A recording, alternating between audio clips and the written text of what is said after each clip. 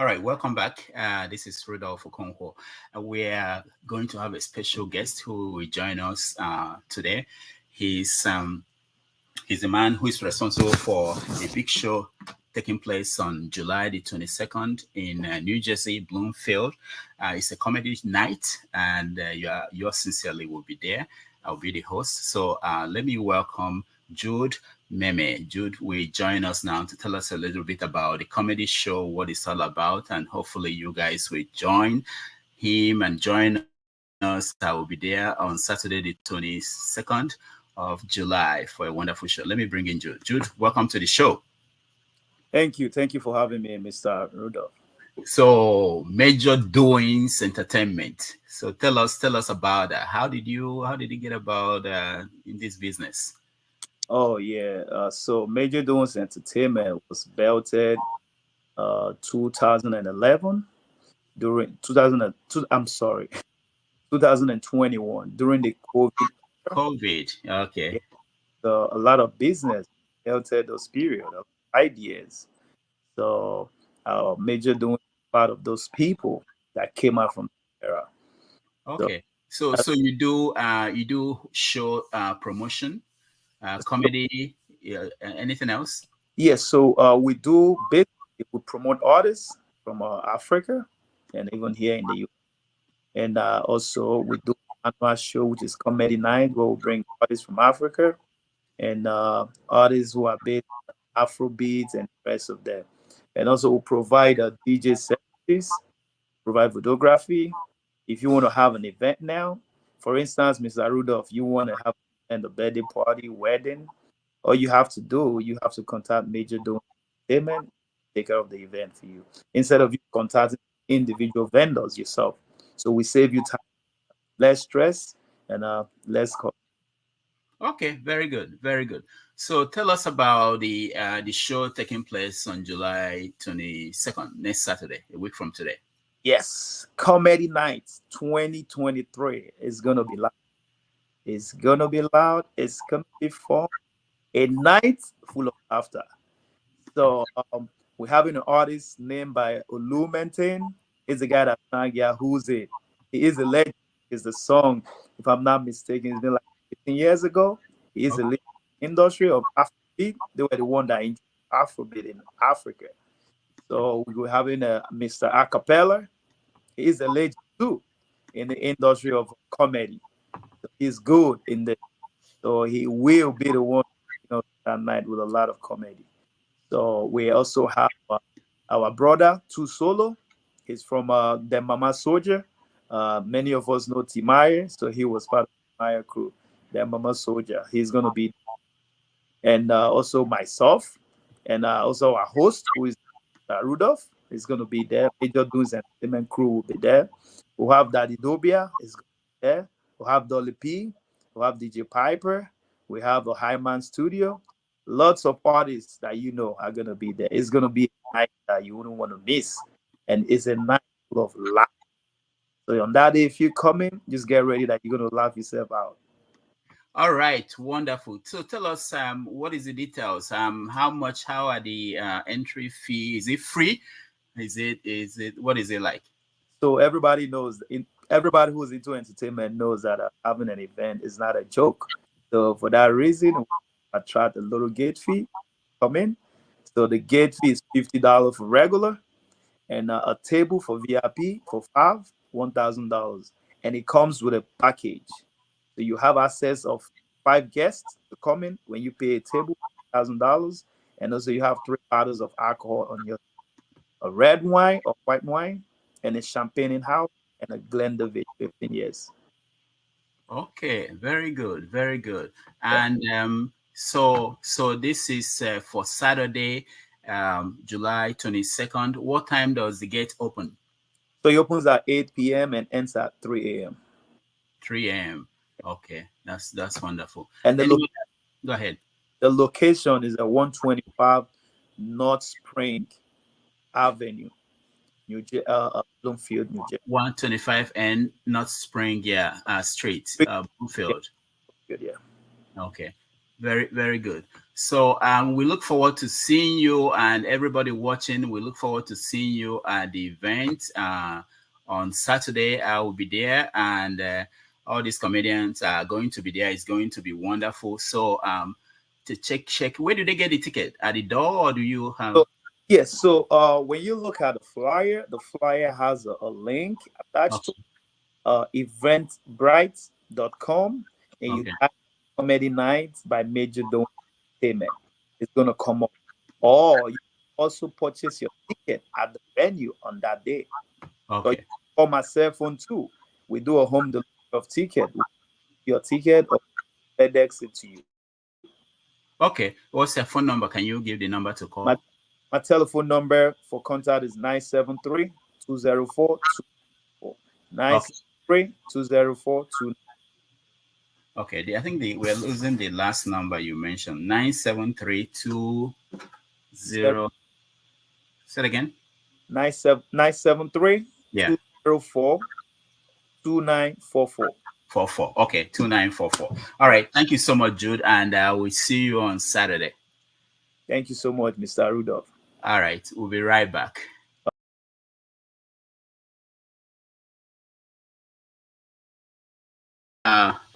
This is not the way I wanted to start the show, but welcome to the show, Mr. Show and forefathers. Welcome. Thank you very much. I have an introduction that is recorded, but I didn't see anybody, so I played that interview. I just did that a few minutes ago. So thank you for those who are joining us from all over the world. I'm here in Maryland, USA. I'm not at my base in New York. And so today we have Show. Show is in and out, but he will help us, and we have forefathers as the main moderator of the show today. Thank you, everybody. And we have several topics today. One of them is the palliatives. Finally, we heard about the palliatives, and President Bola Tinubu decided to give 8,000 naira to the poorest Nigerians. 12 million of them. I don't know how they came about the number and who these people are, but we're going to talk about that. He will do that for the next 6 months. He will give them 8,000 naira for the next 6 months. So we want to know if that way, or if you are one of the poorest Nigerians, if you come here and say you're one of them, we have to tell us who is paying for your data. And anyway, one of the poorest Nigerians, we are going to have that conversation. Also, we are seeing a conflict developing between Simon Ekpa and his group and the Chief of Army Staff. The Chief of Army Staff has vowed that they are going to go into the East and stop the sit at home. So we want to know what will happen and what you think will happen. I will eventually hand it over to forefathers and Show.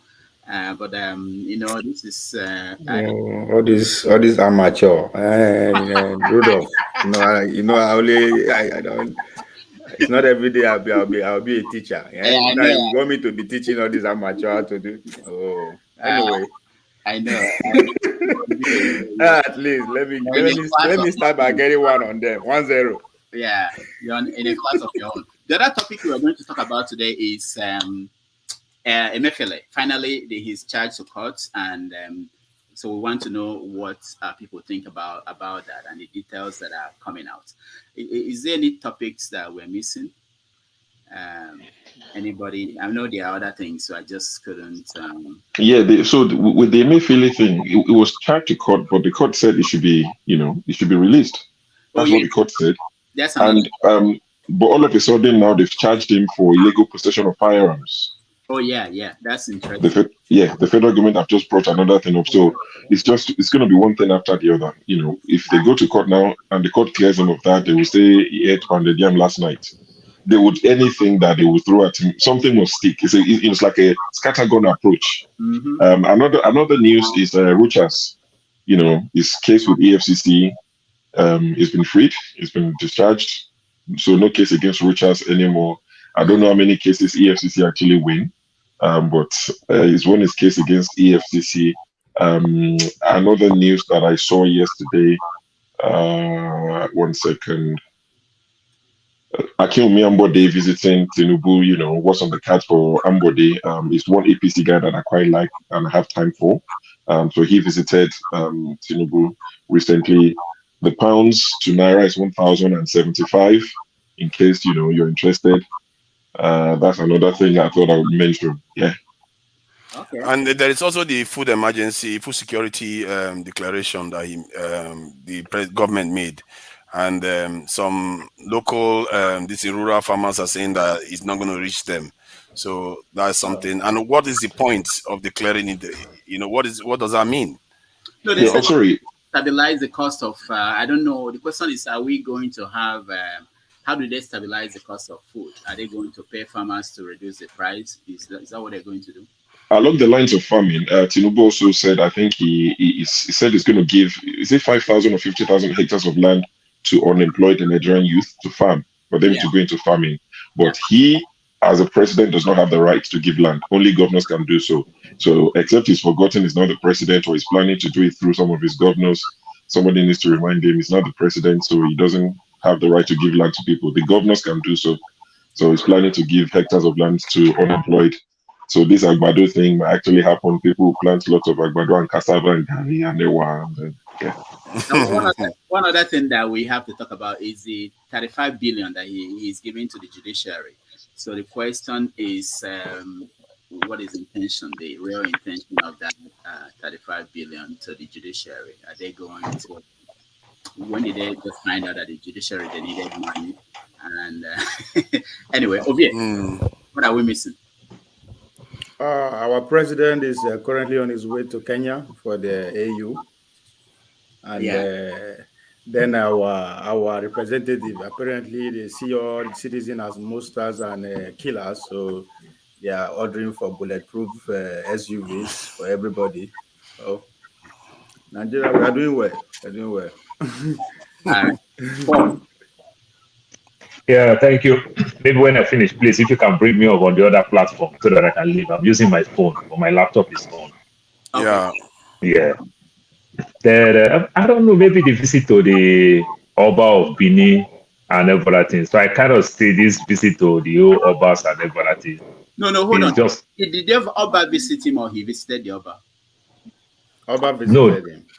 Okay. Yeah. Because I had someone, the Oba of Benin doesn't visit anybody, that you have to come and visit him. Right. This is our new Oba. He's too educated. It turns out that he can. We don't like this Oba they visit. This Oba, he even went to Lagos the other time, some years back, and caused a big problem when he went to Lagos. Because he tried to change the history, so it becomes a problem between the two. I blame his father. His father sent him abroad to study. That's why. Oh yeah. It's the same. Sorry, don't worry. It's the same with our Oni of Ife. They go everywhere. Anywhere. If they do name in Oni of Ife, go come. Oni even go to parties, Steph. Yeah, they go everywhere. Where's modern kings? Sure. There was something Oni said one time, and nobody talked about it a lot. Like when he said that something about Igbo people and business and God and something, it was unbelievable. People were shocked. Anyway, all right, Jude.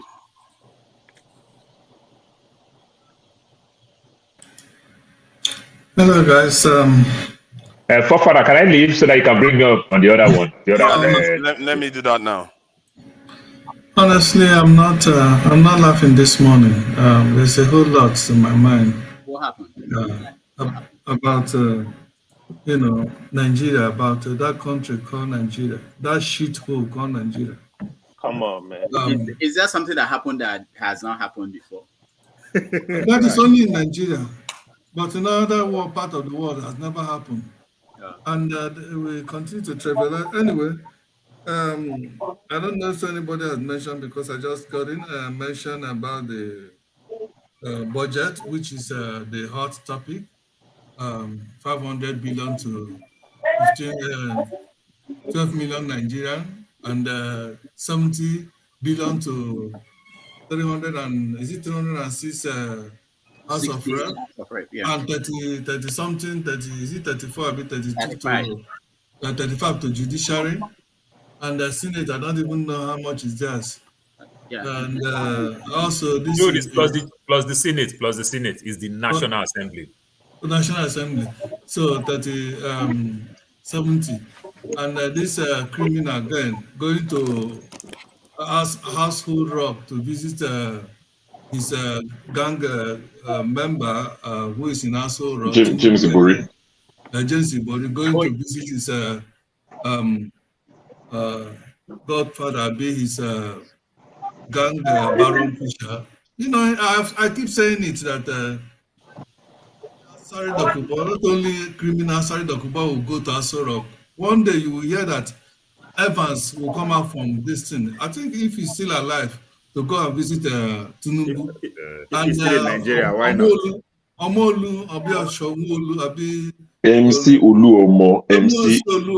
Don't put some respect on my guy's name. But Aso Rock no be Nigerian house. Anybody can go Aso Rock now. So you're Nigerian, Abi. Okay, anybody can go to Aso Rock. So our household rock has turned to a criminal den of criminals in Nigeria. But I'm not going to go there. I'm not going to go there and saw my image. Then another thing, NDF, Northern Development Forum, have given a Tinubu mandate, or Nigerian government mandate, to free all Boko Haram and give them scholarship to anywhere they want to go and study, and begin to pay them salary and give them a red carpet reception, just like terrorists Buhari was doing when he was there.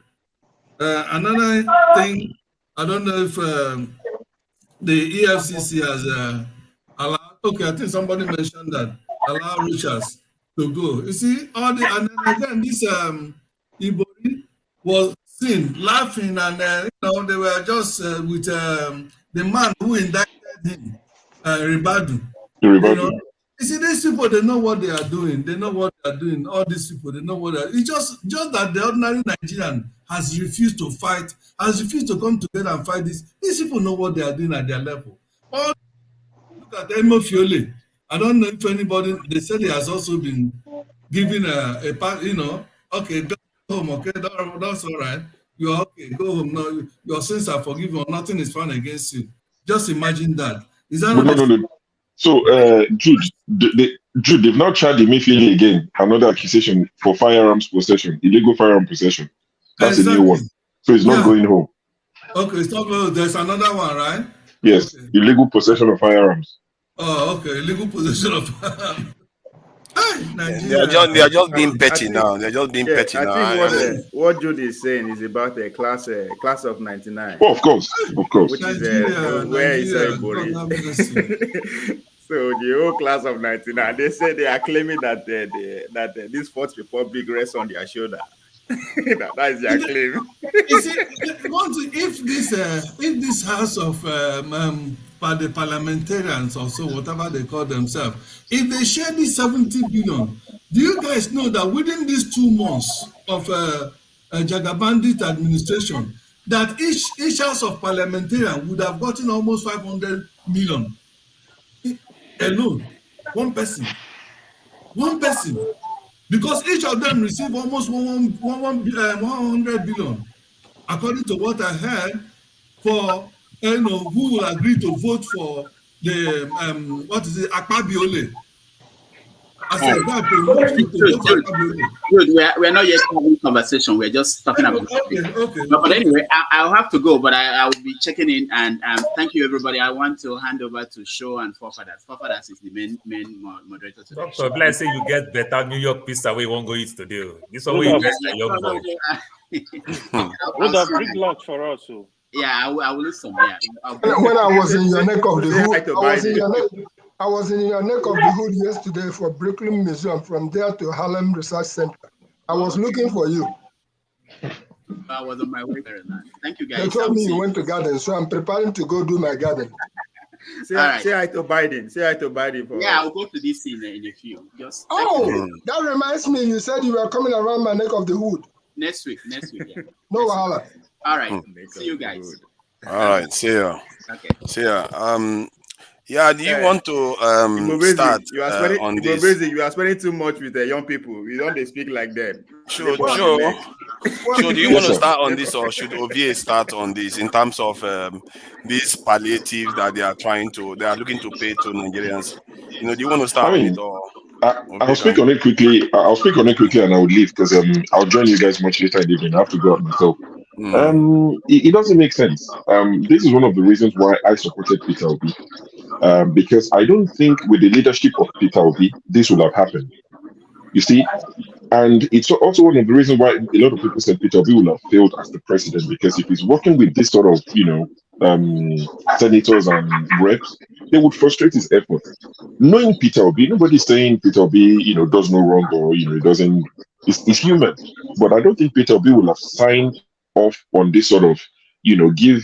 And when people say 12 million, it's not even 12 million Nigerians, it's 12 million families. A family could be 2, a family could be 10.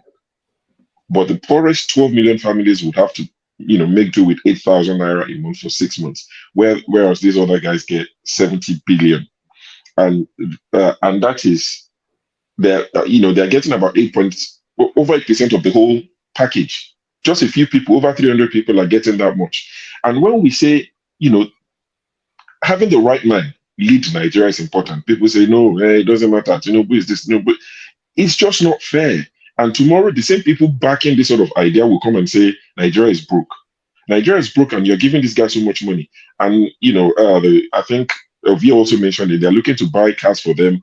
Of course, they change their cars every time we have new senators. So this 10th assembly, they're saying they're going to get Land Cruisers, and the rep will get whatever car they're getting. Each one is about 130 million naira. What happened to buying locally made cars? Innocent or whoever else is making a car, I don't care what brand it is. Buy locally made. We're saying, Forex, we're complaining, but we're taking our money, taking it to Japanese car makers and giving them every 4 years. What happens to the cars the 9th assembly guys used? And the car is not part of their own palliative. So, it's called for concern, because if this is the same way they're going to carry on, that the richest of us will keep getting the most money, and the poorest people, Buhari did it. Does anyone know anyone who benefited from Buhari's 5,000 that he gave? Do you know anybody that got those 5,000 they were giving away? It's just another way of these people stealing most of it. The idea might be noble, but the implementation will be flawed as usual, and they're going to steal most of it. At the end of the day, there'll be no accountability. It's rinse and repeat. Nothing is going to happen out of this. Just before I drop off, another thing that one of the news I saw recently, Gumi, the negotiator, Sheikh Gumi, said Tinubu should stop taxing the people, that he should go after Buhari's appointees and take the money, make them vomit the money that they stole. Sheikh Gumi, if Sheikh Gumi, the negotiator, is making sense. The guy is saying, we're not saying don't tax people, but don't tax. There's no money. The people are broke anyway. Stop taxing them unnecessarily. Go after Buhari's appointees. Of course, if on the way to exempt Buhari, but go after Buhari's appointees and make them vomit the money they've taken. But I'll keep watching you guys. I have to go out.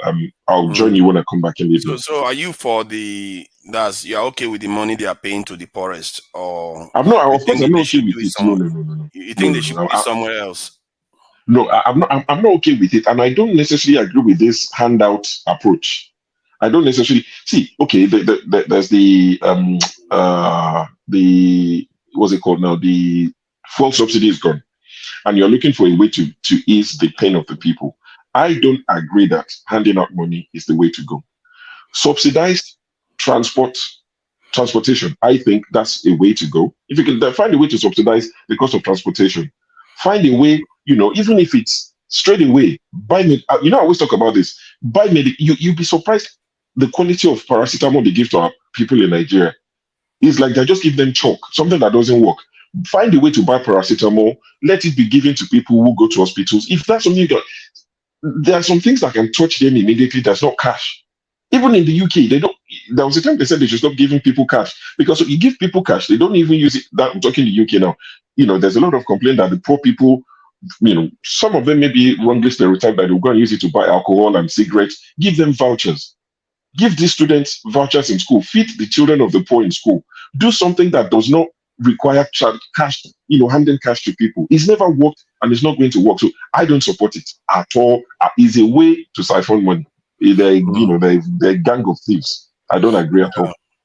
I think some people will agree with what you are saying, because that feed them at school, it take out the issue of handing money to individuals. But the problem is, if you give them money to cook at school, who says that mama this thing that is cooking food is not going to pocket some again? This is the problem with the country. They always find a way to shovel the money to one side. That's true. But I'm not very comfortable with this 8,000. See, at the end of 6 months, So all of us here, at least if you said he grew up in the village, like proper village. I'm sure that other people who grew up in the village have people in the village. You know somebody that's the poorest of the poorest. They might not be your direct family. Please, in 6 months, let's come back here and say, oh, I know somebody that got the 8,000. You hardly find anybody. So where's the money going to? Ovi, I beg that you go do this one for us, so you must find somebody who collects it. Exactly. How do they know who? Let's hear from Ovi. How do they know who Right. they are I'll join giving you the guys 12 later. Have a good show. million then? Yeah, thank you. And yeah, I'll be looking forward to for you to come back, and so I can have a bit of a break. You know, I will go very long later.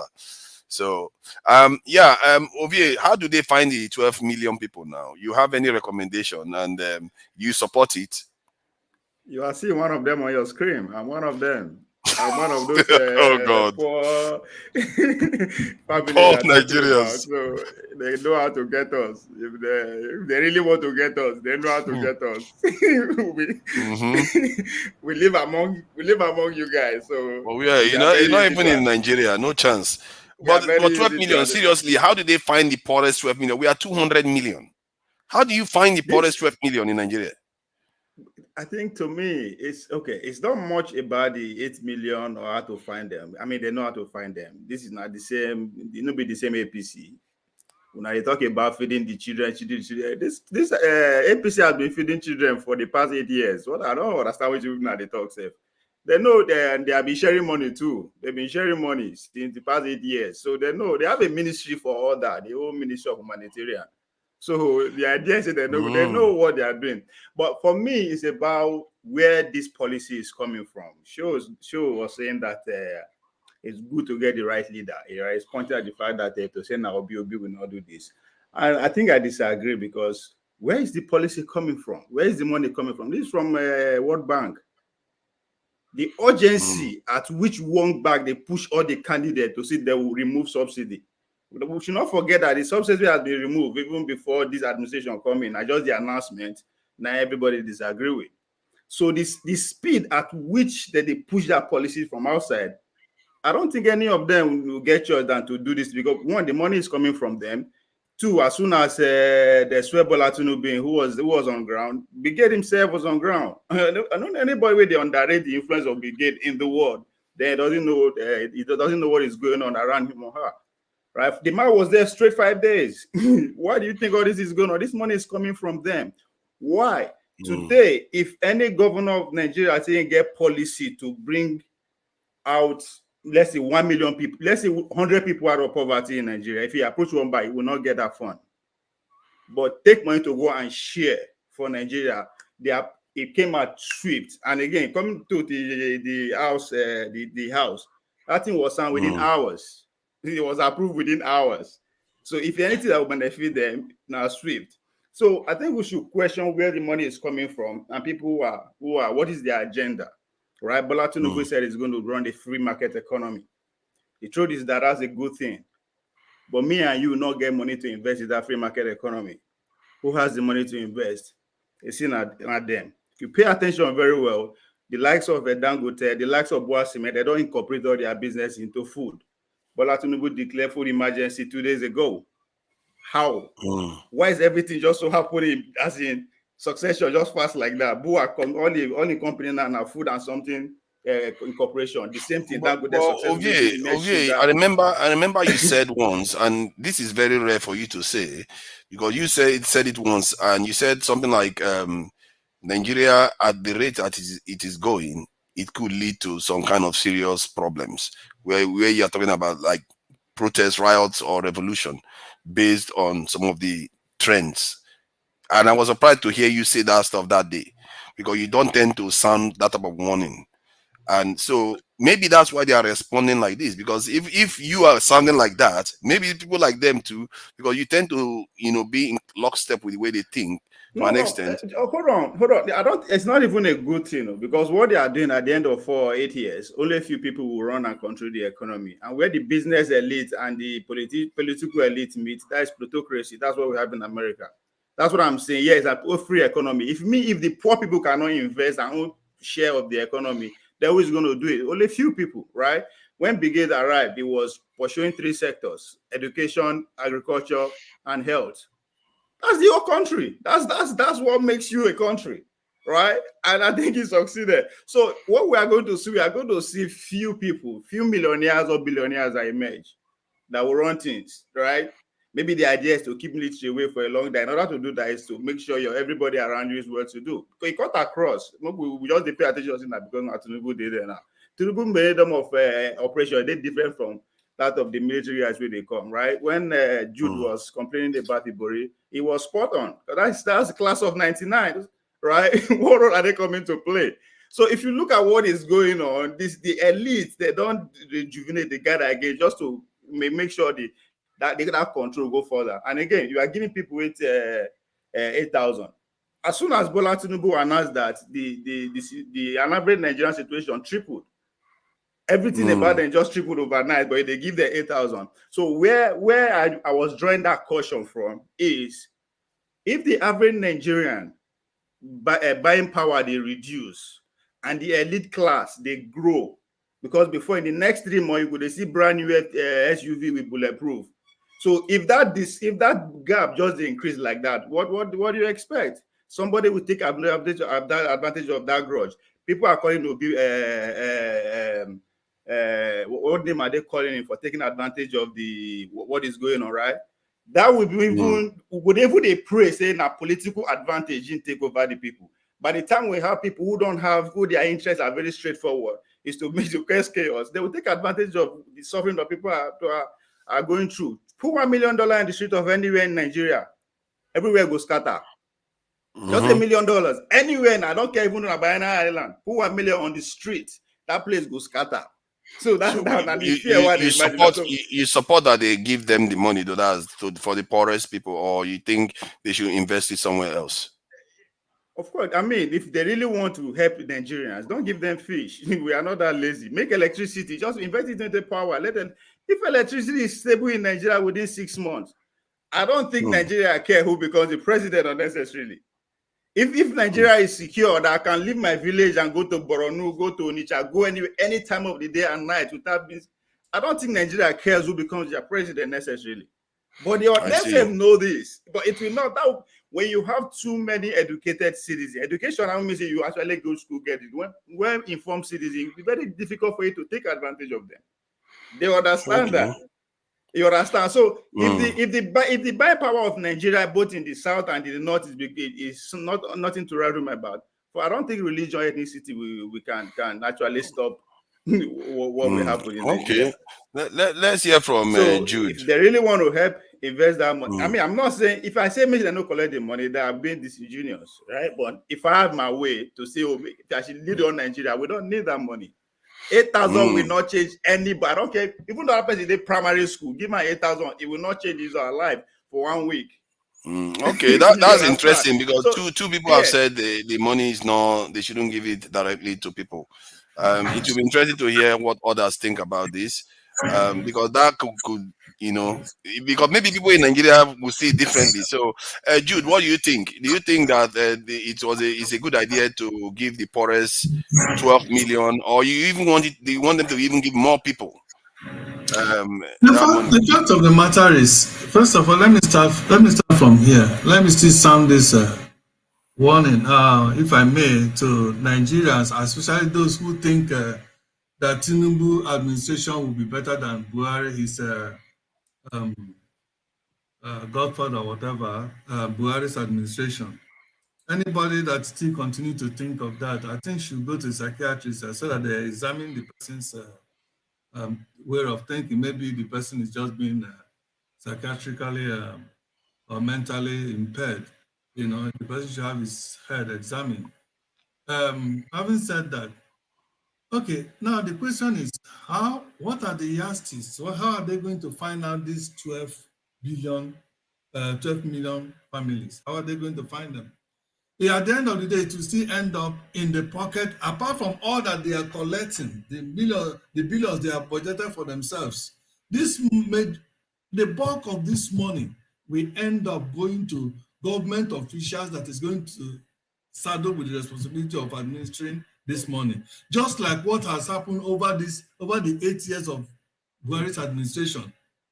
where they were giving palliative, so-called palliative, what is it in the money, is it money market, or what do they call it? This errand boy, Trader money. Trader money. Trader money. Trader money.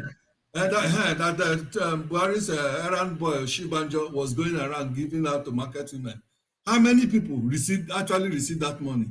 At the end of the day, it will be not only it will be politicized, that the few people that will receive it, part of it will be APC faithfuls. At the end of the day, the real people that are supposed to get this money wouldn't get it. Okay, wouldn't get it. Not only that, 8 years, over this period of 8 years, almost 6 trillion naira we are given to share to Nigerians in the name of traders' money. How many people, Nigerians, receive this money? How many people? The woman that Buhari's girlfriend that was in charge with this money, they called her one day to come and account. She said she gave, she spent how many billions within 6 months that she gave, not, is it 6 months? I've been within 6 days that you shared billions of naira to Nigerians within a few days. How many? How did you do it? You know, Nigeria, I don't know. Nigeria is like this thing. It's like something that is given and keep giving. There's no ending in what comes out of that Nigeria, of that country, that at the end of the day, you begin to ask yourself, what kind of human beings are the people that is ruling Nigeria? And what kind of people are we, the Nigerian citizens, that continue to accommodate this evil, this worst of human species that have always been ruling Nigeria? What kind of people? Thank you, Jude. I think, you know, to an extent, I agree with you. This kind of human species. Yeah, let's hear from AY. I thought it's my time. No, because it will circle back to you if it goes around faster. You see what I mean? So that others are not sitting too long, because it's 10 people here, isn't it? Because let me just 1 minute. Let me just put some of the things in perspective. Now, do you know, if you divide the money that these people are going to receive, the National Assembly is going to receive, each individual will receive almost 150 million naira. And if you divide that with the 8,000 naira that the Nigerian families will be receiving, so about 19,000 families. For one person. What one person is receiving will be enough to pay 19,000 families. So meaning that one Nigerian lawmaker is more important and suffering more than 19,000 families. The lawmaker one, is it for like per annum or per month? Per month, from this morning. Per month. If you divide what? Oh my God. No, if you just divide it. Divide 170 billion by 400 million. Total of 469. If you divide it, that's what you're going to get. 170 million. A million or billion? I think it's million. No, it can't be more than a million per month. Yeah, 170 million divided by 8,000, isn't it? So you should get somewhere around 21,250. 21,250. If you divide 170 million divided by 8,000. So 170 million divided by 8,000. No, so about 150 million. Okay, 150 million instead. Each individual will get divided by 8,000 naira, and then you get 18,700 and this. Yes, approximately 19,000. Yeah. Okay. And then if you even divide, that is even divide what the judges are going to get, the 35 billion divided by 800, that will even shock you the more. 35 billion. People are the judges in Nigeria. That will even shock you the more. Nigeria, I don't know how long this madness will by continue. 8,000. And somebody is saying that if it were to be OB, this kind of thing will still happen. You know, that is again the way some of us It's for about, it will be for about 4 million people. There is no that's what they're how. going to the judiciary. There is no how it will be, if he was to be in charge, that this madness we are talking about today will happen. There's no how it's going to happen. I think this is, I agree with you too, and many people are frustrated with some of all these things, and the question is how we are going to be moving away from this type of behavior. But that said, we agree with you. Let's let's hear what AY thinks. So, but you, okay, I have not asked you this question point blank. Do you think it should be given like cash to the poorest?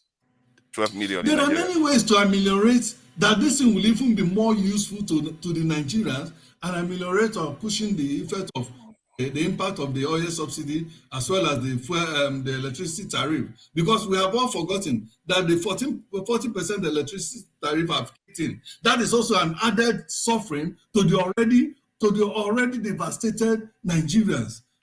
So you think that they should find other ways to of course, because at the end of the day, this money is going, the bulk of this money will go back to the pocket of Nigerians, these same fraudulent leaders who will be meant to administer this money. The people will not even receive the money. Yeah, the whole thing is so exhausting. Just today, I was even hearing that EFCC, that in 2013, there was this ship that was captured for stealing Nigerian oil. EFCC had it, and the ship disappeared from EFCC sheet and ended up still going out there to steal Nigerian oil. I think they found it this year and they burnt the ship. This is Father, the way all knew when they were saying they were feeding the children in in primary schools during Buhari time, when that woman was saying part of the cereals they gave her, she used it in feeding children. Didn't we all see the picture of the food, the kind of food they were giving to our children, our kids in schools in Nigeria? The kind of food they said they bought with billions of naira. Yeah, that is not.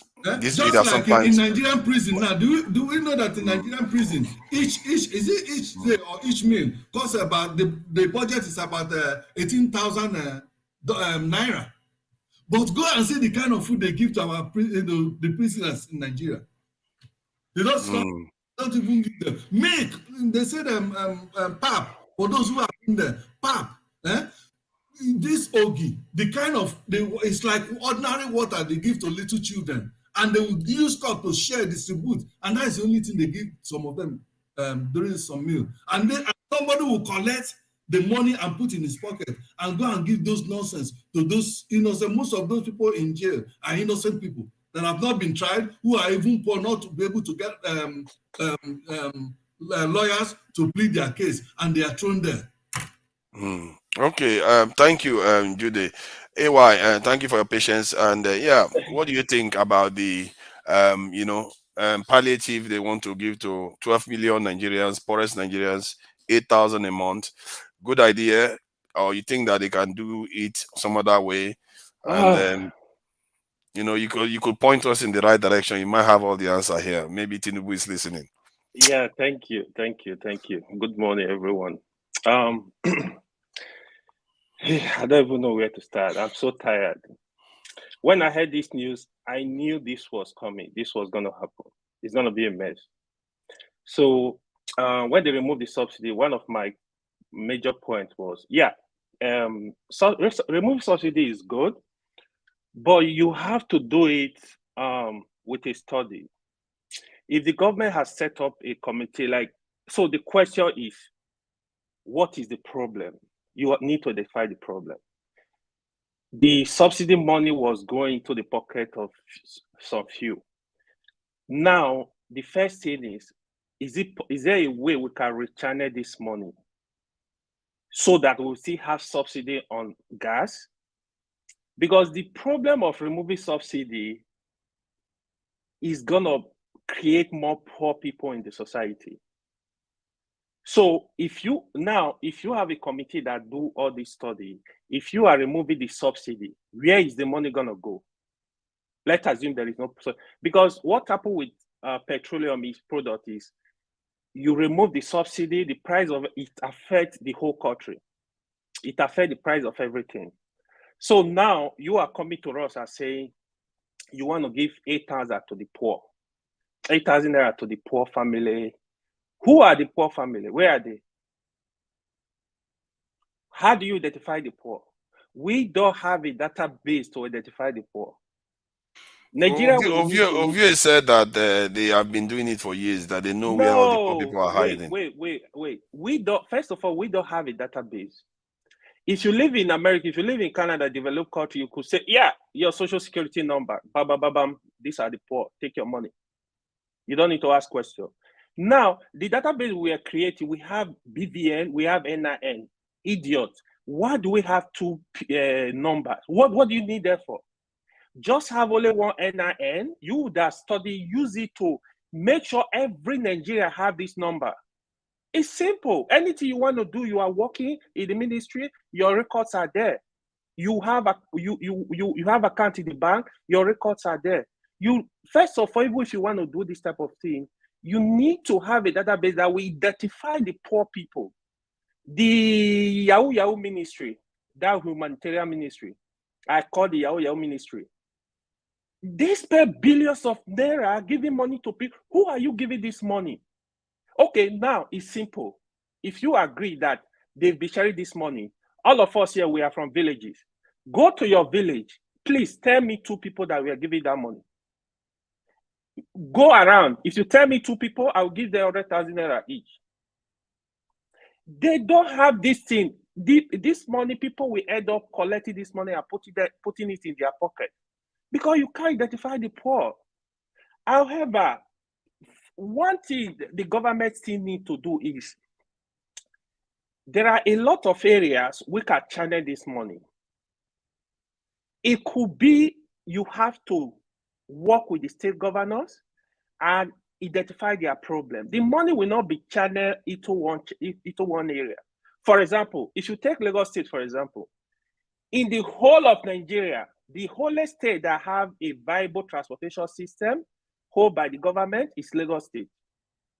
It's easy to tell Lagos State government, okay, BRT from Berger to TBS is 200 naira. Government will pay, collect 100 naira, government will pay the difference. Simple, you subsidize. What are other areas you can subsidize? Instead of spending these 8,000 and say you want to give it to the people, invest in infrastructure, increase the salary of workers across board from federal to state. When you invest in infrastructure, including electricity, if you have electricity, you will see when you put money to the economy is good. A lot of people, they are selling pure water. They're going to make more money. People are going to spend more money. So you can look at this area. It's not something you will just wake up. We have to have a very strong team that can actually identify the problem of the people. Now, what you see with university, they are increasing fee. You can even say, okay, you know what? For now, before we get the solution, get rid of tuition from Nigeria University or cut it by 50%. But what if I tell you that they said that the inflation rate in Nigeria is mostly driven by cost of food items? So they feel like if they give them money in their pocket, people will be able to buy food. Maybe that's what they are thinking. Yes, that is why the subsidy is good. The subsidy is good, but what do you subsidize? It's not something you just pick. It's something you have to study. You have to look at. That is why I was referring to the subsidy from petroleum. You can rechannel this money in such a way that it's going to the right place. Because when you remove the subsidy from petroleum, you cannot tell a market woman not to increase her product. You cannot tell a farmer not to increase her produce. So it affects the whole system. It's not, before you remove subsidy, like a lot of countries subsidize. Before you remove subsidy, you have to study it and know the effect, like what is it gonna do? But they didn't think of it. I know I was making an excuse for the president because I feel like the first day he forgot he was now the president. He just make a slip of tongue and hey, the subsidy is removed. Everything wet fire. Because as a president, what you say, you have to measure it. It's gonna blow up. Like it's just like American president will say stuff, stock market will crash. It will say some stock market will move up. It's just that's what it is. It affects the system. So they have to do better. I don't want to like say, oh, Peter Obi. Peter Obi can do something different, but to be honest with you, Nigeria is very complicated. The corruption level is very, very high. Like we are talking about the prison feeding of the president. Is it the president that is feeding them? Go to NYC. I see the corruption in NYC. They give them money. You know how much it's Yeah, so this is a big problem. It's a big problem the way Nigerians it's not going to be easy. What are they doing? The corruption in Nigeria cut across board. Yeah, but is it not the top though? This is why some people blame the top, because if the top sets an example with a few people, others will sit up. You know, yes, this is one of the top have a role to play, but we as individuals have roles to play. Yes. If the president body language actually speaks volume. If you know the law is gonna work, the president is not gonna accept nonsense. Everybody will sit up. If you watch when President Buhari came into office, there was this apprehension that, oh, if you mess up, he's gonna put you in jail, he's gonna do this. But people were testing water. When they discovered he was doing nothing, then they hit on the system. Yeah. They make the system. They're gonna test you. So that's what it is. And mind you, this is a democracy period. Like President Tinubu has some highlight that they will commit atrocities. He will look away. Especially he's preparing. By the time 4 years is coming, he want to contest a second tenure. He will let some things go because the country is difficult. It's tough. They also pass through a lot, but they should consider the poor. There is a statement they make.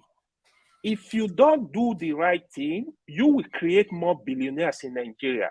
But for you to see if a country is moving, if we are making progress, the poor have to move to the middle class, not making more billionaires and making more rich poor people. When you do that, you create still anarchy. Because in the end, they're going to buy more weapons for the police. Because you're going to have more criminals in the street. This is the end point. You're going to have more kidnappers in the street. So I pray we don't get there. They have to do things very fast. There is hunger. The last point. Let's say 8,000 naira. You even give it to the poor. What is the poor family going to use 8,000 naira for?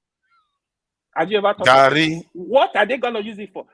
Okay, right now, how many Gary? What's the quantity of Gary? Indomie. There's a lot of Indomie to be bought with that. Come on, man. It could fit the future then to. No, I'm just saying that some of those people that they may not have the money and I don't know whether they receive money. I cannot say I'm educated in this because I think OVAD said that.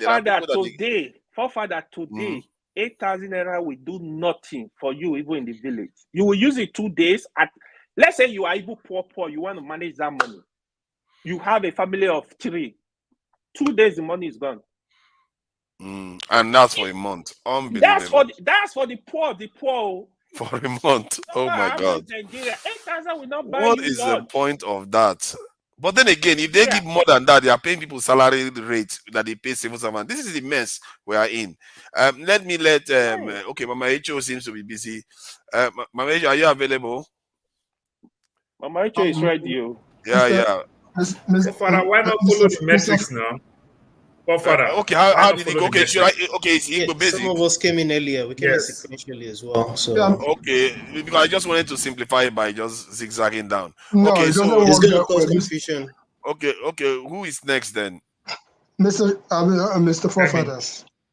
Femi. Okay, Femi. No, sorry about that. It's actually Igbo basics, not Femi.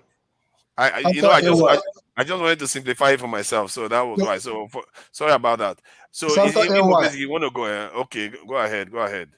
All right, I wanted to. I'm going to leave so that you can bring back KJ, because he probably will address some of the things that I wanted to talk about. Oh, yeah, and Olivier, I'm going to go get my $5 haircut discount, so don't worry. Jude, I'll put you backstage for now, so our KJ comes on. As soon as I'm done, you can take me out and bring KJ back on because he can address some of the issues. First of all, on the subject matter, Nigerians are not looking for handout. let us take that very seriously. Nigerians are very hardworking people, from the poorest to the richest. They are very hardworking people, especially those in the lower cut of the ladder. What they are doing is weaponizing poverty. That's really what they are doing. What the government is trying to do is weaponizing poverty. They should not go that route. You give 8,000 naira. Some who didn't drink stout before will drink stout. And that's the end of that. So they should enable the environment for the people to be able to function and stop weaponizing poverty. Nigeria is holding itself on the ground by this, their abracadabra way of governing. Nigeria is not enabling Nigerians to do what Nigerians do best, which is be productive. Nigerians are productive people. I really wanted to go local, but Nigeria is deceiving itself. As long as Nigeria continues to hold portions of Nigeria on the ground, and I see some guy who's saying, I'm going to fight and clear the people who are talking about sitting at home and all the rest of it. Let Nigeria stop deceiving itself. You set a house on fire, and then you try to say you are going to quench the same fire that you set. Nigeria is continuing to set fire on the southeast.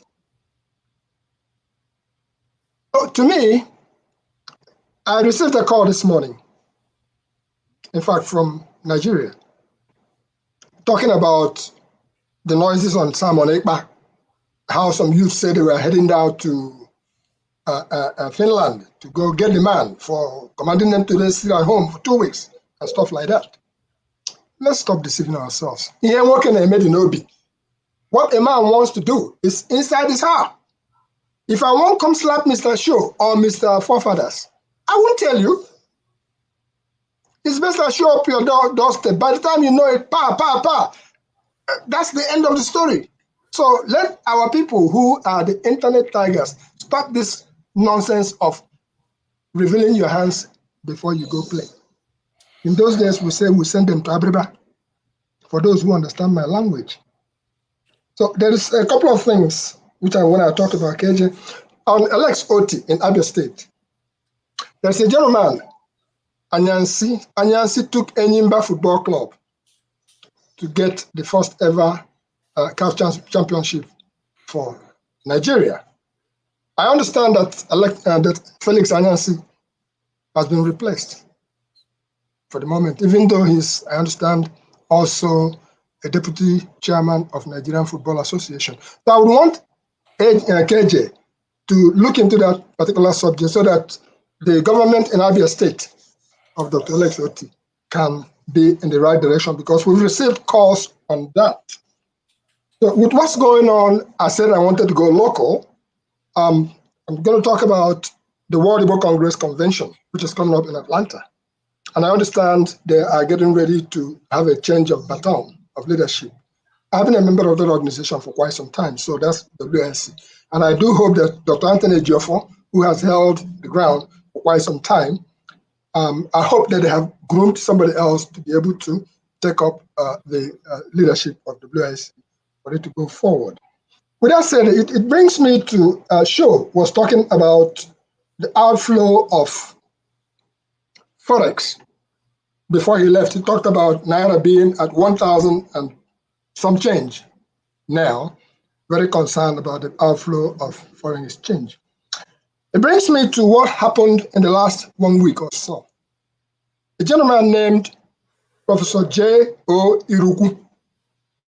When we talk about insurance in Nigeria, Professor J.O. Iruku is who we call the father of insurance in Nigeria.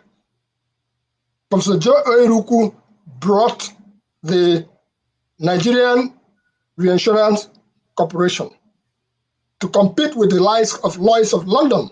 And the purpose of that company being established in Nigeria was to stem off the outflow of foreign exchange way back.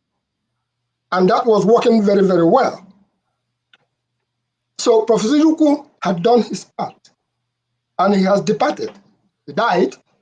When giants leave, some of us who are talking, when we are told that something happened, we say, what? I'm talking about insurance in Nigeria, because all these things we're talking about relates to how to provide insurance for the people. Insurance for health, insurance for food, insurance for transportation. My sister lost her generator, and somebody asked me, did she have insurance in Nigeria? So do you support the payment to the poorest in the country, 12 million? Did you hear what I said from the beginning? I just spoke in no uncertain measures. I said Nigerians are not looking for handouts. Okay, so you don't support it. Nigerians want you to give them the enabling environment so that they can be able to go on and do what they do best. With that, Professor Iruku died. Because Professor Iruku died, give me a moment. Because Professor Iruku died, I was looking for a photograph of him that I took in London in 1998. And I ended up with a video clip, which, by the way, I've tried to share it in some of the forums. If you get to that video clip, you will see what Professor J. Iruku laid out as chairman of Ohaneze Ndibo. He was a lawyer. Like I said, he made difference in Nigeria, in the lives of so many people. He brought insurance to the limelight in Nigeria when you talk about insurance companies. And at the end of the video clip, which I found out I had here, because when he came here in 2004, we actually covered that particular event. At the end of the video clip, it turns out to be that who spoke was Peter Obi. And Peter Obi spoke at the end of that video clip. And he was talking about banking in Nigeria, because we're talking about money. He was talking about banking in Nigeria. Very short speech that he gave, referencing what Professor J. Iruku has spoken about. So all in all, for my summation before I go gardening this morning, I'm trying to say that Professor Iruku is from Abia State. He lived his life in Lagos. I'm trying to use this opportunity to say the condolence message to the family of Professor J. Iruku, who is from Item, from Bende local government in Abia State in Nigeria. And I'm trying for us here, as we march forward, to realize that there were giants on whose shoulders, no matter where we are now, we stood on their shoulders in order to get to where those were some of the purest gentlemen in Nigeria. And as he says, he was not cut out for politics. He said he will not survive in the jungle of political games in Nigeria because of the way he was brought up to tell the truth and always tell the truth. So my submission this morning is actually a condolence message to the people of Abia State and the people of Nigeria who have lost big time.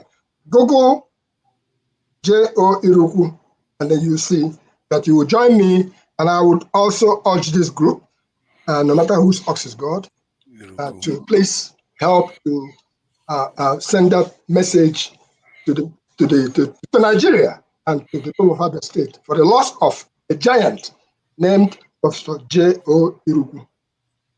Thank you. I think it's KJ can take up, when he shows up, he can take up the issue of Felix Anyansi and the Nimba Football Club of Aba. Okay, if I was looking for somebody to promote me, I think I will be in good hands if Igbo Basics is handling my matter. Clearly, he doesn't let. So, Femi, please, thank you for your patience. What do you think? Clearly, everybody seems to think that Nigerians should not get this money. And if Nigerians are on the ground that have gotten money in the past, I hear you guys say this. Like, all you people are overseas telling us not to get 8,000. You don't know. 2 days is better than nothing. You see what I mean? So, forefathers, they get that money. You are still sending money. Oh, you're in Nigeria, eh? Okay, yes. You're in Nigeria. I'm in Okay, Nigeria. Femi, are you okay? Let's give the Nigerians priority. Are you okay with that? Okay, thank you. If only someone doesn't interrupt and I can speak afterwards. Okay, okay then. Thank you. 5 minutes, Okay. Chino Yerem. Mr. Femi, thank you very much. This is my Nigerian I'm joining from Nigeria. This is my first time.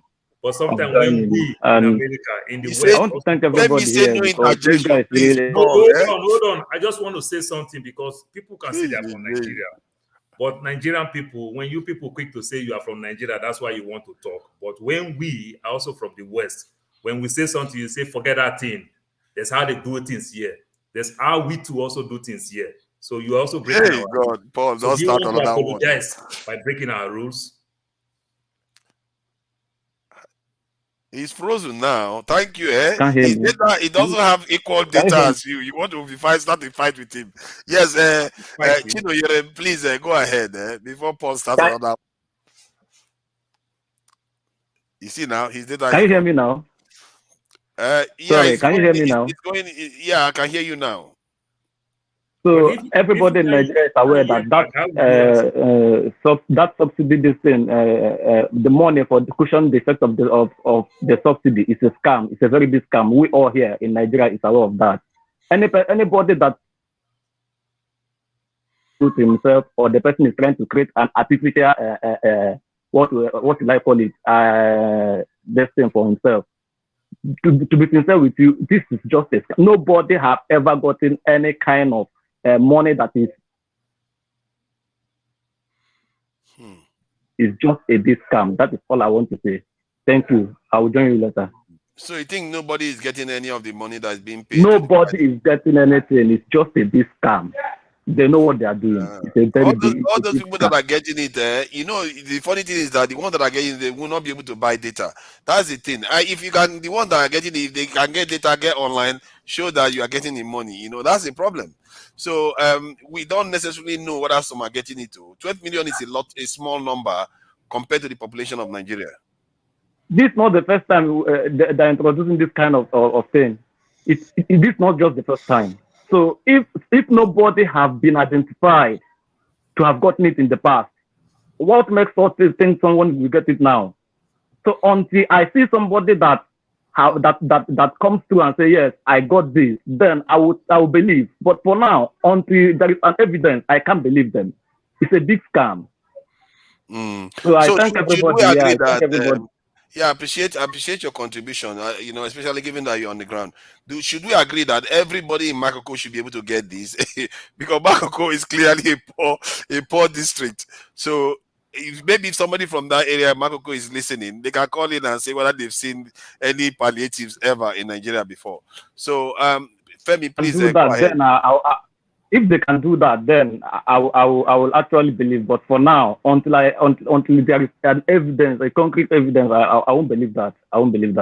So I'm joining from Imo State in Nigeria, in the southeastern part of Nigeria. This is my first time. To be sincere with you, I've been listening to Dr. Damages since 2016, and I am happy to join for the first time. Thank you very much. And I want to say something again. The last time I went to the immigration office here in Imo State to take my passport, my international passport, the number of people I saw there, oh God of mercy, everybody wants to leave Nigeria, including me. By God's grace, by December, I'll be doing my master's in the United Kingdom. Everybody wants to leave Nigeria. Every single soul wants to leave Nigeria. So, to be sincere with you, it's serious here. The number of people I met there, it's just like it's only the politicians want to stay. Only the politicians. Let's try to keep to our promise to Femi. He did say that we should not interject. I think we've already broken a few of that. So I wish you were staying on so that we can ask you later on. Maybe you can come back later. We can talk about. I will come back later. I will come back later. Yeah. So let's allow Femi to go. Thank you for giving your turn and Thank you very much, Mr. Femi. Thank you very much. Yeah. Thank you. Yeah. Can I go? Yeah, please. Yeah, I'm actually glad. I heard some of what everything Chino Yem just said, because it just took a couple of things I was going to say out of my mouth. And Mr. Fofathers, from time to time I tell you there's things I agree with that you say. The ones I disagree with, I see where you're coming from. It's the best way to learn. Sometimes I go back and meditate over things I don't agree with. It could be here, it could be anywhere else. And some of those things begin to make sense because if one's not careful, sometimes when you ride on emotions and you don't take a step back, you tend to not think it's either your way or the highway. Now, the reason why I say so is that I'm sure somewhere within you, and I know I'm not in your brains, and I'm not in the brain of anybody here, you have a very big problem with the World Bank and the IMF. I may be wrong. Now, the reason why I say so, part of it has already been addressed apparently by Ovi as well. Take a look at this. Because I was jotting these things down, because sometimes you want to try and make sense of things, right? 8,000 naira for 12 million poor families. And like you may have said before, a family could be 10, 12, whatever. That's not counting extended, mega extended, and so on. At the rate of 266 naira, 67 kobo, if there's still anything like kobo, for 6 months, that's a day for 6 months. And that's probably about or approximately less than 90 naira per day. That's assuming if there's actually 3 circular meals, because obviously there's not like square, it has to be 4, right? Okay, that's on one hand. Then, according to President Tinubu, granted, I may not be in a scam or agree with him. Granted, he might, in his own wisdom, be thinking that he has is trying to do something worthy. The claim is that it's going to have a multiplier effect on about 60 million individuals. That's when you're counting all them in totality, not just the families now. Assumptions now, right? I don't know where the data is coming from, but just I see. And that will require 500 million naira from the National Assembly, slightly above that, right? Okay. But we know it's not coming from the National Assembly. That's loan, kind of, right? Okay. 96 billion naira a month, 76 billion naira will be sent in 6 months. If all of those estimates are, if you're taking everything into perspective. Now, I was reading something from a financial expert, apparently based in the UK, but he's a Nigerian who quite apparently goes to Nigeria often, and who's also a chartered accountant. And he said something, because one of the things even you advocate for is not just to complain, but to also look at solutions. But that's if they're listening, because remember, you're not the elected people, but it's always a good thing if you see people advocating solutions, and then you probably want to reason along.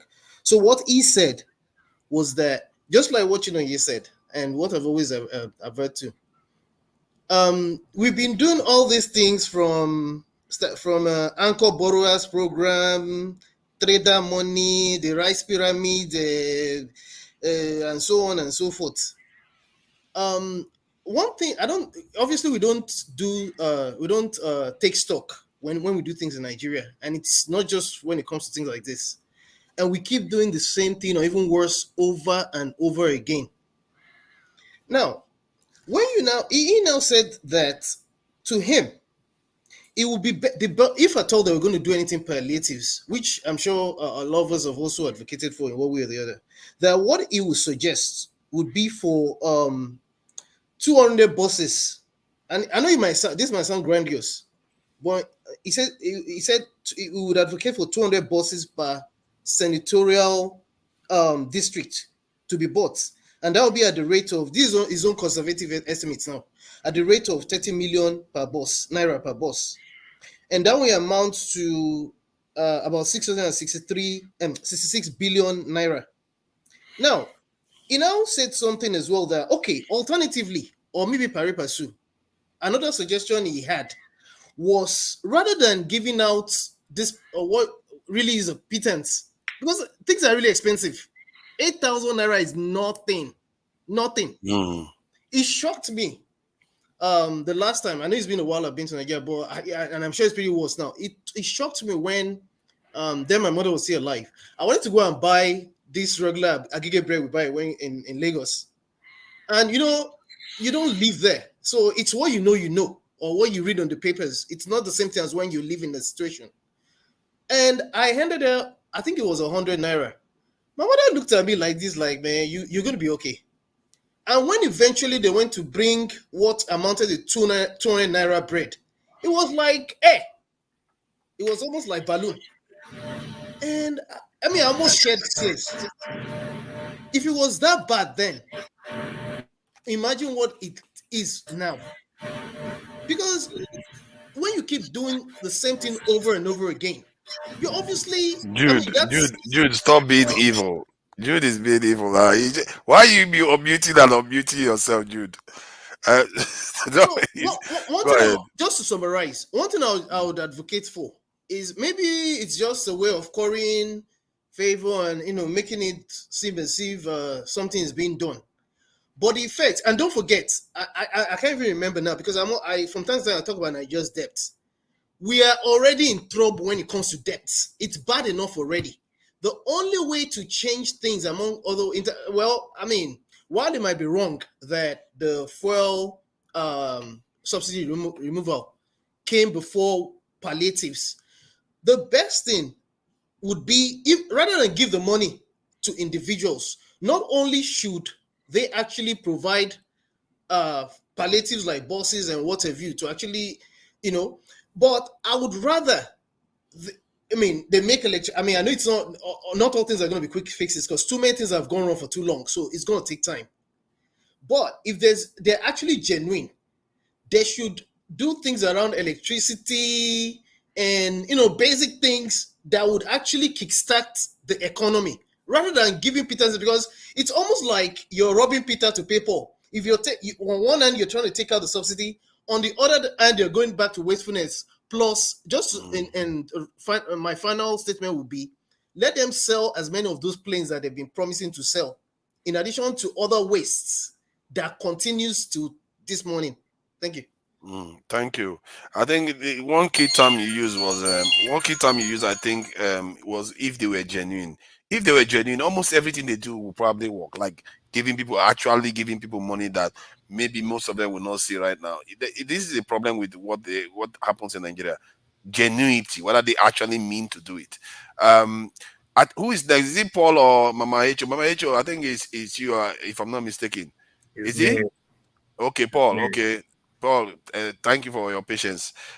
So what do you think about what's happening? You support the payment? All these people in diaspora, none of you are supporting paying Nigerians any penny. And so be careful because there are Nigerians on the ground. I think Femi highlighted that 12 million is not necessarily individual 12 million. It could be families. So it could be more people that could be affected by this. So maybe we should think a bit carefully about this because the last thing one needs is that you hear Nigerians saying, you see all these people overseas, they think this is it doesn't mean anything to us. Maybe this 8 million is going to do my family for 2 days. It's better than nothing. You see what I mean? So, but what do you think? I think the 12, like they say 12 million, they say 12 million, then the underlying 12 million that trickle down to up to 60 million. You understand? Because at the end of the day, the multiplying effect to family will take it up to 60 million, that people that will benefit from it.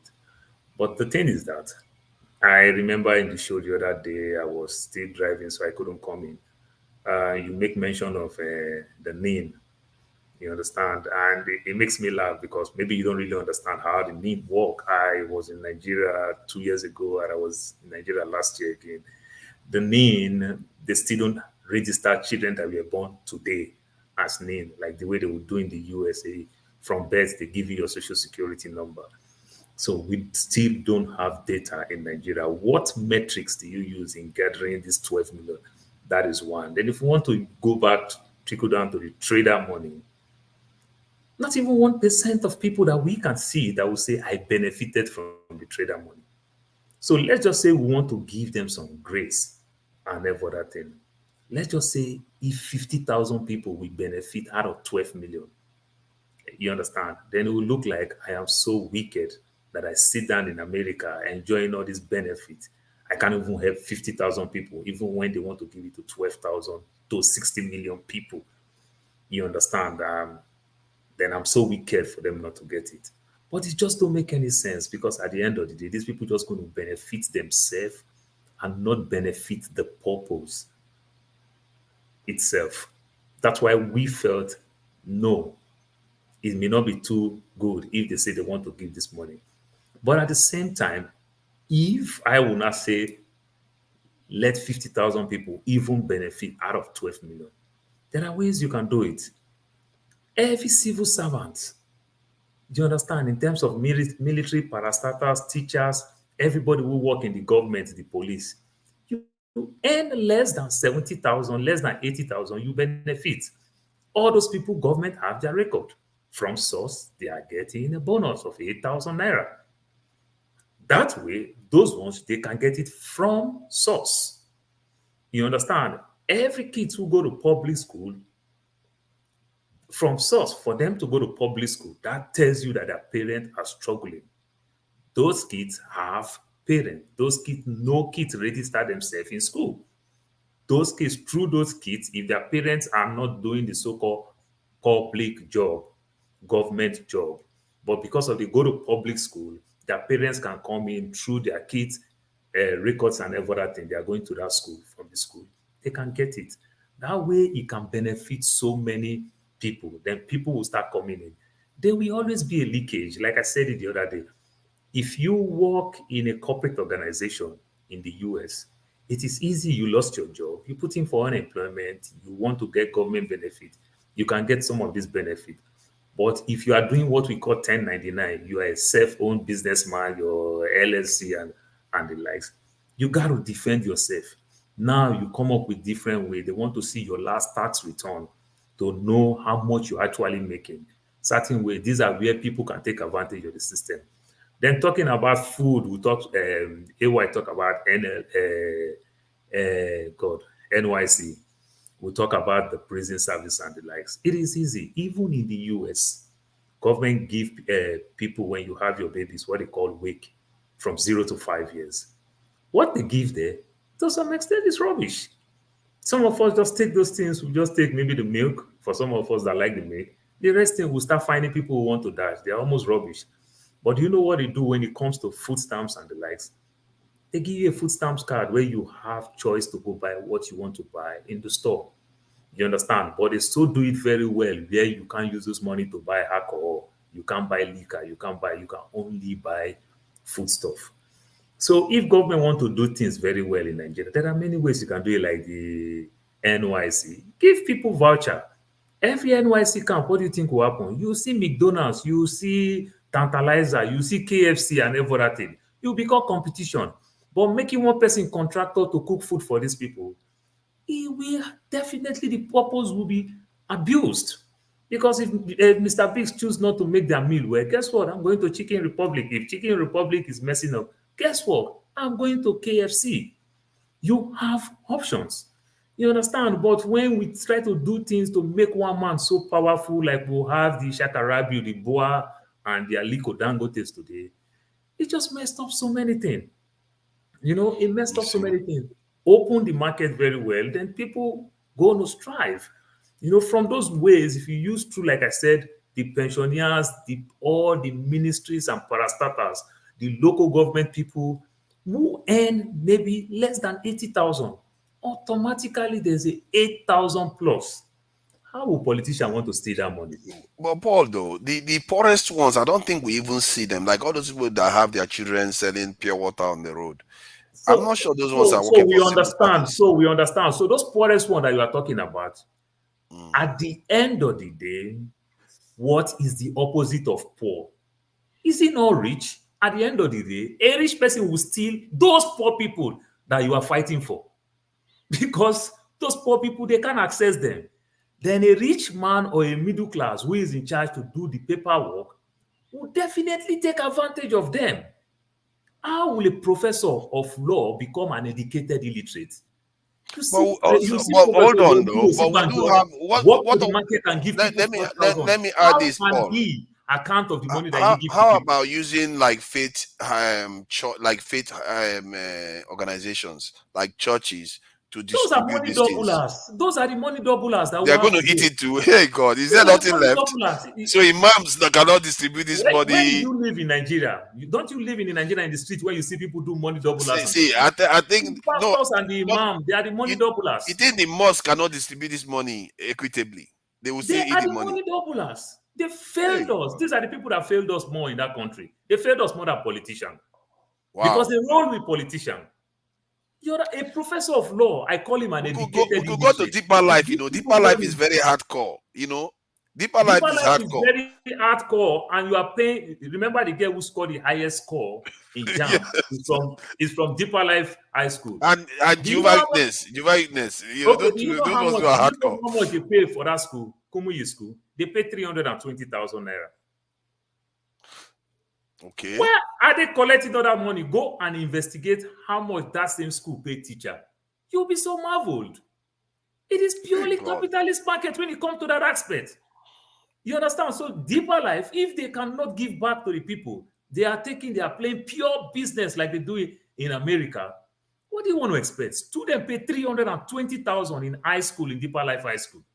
Okay, Paul, let me ask you then. Teacher which organization, hold on now, which organization do you suggest can be able to distribute these funds equitably to the poorest of the poorest in Nigeria? Is there anybody in Nigeria that can do that? Any organization that can do that? So just understand something clearly. The system has failed us. So there is no structure on that. There is nothing on ground. You understand? Just imagine if we don't have this platform. I cannot be communicating from you from the desert in Arizona, and I'm talking to you somewhere in Europe. You understand? You understand? There is a system in place that can bring all of us together seamlessly and make things work. We don't have that system. So what they'll start doing now is that put a greater, better infrastructure on ground. You understand? Subsidize with farmers heavily and make sure that farmer will also take the money to send his children to jackpot to UK and Canada. You understand? Subsidize food, bring food down, build silos. Government should put, like in Benue, put over 20, 50 silos so that people will not lose their food. Do you know that from food crops that is coming from Benue to Lagos, they lost 80% of the food? They go rotting. You understand? What about the cooling buses, van, trucks that will bring this food so that they won't lose nothing? You understand? At the end of the day, this food will be very cheap. If you find yourself in Benue, you eat good meal, that same food come to Lagos, it's almost next to nothing. You understand? So these are the things. Just put infrastructure in place. No farmer will lose anything. That will naturally bring price down. But giving these people the money, like I use the word, what is the opposite of poor? It is rich. That poor people that we are fighting for, the rich man will steal the old money. It will become the rich man's fault, not the poor man. That is really sad to hear, because if there is nothing, no organization left in Nigeria that one can trust, God help us. Oh, Father, I will tell you this thing. My own sibling, I send my sibling money, 200,000 naira. And I tell him to go give my uncle 20,000. For 1 week, I call my uncle twice. My uncle was greeting me, praying for me. Uncle, you don't receive money? No. And I call my brother. I always say you forget. Somebody who just had 180,000 forget to give another poor person, and he is the one that brings the attention to that person, that this person is going through a tough time. You understand? Took the money and spent it. So that is the system. We do it in the name of smartness. You understand? People just they use the funny word. They call it workshop. Thank you, Paul. Let's let Mama Echo contribute. She's been very patient. We'll come back to you. I think some of the things you said are really, I'm a little bit more depressed now. It's all right. It's Nigeria. Mama Echo, thank you for your patience. I'm sure you have something to add to this. So what do you think? I didn't know that the new name for corruption is now called palliative. Because if you say you are giving palliative to the poor, and House of Rep are part of the people receiving palliative, and now judiciary has been added. So the definition for this palliative is bribing in advance so that you can sign every document I put on your table. And it's so sad. How can House of Rep receive 70 billion for what? Palliative. Are they poor? Are they among the poorest Nigeria? And the judiciary is receiving their own 35 billion. Are they part of the poorest Nigeria? I won't know. Because from every indication, the new name for corruption and bribing is palliative. Then we clap for ourselves. Because we are debating on 8,000 for poor Nigeria. And we forgot that the real palliative was given to House of Rep and the judiciary. So where is the separation of power in all these things they are doing? So when they don't give them bribe of 70 billion and 35 billion, and these are the people that were supposed to watch over the executive, so that they're not going to bring any nonsense to the table, make we approve her. So the new name for palliative in Nigeria, the new name for bribing and corruption in our country now is palliative. It's sad. Anytime you look at Nigeria, you just ask yourself, when are we going to wake up to say enough is enough? Will they borrow? The funny thing, we are borrowing all this money. Oh. How can we borrow money and give to House of Rep and House of, Judiciary? To do what? Each of them, their salary and their allowances, if they divide that, it not pass the 8,000 when I want to give the poorest Nigeria. I beg all of us, we all come from village. How many of these people, when they categorize as the poorest Nigeria, come from our villages? Asu wahala, when they not finish for Buhari, go so come and they not invest that money for school wahala. A lot of students from primary school, secondary school, and university, they are out of school because their parents can't afford it anymore. And we don't see that as priority at all. Na agbado, ewa, dodo, and akara money. Now we can't clap for here. In the expense of children who are out of schools, hawking pure water on the street, being defied by some vampire out of job men. That's what we are clapping for. Very soon, none of us go fit go Nigeria. No. Because now from the airport, they go thief your shoe, they go thief your shirt, and even the bag when you carry come, they go thief her. Because the hunger go soon, it go soon grab everybody when we say, every person we go to operate yahoo on the street by fire, by thunder. Our government don't start the yahoo already, because everything they are doing is just pure scam, pure yahoo. How can a country borrow money for consumption, and the consumption is focused on the judiciary and the House of Rep that were supposed to pass law that will affect the common man? So let me just ask this. Let's say the money was going to go to the poorest family, as they say. Do you borrow money for consumption?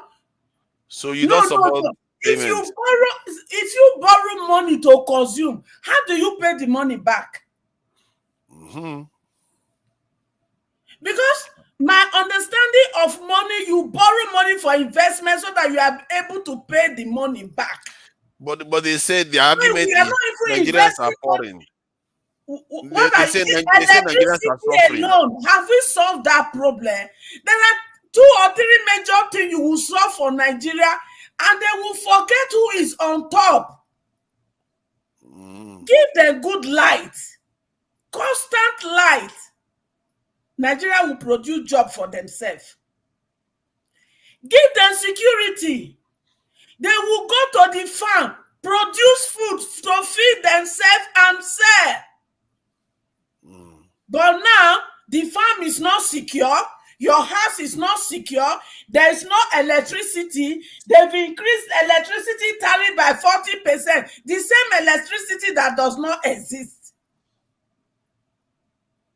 Transportation is on the high. So some people that if the husband and wife in Lagos cannot even see themselves because the man does okay, if I go to work, the whole money will go for transportation. So let me sleep with gate man for 1 month so that I will be able to see money to give to my wife. And we are here celebrating, waiting. Anyway, Maradona is on the throne. So you go play Maradona in the name of helping you people. At the end of the day, they are indirectly recouping every money they spent in election in case judiciary work against them. Mama Echo, let me ask you. So are we not at risk? Because many of us now that are overseas are saying they should not give people money on the ground. Are we not at risk of being somewhat out of touch? Because if people are actually going to get the money... Wait, we are not out of touch here. Forefather, have you sent less than $50 home at once? I refuse to declare. No. I'm not asking you to declare. But I'm only telling you, if you, the least you can say, okay, I send is $50. And if you change that $50, it's not equivalent to the 8,000 naira you are talking about. We are talking, I think it's about $40,000. $50 is in this place, did they still pay people $10 an hour? Wow, $10. Yeah, that's little money. That's what we are talking about here, for goodness sake. America, when they are giving their people food stamp, do you know how much one person receives for food stamp? From $250 and above. Food stamp for a month. And a family of 2 or 3 receive up to 500, 600, 700 in a month.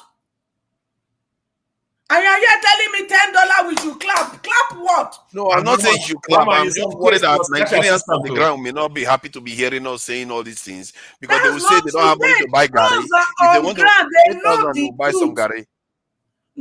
Gary for how many days? For 2 days. 2 days is better than 0 days. And after that's that, how they are going to look at it. After that, they go fasted now. But better than fast for 28 days. To be sincere, if you ask people on ground, they will tell you put that into electricity so that make they sell pure water. Because if I sell pure water, I will make that money in a day or 2. Did you understand?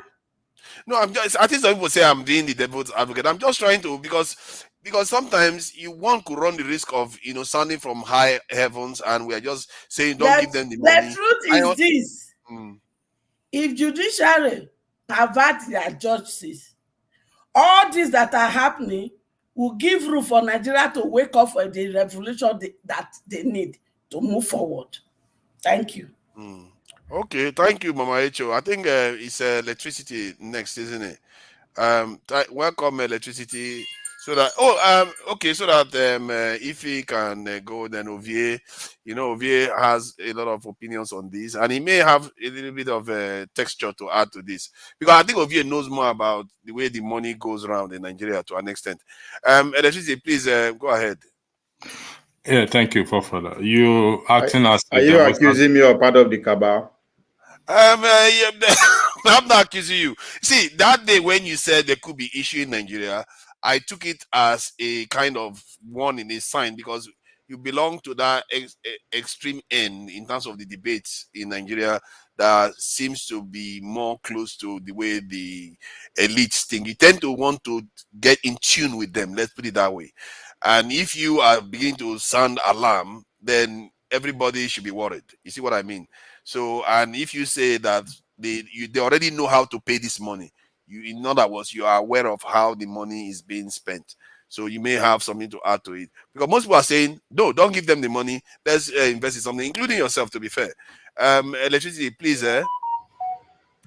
Yeah, thank you. Good afternoon. Fofada, you say you're acting as a devil's advocate. Is that correct? You're muted. Yeah, that's not what I'm trying to do. I'm just trying to think of the fact that those poorest people are not on this debate. And we don't know what they think. Because to me, what they say is something is better than nothing. It's not because they are going to be grateful for it, the 8,000 is going to transform their lives. But they'll say food is getting more expensive. If I can put that 8,000 on top of it, it might save me a few days of buying something. But it's not looking like you are debating for the poor people. It look like you are debating for TVC right now. Yeah, Paul, thank you very much. Thank you very much. They are not here. That's my point. They are not here to tell their side of the story. Paul, thank you very much. Because from what let me opine, in my opinion, Fofada, you're not being sincere, and that is what Paul just highlighted now. And I think if there's anybody out of touch here in respect to that your statement, you are the one that is actually out of touch, not any other person. Give me the reason why I'm hold on. You are the moderator. Hold on. You are the devil's advocate. This money that they are going to share, how long will it be for? If I'm correct, they said it's for 6 months. Is that correct? Good. Now, within that 6 months, what would they put in place that will not cushion the issue on ground after that 6 months? Could you answer that question, please? Oh, no. I think hopefully Dangote refinery will be on stream and Nigerian refineries will start coming online. Modular refineries will be there. Security will improve. Investment will improve. I'm going to refrain from saying certain things. Can you stop preaching? This is a serious matter. I'm going to refrain saying certain I'm actually being things serious because it's a little bit weird that all of us overseas unanimously, when everybody is having a group think like that, maybe you should ask us a little bit of a question that, you know what, people on the ground are not here. So that's something we have to be careful about. And do you know why they are not here? Because they're extremely poor. That's the problem. Could you expatiate on that? I don't think it's because of that. They may be so poor they cannot buy Gary, not to mention buy. It's because they cannot buy data to be with you on this platform. Yeah, no, exactly. we should also understand that it's not just to Nigeria that have that kind of opinion. There are a lot of Nigeria who actually have that opinion. So it's not necessary that just because. In the context of our discussion, that's the best way to use the money. But I'm just saying that all of us are sounding like this. We may be sounding out of touch, and that is not a good impression. No, that is not out of. Listen, forefather, I said something here the other day, which brought me back to the channel to kind of. I spoke to Dr. Damage over the weekend, and I came back again. And I'm going to say something again, and I ain't going to apologize, okay? I think we'll be already weighing on it a bit, and I'm not going to go into what he weighs in on. Even if you pay Nigerians, the entire, the maybe 150 million Nigerians, 50,000 a month for the next 6 months, ain't going to change nothing. I want you to write it down. Take it to the market. He ain't going to change. Julian made a statement, which is very powerful, that he doesn't understand how we Nigerians think or how we listen. Until we stop talking and start acting, then we are going to see a change. Now, I've always said this about the legislators. 70 billion to the legislators. Come on, let's be realistic here. We know where this problem is, and we keep kind of is it an ostrich that buried his head in the sand? We know where this problem lies, and that is where the problem lies. Who put Akpabio there? Tinubu. Who put the man in the House of Rep there? Tinubu. So they are going to dance. They are going to do his bidding. Listen, we know this problem. Further, it's like, to be honest, I want you to be realistic when we are discussing this issue, because this issue we are discussing is a matter of life and death. Let's just look at it from that way. It's not child's play, because you send money to Nigeria. Like you said, you have a stake in the country. And for the fact that you have a stake in the country, I don't know what that stake is, you certainly will be feeling the pinch over here by sending money, and you know what that money gives you at the end of the day to do what you want to do back in Nigeria. I said, listen, it's on record, so I can say publicly. To 2020, I was in Nigeria for 8 months. I was supposed to come back in March 25th. I think the airport was closed on the 28th, so I couldn't go back. The airport was closed prior to me leaving Nigeria. I was in Nigeria for 8 months. My rent was paid, my salary was paid, despite not working. Now, we have the means. So when people start to pity Nigerians, we have the means to do what we need to do, but because of wickedness. I have said it here before, and I'll repeat again. No palliative that they will put on the ground there will solve the problem of Nigeria. It ain't going to work. Write it down, take it anywhere. It ain't going to work. Because after 6 months, where are we? We're back to what? Ground zero. So it ain't going to work. No. So for that, when you are making an argument, please make an argument based on sincerity, because you have a stake in the country there. If you want to be a devil's advocate, then hold on one second. Okay. I'm done patronizing or try to be. No, I ain't going to patronize nobody again. The least anyone can do is to tell me to fuck off, and I will fuck off. But I'm going to say my mind. We know what to do. Let's stop talking and start acting. Like what Mama H will say. Time will come. They will ask you to pull your shoe. Because of what? Because of hunger. I mean, I sent money home 2 days ago, if I'm correct. Yeah, today's Saturday. No, yesterday. In fact, they're telling me, don't send me 50,000 naira because I ain't going to go nowhere. It ain't going to go nowhere.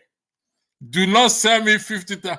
I said, let's negotiate this. No, we are not negotiating nothing. Do not send me 50,000 naira. Huh?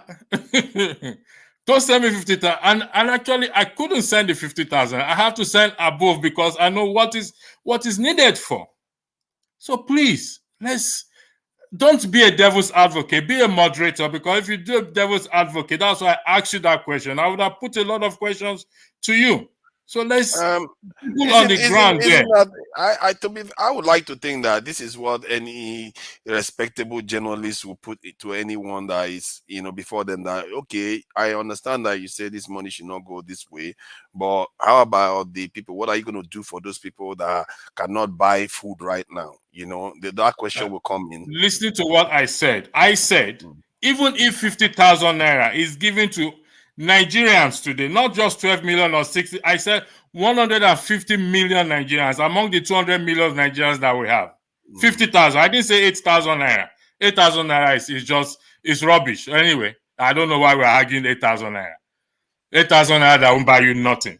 50,000 naira, minimum 50,000 naira for the next 6 months. I asked you a question. What are they going to put in place after that 6 months that will now cushion the burdens, the suffering there? You could not answer that question. No, I did give you potential changes that could be put in place to ensure that happens. Like, see, I am on the same side as most people here, that I believe that this money can be spent more productively. However, if they have chosen this path now, one has to look at this thing. When we are all coming on and saying, don't give them the money, while people that are struggling to buy food day to day will be thinking, better something than nothing. And remember, this is a stopgap. There is a level to which societies can endure stress without ending up on the street. And if they end up on the street, given the fragile nature of the polity in Nigeria right now, all bets are off. So maybe that's why the government is going in there and saying, you know what, let's try to plug this gap while we go and deal with something else. But I also understand that by Nigerian standard, they are not going to do anything, and it's not going to transform their lives. That is where we are right now. But we don't know that. Okay, we don't know whether Dangote Refinery is going to come online. Yeah. You said that money can last them 2 days, 3 days. Yeah. What is the difference between lasting them 2 days and taking a bribe for election, that the money to sell their vote that will last for 2 or 3 days? The money will also last for 2 or 3 days. What's the difference? And the poverty or the suffering continues. What's the difference? In a way, you've just drifted into the point I'm making. from their point of view. I didn't drift into any point you're making. I'm just asking you. You are saying that money will actually we're pushing something for 2 or 3 days. I did not. No. Do not mischaracterize my statement. I do not drift into anywhere you are, and I won't do that. Okay. What I am telling you, all I'm asking you is this: you said, listen, hold on one second. You are the moderator. You said the money will cushion them for 2 or 3 days. And I'm asking you, what is the difference between taking a bribe to vote to sell your election that the money will last 2 or 3 days and this particular one given to them and the suffering continues? Okay, now let me just answer that. I think that what you said, that they take this money for election, remember, they are thinking in their immediate benefit right now. They are not thinking for the future. So that is the way they will look at the 8,000 too. They may, I don't even know that because I've not spoken to somebody on the ground. Forefather, I know you they may look at it that way. Forefather rates their point of view if it's proper, 1 to 10. His point of view. Their point of view that you are talking about, is their point of view very proper to you? That they can feed 2 days out of 30 days. No, it's not. But you are not the one in their position. You see, this is one of the things they said to me. One of the things people tell me all the time that I'm out of touch, I'm on feeling and all this kind of stuff. So far, you're always defending these people. You are always defending these people. I'm not defending. And it wonder. When I try to bring the poorest people into focus, people say I'm out of touch. Yes, you are. How far are you out of okay, let me. You're not even I'll leave it. Let's narrow this thing. I agree. Everybody, you are all correct, probably. So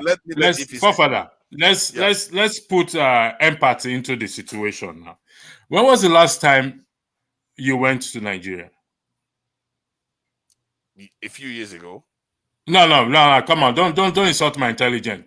When was the last time you went to Nigeria? How many years ago? 5, 10, 15, 20? You're not going to get any more than that. I'm sorry. So you can move on now. That's why I say you're not. In fact, it's not that you appear to be. You're not sincere. I'm sorry. On this issue cannot be based on dates. So I don't know what your point is. But I know you don't need to talk when you went to Nigeria. All I just need to tell you, go to Jumia or Konga and go see how much they sell Lipton. Go see how much they sell ordinary Milo. Go see how much they sell peak milk. Go to Jumia.com. Go to Konga. You will see the price there. So I hope you all remember that I share the same opinion as you all do. But no, you don't. You don't. Are you the floor to you? Thank you. I'm being an advocate. I'm just trying to speak for the other side. Balance it. Exactly. I'm trying to balance it because it seems to be going one way. I'm trying to balance it. It's not one way. Also ask the positive question. Don't only ask the negative question. You understand? Is it negative to think about the people that want to? Is it negative to think about the people that may want to take the 8,000? Forefather, you should be angry about the atrocity that Nigerian government, that Tinubu has committed in this $8,000 palliative. It is atrocity, inhuman, as well as callous wickedness. I agree with you. 150 million to one single senator, to one single House of Congress, and he's giving 8,000 to a family in Nigeria. And most families, you can I people in a family. How are they going to use that for a month? I apologize again for interjecting. Someone went to do a test last 2 weeks in the General Hospital. Okay. Now, to pay transportation to General Hospital back and forth is about 5,000 naira. Okay. The test itself is about 28,000 naira. Okay. The person is going to run 2 tests. It's going to be about 50,000. That is because the person went to General Hospital. In the private lab, it costs more than that. So, forefathers, I'm going to appeal to you. This is a personal appeal, okay? Try not to insult people's intelligence. It's an appeal I'm making. Even if you want to be a devil's advocate, or you say you are talking to people on the ground, this and that, get the facts correctly. Because if you do, it's not going to be, you will get this rebuttal, and it will appear as if we're attacking you. No, I'm not attacking you. I'm just telling you that, listen, I'm not against 8,000, but what I said is even if you pay them 50,000 naira a month for the next 6 months, it's not gonna work. It's not gonna move the needle. It ain't gonna work. That is my own submission. Until Nigerians we stop talking and start acting, before we will see a change. And like I said last time, we will be wasting our time. Anyone who get offended with this because I said it last week, let them drop into the river. I yield the floor. Thank you. Yeah, thank you. Let's see if he has been very patient. Can we let EP say something? Talking about logistics, because everybody keep talking about Lagos State is good when it comes to transportation. From CMS, from Oshodi to TBS, Tafa Balewa Square, the bus rapid transport, the so-called BRT, it's 800 naira. That is the one that even though the state government has highly subsidized. So what is the minimum wage if you can pay 800 naira for somebody? And that is going, right? It's not coming back, you right? understand? Then go back and forth. That is 1,600. How much is that person earning in salary? Exactly. Every Nigeria, every poor man in Nigeria that live in Nigeria is a magician. And you know the magician that we're telling you, that's why everybody is corrupt. That's why our wife and our sisters have become prostitutes at home. That's why father could turn their face, see their daughter sleeping with multiple men. You understand? That's why so many people can give their daughter her to marry just because of wealth. That's why father can tell their son that they sent to school, why don't you go and learn Yahoo work? When I was growing up, the people who are brilliant are the stars and the people who play football. Today, the new Nigeria, now Yahoo boy be star. Not be who go school now, not be who they work for bank. You can't work for bank now run after women. Now the guys who do Yahoo be star. The system has been bastardized. All you see everywhere is motel. Not even motel, what we call chalet. And who are they taking there to? People's wife, our young teenagers, and the likes. My brother, stop this thing. If not, parents can't take care of those kids. You understand? See, Paul, I think you have spoken well. I think you have spoken well, Paul. I see, like I said, it's not like I'm in that much of a different position as their you. Property, forefather, to want to bring their kids bring their kids to the West, all in the name of because I can send money to my parents, I can send money to my siblings, and they see the benefits that my siblings get from me, and they will do everything within their reach to send their kids here. My brother, let's not play with words now. Come on now. No. See, Paul. See, it's very rare. I hear. Let me say something now. Paul, let me say something. See, it's very rare. I hear Paul talk like this, and it's well. I think the way he put this in, it's a slightly different case, but it's well spoken. I would say that it was a powerful statement he made just now. If you please, thank you for coming and being patient. What have you got to add to this? Good morning, guys. I don't have a lot to say, but I just want to make comments here and there. It seems like everybody's telling you the same thing, forefathers. I mean, I'm not going to attack you. You know, we have our history past, so let's keep it by the side. Let me say something about what Mama H.O. said. Talking about, is it 70 billion to the House of Reps? Okay. Nigerian House of Rep are the second highest paid in the whole world. They earn $479,000. The highest paid is Singapore. I'm not even going to compare Singapore. I think Singapore, the passport is the second passport in the whole world. First is Japan. So we cannot even compare them. So imagine a House of Rep earning 400. I think they might be earning more than the American president, if I'm not mistaken. Almost $480,000 for House of Rep.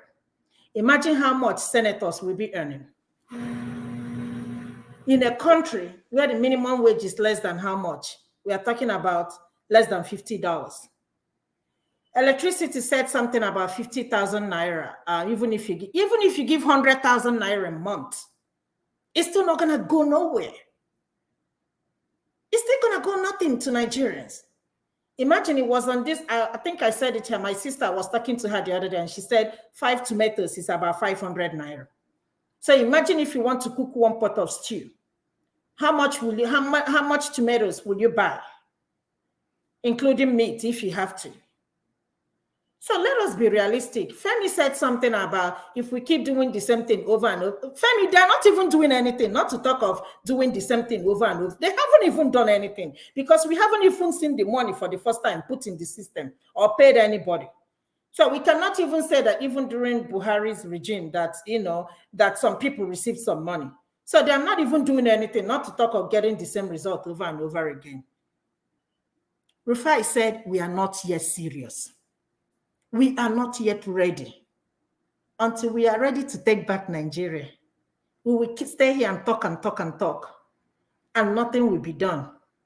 And the funniest part is that even if they don't pay this money, we won't do anything. We'll come back here next week Saturday and talk about it, and nothing will be done. You can't fight them. You can't beat them. Even if they said they would share all of them $1 million, we will not do anything. We won't even go out and protest. So why are we wasting our time? Thinking that whatever. Thank you very much. Why are we even making noise and seeing as if this is gonna help us? What is 8,000 naira?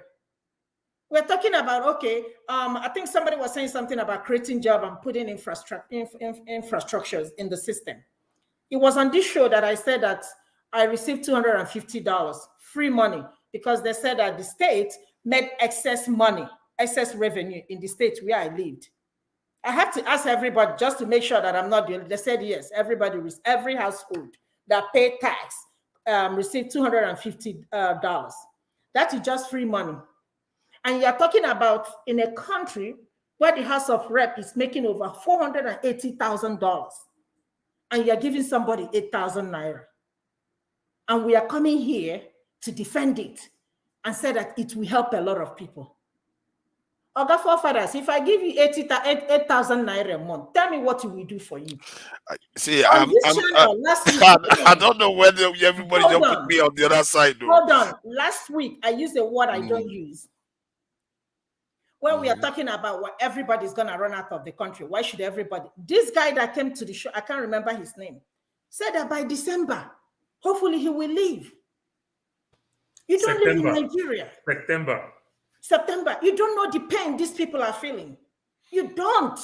In Nigeria? You don't live in Nigeria. You can send, no matter how much you send it to people back home, it's still not enough. I know. That's why I'm saying anything that they get, don't you think it counts for something? And 8,000 naira, after that, what is going to happen? No, these people sell their votes for less. Forefathers, let me tell you something. Forefathers, let me tell you something. Let me give you in fact, let me give you $500 a week and see if you will survive on that. What are you even talking about? No, see, you don't understand what I'm saying. What part of what you are talking about do I not understand? The same Nigerians that take 5,000 naira for voting for somebody, don't you think that they too will be open to say, I will take 8,000 as long as it's free money to them? They will take it. We are not talking about short-term effect. After that? What is gonna happen? Let's say 8,000. I know that's not going to help. 8 times 6 is 48,000 naira, and 6 months after that, what's gonna happen? We won't even see this money do anything to our economy. I know. I know that is the truth. But the point I'm trying to make is that when all of us that are overseas are here saying, don't give the money, the point I was trying to highlight is that don't you think that Nigerians those type of Nigerians, they know what to do. Our leaders know what to do, but they don't want to do it. Of course, I know that. I know that now. Nobody is saying they shouldn't give them the money. We're only saying a better way they should utilize the money so that it will be more beneficial to them. Like somebody said something about electricity. If you pump this money into creating jobs or stabilizing our economy by providing electricity, do you know what that will do to the economy? Exactly. Do you know? So why? I agree with you. I agree with you on that one. I agree with you on that. What about don't make me education system? What are we even talking about? I think we should not act as if I'm not like supporting the approach. Please don't. I'm just trying to air the view of some of the poorest Nigerians that may be sitting there hearing some of this stuff that all the people overseas are saying, don't give them the money, don't give them the money. But when to them, they will say, I will take it. You see what I mean? So that's all I'm trying to say. I don't believe you know, go send somebody 8,000 make you tell you thank you for Nigeria now. You live in UK, where you have constant power, where they have one of the best educational system in the whole world, where things work. If you go to Nigeria, you forefathers go to Nigeria, unless somebody even pay you 1 million a month, you forefathers will not even survive. So what are you talking? I know. 8,000 naira to a household. You know. Some of these households, some of them are 5, 6, 7, 8. How are they gonna survive? My brother. Do you are in a good restaurant in Lagos now? 8,000 will not be enough for you to take 2 people to go and eat lunch. Let's not forget about restaurants. Even to cook in your house, self, which is even exactly. Go and buy 8,000 worth of let me I apologize for interjecting. Forefathers, I'm changing my water tank. That water tank is costing me 88,000 naira. My water tank. Now, I can afford it. Okay? Because I am here. I didn't know how many people can afford that. I'm telling you personal experience. So when you say it seems the end of water tank in Nigeria. Please, can I ask what is the my own experience is I spend 60,000 every week buying 100 liters of petrol. So if you, that's why I said, if you are spending 60,000 naira or 50,000 naira every week and you are coming with this argument, it annoys me. I'm just being honest with you. You are misunderstanding my point. Nobody's misunderstanding. No, I'm not misunderstanding your point. Tell me what I'm saying, and then I will tell you whether you are correct. I'm not misunderstanding you. And nobody here have said people should not collect the 8,000. Just let's set the record straight, please, because this is a live show and it's on record. That's not what we are talking about. Nobody have said 8,000. What is it? They should not. Nigerians on the ground should not collect 8,000. I put a question to you. If 50,000 naira is paid, 8,000 naira is paid for 6 months. Let's go by the figures that they are quoting. It's paid for 6 months. After 6 months, what happened? In between that 6 months, what would they put in place that will cushion the suffering after 6 months? I think this is a very, very legitimate and reasonable question I am asking. Let's put all argument aside. It's a valid question. Let's say they give the 8,000 naira to 150 million Nigerians for 6 months. 6 months. That's what they said. In between that 6 months, what is that? Are we going to have a functional electricity for 24/7, which I stand for? Which I said without that 24/7 electricity, we're wasting our time and people have been upset with me. Are they going to put that, you that say you are in touch with people on the ground and we are not in touch with? So I am asking you to please kindly explain to me in person, this 6 month window of 8,000 naira that they will give to 150 million Nigerians, if that is the figure. What are they going to put in place? And the legislators are receiving, based on the calculation already put out here, far more than that amount. Now, yeah, go ahead, Effie. Sorry, let me interrupt you. I think Dr. Dominic posted something and said 70 billion divided by 360 National House members. Each we get 194 million each person. Nigeria is 469. It's 469, not 365, plus the Senate. Okay. It's approximately 150 million. Let's say, yeah. We are gonna do the numbers today in the later session.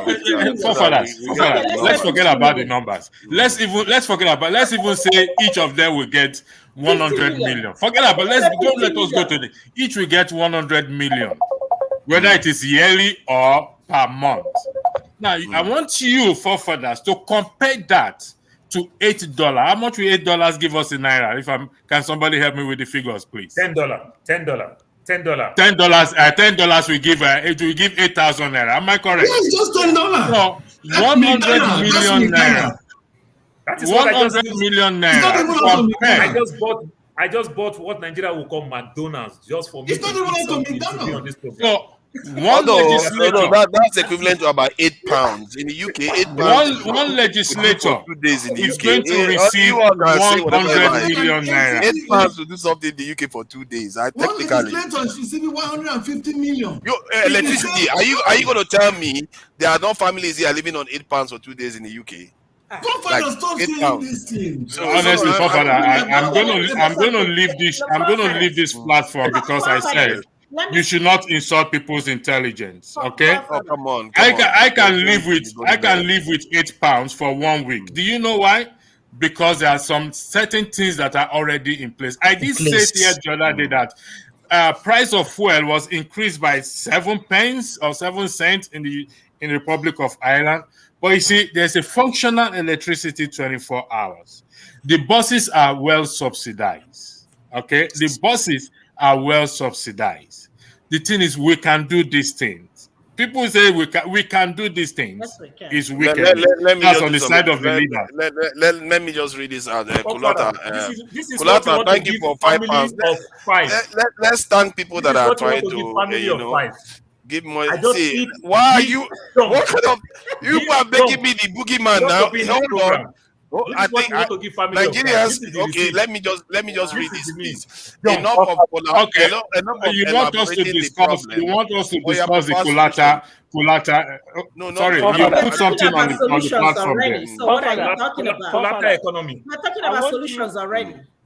What are you talking about? Let's you know what? I shouldn't be asking questions. I love to give people. Sorry, we can't talk to that. I can hold on. You talk or listen. Let's give Kulata a benefit of that. So let's talk about solution. That is what I am for.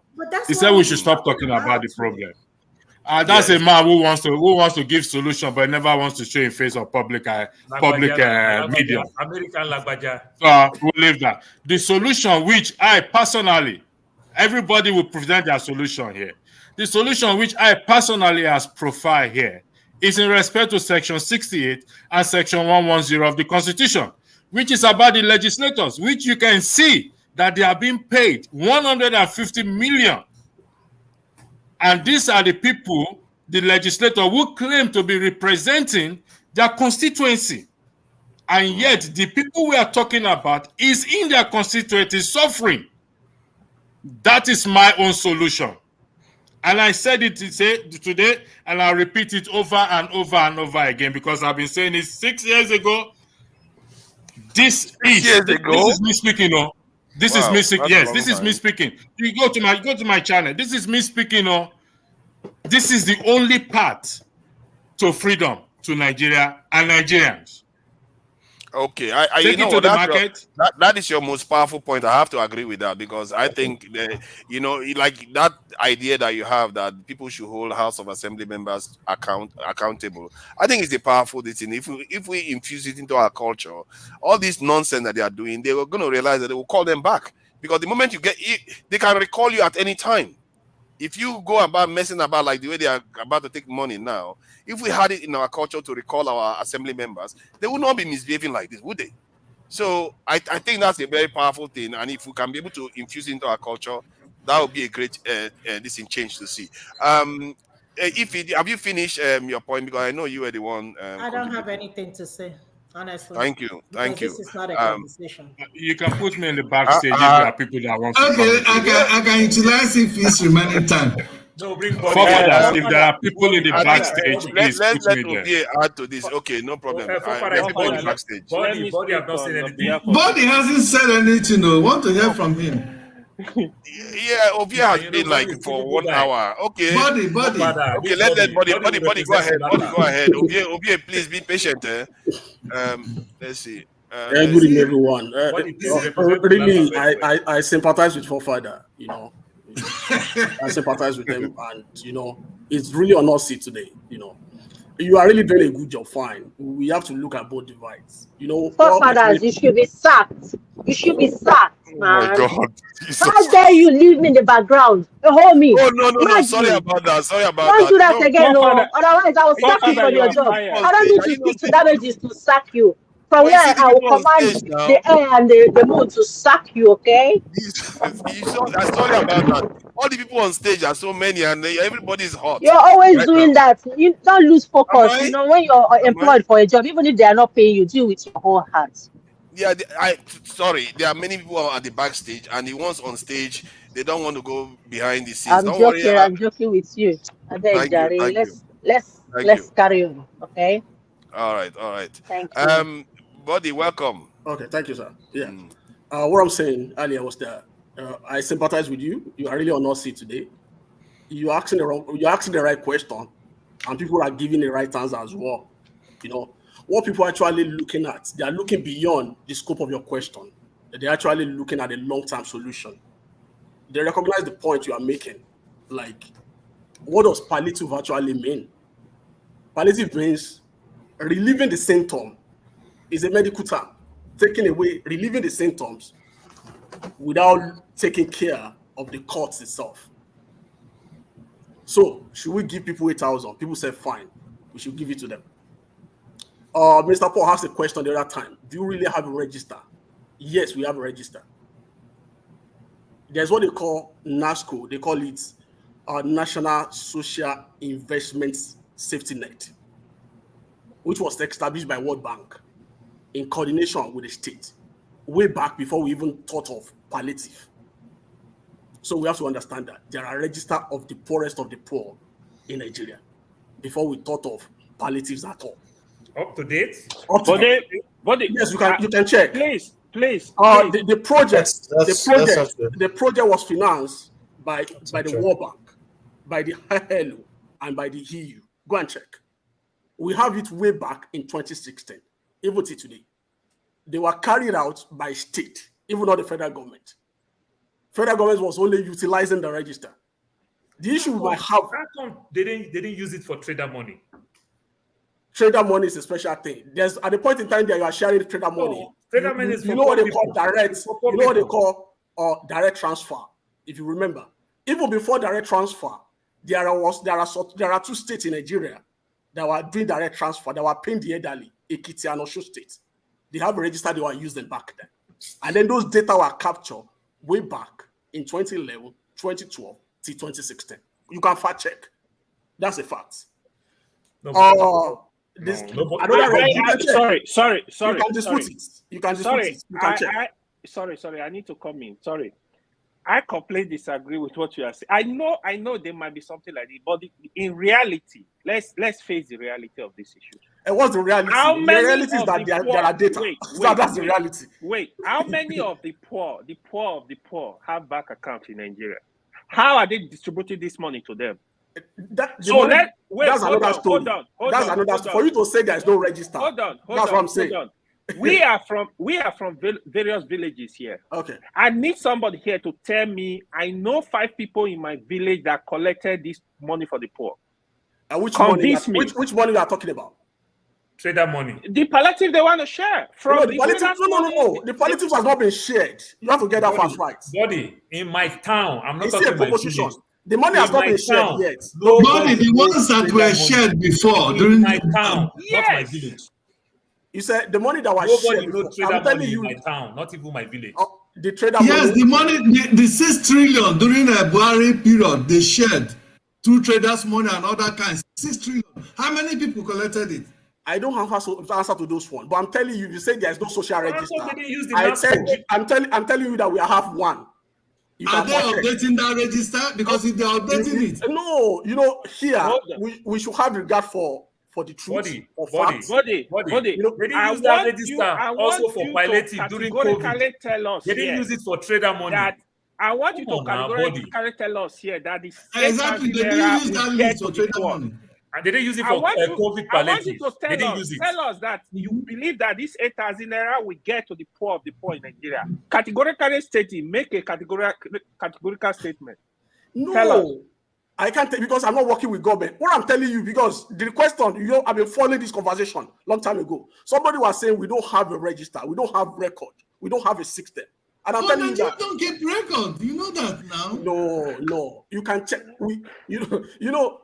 Like now, we don't keep records. Does not mean we don't keep something access like any government records. organization to keep the document. Let me make my point. You cannot access any government organization, any public hospital, public thing without keeping a document. But did the government themselves keep those documents?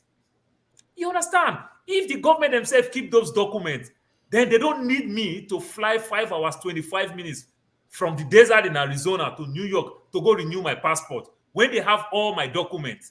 All I just need to do is just to pay for them to update. The conversation we're having right here. In Nigeria. Look at. Excuse me, let me make my point. The conversation we're having is that, like, let him talk. If you have that register that I'm actually talking about, which I know that register exists. My brother, they don't take that register sell akara. You know they don't take a sell akara. You know they. The question is, how do we ensure? Like the question was asking, how do we ensure that this money gets to the people? That's the point I'm establishing. Whether the money will get to the people, I don't know. But I'm telling you, how do we ensure that this money gets to the people? Should people take this money? Fine, they should take it. The argument that people are making here, even people in America here, when Trump shared 1,002, we didn't reject it. When Trump shared 800, we didn't reject it. Can 800 afford the cost of housing that we live here? Not at all. Our house rent is more than that. But we took it. Let's be clear, so that we don't address the wrong issue.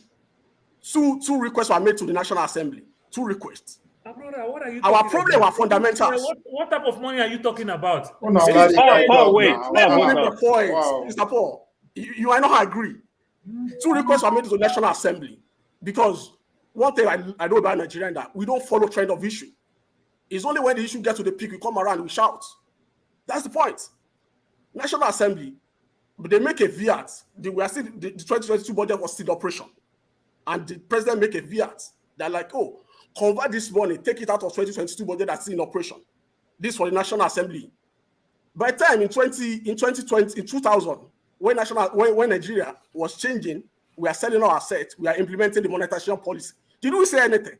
When they are selling the apple quarters, what do we say? We say, oh, good. Those assets that you sold for, that's what you are paying for now. Because those senators, those legislators don't know, they don't have where to stay in Abuja. Once you elect a new senator, you have to pay for it. That's why I said our problem are fundamental. When they are making a monetization policy, when they are making it to law, then we press it. What type of question are you asking? The president of America is paying rent in the White House. If you don't know that, know that. That's I Paul. work. I work, and I'm growing where I work. That's why they sold. That's why they sold our legislative workers. For them to pay, and for them to pay, you have to give them that money. Body. That's the law. When they make that law, we didn't complain. Selling the apple quarters makes sense. But what we are talking about, if you talk about apple quarter, they bought 5,000 Toyota Camry, brand new cars. Why did they sold it in the first instance? If the people pay back, then we have the money. Then if the people did not pay back, then it's government property.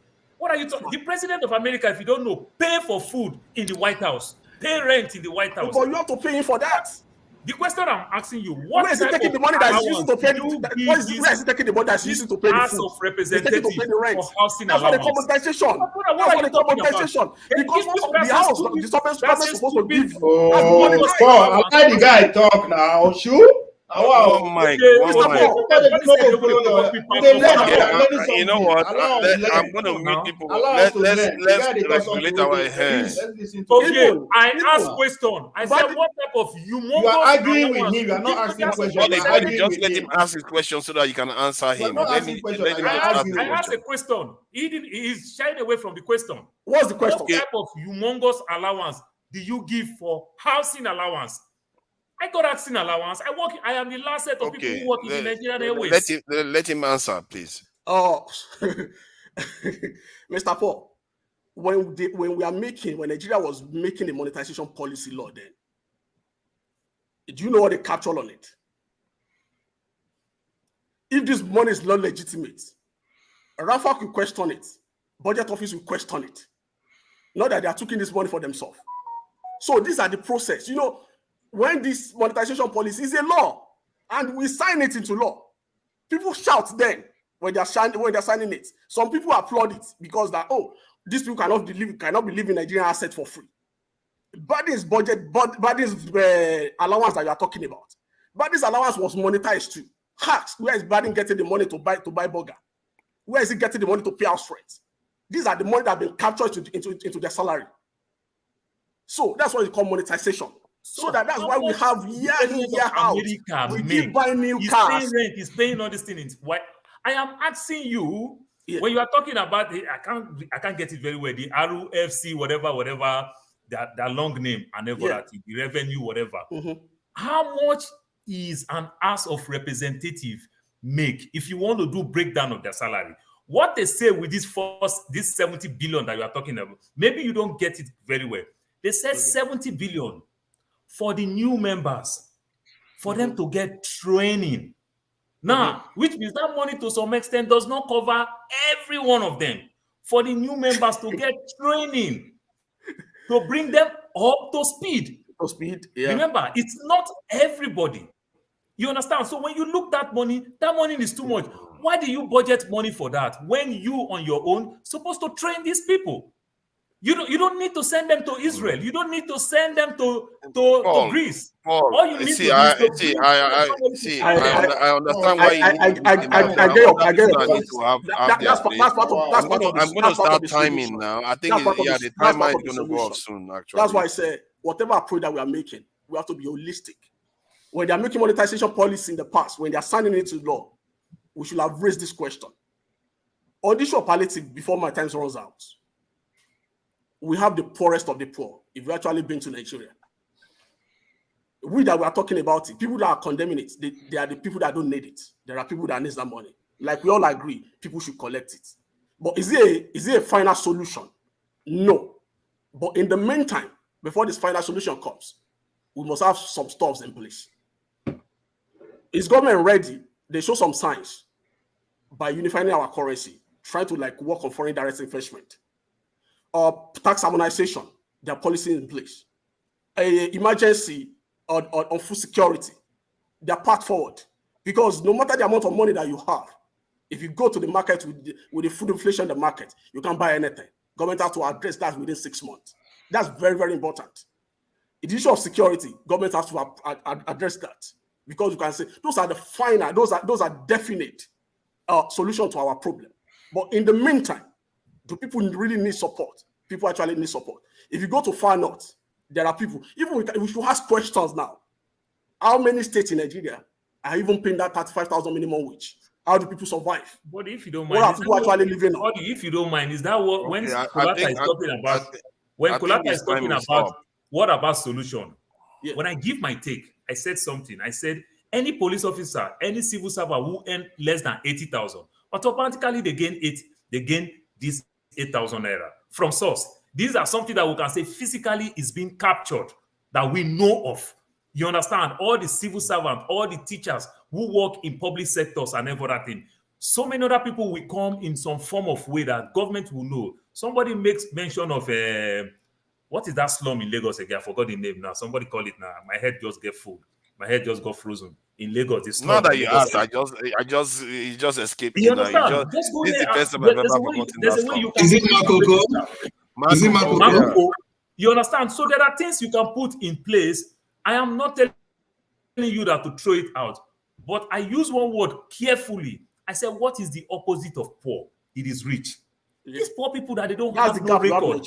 In my village, and the poor, you are giving those old money to rich people. It will never go to them. So Bode is saying two things, right? Yes. The one that we agree with him is the issue of houses, monetization of houses. He's very right on that. Let's keep it brief because we need to move it on. And there is KJ. KJ is in the background, and he hasn't said anything. He's been very patient. Yeah, he's very right on that. The other one, but you see this issue of money, Bode. Me and you, we always agree on this platform, but today, you are right with what you are saying. What I'm saying is that, before I joined the conversation, I was listening in the background. You know what everybody keeps saying that, we don't have a record. There's no register anywhere. I'm saying we have. So if you want to work with something. We don't have. Okay, let me put it this way. we don't have accurate register. The kind of register we're talking about, right?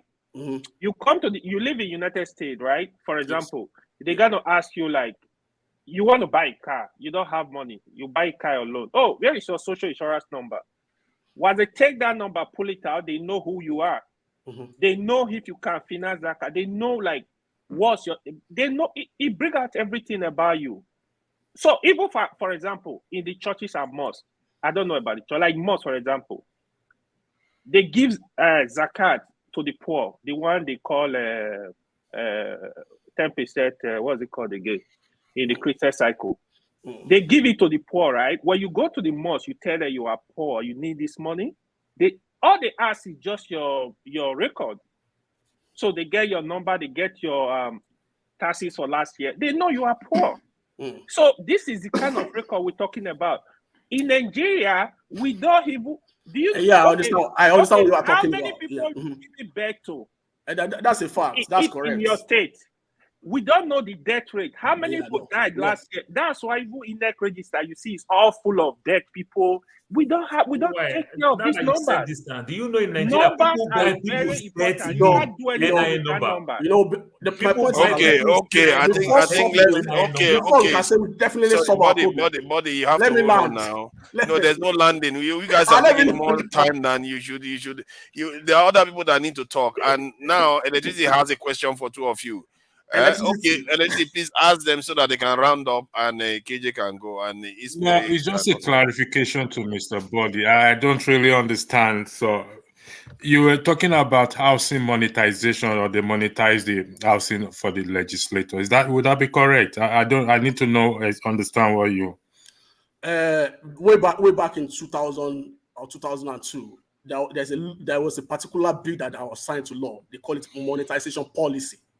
That was signed for all cadres of Nigeria civil servants. That's why if you move from different sector or public service, you see what they call consolidated salary structure. You keep hearing that commerce. So it's part of the monetization policy. That's why you see at the point in time, you see police buying uniform for themselves. You see them buying shoe for themselves. All those things have been monetized. That's why you see National Assembly, like they don't have to live in government quarters anymore. They have to like go out and find a house for themselves. Government, you have to pay them for that. Okay, let me ask you. Let me just hold on 1 second, please. Okay, my focus is on the legislators. Okay, yes, sir. They're also part of the civil servants. How much is this money, please? Do you have idea? No. You don't have idea. I don't have idea. That's why I'm telling you that, like, Mr. it's been determined by them. I understand where you're coming from. It's been determined by them and the RANFAC. Okay, it's been determined by them and the RANFAC. Yes. Okay. I will admonish that you get the figures and bring the figures to the table, to the floor, I beg your pardon. Then we can go further on this discussion. Can you do that for us? Do you mind? I can do that. Electricity, I know the number. All right, thank you. I yield the floor back. Thank you very much. Before you leave, electricity. I know the number. Can we stop trying to add to it? I'm going to meet you now. Can you tell me the issue of Nigeria? Oh, come on. It's not. You guys are not being fair. There are other people that need. Let me give electricity now. Let's yield. Paul. Let's yield the floor. Paul. We can let's yield the floor to others. He said he's going to bring it on the floor. I'll just give you the number. I'm not saying anything. The number electricity that you are asking for. It's like a reverend father who is an Ogoni, and you want to ask him, are you a member of a secret society? What would you get? You can never get that numbers. All right, I'll yield the floor. Thank you for giving me the opportunity to ask the question. Thank you. You're welcome. KJ, thank you for your patience. As you can see, some people, I'm surprised this is quite heated. Disregard KJ. KJ is not relevant today. Let him go and sleep somewhere. I see KJ is very quiet today. He's been very, very tolerant. KJ will be quiet. KJ is full of experience. Let him talk. We force him to talk. IPOB, KJ don't fire that. If not IPOB, KJ will not keep quiet. He has a lot of experience. Let him talk. On the contrary, I have been on the platform, but my very good friend, forefather, I don't know why he didn't want me to come in. So, I was among the third person that join. I'm sorry. I think I actually did do wrong by KJ actually, because I think it's true. He was here, but your status, see, because you're half out of the screen, and I don't sometimes know they why. don't see you, I think it's not mine. sometimes. So I Because miss you sometimes. I'm actually using a big screen, so I don't know why it should be appearing half. Now you are fully on the screen. Welcome. Okay. Sorry about that. Not a problem, sir. Thank you so much, and thank you each person. I've listened. I was here when Dr. Damage came on and left briefly, and I listened to show, and I've been listening to every other comment. Unfortunately, you see, it's a little sad when we are the ones who bring the problem to ourselves. You see, what we are trying, the fire we're trying to quench right now was not lit by anybody. It was lit by us. Because Nigeria is not in a race against time. Okay? So since we know what our intentions were right from the beginning, which was to remove subsidy, it wasn't something like a fire brigade, which is always the Nigerian mode of doing things. Fire brigade. Oh yeah, let's do it quickly. And then we run to nowhere. We don't get to the finishing point. So I would have thought with a government that has good intention, instead of now we are now trying to backtrack and do what we should have done earlier. We should have put these things in place first. Then we begin to do what we are doing right now. Because what we are doing right now, the water has already been stirred, and those who are supposed to have been falling in have fallen in, and we're not getting any healing. Okay, so let me just, for instance, what is the policy? What is the policy? Because we are not 3 people, 4 people, 5 people, a small group of tribal men. It's a nation of 230 million people, maybe, because we don't even know our population. Okay? So, now, what is the plan? What is the goal? Nothing. It's not the first time we're seeing palliative. Palliative started from Babangida's time. Remember the urban mass transit scheme, which we started. After 3 months, all the buses disappeared. Then eventually they were sold to their cronies. Then eventually their cronies used it because nobody collected money from government, and all the buses were packed. They now became scraps. They now, and that disappeared. And then eventually had another set of palliatives. Then we had another set of palliative. Then we had another set of palliative. We have been having, in fact, subsidy have been removed more than 20 times in Nigeria in my lifetime. Okay? But each time they remove the subsidy somehow finds its way back again. All right? So what is our goal? How many people from the index I tried to research? We have over 60 million people in Nigeria who are living below the poverty line. That is, they are no longer poor. They are regarded as poor. So which among those 60 million people are you going to give the 12 million? And then I hear some people talking here, and sometimes I feel sorry for myself. We're talking about $1, maybe 25 cents. Okay. $1.25, because in Nigeria now they tell you, oil, the fuel, the petrol is in the US, this is how much selling, in Saudi Arabia, this is how much selling. When it comes to food and the issue of the poor man, you don't use those statistics again to say that nobody in the US eats with that is given at $1.02 a day food. Nobody. We don't quote the US, we don't quote the figures in Saudi Arabia. We just come back to the naira. They should be happy with 8,000 naira. Okay? It's not going to help. And you see, why I've been very quiet? I have reflected a few days. Who are those who are rigging this election? The poor. Who are those who are stealing the ballot box? The poor. Who are those who are oppressing other people? The poor. Who are those killing one another? The poor. It doesn't touch the rich. It will never touch them. Okay? Now, we help ourselves rig the election, get them perpetuated in government, and then they will now unleash evil upon the people. So if you ask me to come and be complaining, why would I complain for them? Because it seems that we're not tired of the system that we're involved. It is, I'm not even talking about Tinubu alone. It is constant.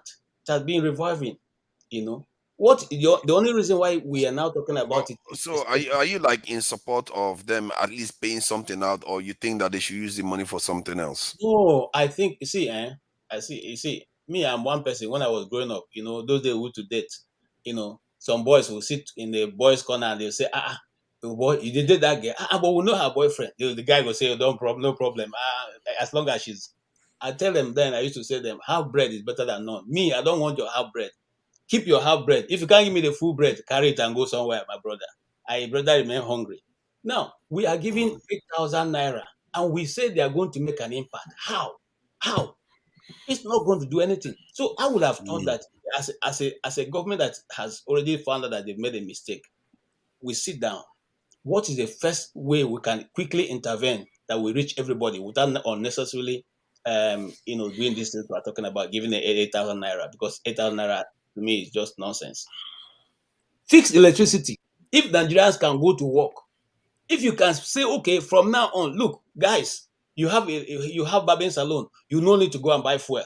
You have your salon for hair salon. You don't need to go and buy this. You don't no need for a generator this month. Within the next 6 months, we'll give you steady light supply to do all your work. Those who are in the laundry industry, they will not have to run generator. Those who are doing barbering salon, they will not have. Those who are doing small hotels and all that, they will not have to run the generator. You have cut down tremendously the amount they will be spending on diesel or on petrol. So, and you have again done something that will stand the test of time, which is electricity provision.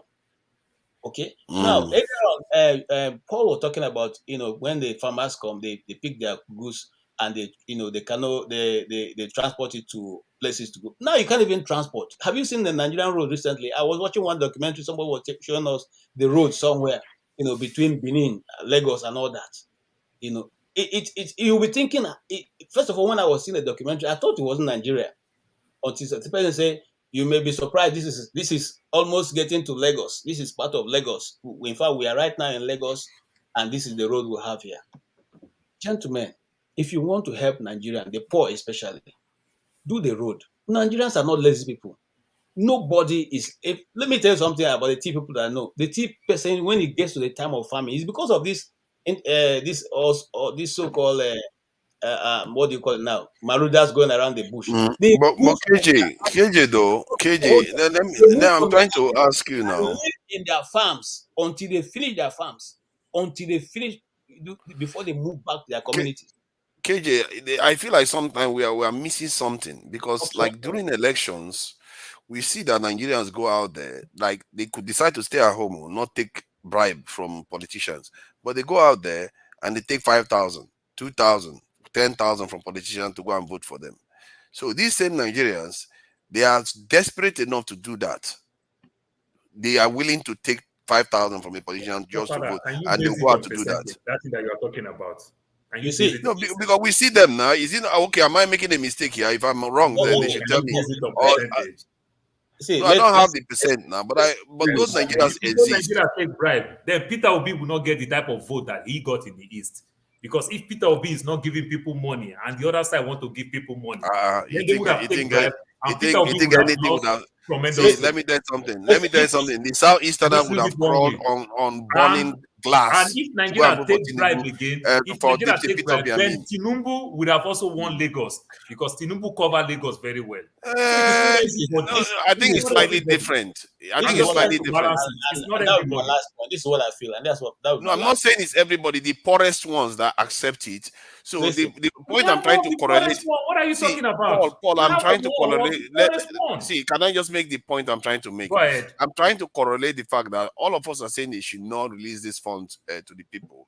But do you think that some of those people, even if we all know it's better to spend the money or in another way, some of all those people will not be happy to be hearing us saying, "Don't give them the money." Forefather, you see what I mean?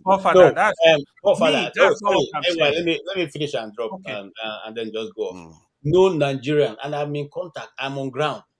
No Nigerian, even the ones who do not have food to eat, they have come to a point where they don't want your 8,000, because they know that the 8,000 are giving them, you are taking more.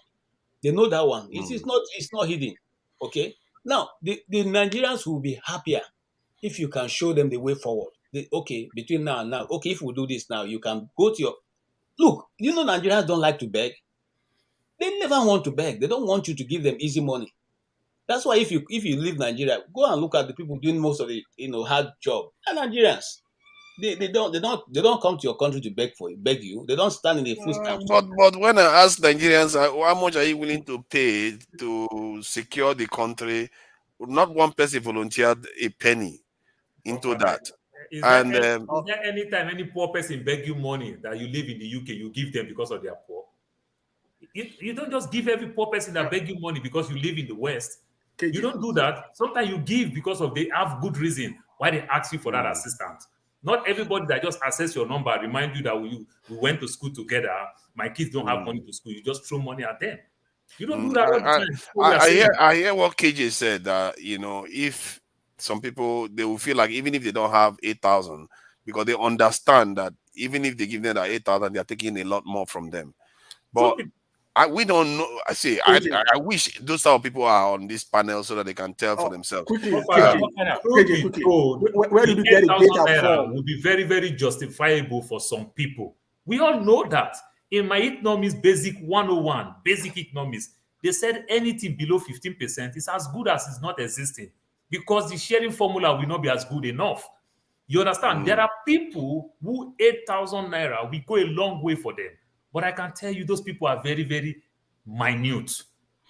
That's what I'm saying. Father, my own argument really, how to get this money to the poor. The money will not get to the poor, period. We need to understand it. If you give me, see, if there is something Femi said today, Femi made a statement, right? You need to understand the political will of doing all this. They like, you need to have a clear vision. Listen, speak to Nigeria. We need to give this money to poor Nigeria for this first 6 months. This is what we are working on. We are planning to do this by so time. Give us timeline. I know the electricity will not have electricity in 6 months. On their rules and regulations. Give us timeline so that Nigeria will understand where we are going. Sorry, you know what? You see, OV has been waiting for about an hour. KJ, please, you know what? I'm going to start timing. It's just that I don't want to start timing at one person's time. I want everybody to finish so that I can start later. If you please, if you save me, if you can help me out today, I will appreciate it. But it wouldn't be fair for us to start, as long as the person permits us anyway, to start with them. To start timing. So you see, okay then, KJ, and thank you for your generosity. If you can start timing, how many minutes is 5 minutes for the 5 minutes? 5 minutes. 3 minutes. So 5 minutes is 5 minutes for this round. Then maybe next round we'll try to speed it up. So who is going first?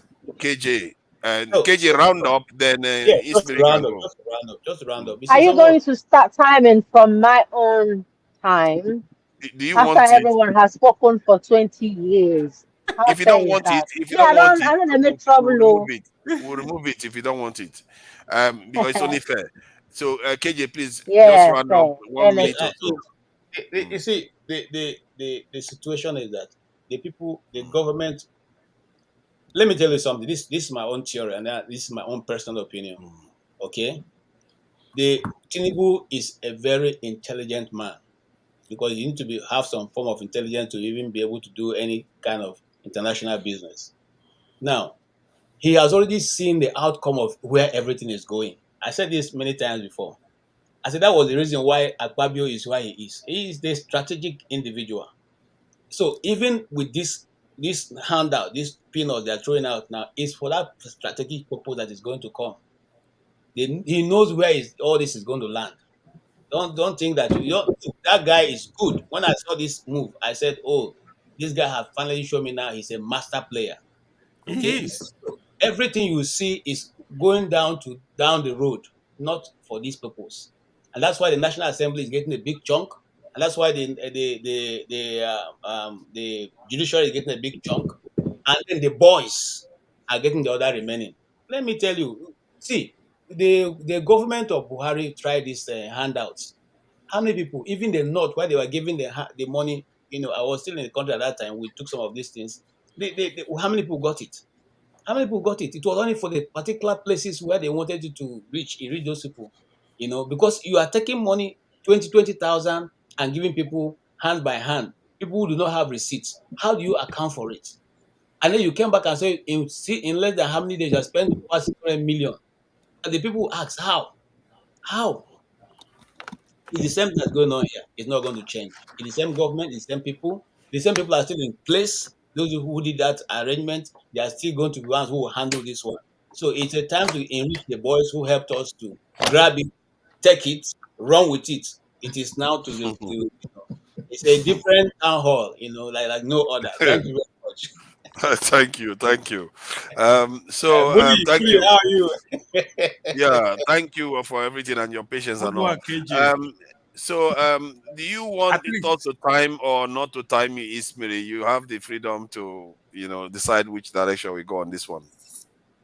I don't speak long. So, how many minutes did you say you're going to time people for? 3 minutes. 3 minutes. 3 minutes.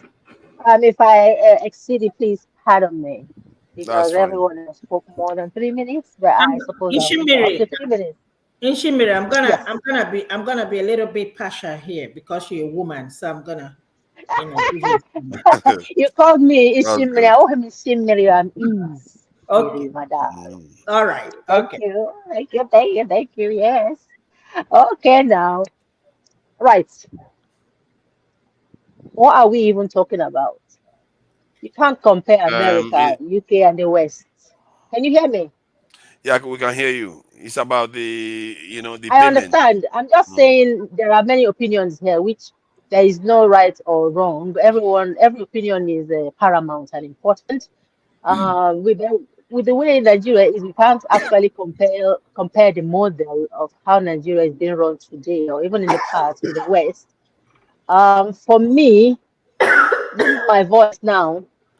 I would say the structures that would help improve the quality of life of ordinary Nigerians should be invested in heavily in places like schools. When I went to Imiringi, one of the primary schools, the roof was so ramshackles that rain was even falling. That period in the classrooms, the rains are so much that you won't even see people's feet. Young people are forced to get trained in a very untidy environment filled with some kinds of diseases.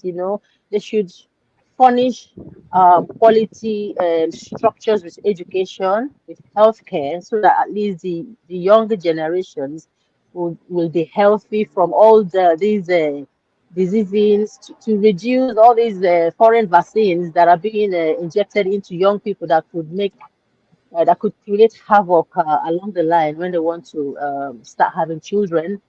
The money they are going to give, the 8,000, did you say 8,000 or 8 million? 8,000, is it for 1 month? Yep, 8,000 per individual for 1 month. Yes. Per family. I think this is evil. This is wickedness. This is wickedness of the highest order. I would ask the person that wants to give this money, how much do you consume in a day, in 1 hour, in your house, Tinubu, and your cohorts? I've been saying to give him a chance, but doesn't mean I wouldn't speak out to scrutinize him. I don't think it's fair. Who are the people? Okay, now, is he going to give the money to the people that voted him, or all his town criers? How is he going to give this money without partiality? In Nigeria, where there is a lot of people would think of themselves first before any other person. Even when there are foreign aids, I'm begging that they should stop these foreign aids. It doesn't reach the people that actually need it.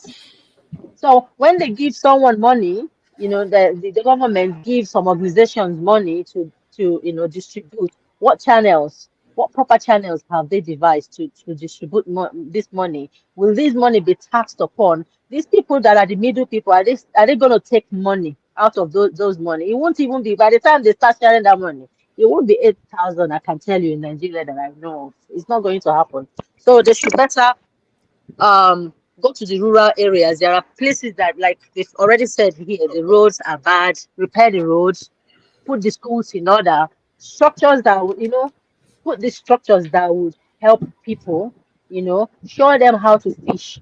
Give them that 8,000. Some may just, when someone give me money easily that I didn't work for, I don't value it. But it's good for people to work and earn the time that they have invested and improve their knowledge. That knowledge will, at the same time, enhance the quality of their life. Let their standard of living be improved. Reduce inflation.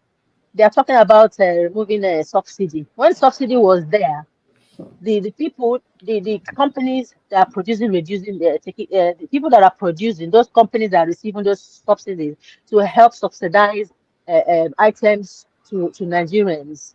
Were they doing the right thing, or were this money be pocketed by the government, the companies that are in cohorts, committing all these atrocities? The ordinary Nigerians that really need this money to get educated and get informed are not accessing the money.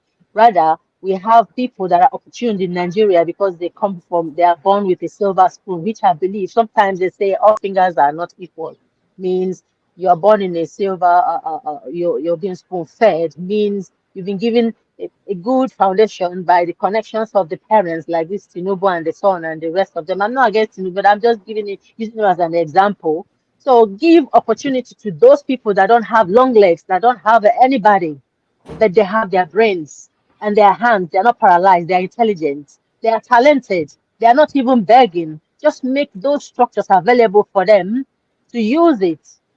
Control insecurity and crimes, because in a country with high insecurity, there won't be any progress. That's my contribution. Thank you. Yeah, and they are looking to spend about $1 billion after 6 months, I think, or a year of doing this, if they were doing it up to a year. But if it was 6 months, about $500 million dollars, that money could have been spent in a lot of more productive ways. Use it to found different industries. But this is Nigerian government. You give them money in their pocket, they're going to go and spend it, and inflation still goes up again. I don't know, man. These people, I don't know what kind of school they attended, and we are here. We all know these things, and they will recruit people from all those advisors that he's got. They are one of us.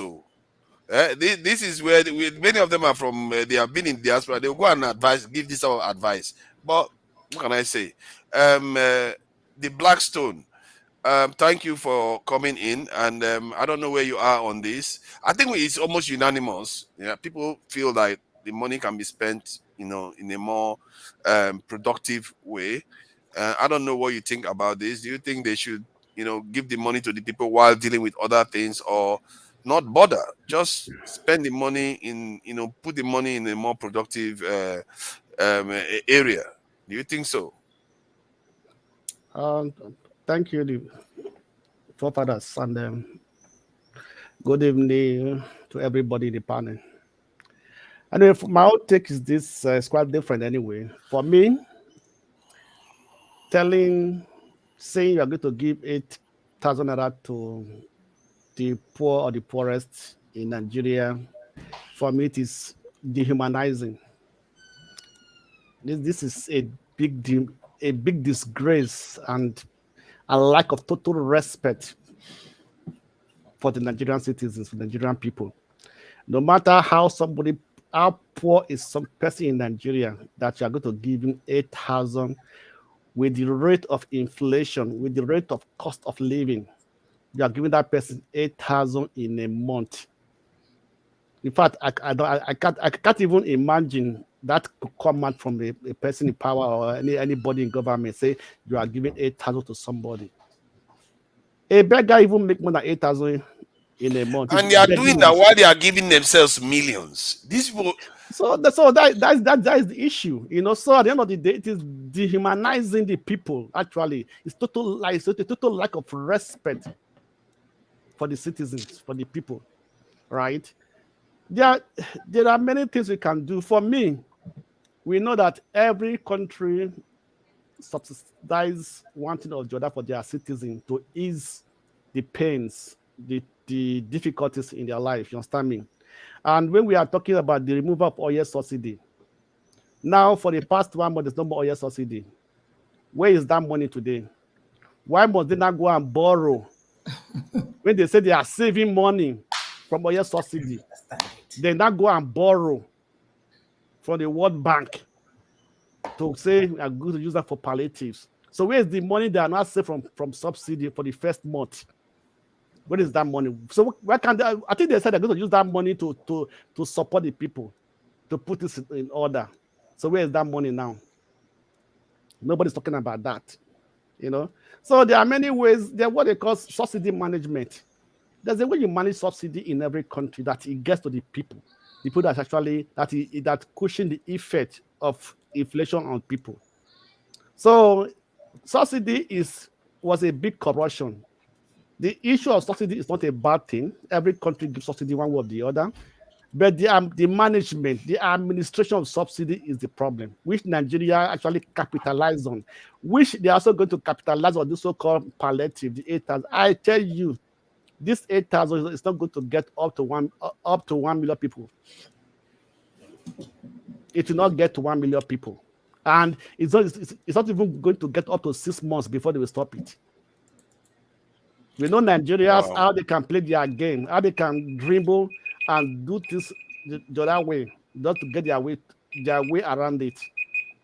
So for me, it is just a disgrace. It is an insult on the citizens. So you are giving 8,000 to people at this time, which 8,000 cannot even buy you a pot of soup. Can you cook a pot of soup in a day? So for me, I don't know what to say. I don't agree with it, and it's not the best policy, and it should not go well. That's my own take. Thank you. Let me ask this question, because I'm seeing things every day. You see things and you begin to wonder, these leaders, should you just carry pitchfork and go after them? Because I'm looking at Singapore, a country of about 5 million people, and their national debt is 1.7 trillion. And the country is still functional. What is happening here? Father, let's remember because of corruption. What is happening to us let's know that there's a different type of government. Democracy, capitalism is the heart of corruption. It's just mind-boggling. How can 5 million people? Hold on. The major bottom of corruption. How can 5 million people owe 1.7 trillion? Nigeria owes 100 billion, and we are completely losing it. We can't even know. We don't even know how to manage ourselves. What is this? Because we have a revenue problem. That's why you don't. We actually have a revenue problem. If your revenue or your GDP is bad compared to what you are borrowing, you have issue. So our GDP is higher than theirs, you know. Our GDP is still higher than that. I think Singapore is quite high for 5 million people. What about our revenue? It's about 300 billion. It's about 300 and something billion in terms of their GDP for 5 million people. That is a lot of people. The next person is Ovie.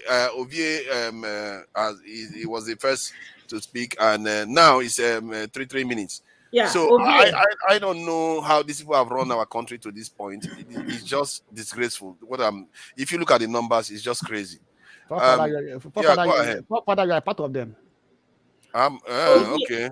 I guess we're all complicit now when you look at it from that point of view. What can I say? Ovie, I'm sure you have been frustrated by everything. Go ahead, please. Yes, if not the fact that I'm a product of an old parent and my people say respect your elders. I forbid Paula and AY. Remember, you're a Mazi. No interruption. Your time is going. 3 minutes.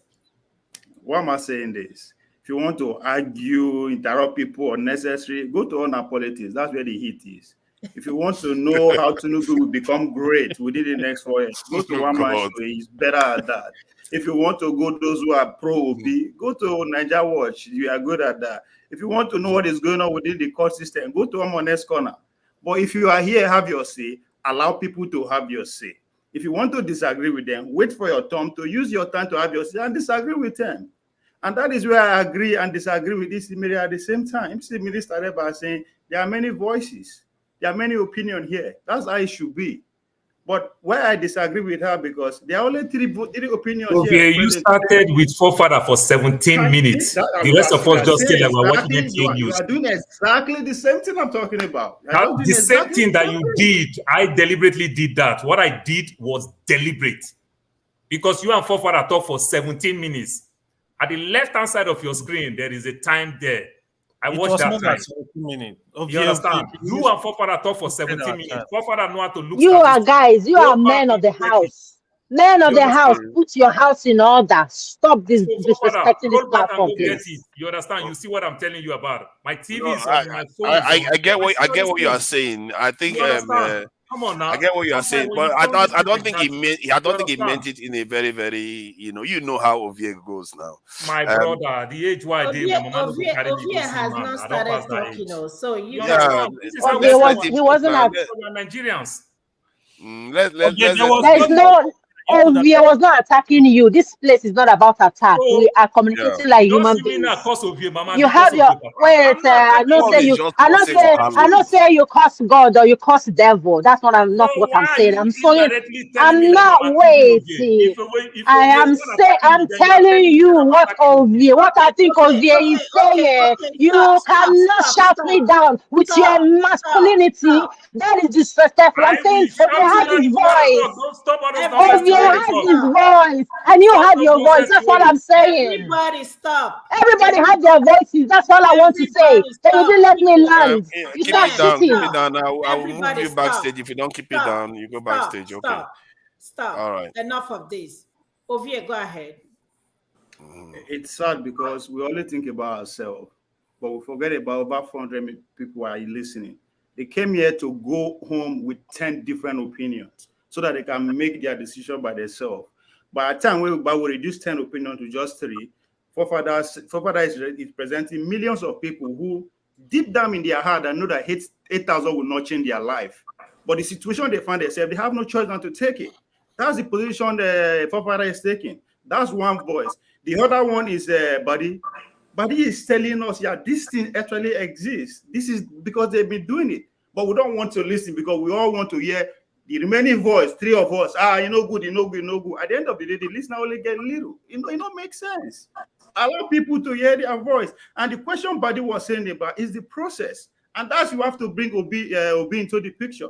Obi is in court, is telling us that he's challenging the process. What we are experiencing today, no start today, but he's trying to tell us that 70 billion could have been less if the quarters that was built for this Senate were not sold. But of course, Paul, he knows he doesn't see that the way that guy they reason. And that's a fact. Would have been maybe now only 10 billion go renovate those houses for new people to come in. He's saying, Biden, they pay for feeding in White House. The same thing in Asu Rock. Asu Rock has a budget. We are the one paying for it. Now the same thing. It might not be, if we don't pay attention to the process, what we should be asking is that how come people that we elected or we selected to represent us, just without our consultation, just sign into that big sharp. These are the questions we should be asking. These people are not doing anything illegal. They are following the law that they've set for themselves. But for the fact that we are so carried away by, they're not supposed to collect, they're not supposed to collect. How does that going to change anything? They're going to collect it. That money will be paid out. However we want, but we know that. That's a fact. And it will happen again in 4 years. It will happen again in 20 years. Because we don't pay attention to the process. We elect these people for God's sake. How many people did they consult? Before they signed the bill overnight. That should be something of concern. And it is because they are the larger beneficiary of this thing. It is not the body having Nigeria now. Why are we even getting that money in the first place? Why? And if they actually put this in before themselves, there will be rigorous debate. Some senators will kick against it. They know that, but for God's sake, because now everybody must shop, but we are not focused. And that is why I totally agree with what Mama Echo always said. It is about the oppressor and the oppressed. The oppressor will always win because of the way we behave. They understand us perfectly well. Kwame Ture said, it is not that they outsmart us, they have organized us. They listen.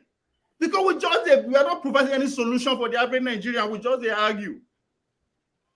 The same commentary said, if you organize little, you get little done. If you organize much, you get much done. If you don't organize at all, you get nothing done. But as far as I'm concerned, the political class are very organized. They are very organized, north, east, west, and south. And guess what? They don't argue the way we argue. They hardly do. Anytime they do, they want to deceive us. So it's not about the vessel. No, we will pay attention. That's why I say there's rules. If there are no rules, I'm not go say I want to attack anybody. If you want to say I attack somebody, there are rules, for God's sake. Allow anybody to say whatever the fuck you want to say. Excuse my Yoruba. When it is your turn, say whatever you want to say. But when you begin go like this, nobody is gaining anything. Some of us come here to learn. Some have come here to teach. Some just come to listen.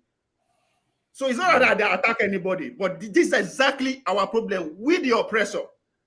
Now, what we argue, what we talk about every day, it's what makes up most of the policy of these people put before us. They are one of us now. Thank you. We should be concerned about how to arrange their equation so quick. Time up. We should be concerned that the foreign power say, go and share money, go and share money, go and share money. Time up. That's what we should be concerned about. Thank you, Ovie. Thank you, Ovie. And yeah, Paul, obviously, you shouldn't take anything Ovie said to heart. Ovie is an easygoing lad, you know that. Listen, no interruption. Use your time. When it comes to your time, use it and respond. First of all, when Ismiri is talking... It's your turn, no? You are using your time, Paul. You know it's your turn. This is my voice. So when she's talking about voice, I may be very, very small. I have two parts in my body that I'm big. One may be my voice, one may be the other middle part of my body, my third leg. You understand? I'm very big when it comes to that aspect. And I thank the good God for it. At least I can use audio to threaten somebody. If you don't see me on video, you're going to get scared. It's my voice. You can't take it from me. That's how I find myself. I didn't give myself.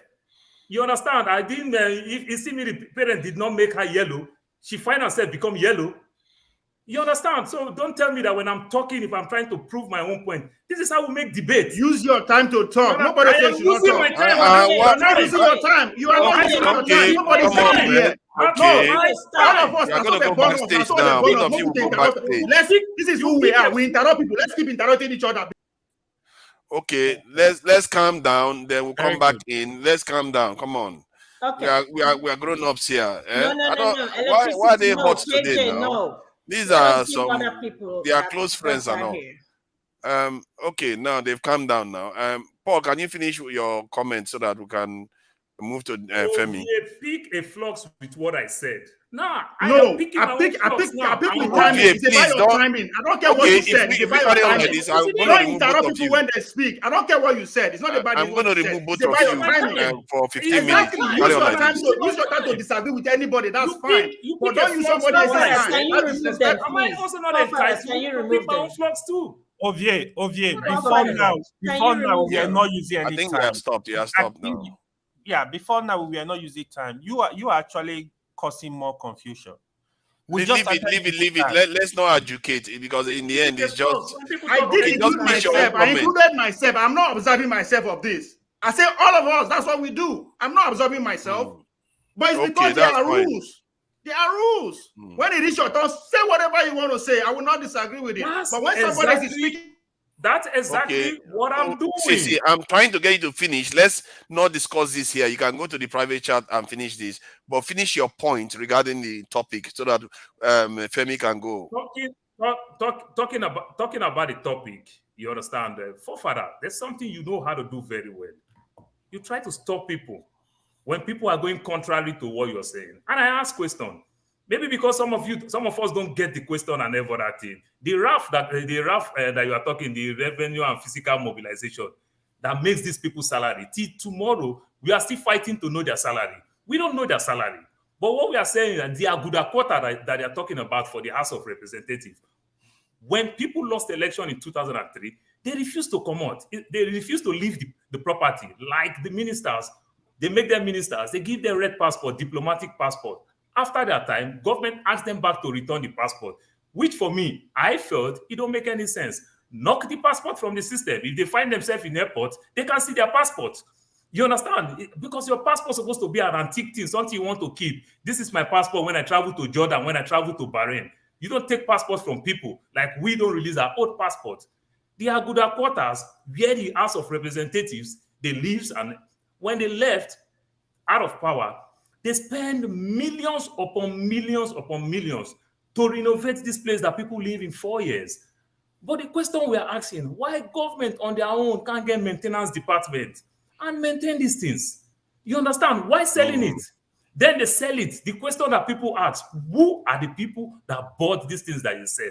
Then government sell it, give people allowances and everything. The same government refurnish all this apartment. Dino Melaye was fighting the last time that they didn't allow him take his stabilizer, which some of us don't even know the name stabilizer no more, since we find ourselves in the West. You understand? The same government, why would government give you allowance for all these things? Then government is doing. There's a congressman, the youngest congressman in US. He is from Florida. He's 25 years. He went to White House. He has a bad credit score. He couldn't rent a house. But guess what? After 1 month, he got his salary. He started looking for a place to stay. This is how we all work. They give us allowance for everything. When they give you allowance, you go rent your thing. But what kind of humongous allowance we are asking that you give these people? And go read the thing about the 70 billion. They say for people that just come for training, to train some of those people, to bring them up to speed. How come you don't even have all those things in place to train some of those people about legislative? You understand? How come you don't have all those things? You're supposed to have those things in place. Maybe also train the trainer. This is what we do. But this money are just too much. Don't we have right to question this thing? But what I see when people talk, people try to tell you what government put to us is for us to follow. If we follow like that, we will not go anywhere. We won't go anywhere. Who bought the Akpo quarters? Who bought the Akpo quarters? Who bought the Aguda village? Who bought all those things? You understand? Who bought all those things? So ask yourself this question. What type of salary are you giving? And remember, sometimes when they say House of Representatives, they give you those money. They give you those money to manage the people that work with you. But how do you manage those things? Thank you, Paul. Thank you. Yeah. Femi has proven himself to be a gentleman. As a matter of fact, the gentlest man here. Thank you for your patience. I'm sure, I'm sorry about some of the, behavior we've seen today. I think this discussion tend to get heated. So what do you think about it? I think we need to round up and go to because there's this Ekpa issue that, this Ekpa wants to fight the chief of army staff or something. But you don't want to do that. Electricity, please. No, sorry for interjecting. I need Ovie to clarify something for me, please. If he does, it's just clarification. I'll leave the floor. Let's think. You have to. Please, it's an appeal. I'm appealing. Please, John hasn't said it. Yeah, I was going to actually ask John Abba to go before. I yield the floor to John after John. I was actually going to let John Abba go before me, by the way. Yeah. Thank you. All right, I yield the floor. Uncle John, go ahead. Thank you so very much for having me, young people. This is what makes us Nigeria. We are very unique people. Since the beginning of the world, when I travel around the world and when I come to see us in Times Square like this, it makes my heart glad and make my heart sad. It's like gonorrhea. Gonorrhea is pain you, it's with you. So, what? How did you? I have not heard it before, so I don't know what you're talking about. Okay, don't worry. Don't worry. All I hear is that it's painful. Nigerian, this thing. When it comes to the palliative, I think we are on the subject of the palliative, right? Right? Yes. Okay. When it comes to that, I said that the last time that if the 400 billion they said that they save from the fuel subsidy waste or closing of the loophole, that how many of us as a Nigerian citizen, they say we are 200 and something million people. So even if you divided the money by what it is, apart from the logistic, the way to use it, we're still going to have at least 1 million, at least. And I don't know whether the number of Nigerians Nigerian citizens they are talking about, I don't know whether they include all Nigerians, including us in abroad, or the ones back home only. So how does it now come down to $10 or equivalent of 8,000 naira? So at the end of the day, the 8,000 will not even get to my village. My village is not even registered in anything. They don't have a data thing that trace anybody to my village. And then, so who are the people? Are they giving only to Lagosians? Or are they talking about Lagos and Abuja? Or Port Harcourt, the most popular city? Or Kano? Or so there's nothing like that. This is another way of them taking the money. One person will sign for it, and the end of the day is to give to one, two or two, three people there, and they pocket the money. So there's no way forward. It's another disappointment. I'm so disappointed. That's all I can say for now. Thank you. Thank you. Femi.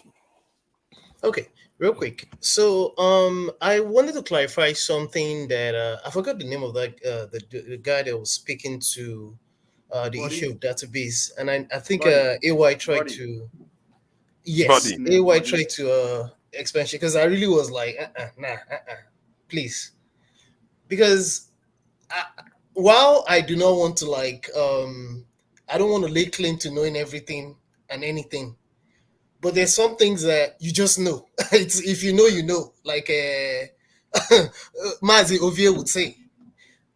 I have happened to have a friend.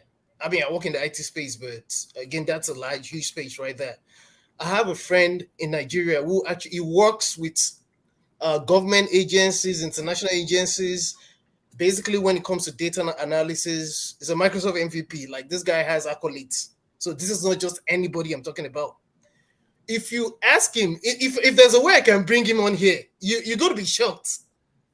The kind of things, he's very calm. He's just going to smile and laugh at a lot of things. The thing we call data in Nigeria is a joke, first of all. Let me start that way. I always say something. Nigeria is a great country. We have amazing professionals. You know it. I know it. Forefathers, you have people like that over there doing amazing things, silent achievers. The way we do data in Nigeria, I'm sorry, is not the way. As a matter of fact, I'm scared for data privacy. When it comes to data privacy, some things I've seen and I know, I'll keep it to myself, because this is not even the forum to discuss that. So let's even start from there. We're a joke. Then when it comes to, and I think again, AY might have mentioned this, because I wrote down some things so that I wouldn't lose my train of thoughts.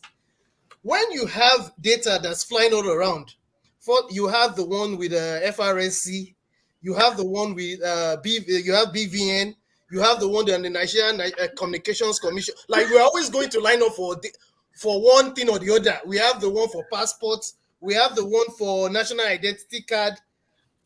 See, I don't even know. We have all kinds of data. And they're not harmonized. And like someone said here, I think it was Paul, and I've always wondered this thing. Even I asked one of my in-laws, who always seems to support anything supportable, because he has links with, when there's I don't know. Let me just leave that. All you need to do, we all know this. You just sit down at home to even just come on to renew your state ID, or your American or UK or whatever passport. All you do is, for the most part, a lot of times, sit in front of your computer, and it's going to come to you when it's going to come to you. We like to copy, we like to do things that have been done in other countries, but we don't do it the way they're doing it, because of sincerity. And of course, I do agree to what electricity say a lot of time, and which is where you also include the generality of Nigerians, because it's not enough to kind of blame the government, because it's the people that are in charge. Okay. Thank you, Femi, on the data listing submission.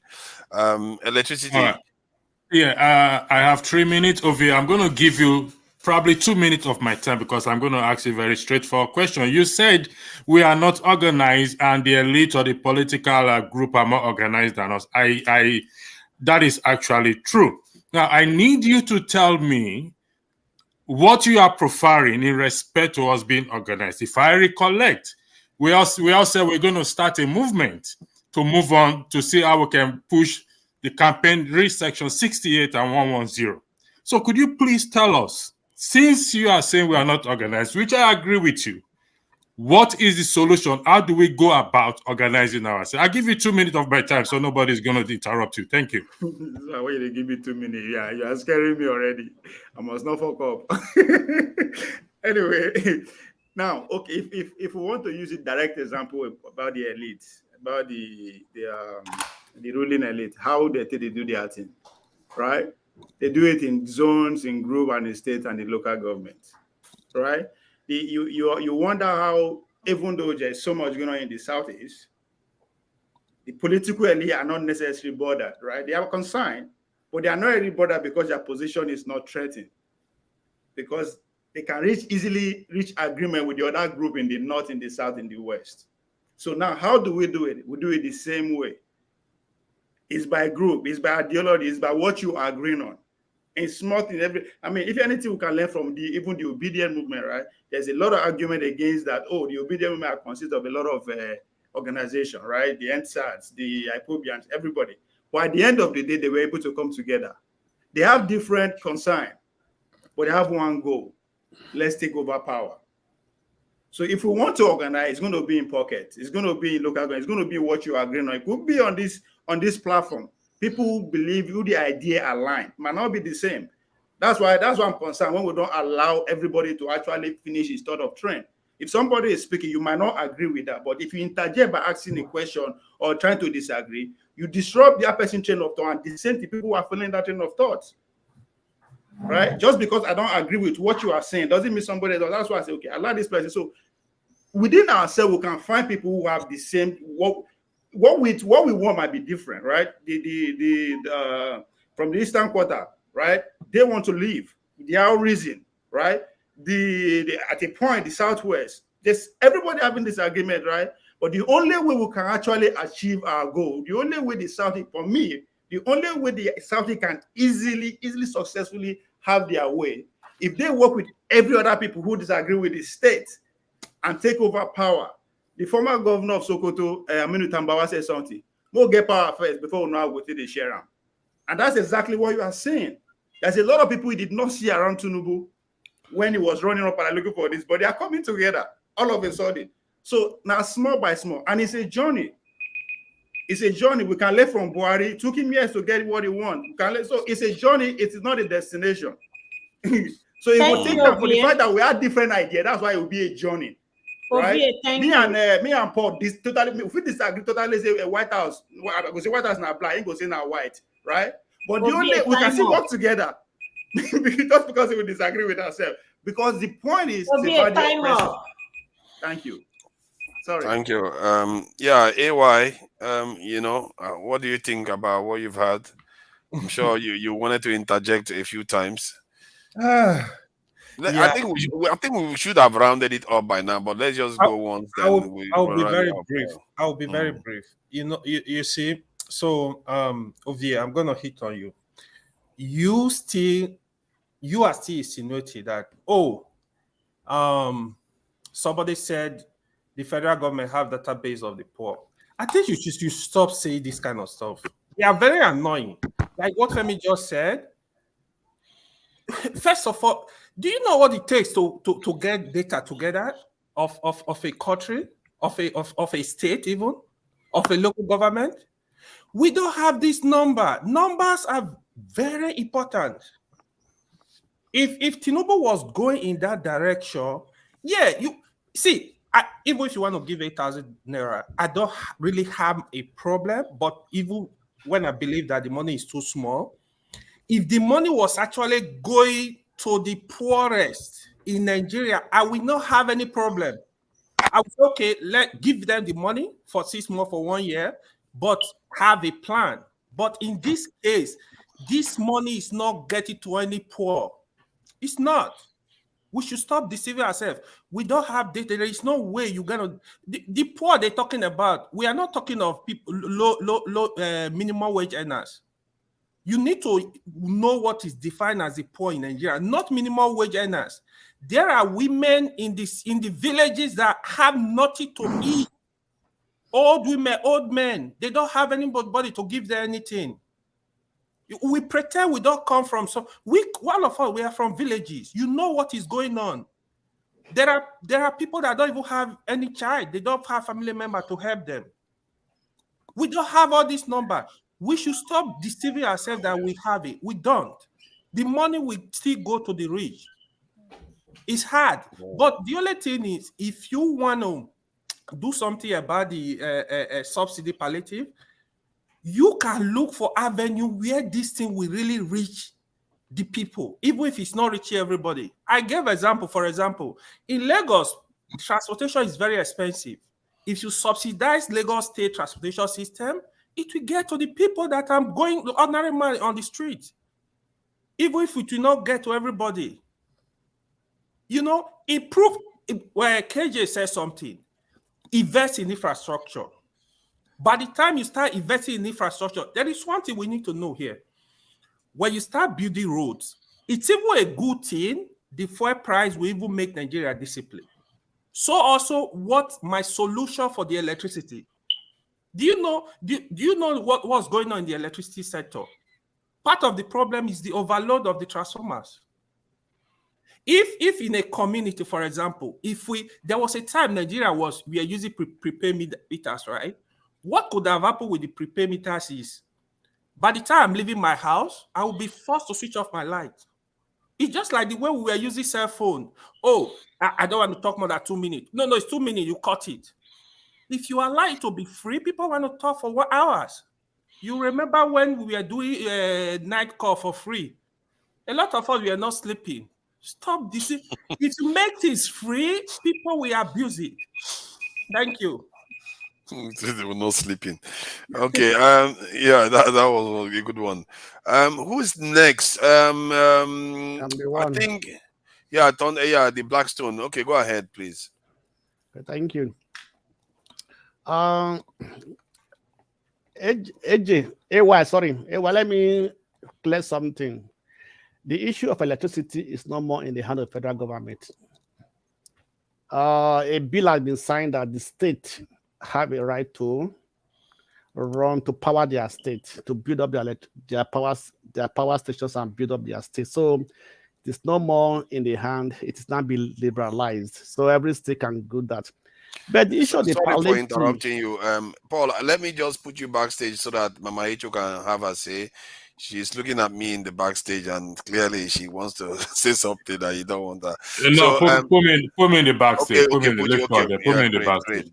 Great. Thank you. Let me do that now. You can all also, right, go ahead, also, the Blackstone. You can also put me for 5-10 minutes. Okay, all right. All right. You can do the same for me as well.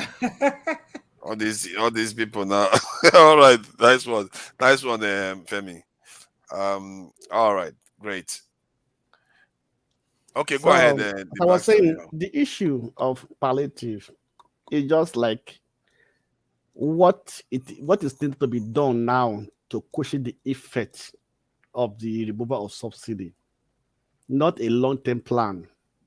You understand me? So it's not a plan, maybe what I'm going to do in 6 months or 1 year. No, the immediate help, immediate solution that will help the citizens to reduce the pains, the difficulties at the moment. That is why it's called. That is why I talk about palliative. What are those things that will help? Like transportation in Lagos. It's not only Lagos that people who are really suffering are. Yeah, that's only in Lagos. Which other state does it have? What about other states? Does it have transport system?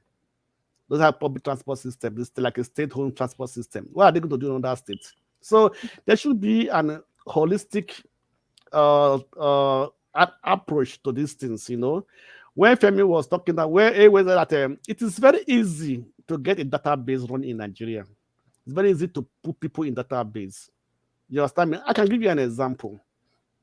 If you say any family that have a child must go and register that child in their local government, and that local government, they now register the child in the database, and there's an incentive that you go to the family for that reason.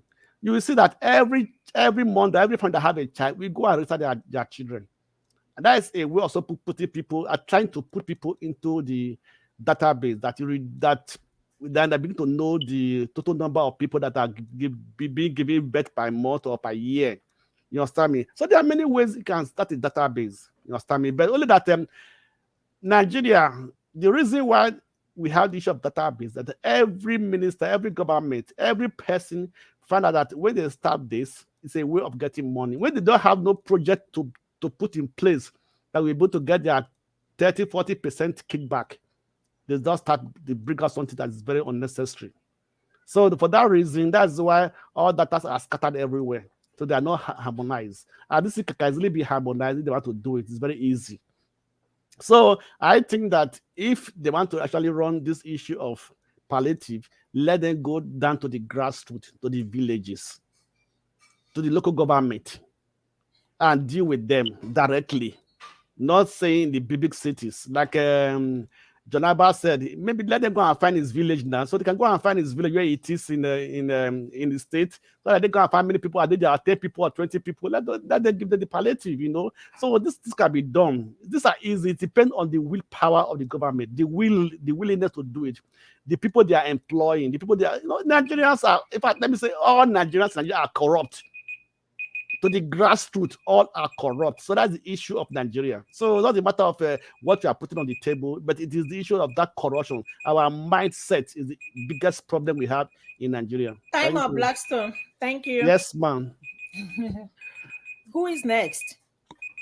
Me. Mama Isho. No, Mama Hesho just joined us. I think it's Ishimiri. Yeah. Hi again. I'm not interjecting. I'm not interjecting. I just want to say something as a senior citizen. You know, when you reach some age, you just talk. If he look like those minister of Nigerian that chop our money, you know, sometimes we want women in power, but when they come, they chop the money. But it's okay. Your timing is very specific. But it's okay.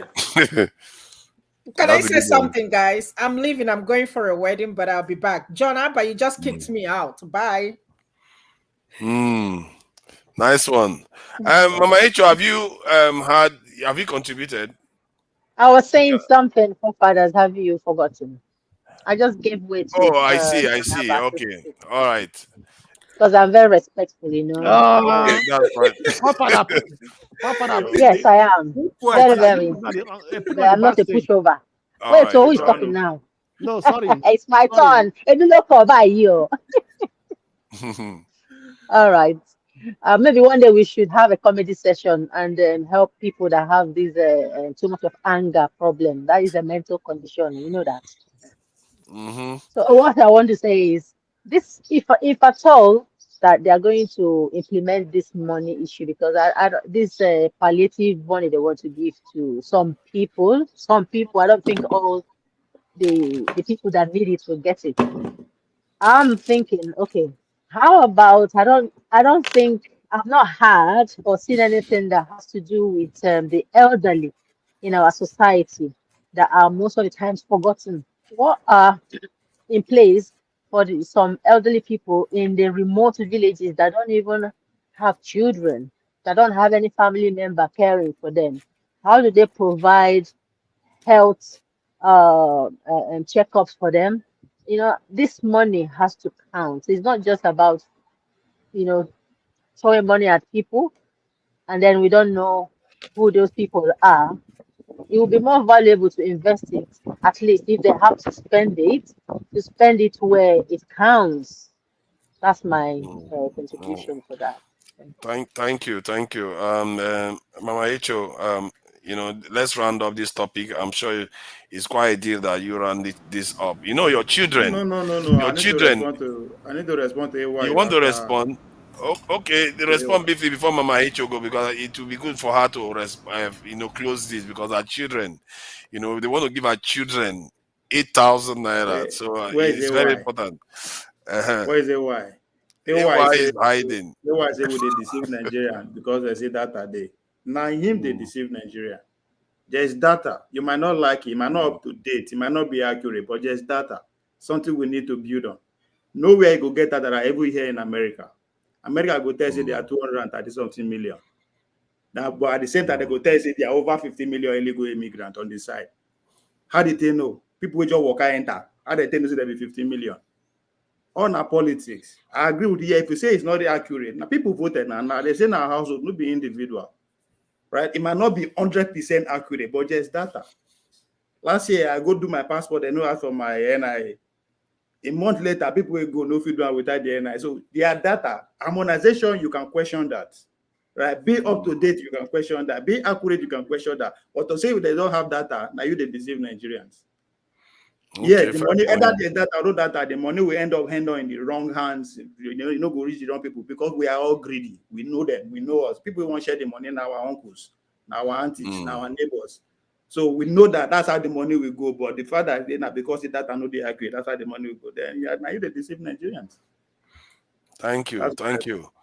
And Leslie, I'm a little bit surprised how strong AY went after you, and sometimes it's like something is in the air today. People are a little bit hot today in terms of short with opinions, because both of you are very, very easygoing people normally. Mama Echo. No, you know, since I would do, those as we do are very organized. I listen to Rabi doing. I could have jumped in immediately, but I listen all the way for my turn. That's what I was advocating for. I'm not saying anybody should I didn't invite a new round. Let Mama Echo finish so we can go and deal with Ekpa and General Lagbaja. I don't know how. Okay, his name is actually Lagbaja. For a moment, I thought that was a joke, but it turns out that it's real. Right. So welcome, Mama Echo, and you know the children need 8,000. You know, I don't know. The truth is, the money is not ending up in the children's hand. Okay. Then money will end up in the, you know, they define the one that is going to the judiciary. They define the one that is going to the House of Rep. But they just coded this one to be for the people. But the real truth is not for the people. It is recoupment from what they spent in their politics, election. So may we not deceive ourselves. After us, during boo-boo time, when all children were at home, not going to school, you know how many billion they say they take feed school children? Not be the same APC people still there on throne. So, trader money. How many traders we see say benefit from the billions? So now this one, now in Nigeria country, so the real poor people when they for inside village go benefit. How many of the governors know the people when they inside their village? The elderlies that have no one to care for them, according to some of you have said. Those are the real people that needs the money. But will it get to them? No. So let us not deceive ourselves. This 500 billion, now Agbado they recoup. Because never they sure what will happen for judiciary. So now that we are still there, let us grab as many we should. The money when they give to House of Rep, now for the approval of any money when they bring to their table, so that they not go argue, say no, approve. They don't debate it. It's only in Nigeria that we will sell our tomorrow by borrowing. Are we going to pay this money back? I'm asking no, because the one where boo borrow before he go, we never define how we want pay him back. Oh. The extension of boo, which is Tutu, has come into power and is borrowing in the name of palliative. To who? Una so na get data. Even our council people don't even know how many people there for their villages. So we will not deceive ourselves. This money, na recoupment. It's not for us. It's not for the people. Thank you.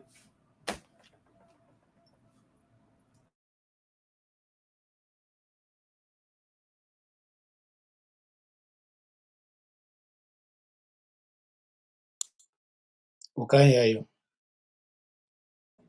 I'm sorry about that. Yeah. What Ovie was saying about how this money gets to the people. What I find they will hand the money to one big person, that the person will go and distribute it in the people that they cannot capture their data. The question is, how reliable are those people? Are they actually going to? Maybe they have ways of checking these things. I think we should give them benefit of that because they say they're going to do it electronically transferred. So move away that they want. Hey, since when? When they want to electronic transfer for vote for election, they're not doing. Now this one I they go don't do. Yeah, wait. The day we say enough is enough. The day we say we are tired of this suffering. The day we say we are tired of it, lie. The day we are tired, that is the day we will get the freedom we are looking for. Not all this nonsense. True. Sorry, forefather. You know why I say we should listen to both arguments on this thing. This reminds me during when they passed electric act, right? The argument then was, some people say network no dey my village, my people no get it. Like there was argument like that, but we suppress those arguments in the favor of electronic. It's the same thing here, right? There's no how they will reach everybody electronically.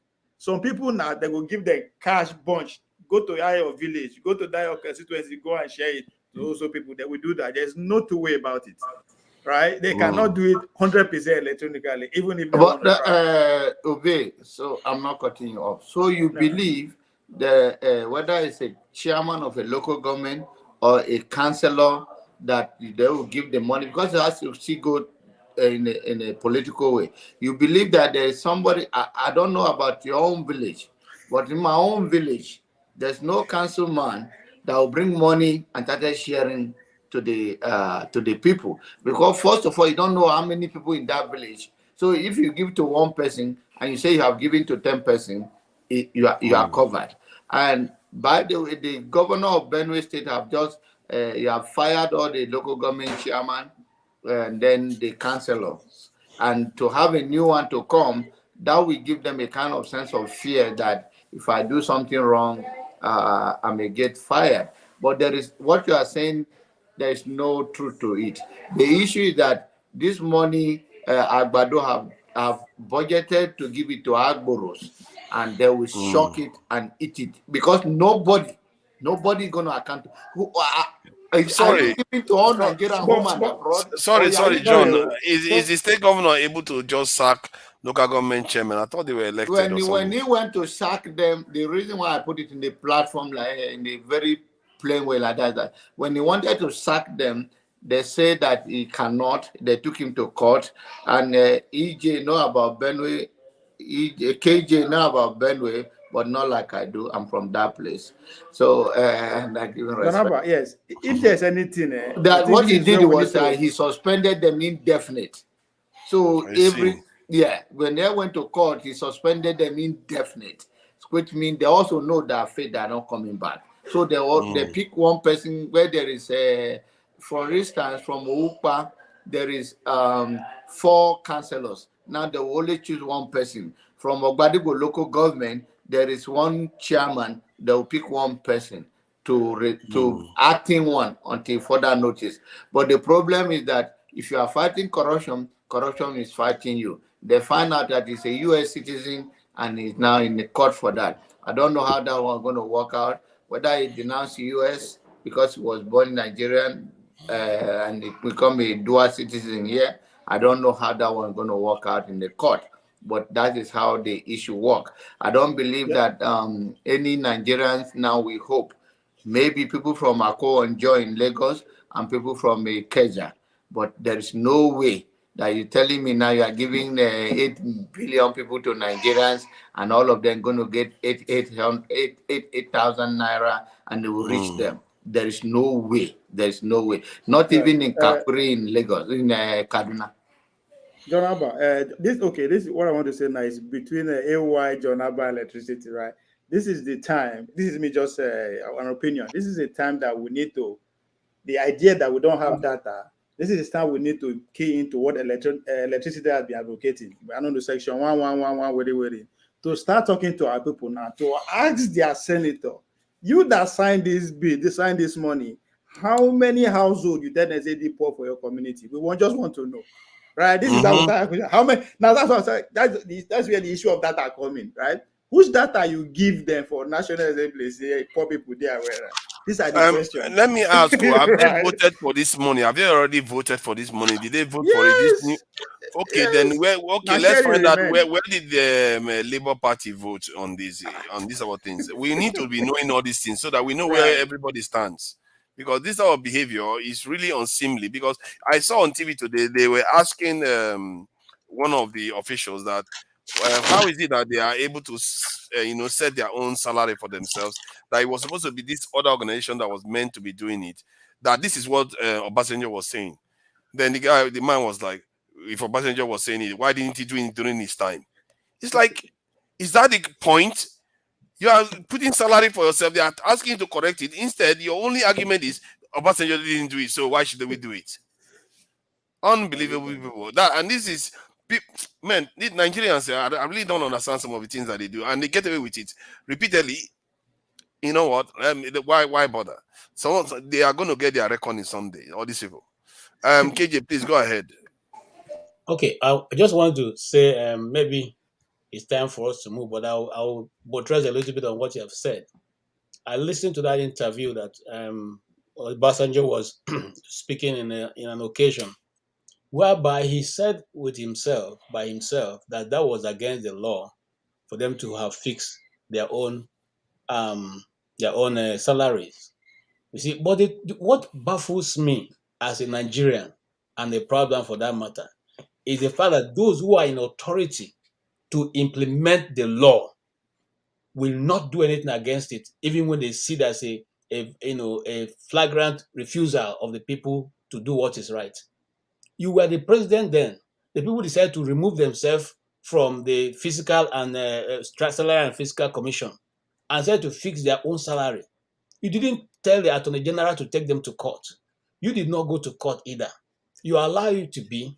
Many years down the road, you now come and tell us it was against the Constitution. What are you saying?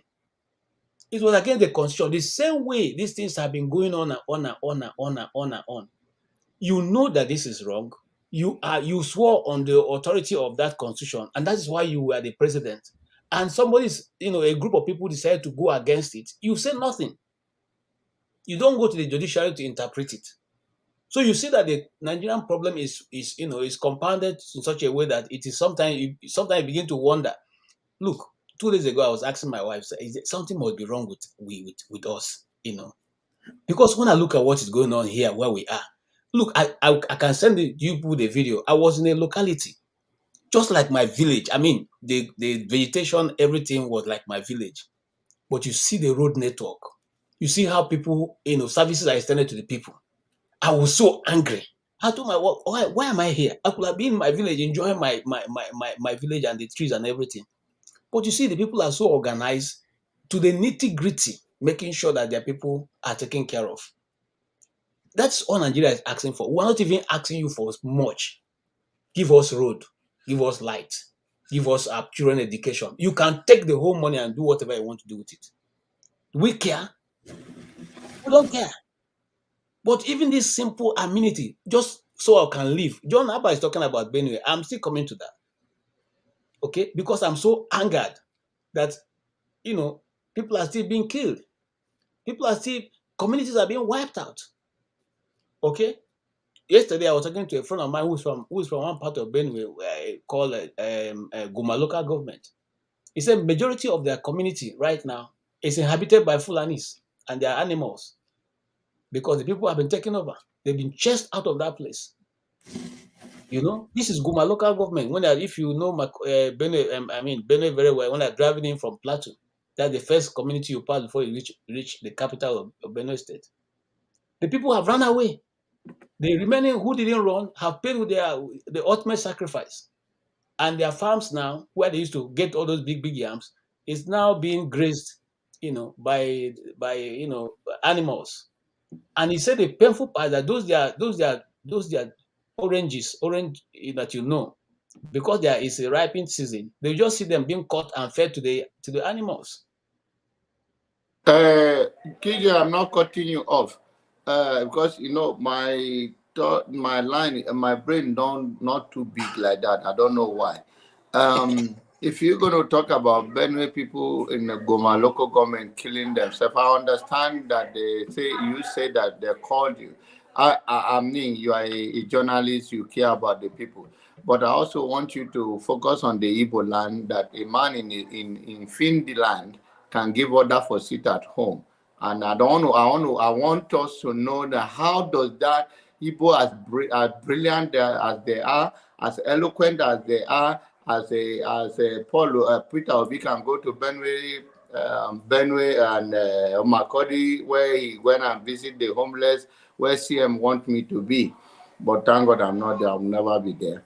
So I want you to know. I want to know why that is what is your view about that? Since you care so much about humanity, local government, the Fulani is still taking over. But then there is a Samuel Ekpa in Finland ordering sit at home. I want you to just compare and construct what is your own view about that thing. How can somebody be in Finland telling the Igbo people across East that sit at home? I don't know. I want you to see how that won't work with you and what is going on in Benue State. Thank you. Thank you so much, John Abba. Forefather, can I go on to answer? I thought it was Ismail's turn to. We were actually going to that, John Abba. So you are right on point, and I'll answer you. First and foremost, my allegiance is I'm an Igbo man. My allegiance is to Nigeria, and I don't, like I always said in this place, I do not give. I don't want to use the word. Where it is. If Nigeria is working for all of us, we will not have problem. Nobody will know what language you are. Nobody, where you are living, nobody has ever asked you what local government you are from. Okay? Nobody has ever asked you, what is your tribe. So there's a disconnect between trying to build a nation in Nigeria and the people, because these things are still entrenched. And now I'm going to what question you don't think I'm deviating. I'm just giving you some background. The little girl who scored 206 and is it 39 or thereabout 46 was not given admission by Lagos State government. What Lagos State by LASU? What was the reason that LASU gave that she did not upload her results? Okay, her JAM result. I mean her West African school result. Now the question you ask yourself in a nation where things are supposed to be working properly, what do? It's not to write the individual and say, oh, we cannot find your. Can you repost? Can you reload your results? That you deny the person outright result because you cannot find one of the person's papers. And why am I touching that? I'm just telling you how Nigerian works. That we're always unnecessarily looking for faults where there's none. Okay, a simple question you could ask, you will not ask. Rather, you take the extreme end of it and begin to act. Now, coming back to the issue of Simon Ekpa, and I'm not one of his supporters. And like I said, if he was the one who actually started the movement of the IPOB movement, I'm not sure that many Igbo people will be part of it. Because for me, I don't think it's intellectually enough to guide me. I don't think so. I'm not taking anything away from him because what he's doing, I cannot do. So when I cannot do what you're doing, I don't try to run you down. I just, for myself, I'm speaking for myself. Okay. Now, why is Simon Ekpa sitting in Finland, okay, and giving this order? One of the things that Nigeria government do not understand is that guy is more strategic than they think. Now, before he started making these assertions, he had already written and gone to the parliament in Finland and submitted a dissertation against what is going on in Igbo land.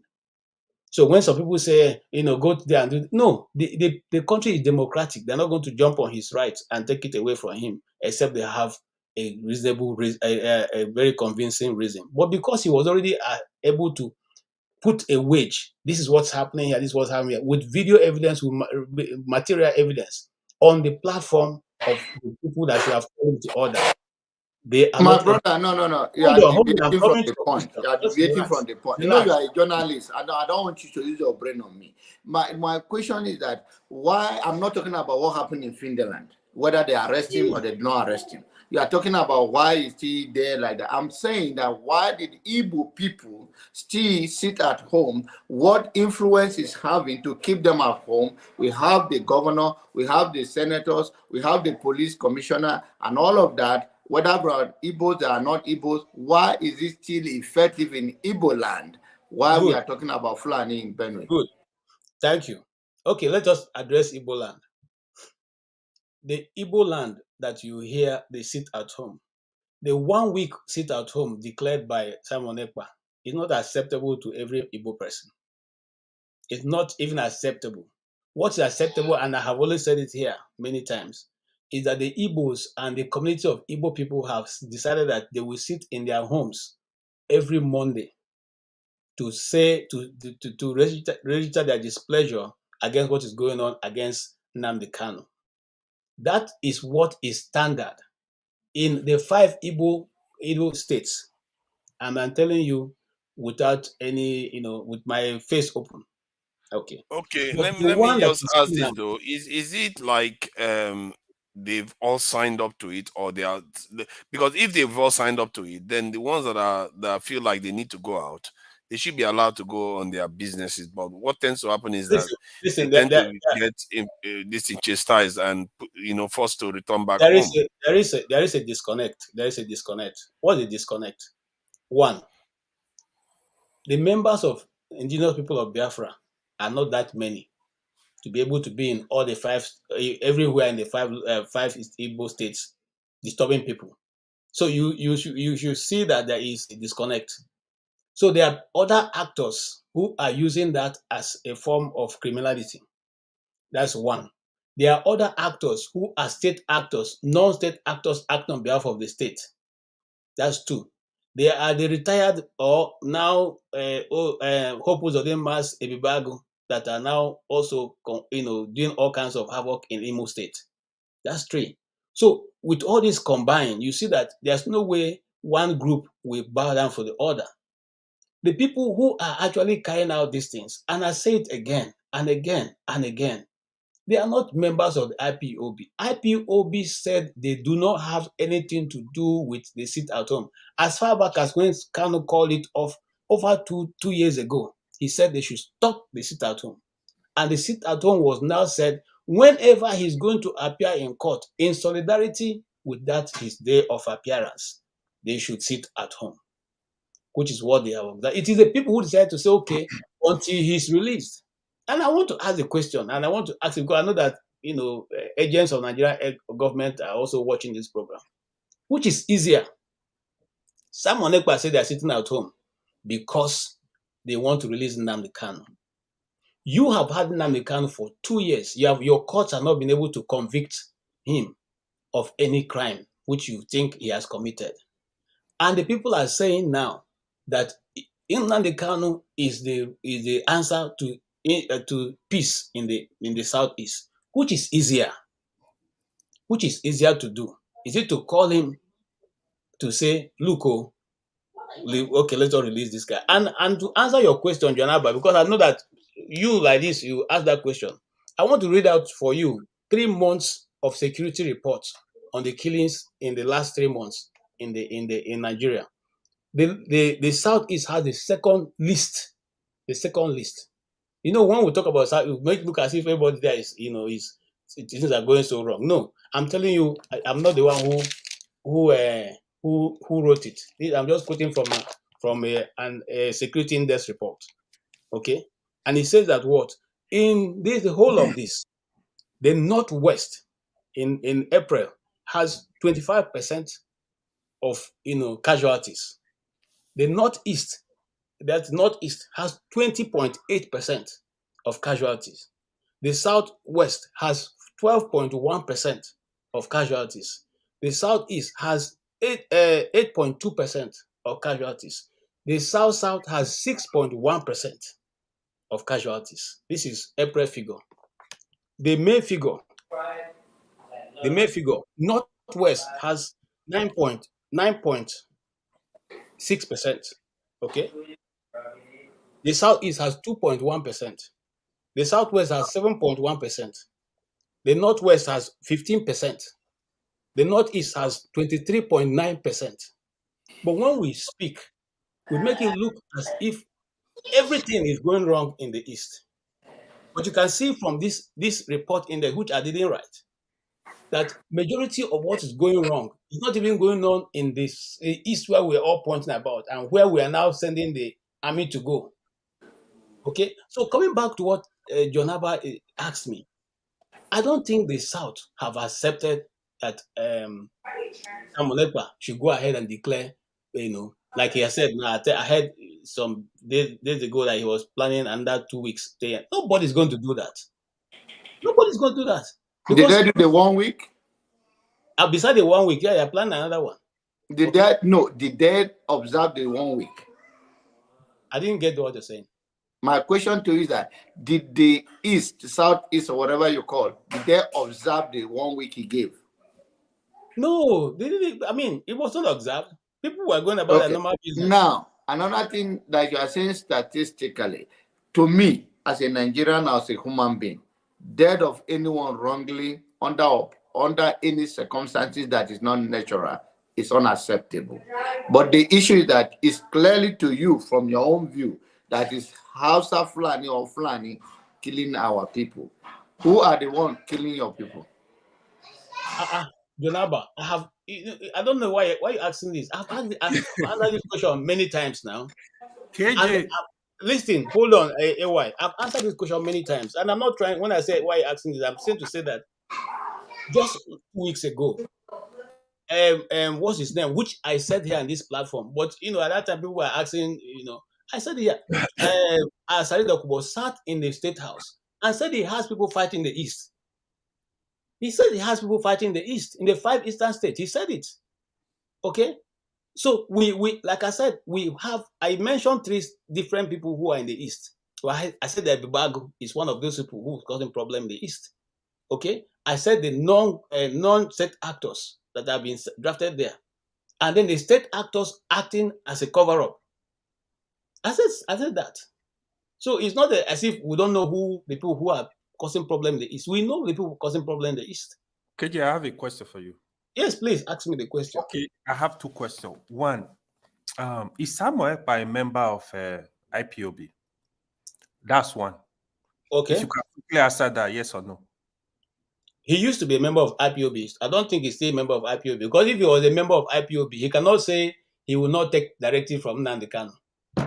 Okay, the other question. So now you made a statement that if Nnamdi Kanu is released, that is what people are asking for. It's gonna down the tension in Southeast, right? Yes, I said so. So going further, what if Nnamdi Kanu is released today? What do you think we with the Biafra agitation, what dimension is it gonna take? You think he's gonna continue what he was doing, or he's gonna just chill? Where do you think we're going? You see, that question you're asking me is a bit funny. I mean, is it not? Is acting for a referendum? Has it become against the law? Has it become against the law? No. Let's see. You see, the reason why some of these things are trumped up is because it's coming from an Igbo man. KJ, wait. KJ, you know I love you so much. Hold on. The Tinubu that is president today was a member of Nadeko, who I have videos I can play for you where he said, I don't believe in Nigeria. So why now did we allow him to become president? Yeah, KJ, I know you are a bit emotional about this topic. But no, I'm not. I know. I also know your intellectual capacity, but I know this topic. You are a bit emotional. I understand. No, I'm telling you the truth. Hold on. No.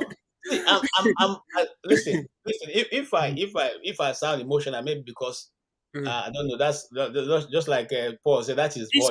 It's human. Not, to be honest. Not because I'm being emotional about it. What we should all put emotion aside and discuss is this: if a government who claim that KJ has committed a crime and have been incarcerated for 2 years, and within that 2 years, your court were not able to bring me to justice in your own court, do you think it is necessary to keep keeping me there? I don't think so. I don't think so. Okay? Just like the court have now issued a statement telling the Nigerian government, Emefiele, if you say he has done something evil, take him to court. You cannot approbate and reprobate at the same time. You cannot be the judge in your own case. You see, let me tell you something that is wrong with Nigeria, which is we should deal with, not only because of this topic, but because as we are discussing. Let's remove this mentality of once you are in government, once you are a leader, you have become a superior being to the rest of us. So when you say something, it must be so. No.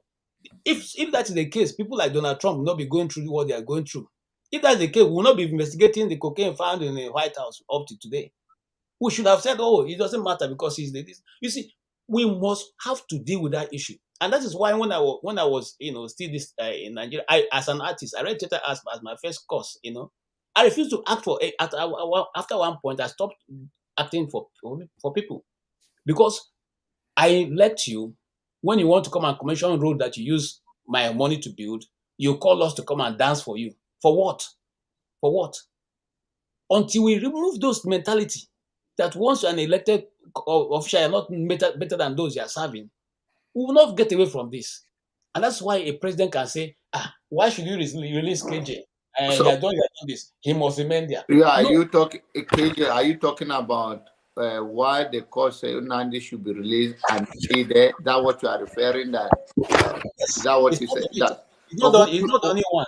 Okay, who do you, yes, that is injustice in the system in a local way that we may not even know them, but are suffering the same pain. So, who do you think is still keeping Nandi there?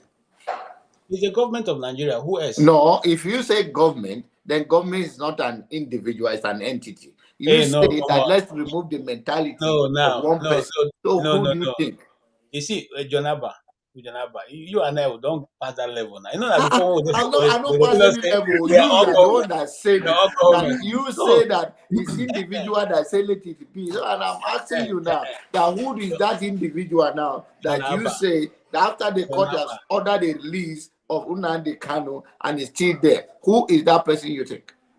Jonaba, we don't pass that. You know when this is the kind of brainwash when make church fool, and I don't like that thing. I ask a specific question, you answer. If you don't know or you don't want to comment on it, you say, I'm not going there. But if you say something specifically that let us remove the mentality, it's your word I'm saying, and I have respect for you. You know I love you, man. You're my guy.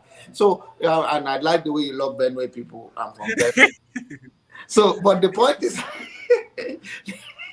The point is that you said in your word that let us remove the mentality of one person detained, and even use the about cocaine in the White House, about Donald Trump. And I said to you, which means you mentioned specific name, and I said after the court ordered the release of Nnamdi Kanu, who do you think is that individual that is still keeping him there?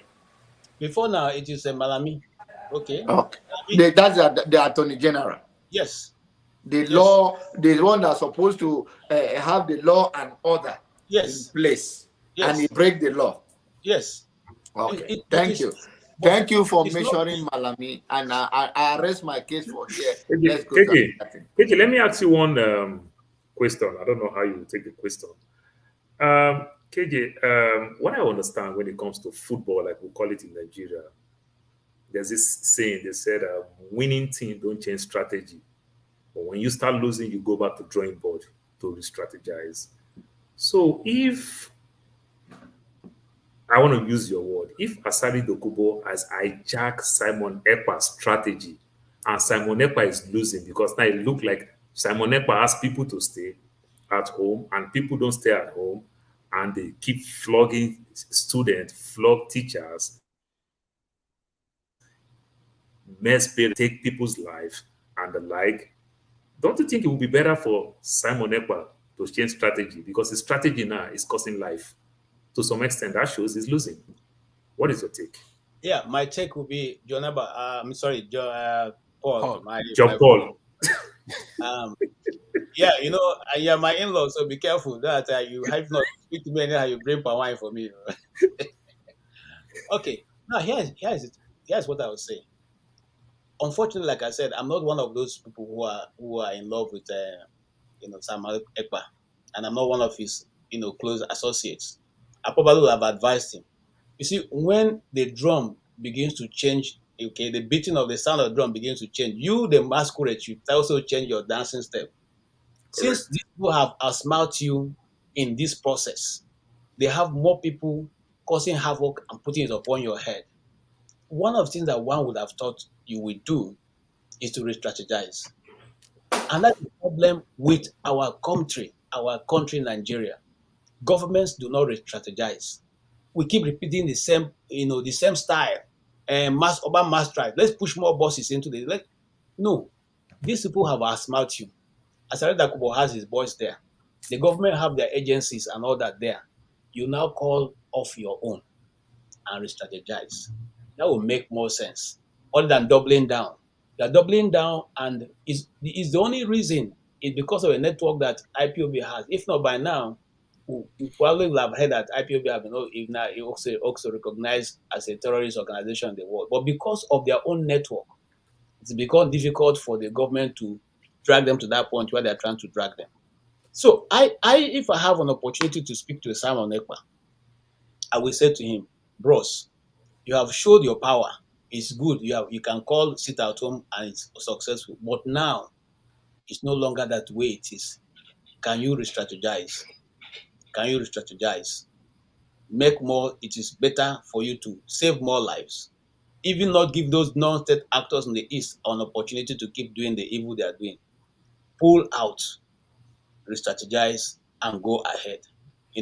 But Mali say, he who fights and run away lives to fight another day. So if you don't run away when the fight is too much, you are going to be consumed and the fight will be lost. The English proverb says that for a want of a shoes, for a want of a shoe, the war is lost. Okay, and you cannot be penny wise pound foolish. That's what is being displayed right now. Okay, cannot be penny wise pound foolish. When you get to a point, there's no problem that saying, look, okay, on this point now, we are holding on. We are trying to strategize which will even give people an opportunity to say you are very intelligent, even though you may not be. That's what I think. All right, thank you. You answered my question very well. I think let's move on. Thank you. AY, did I also answer your question? The thing is that AY, the thing is that it's only KJ that is here. So you make this IPOB thing not look like a war today. Don't you notice? But I'm surprised. KJ has always become inexplainable, even though if he's denying some things I don't agree with. His arguments are always very intelligent and very. KJ is a seasoned politician and interactive. He is. I know now. I know. No, I don't think so. And Jonaba, I think you are mistaken. You will see move to the permanent side very soon. It's just small. I would have been married to somebody from your place. Since you discriminate and your grandma take you back to wherever you marry from, small is no more. No. See, the thing. Oh, he's stuck. A wife, then be first lady. You marry Shakiri woman, no? Now then be first lady. No be the one way get power for bedroom. They take the order. Now, I know Femi is busy with his working from home like Kene. No, Kene always work from Mr. Scribe. Now, Mr. Scribe. Mr. Scribe. Nah. Yeah, those people work from home. They are IT guys. So when they work from home, they have the one TV open. And when you say something, they'll jump online. You'll not be surprised now Kenneth will come online. But I was wondering that why this interesting story that is not like it's supposed to be something everybody will go after Tinubu, why he's failing us and all of that. But I'm surprised why nobody is the Igbos that patronize this thing are not here today to talk about it, because this is an opportunity for them to score a political point.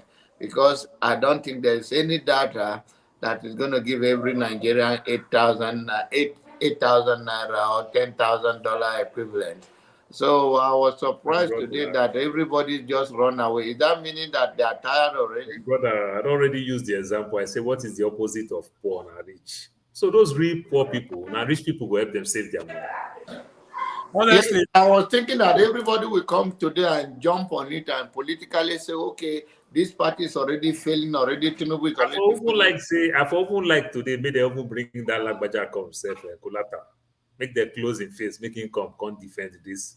Yeah, that's what I was expecting. But I was expecting that the people that are supposed to fight and make it in news that, oh, this is there's no data, there's no way 8,000 naira is going to all Nigerians. This is a scam. This is what this my own guy is supposed to have done differently. But now I think like I think this is like Nigerian.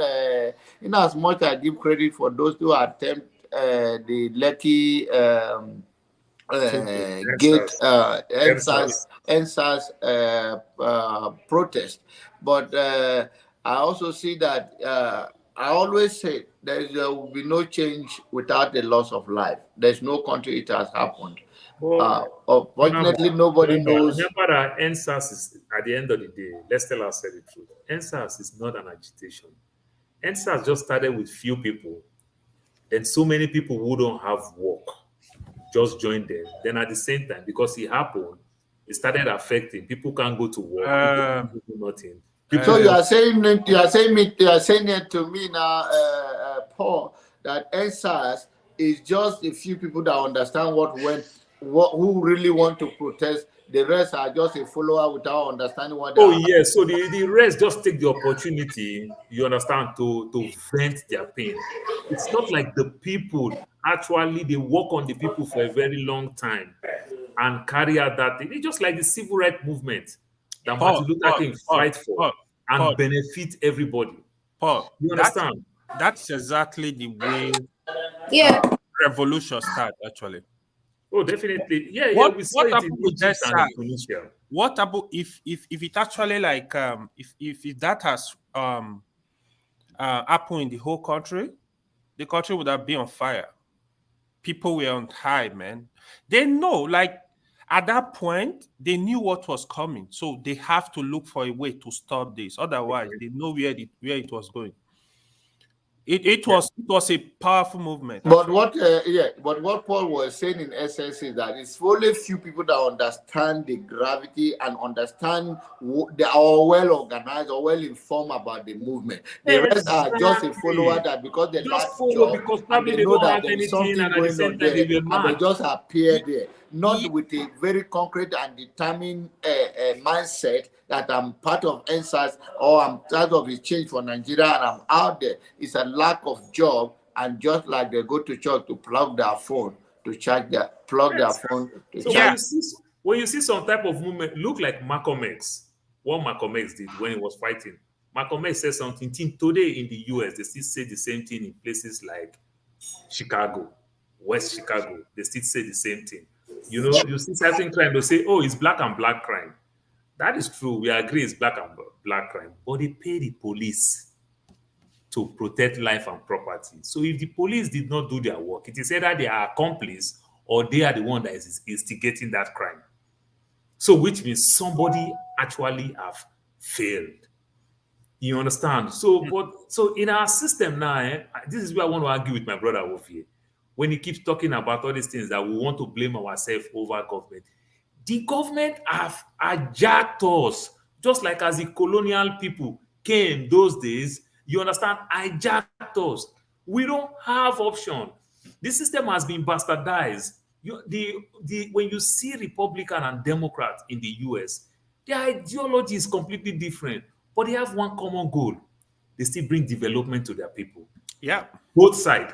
But in our own case now, when you want to talk, we, the Democrats, did not fight for development to their people. I'm not interjecting, I told you that I don't concentrate that much. When you talk about the government, whether it's Republican or Democrat, that they still bring development to their own people. And I'm not trying to agree with you that even this palliative the people still have to develop their own people, because end of the day, if George Bush is from Texas, Yeah. and there's going to be a George Bush turnpike, there will be something, and there will be kind of a development that come to them. So the 800 million that's supposed to be given to Nigerians in form of 8,000 naira, $10,000 equivalent, is not going to my village. It's going to so let me throw more light on that. I need to say something. You see, Ovie was still argue with us. I didn't really want to. There are debates that are evolving. In the history of Nigeria, have you ever seen where, even if you send money to your family, you said, share money for my family. Trust me, some people will not get it. They will not give them. Do you know what happened during COVID palliative? The governor, some of them, they store this food in a safe place. They did give it to the people. Expired. Good percentage of food. The food got expired. So when I hear people talking, it's like they don't live in the country. They don't know what is going on. Money, Nigeria. Who will you give the money to go and share 8,000 for people? The person will go and buy a brand new car. You need to know how. Is that not the thing that you see all the houses in Asokoro, you see in GRA, Keja, Lekki, Parkview, that they build all these houses with hundreds of millions, nobody are living there? Nobody is living there. Because the ordinary people can't afford them, and the people in that class already. And the one who build it, good percentage of the people who build it steal money. And the next person that will rent that house, if anybody rent house in Parkview, just know that the person have a project in Parkview. So you just want to have a site, an eye on Parkview, or maybe put in second wife for Parkview. So in this, let's change as we wait for how the other people are. I think forefather supposed to be here to he's on break, and I think his internet in UK is not working very well. That's why I told you guys that Queen don't need the use. Queen UK era not over. That UK is not working, and I don't know why most of the team we adopted on this platform is UK people that I interviewed. Rudolph is UK people that made the rule. UK team doesn't work. This is America, and you cannot say have your say. Have your say meaning say what you want to say. If you cuss out the way you want to cuss out, it's welcome. If you don't have a thick skin that you cannot take it, you're on your own. Somebody died for you to express your freedom, and you have to say it and say it loud. So the point is I'm making is that since they are not here, let me give a freedom is limited. I think Femi is in UK. Oh, be careful. No, I'm not. When I visited, the first time I visited my cousin over there, she already knew I was going to yab them because she comes here a lot. So I finished there when I got there. UK is. I was telling my friend when I went to UK. My friend visited me in the US, and I paid to put him in an hotel. When this guy see my house, the guy tell me, say, "Guy, why you waste money?" I say, "Why they talk like say they come from Nigeria?" Nigeria, you don't see them. Nigeria bedroom house in the UK now one bathroom, one bath. You understand? So understand that? Okay, maybe I don't want him to see my children's toothbrush. You don't want to see towel. You don't want to see this. Bros, this guy discovered that there is a visitor's restroom. You don't see their roads. They waste money and say they come from Nigeria. When you live in the airport in London, you even see the road. You say, "Hey, what is going on? What are you guys managing?" You become a learner. You know, I was shocked when my cousin, when she said, "Femi, please buy something common." When I got there, I understood why she said. Oh so. Yeah, UK people, nah. You know, my in-law lived there, so I don't want to say something tomorrow. They see it on YouTube and they catch there are some you can't even see because sometimes you have to just respect that boundary. They live there. My wife and my sister-in-law is going to UK from here. They still have to prepare for everything they're going to eat. They're going to and I say, okay, may the Lord, God bless America. So, more. UK system is not funny, man. No, it's not. I thank God Dr. Dominic is here. It's from UK. No, it's not from UK, but at least it's here to UK answer small. so that In the New when York. So New Dr. York seems like Dominic, UK, kind of. Hello, everyone. I only came here because I didn't see our dear friends I left, so I came in to let people in and then technical issue. Like when I post link, it's not going through. It's not going through. It's showing up as my name. I don't know how that happens. Yeah, please post it. thank you, Dr. Dominic, for doing that. Abba triggered me a little bit, so I also came to argue with him a little and then jump out. Let me confirm something. Does anyone know how this thing?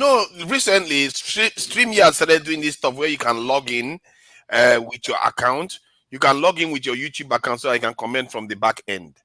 So that's what he's doing. And I was able to log in with from the back end as to Niger, but when I want to comment now, it wouldn't allow me to comment that Dr. Damages anymore. So I can't post link as before, like Dominic is doing now. So I cannot post link. So it has affected people from coming in. That's what I was trying to sort out. It's a bit weird, really. You can't exactly log out of it. It's weird. They don't give you any option to log out. Are you using StreamYard London? No, I'm using the same thing. You guys are just picking on Londoners now, eh? I don't know why. This is the thing now. Londoners people from UK are going to America, being the stars of your movies and all the rest. What can you say? Because this is a source now of America's power. What can you say now? This is the place to be. This is the place to be. The UK is the place to be now. UK is representing now, punching well above their weight. Oh well. UK is not easy. Dr. Dominic was trying to say something before I exit. You are trying to say you want to direct something at me? No, you're on mute, Dr. Dominic. Oh, sorry. I'm just, I was busy adding people. There's a lot of people are coming and going. You need to be focused sometimes, Father. I'm trying to be focused. I'm just trying to get links out there. At all. Gabriel, when you speak, you have to show us your face, or else I'll pick you up. Yeah. They saw me already. Don't stress me. This troublemaker. Gabriel is a troublemaker. He just started with trouble already. Anyone that knows I'm a very sharpshooter and straightforward. If you don't show yourself on camera, I kick you out. It's just. But you still live in New York, though. If you kick me out, what? I don't lose nothing. It's your problem, not mine. Say troublemaker, I tell you. What I mean, we are not fighting, eh? We are not fighting. Nobody threaten me. I just go off instead. I'm just following the rules. So, what did you say? All I want is a better Nigeria. Me and you want better Nigeria. Don't be so. Nah, lie. No, better Nigeria. We live in Germany. We live in Germany. Now, better Nigeria. When you go to Nigeria, say better Nigeria. Then we Dr. Abba, according to Pastor Abba, let me give you one talk. You see, the patriotic Nigeria. Sometimes you are scared to talk about your state that is burning. You are here making noise. Or John Abba? John Abba will be pastor. He's there, they rant, they attack Igbo. Your state. I know attack Igbo. Your people become a refugee in their own state. He did not. I did not attack Igbo. I take it back. Your people are becoming refugees in their own country. You see here, for you to criticize the government, you are scared to talk about the government. Is it the government? Now you are Harry.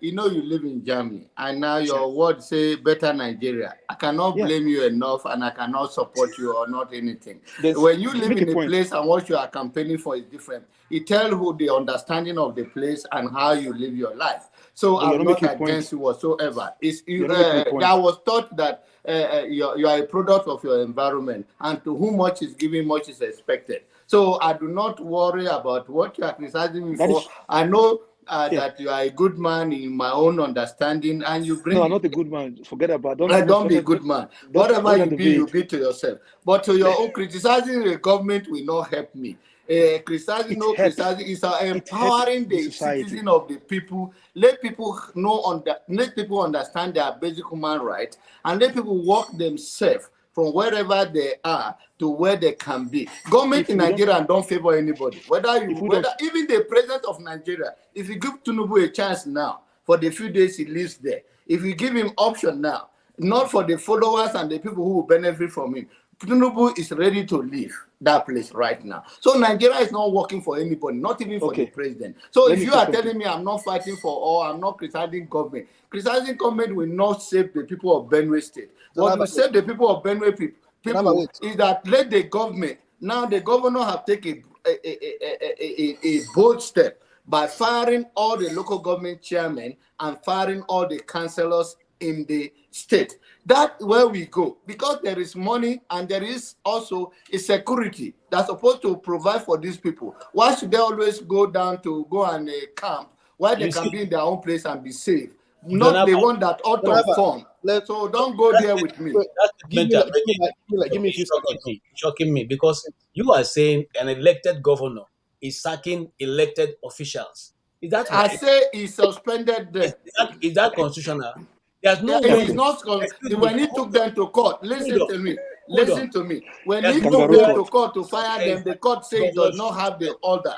No, let's also have understanding. The court said do not have the order to fire them, so he suspend them indefinite. So and the reason, and let me tell you, the reason why he did what he did.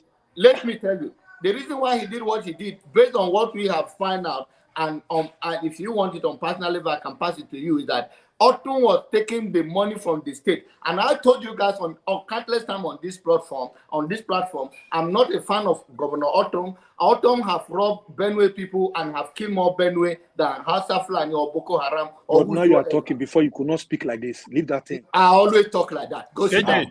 Go sit down. I always all these governors. Quiet, let me finish. You live in Germany. You live in Germany. Please let me all of them. Go and trace my record. I always say like this. So when he come, he traced that all the money from the local government that Otom was giving to the local government, it was going another way, taking it back.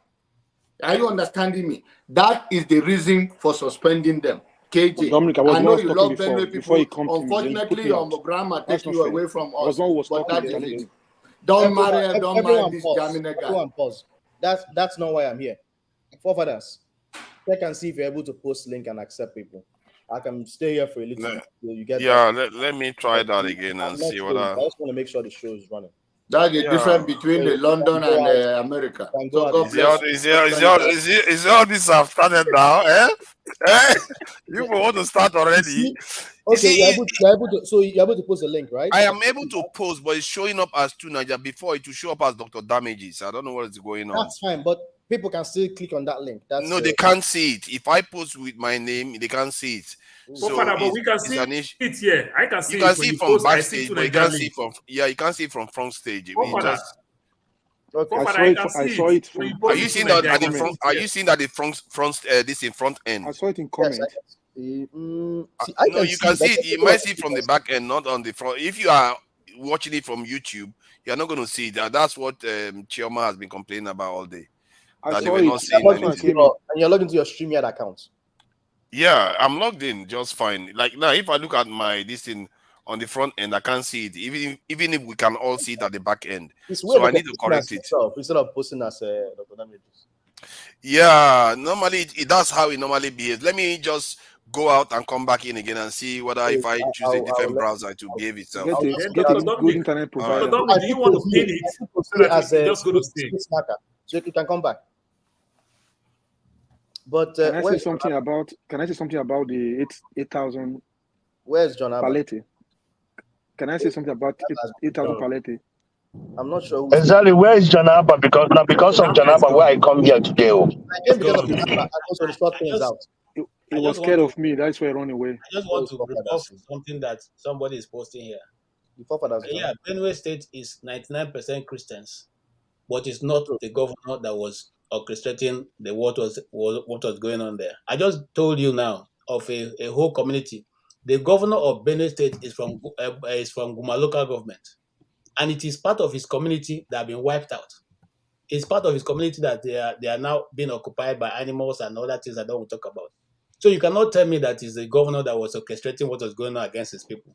If the governor is taking the state money, okay, but again to become the one. So now that he's no longer in power, who was the one person responsible for the ones that happened 2 weeks ago and the one that happened this week? Who was? Is it the same governor too that's organizing it? Let's be fair to these people. I mean, I'm not saying they are good people. I'm simply saying that there's no way you can now say Otom is the one going to organize the Fulanis. Remember, Otom won his election square and fair. It's not like our governor, Supreme Court governor in Imo State, who came there by Supreme Court justice. Okay, so I don't think that is right. But if you say he is the one, why has he not stopped since he's no longer in government now and controlling the apparatus of government? Why is he still going on in Benue? That is the question that the person, whoever is thinking that way, should answer for me. So it seems like Fofadas is now able to post link, but I just can't find him to add.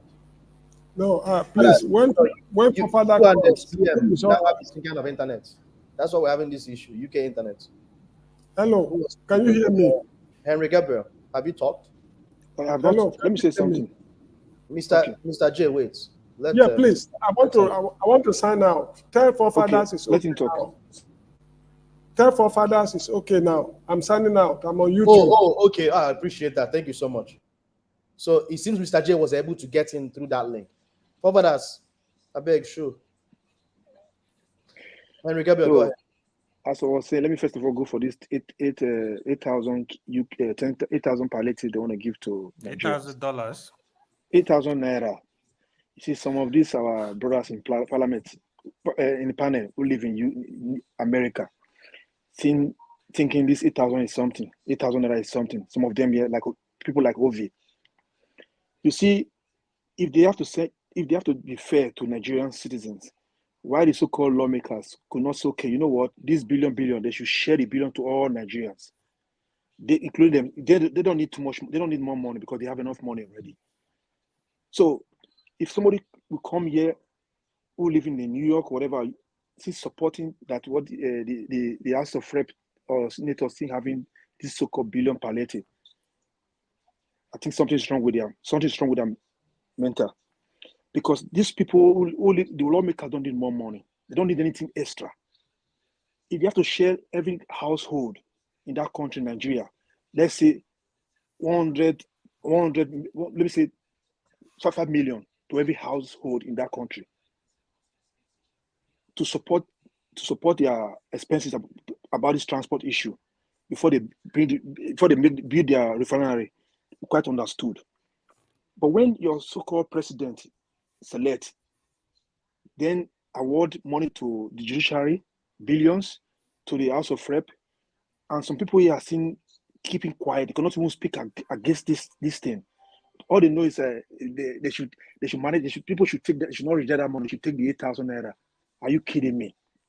That is a slap to all Nigerians. For the government to wake up, to open their mouth to voice that 8,000 naira. It's a cost. It's a slap to all Nigerians. Because I will not be here sitting here. People will be laughing like it's so funny. Like people like forefather who cannot even control the parliament here today, and Ovi. You know, I was just shaking my head here. You know, it's not funny, bro, because we are living in the Western country. We were working during COVID-19. We get money from the government too. We were working.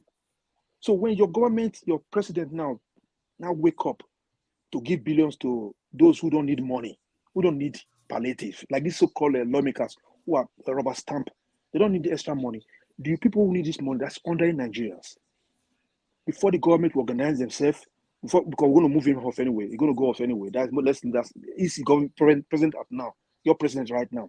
But before he goes off, they have to give every household.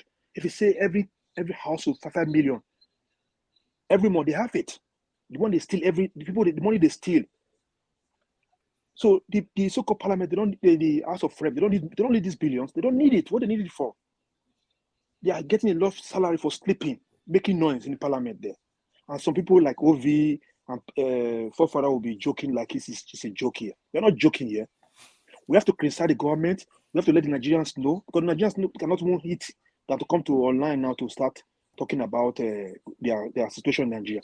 Except we that live in Western country, we can go online 24 hours. We have the internet. We can educate our people at home. If we call them, see what is going on. People should not relent. You have to keep on listening. Keep on fighting. But when we stay here, we live in the Western country. We think it's not our business. But when it's going to be your business, we have friends there. You have families there. Things can happen. Things can go wrong there. We are happy in the Western country. People fight for it to become better. So why you cannot even speak about it?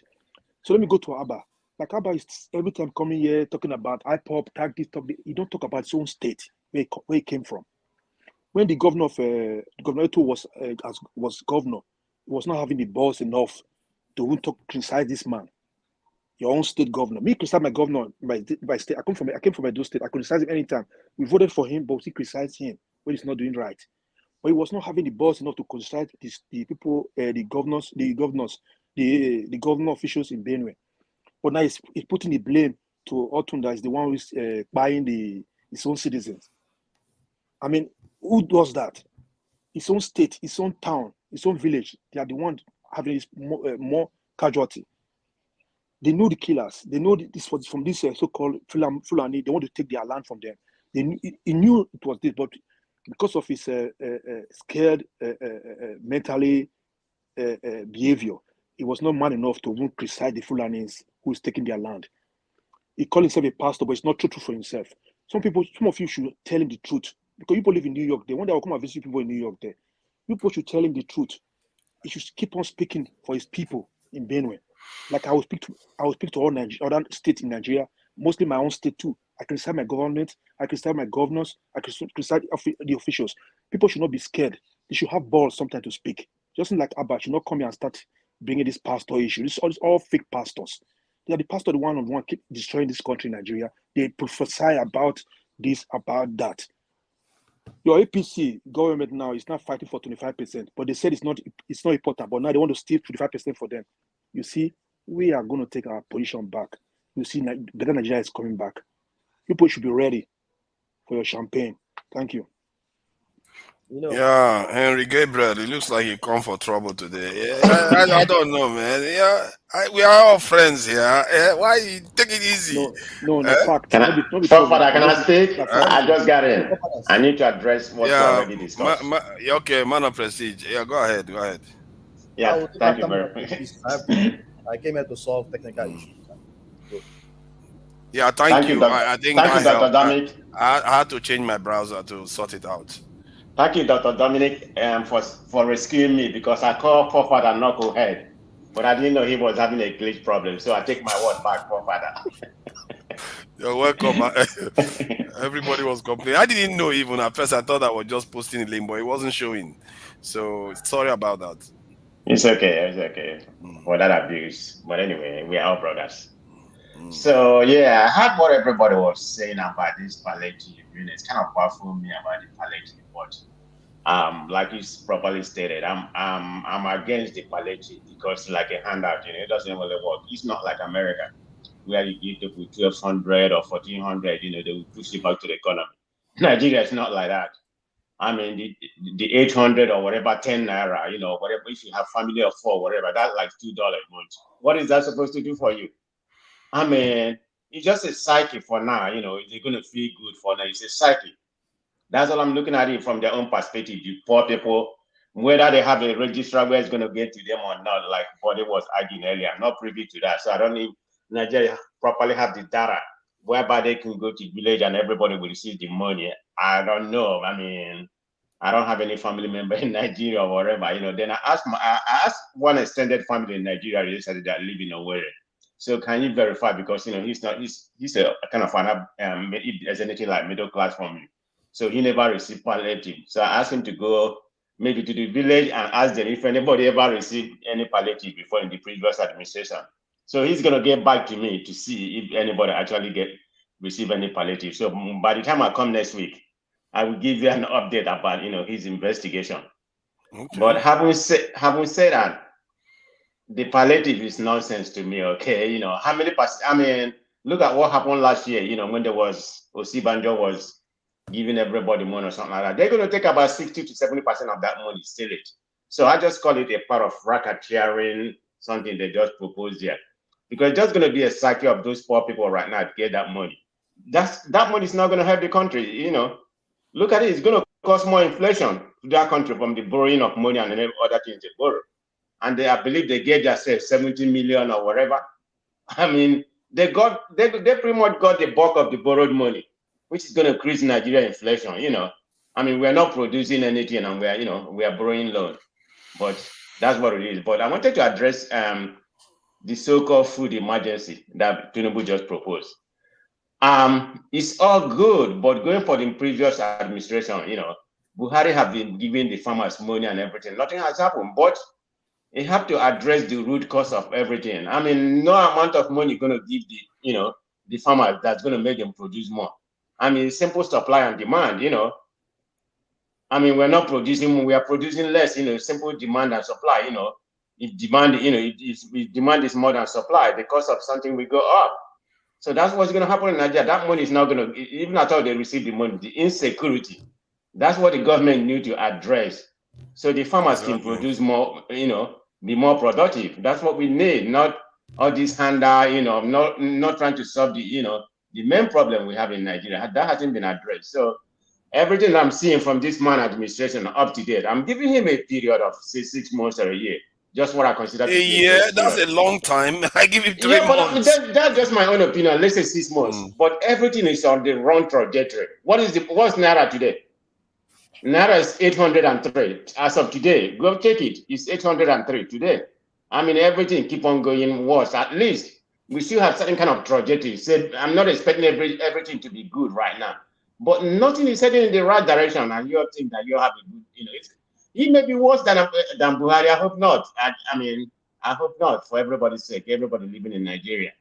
I mean, I have family there, so, I pray that it's not the same, but it's not looking good right now. Let's be, all these Aguado that come here say, whatever they say, but let's see what happens. Anyway. Yeah, thank you. Thank you for that, man of prestige. I'll probably stay here. Oh, Fafadas showed up. Do you mind if I speak Fafadas and then I'll jump out for the likes of Mazi Ovia? I don't know if it's Maz. Since when did you become Maz? This guy said. Wait. Dominic, you are not qualified to speak for us, the poor Nigerians. You are too average Nigerians. See what I said? Come on, here, guy. Let me give my proper greetings. So Dominic, somebody will not get hair if you wear red cap. He call himself Maz. Maz, we get here, Dada. I salute you, Maz. Anyway, it's good to see everyone. I caught a lot of the parts of that I got to listen to was John Abba's exchange, mostly John Abba talking, and I think it was John Abba and KJ who were talking. Let me put on my Nigerian cultural cap so I'll be as respectful as possible. I always like when we engage in very productive discussions, but let me give us a little bit of background before I jump into what I want to talk about. When I first came to the US, a lot of people, some things that the mindset that I had was obviously there's racism, right?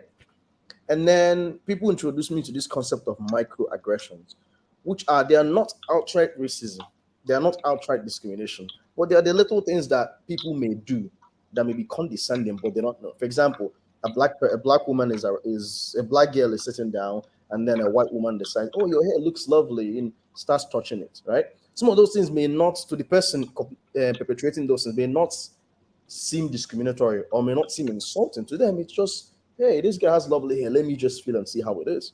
Those little things are microaggressions. Those things are things that demean the other person and make them feel less than the person who's perpetrating those things. That is something that I want us to think about in terms of what I'm about to say. A lot of times when we relate interculturally in Nigeria, there are a lot of jabs that we throw and stereotypes that we throw around that are hurtful, but we don't realize it because it's normalized. For example, someone is insulting an Igbo person and says, Nyamere, or they're like, oh, you will love ego too much, without trying to understand the historical background with that. Little things like that. So I saw a lot of that with John Abba's exchange with KJ. And it was almost like he was saying, oh, KJ, wow, he's like, you're the first Igbo man to show up here, and you are not emotional, and you are quite intelligent in your discussion. As if to say that other times when Igbo people show up here and they talk about things that affect the Southeast, they are not intelligent, they are not able to give a proper discourse and break the issues down. Those things to you, when you're saying it to KJ, may sound like you're being cordial and jovial, but if you look into it, you may not realize the John Abba. They may be a little bit condescending. So I just wanted to point that out. In the way that we relate to each other, let us sort of think about the little things that we do that we don't realize may be hurtful to others. I wanted to get that across. To go into the issues, I'll probably take like maybe 3-4 minutes if you don't mind, before doesn't now head out. The first one is with the issue of sharing money. My thing is, if you want something to make an impact, if you have a cup of water, right, gallon of water, and you want it to make an impact, you pour the whole gallon of water, at one single spot, it may make a dent. But when you decide to share that gallon of water into little, 30 or 40 little cups, and you pour each little cup, on top of the ground, it's not going to make any dents. So breaking up that money into 8,000 is useless. If you actually want to make a difference, use that bulk of money, however billions it is, to make policy changes. You can say, okay, you know what? Maybe I can maybe give a little bit of funding to market unions and see if through the market unions they can influence how the prices fluctuate. Look for big, impactful things that you can do to alleviate the struggles of people. Maybe put that amount into some of the road transport associations or road transport companies so they can lower their prices, so that people, when they, instead of paying 15 naira to travel from point A to point B, that's very close, maybe they'll pay 10 naira. Those big, impactful things. Don't just say, I will split the money. Now comes the point of corruption. There is no way in this Nigeria that I know about, that I was born in, grew up in, went to primary, secondary school, went to uni and then left, that Nigeria will be able to share any money. I went to UNN. Back then, our hostels were a complete piece of crap. I know the government gave money. They gave money for Nuga games. They built one random football court or whatever. The thing is languishing now. Nothing was used usefully. Is it the university government that was giving money? Did not do anything. Probably someone ate that money. Is it local governments that are giving the money? They're going to eat that money. So I think just from the get-go, this is a waste of time. The money is not going to go to the right people. Like people have been saying throughout while I was listening, there is no accountability. Nigeria has never done a proper census. So even the local government chairman doesn't even know how many people are in the local governments. So how is the money going to be shared? They will give it to 10 people and they'll say they gave it to 100 people. Where is the proof? And in Nigeria, if someone as little as, a 19-year-old girl can forge her JAMB results from that young age, and you're talking about adults being able to eat the money. Come on. Listen, I just had an idea. Now. Let me suggest something, Dominic. Don't you? I'd like just this a stab in the dark here. The INEC beavers that accreditation, this thing that you can use to actually confirm somebody being around. Can they use that as a way of authenticating whomever they give money to? The thing is, you're making an assumption that everyone who has a household is of voter age. There are a lot of families where the breadwinner, maybe the mom and dad have died, and the breadwinner is 16-year-old and has like 2 other brothers and sisters to take care of. That kid is not registered in the electoral system, but he's the head of the household, providing for his 2 little sisters. How will he be able to get his 8,000? He probably doesn't have an account, and he probably sells tomato at the side of the street or something. How would you back up for that person? So I think you could capture either the person has an account, or if they don't have an account, then they are one of those outliers that you have to use other methods to capture. Which account are we talking about? The one that government is always giving all the small fees. That's why people don't, because you put 8,000 there. By the time they do all the charges and all that nonsense. Yeah, but what do you think though? This beaver's device, is it useful? Because it's capturing from 18, isn't it? 18 years at least. It's capturing 18 years old, but I don't know whether it's is it enough going people to capture all those people who decided not to register for the electoral system, right? Like Jehovah Witness people who vote. Hi, Dr. Dominic, do we have a register that capture everybody's data? Do we have any kind of register that capture everybody's data? Somebody said they have I don't know. Look, all I'm saying is this: we Nigerians, we know how to give people pressure. Sorry, right? Okay, sorry. What was it with the last administration? A lot of the pressure that they got, a lot of flack they got, were through Twitter and online. So all I'm saying is we should be making as much noise as we can to let these people know that this 8,000 is a non-starter. This is an avenue for them to eat money. God bless you, One thing about Nigeria is someone is willing to spend 20 million in order to steal 100 million. Yeah. Why do I That's say correct. that? If you look at this palliative, and let me just say the truth, I hate this word palliative because when I think of palliative as a physician, when I call palliative doctors, I'm calling them because someone is dying and I'm trying to have them help us in terms of dealing with family and whether they go to like hospice and things like that. Yeah. I hate the word palliative. It's like, it's like flogging the dead horse. But let me not digress. My thing is this, you want to create palliatives for people, and you have not given us a reason why you are budgeting money for the judiciary. Are they poor? Most, besides the little lawyers that are poor. Remember, when we talk about judiciary, I'm thinking mostly judges and magistrates, those who are at least middle or high up in the chain of judicial command.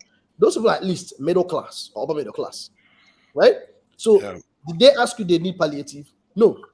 I'm not saying that you should not increase the salary. Maybe increase the salary by some percentage, make it transparent so Nigerians know how much you raise the salary and how much they were earning before you raise the salary. You don't need to earmark money for the judiciary because, in a way, that is you bribing the judges. Yep. And there's an election tribunal going on. That is wrong, ethically wrong. The additional point I wanted to make is we are giving 100 and how much is it? There's the amount of money they budgeted for the House of National House. If you divide it by 360 people, they claim the money is for the new members. That is even worse because if you say they are sharing the money to the 360, that means everybody gets at least 197, 194, 190 something million naira goes to each person. That's assuming it's going to all the members. If you are giving it only to the new members, that is even less. You're talking about 200 million going to one human being who just showed up. Some of them are probably just have not been even in the house for a few weeks. They're giving them money to recoup how much they bribed you to help them win the election. You see what is wrong with the Nigerian system? The guy said they don't have chairs in their office. They don't have chairs. They don't have this. That's crazy. So my thing is, in the suffering of Nigerians, a politician will always see it as an opportunity to make money and milk the system. I don't like subscribing to what do you call it? All these conspiracy theories. But I was tempted this morning to think, do you think this president decided to remove the subsidy because this catastrophe and create an avenue for them to borrow more money and pump the money into their pockets? That sounds crazy. I was tempted to think that way. I said, okay, I know you've been in Nigeria, you've suffered a lot of trauma with the corruption, but don't go that route. But that is sort of mindset that you start having as a Nigerian after suffering so much corruption. You give money to. I remember this gentleman that was giving money in our local government to revamp the waterworks. Next thing I know, he goes from a poor man to building a mansion. So even the little person in Nigeria, even the child is forging their jump result. The 10-year-old already knows how to game the system. That's why when people say we should inward, we should not only look at the governments as pushing corruption, we should also look inward. And I will tell you the truth. And I'm not saying this to disrespect myself, but I believe there are the little things that I may have done in the past that, quite frankly, if I was to do it in the US, it would be termed as corruption. But because it's all part of the things that are normal in Nigeria, we just do it. And if you don't realize it, now that I've been in the US and I think about my childhood and things that I may have done, I'm like, wow, this is actually not ethical, but it's something that has become part of our culture.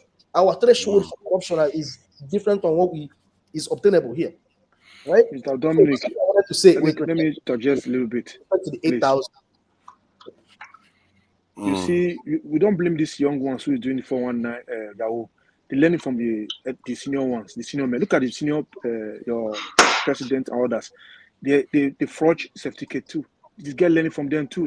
Nobody going for it. Like the Yahoo, they learn from the government too. They learn from the others. So we should not blame them too much. The top is corrupt, then the down will be corrupt too. But you know what? One thing that is when the politician sees that it is expedient for them to count a number of Nigerians so it can help them eat money, you see them do it under the speed of lightning. You see how they're able to amend the constitution and do all those little things when it benefits them. But when it comes to amending the constitution so that it will be beneficial to Nigeria, they will not do it. So, like someone said in the comment section, they said if they really wanted to count Nigerians and account for the poor people, that is actually quite possible. I'm not saying those things are not possible. There is no political will. If the politician doesn't see how they will benefit from it, they would not count. They would not count. So when they count, always think about they have some level of some sinister idea to benefit from it. It is I feel sad because sometimes when we have a few good politicians trying to do something because of how much corruption is deep set in Nigeria, we always suspect there is always something sinister. But you can't blame us. That is what we've been living through our entire lives. And so I will not criticize anyone, unlike forefathers, who tends to think a little bit more negative than positive about Nigeria. To say the truth, that's how this is what is obtainable. The last thing I'm going to say is Simon Ekpa.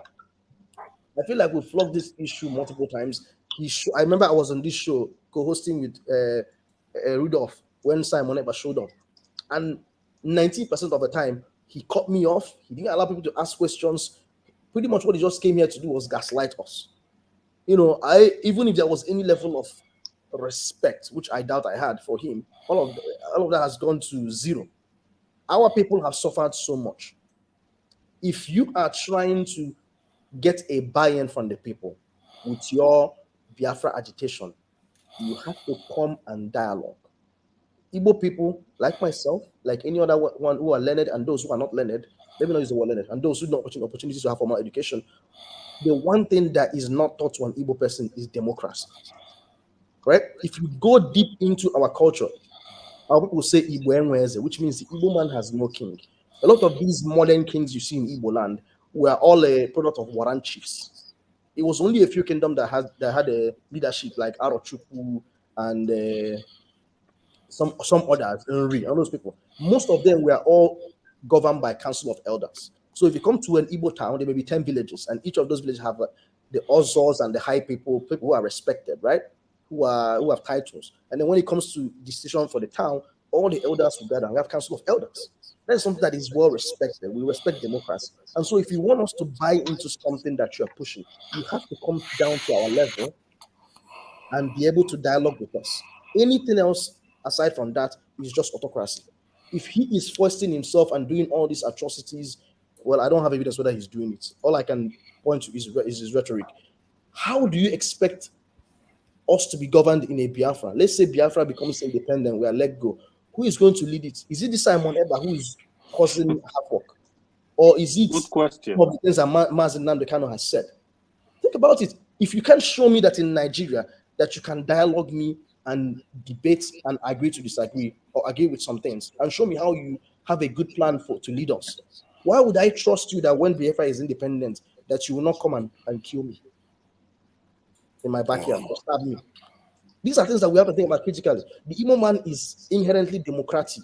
If you come to foster yourself on us and force us to do something, it will never work. All you can do is kill us and cause havoc. But at the end of the day, nobody will buy into what you're doing. What you're doing is ostracizing us more and more and more.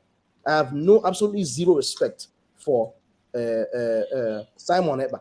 And Mazen Namdekano, I've never ascribed to his rhetoric. But I will say I have some level of empathy on how the Nigerian government has been treating him.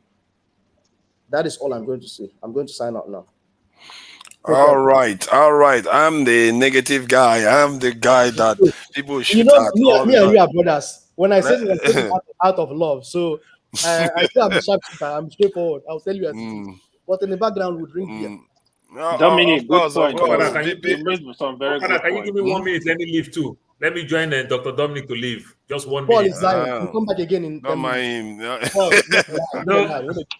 You did it. Paul has been on fire today. The weather in Arizona today is 118. It's crazy. It's crazy. It's somebody so tough. I will gladly be a move. Thank you. Let me say something. Can I say something? So I think Mr. James hasn't said anything though. Please, I'm leaving. Sorry, okay. If you have any technical issues, just text me. Okay. Okay, we'll do that. We'll do that. Thank you. I'll let it be very short. I'll make it very short. I'll make it very brief and short. So talking about this National Assembly people and never. I felt so many people don't really read about it, and that's why they are talking. You don't give people this type of humongous allowance. You don't make people. If the revenue mobilization, the FAC, whatever RAM FAC as they call it, if they are the one that makes salaries, they should make salaries up to the people who work under you. Like the National Assembly, they're supposed to make their own salaries. They make their salaries. They get salaries and the likes, not for a rep man or a senator. You understand? Who just take all this money and decide how you want to do with the money. That money is what I call to the executive arm, where you see the governor get what we call security vote. They don't account for it. Ask yourself, why will a governor do everything possible to go become a senator? Why will a local government chairman do everything possible to go and be a rep member and aspiring to be a senator? You understand? Not for anything. And these people that you see, not like you see them in your community every day that they are fighting for the community. That's why they want to go represent the community. Good percentage of them, we don't know them. We don't know them. You see a Yoruba man campaigning to be a House of Rep member, campaigning. The day he become honorable, guess who will be guiding him? Godo. Na Hausa Mopo go dey guide him. To even make his fellow Yoruba people don't come close to him. He will not use Yoruba as his only. He will take another tribe so that no nonsense. He will be very. Your audio has gone. You can grow as a people like that. He will tell you, oh, somebody from Adamawa is my oddly. This one will tell you somebody from Calabar is my oddly. Do you know why? Every one of them want to be very far from the people once they open. They don't think about us. You understand? But my argument, before I leave, my argument is that we cannot read the scripts that this rogue give to us. Oh, they said like this. Oh, they said like, if you quote them, they've already planned everything that it will work for us, and they make us to decide how they want us to think. You understand? And if we think in that direction, we can grow as a people. Thank you. I'll join later. Thank you. This is St. Paul. Mr. James, thank you for your patience. Mr. Forefather, 30 seconds, please. Why would I let you talk after you had a go at me? After you've been bad-mouthing me all day, now you want me to let him talk. Eh? Ask Mr. James. If Mr. James agrees, it's fine. Mr. Gabriel, please, you kindly help me do something. I want to say something in the Edo language. You translate it into English. I'm unable to translate your proverbs properly into English. Are you in Benin? No, I grew up in Benin. You don't need to speak Benin then. It doesn't matter. No. Say it in English. No. Okay. I have the idea in the Edo language. But when a Benin man says, I'm Ekpa or Mas enough you, how do you say it properly in English? He says somebody who don't have a pocket better than who have pocket with hole on it. Exactly. Thank you so much. I find it difficult translating the proverbs into English. So can I say something in 30 seconds? Okay, fine. Please, Mr. Forefather, please tell anybody who made this comment about that Nigeria have a data to share the money. You should take it back because they're living in New York there. I don't think they should not stop fooling Nigerians. Nigeria don't have data of money they share to them. So somebody in your panel who live in New York or live in America is making fool of some Nigerians. You should take that word back. That is a joke. You're joking about Nigerians who are suffering. You should take it back. Thank you. Thank you. If this guy ends up in governing, president of Nigeria, we think he's a dictator in making or something. See, Gabriel, he has strong views. James, please go ahead. Right, thank you. I still have traces of doubt in mind if Mr. Tinubu will be able to complete his tenure as president of the Republic because of the moves he's taking so far. This is just the very beginning. And he's dishing out unimaginable things to the people. Anyway, I believe that as Nigerians, including myself, we have what I call an exaggerated sense of our importance. What other African countries will not take? These are things we clap over. We swallow it with joyfully. Right now, as we are speaking, the Republic of Kenya is virtually on fire because of the finance bill of 2023.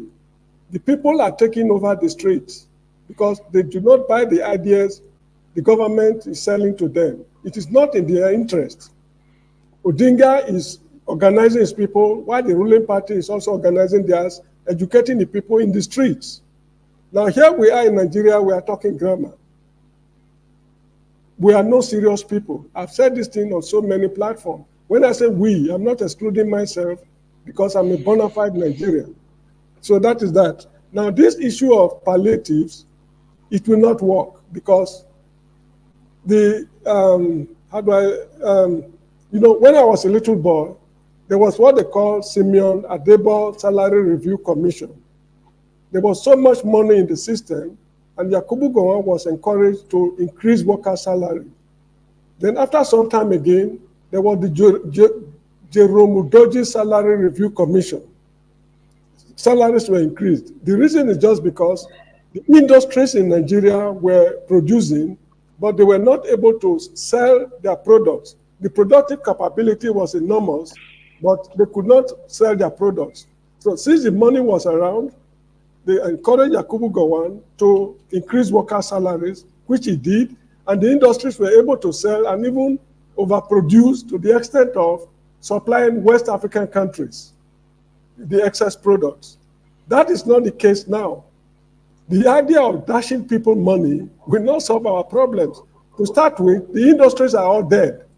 If you pump more money into the system, like what he's doing now, borrowing money to pay palliatives, where will they spend the money?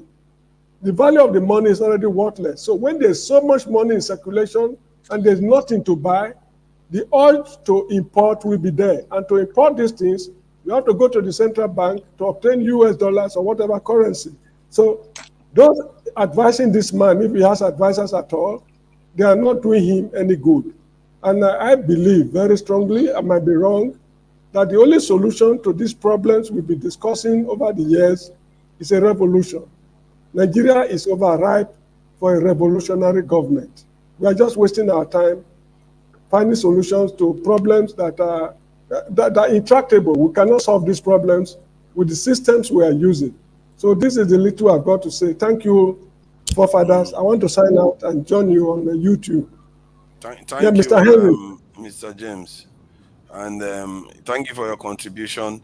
Who is next? I think you said something that I was thinking about. You know about Ruto and in Kenya. You see, who has noticed how that Kenyan president is sounding?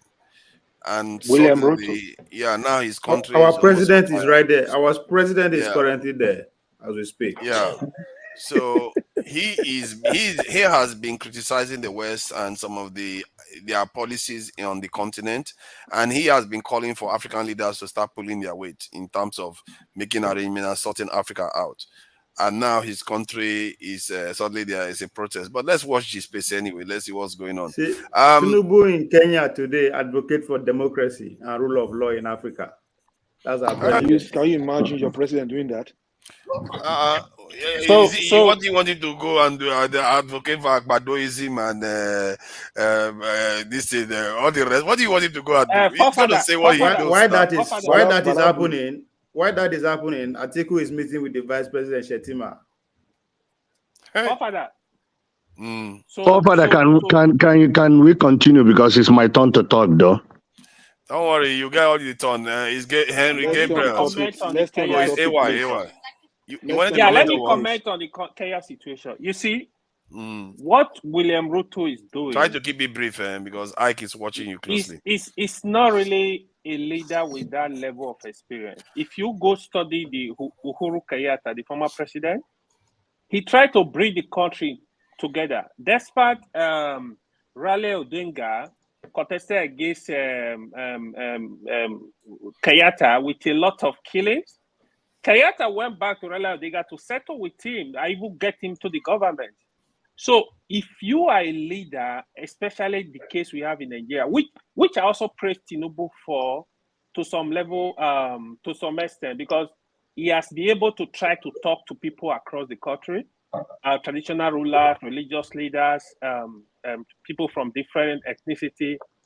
It's very good. Any president, even Peter Obi, is lucky to be the Nigerian president today. That's the first thing you need to do. You need to make peace across the country. You need to secure. If you don't have that peace, you will not be able to do anything. That's why you see him talking to different political parties. William Ruto, he refused, supposed to get Rally Odinga because the election was very close and it was very a tough election. This guy has a lot of supporters. Get them together. You need to talk to them. Instead, he's going to international community. He's making a lot of noise. That is not necessary. If you want to take over Africa land, you don't go to your oppressors and telling them we want to take over this, we want to do this. You don't do that. You take what belongs to you. They see your position, they shift. Go study India president, what India is doing. The last time India president came to America this month, last month, I think, or early this month, it was a red carpet. You have to take your position. What African people are doing, even the South African president, the last time he was saying, we don't need your money, we need this, we want to. No, you have to do something for them to look for you, take your position, take your work stage. The way he's taking it, he's a little boy. I saw a video, he was making a lot of noise. The first president of France was just looking at him. He just kept mute. Because this guy, they are deadly. He doesn't know who he's dealing with. I will give Tinubu some level of credit because Tinubu is a capone, so he knows how to deal with this guy. You need to understand international politics. You should go study people like Turkey president, Russia president. What are you talking about? Do you know what Turkish president said to Western people? I said about Western government. He said they want to kill our children. He literally said, then he went on to say, I'm not joking. They want to kill your children. That's what he was telling their people. That's how far he went. Ruto is even holding back compared to the Turkish president. Turkish president is playing the world politics already. It's not a small boy. He has been there for over close to 20 years. Let's allow Ike to go before, so then we can come back to this topic later on. Yeah. Thank you, forefather. It took a while to get the system working, but thank God that it's working now.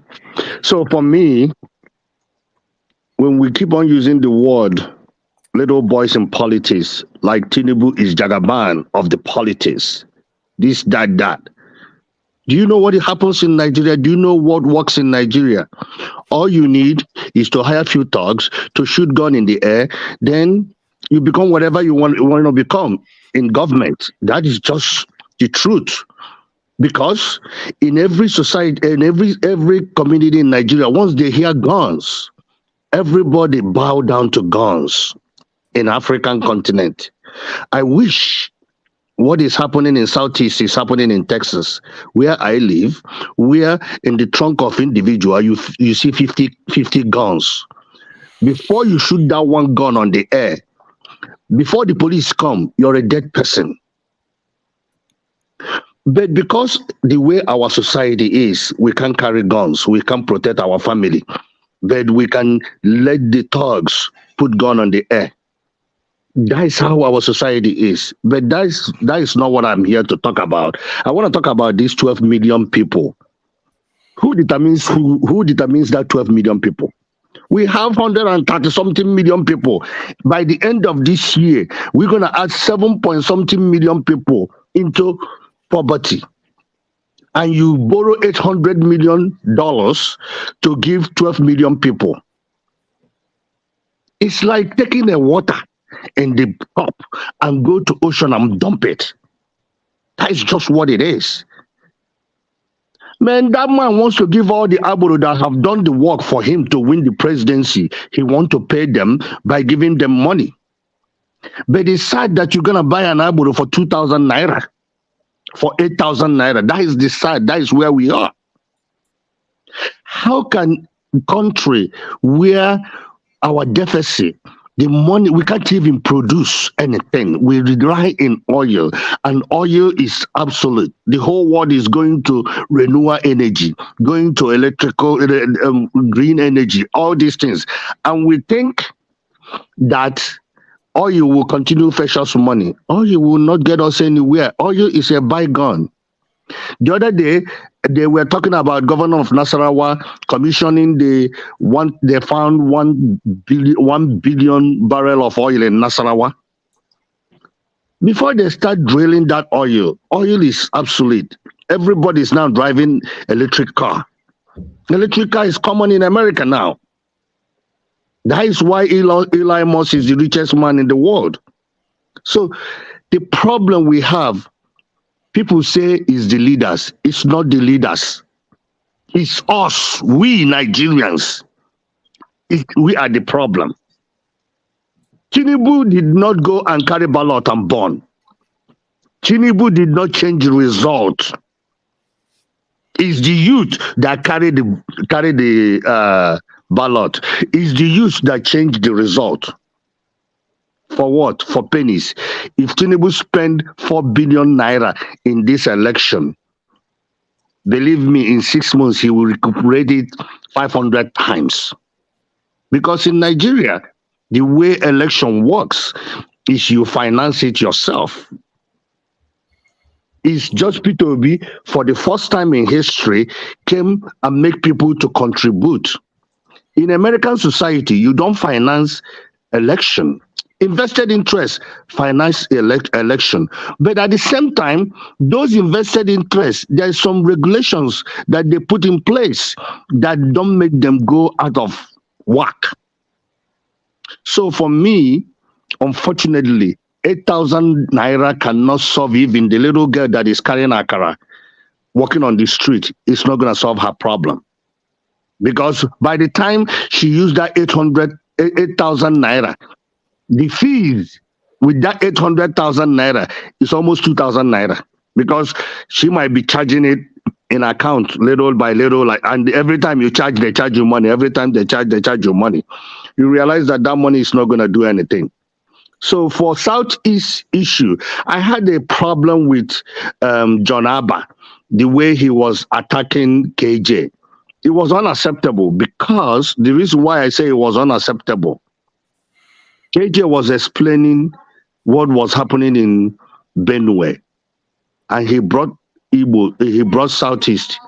Simon Ekpa, the only reason why autopilot is doing what they are doing is the same gun issue. They put gun on the air, and people are intimidated. They can't come outside. It's unfortunate that our leaders in Southeast. I was born an Anambra man. I will be an Anambra man in my next life. I will be a Nigerian in my next life. I lived in Western world for more than 30 years, but I still love being a Nigerian, because there is nowhere in the world that is better than Nigeria. It's unfortunate that our people, the leaders who doesn't have vision. They don't have vision, because if they have vision, Nigeria will be greater than Qatar. Nigeria and Qatar. Nigeria was better than Qatar in 70s. Look at Qatar now. Look at Doha compared to Nigeria. So look at just common India. India exported $133 billion, just IT, these people that they call Yahoo. They are making money for Indian government. And that is the reason why Indians can come, the president of India can come on the table and talk, and Americans listen. Because guess what? Every country in America, actually every country in the world, who write their code to work is the Indians that write their code. It doesn't matter how big that company is. It's Indians that write their code. They have the back end, and because of that, they worry they might go in and mess up their country, because everything is online. So for me, Nigeria is somewhere I don't know what we can put in place to fix Nigeria. But my belief system is to fix Nigeria, you start from homes. Explain people that are armed robbers cannot be your role model. People that are criminals cannot be your role model. Your role model is supposed to be your father and your mother, where you look at how hard they have worked to get you where you need to be. Then at the same time, parents need to hold their children accountable. In Nigeria, where I send money to my cousin or my brother to build a house for me, and he take the money and do party, and my mom and my dad will say, "Oh, leave him. It's your brother. What can we do? It's your brother." I told them, if I send you anyway, I'm not stupid enough to send you money to do anything for me, because I can fly into Nigeria and do whatever I need to do in 2 weeks and leave. Because if I send you money to do anything for me and you call story, that is not for my, it's my brother. What can we do? Man, including the mom and dad that is saying, including the mom and dad that is saying, it's your brother. I'm going to put everybody on the ground, because over here we work hard. Look at all of us that are talking. Man, Nigeria doesn't work. People do not work in Nigeria. Somebody will go and clock in and go and drive kabu, go and drive Okada. After, at the end of the day, he come back and clock out. But if you go to your work in America, you clock in, then every minute you must give account for that. If they pay you $10 a month per hour, you're gonna do a job of $20 per hour before they pay you $10. That is how it goes. And you can't clock in and leave and come back and clock out. It doesn't work like that. So for me, I don't know why. And if you watch all these people that are in government, one way or the other, they are affiliated with being in Western world. They went to school in Western world.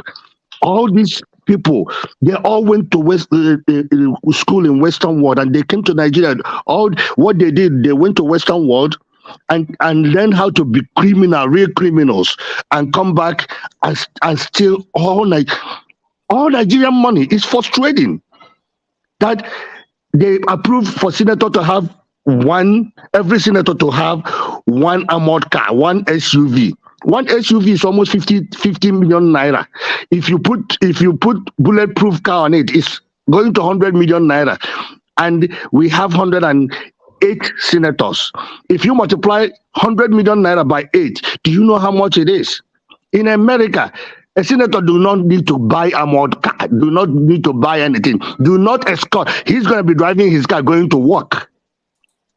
What governance supposed to be is, when you get into governance, you have a vision where you want your constituency, your country to go.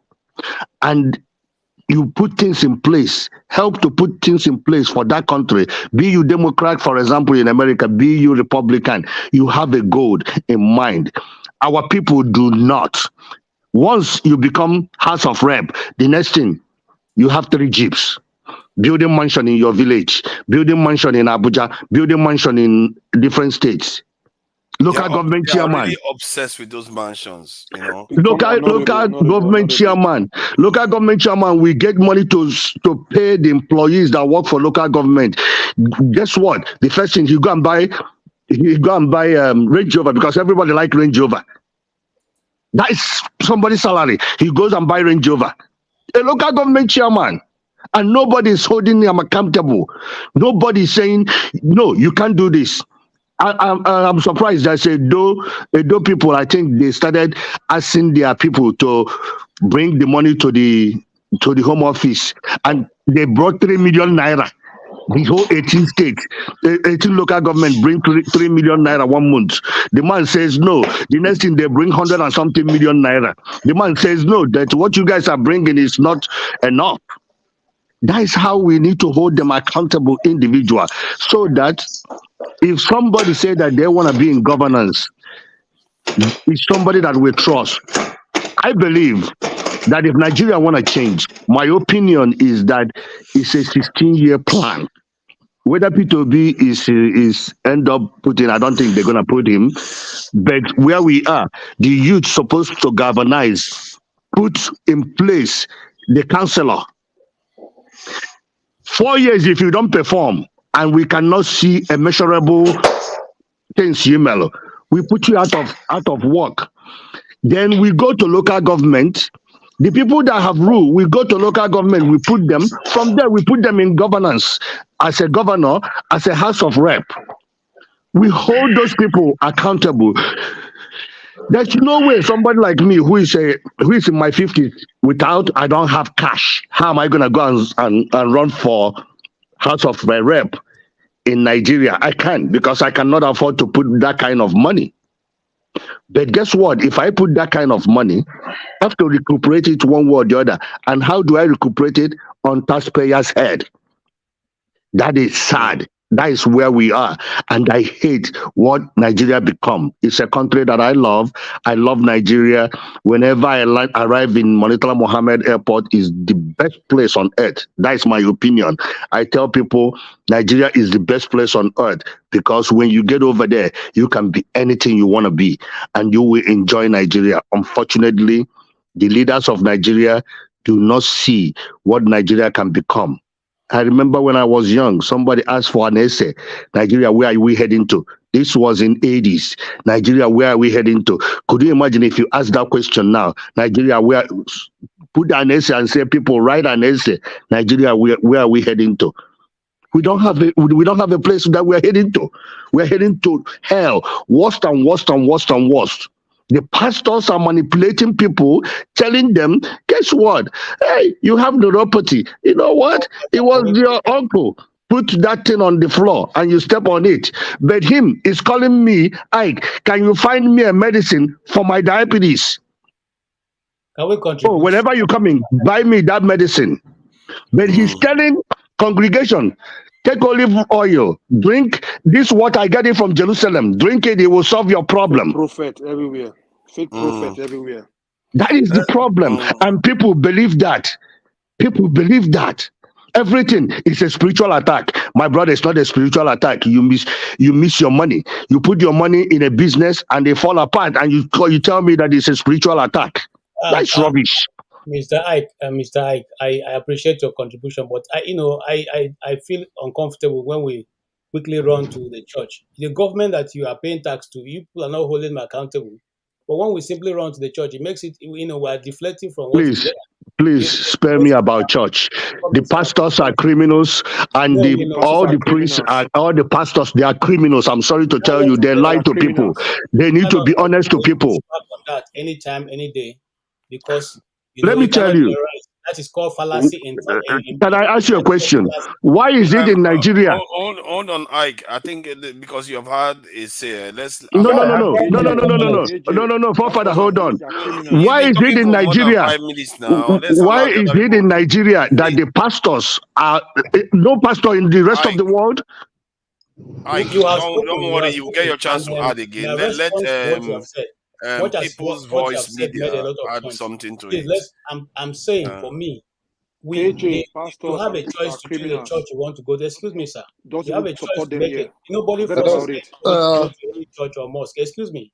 And so when you carry yourself to a church and you decide to accept the leadership of that church, irrespective of what kind of church it is, you are the one. You have the right to take yourself there. Don't put your church here. You're all criminals. Nobody Leave that goes story. you down remain there. Excuse me, sir. Are we talking about church? Can we just let some other person talk we are now? here. Come we are on. not taking anything. Let's be nice now. Come on. KJ, hold on now. You're going to get your chance.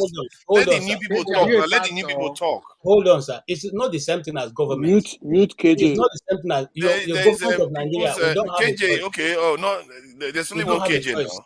To determine where we want to be, what government to rule us. We have voted. And if you vote and your party didn't win, then you are subject to leave that story. Don't push about church. But now to bring in the church into it, no, that is totally wrong. Because in this case, you have a choice.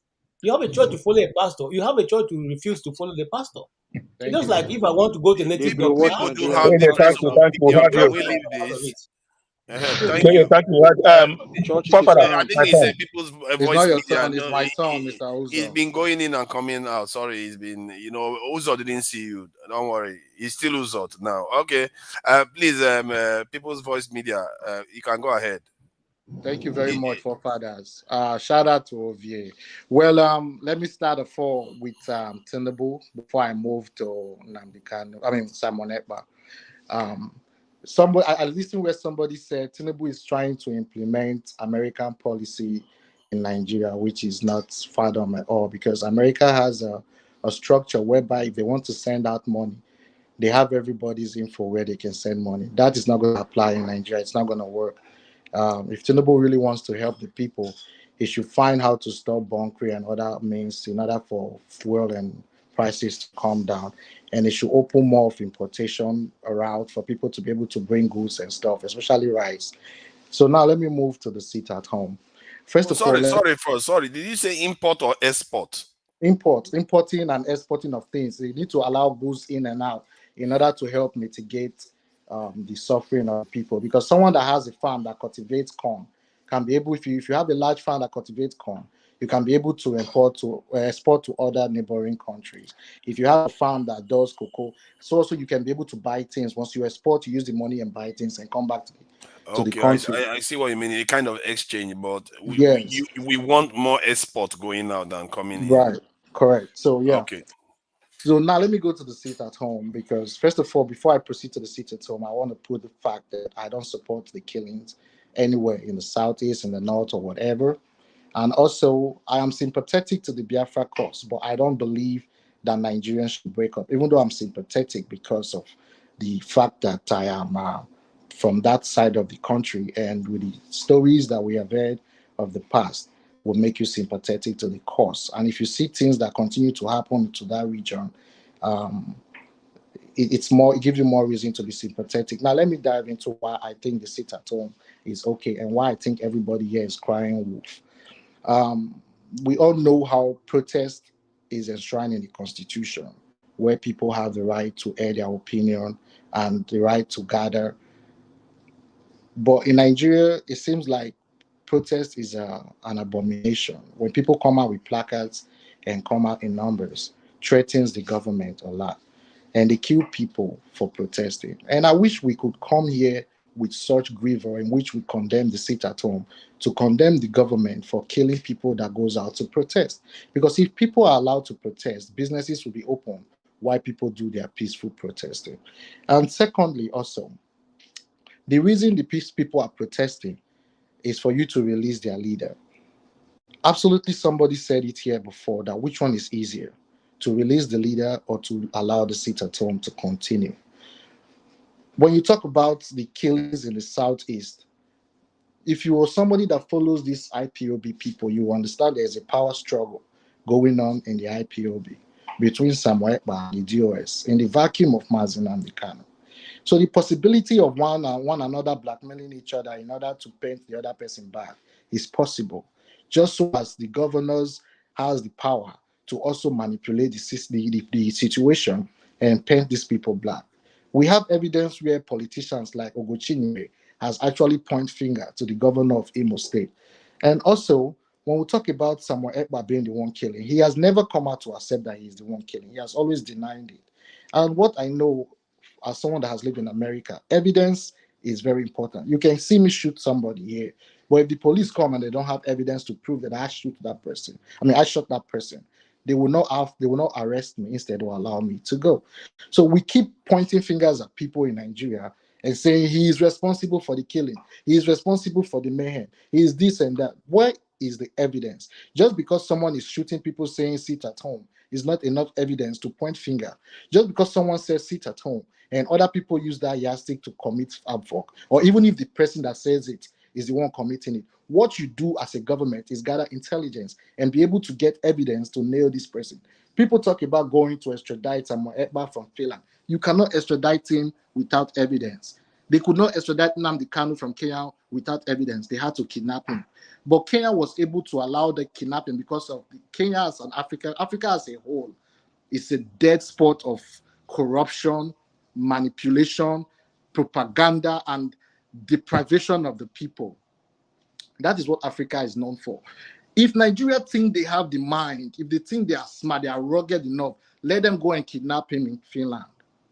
If they think, listen to somebody tell me that if Nigeria could kidnap Nnamdi Kanu in Kenya, why are they not going to grab Samuel Ekpa? It's because Kenya does not have rule of law like Nigeria.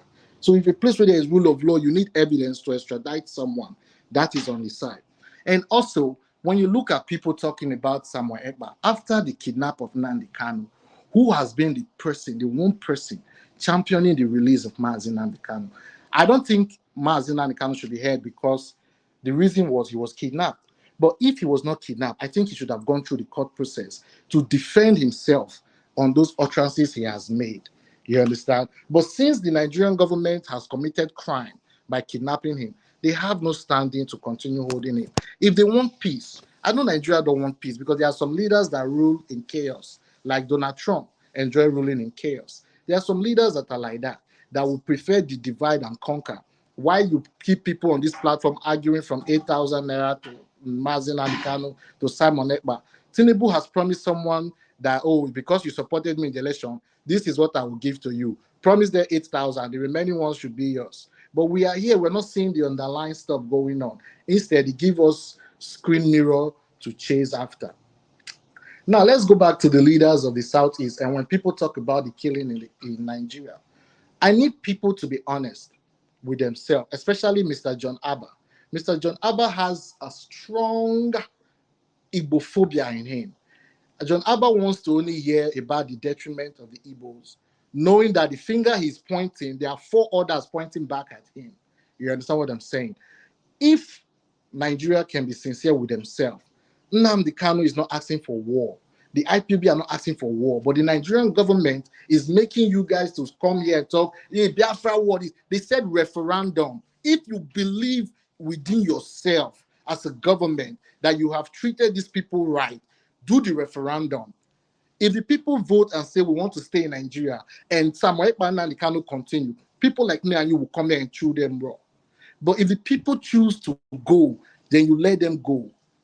Just because of the fact that people say they want to leave is not a crime. It's enshrined in the United Nations. So would you say that Kanu did anything wrong in terms of the rule of law?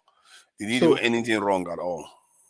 I would say yes if they had not kidnapped him, right? That's why I said if they had not kidnapped him, I would have loved for him to go through the court process. But Nigeria was scared because they don't have evidence. You can say heaven and earth. It's called freedom of speech. But as long as there is no action to that speech, it is not a crime. But they have a lot of evidence online. Okay.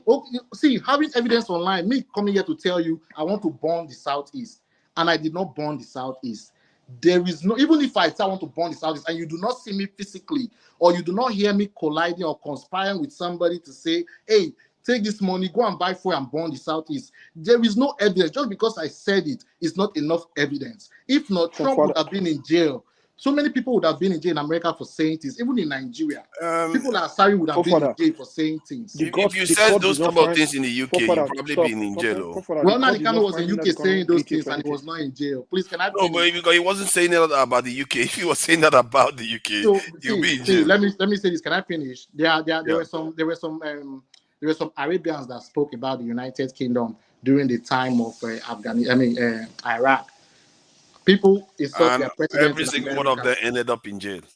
No, they didn't end up in jail. At first, you're not hurting someone. Your speech, at first, you're not going behind your speech to conspire, to put action behind your speech. It is not a crime. No, they actually have a crime now, pushing extremism. I think, if I'm not mistaken, they ended up in jail and got deported. The guy didn't do anything wrong in terms of physically doing anything. But he put action to his crime. They were planning. No, he didn't do that. He was just preaching to people. Okay, he never did anything himself. Just for me not to deviate from my train of thought, right?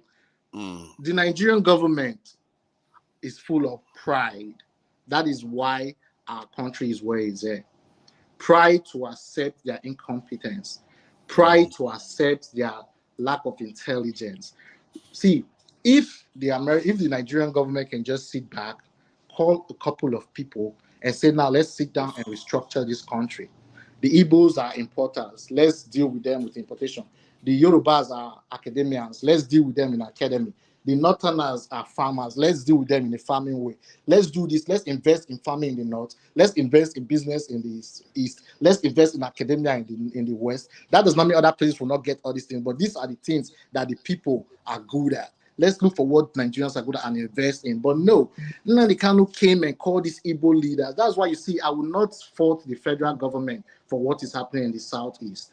The problem that is happening in the Southeast is the making of the political elite in the Southeast, from the Ohaneses to the chiefs to the politicians. They are all in cahoots in sharing the allocation. Nnamdi Kanu went to these people and said, we want SIPO, we want road, we want this. The governors went back and say, this thing this guy is asking, if we go to the federal government, they will ask us of the allocation that they've been allocating all these years, what we have done with it. So the simple way is to kill this man. That was when they invited the police for Python dance. That is where they escalated the whole thing. But it's still not too late, in my opinion. I don't think Nnamdi Kanu or Simon Ekpa wants to break Nigeria. They want to push Nigeria to a stage where Nigeria will come to the center and say, okay, now let's come to the table and settle and let's make everything work for one another. You understand?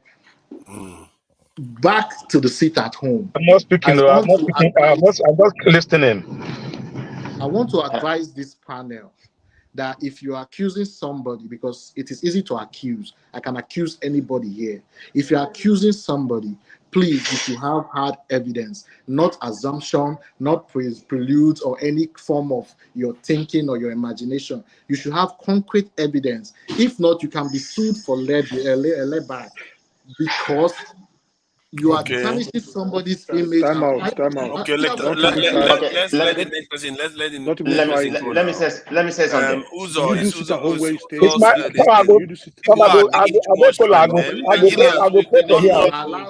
calm down. Others went for a while though, but no, it's okay. Not necessarily. You're gone for a while too. Yeah, you're welcome. Do you sit at home where you stay? Uzo. Okay. Stop by.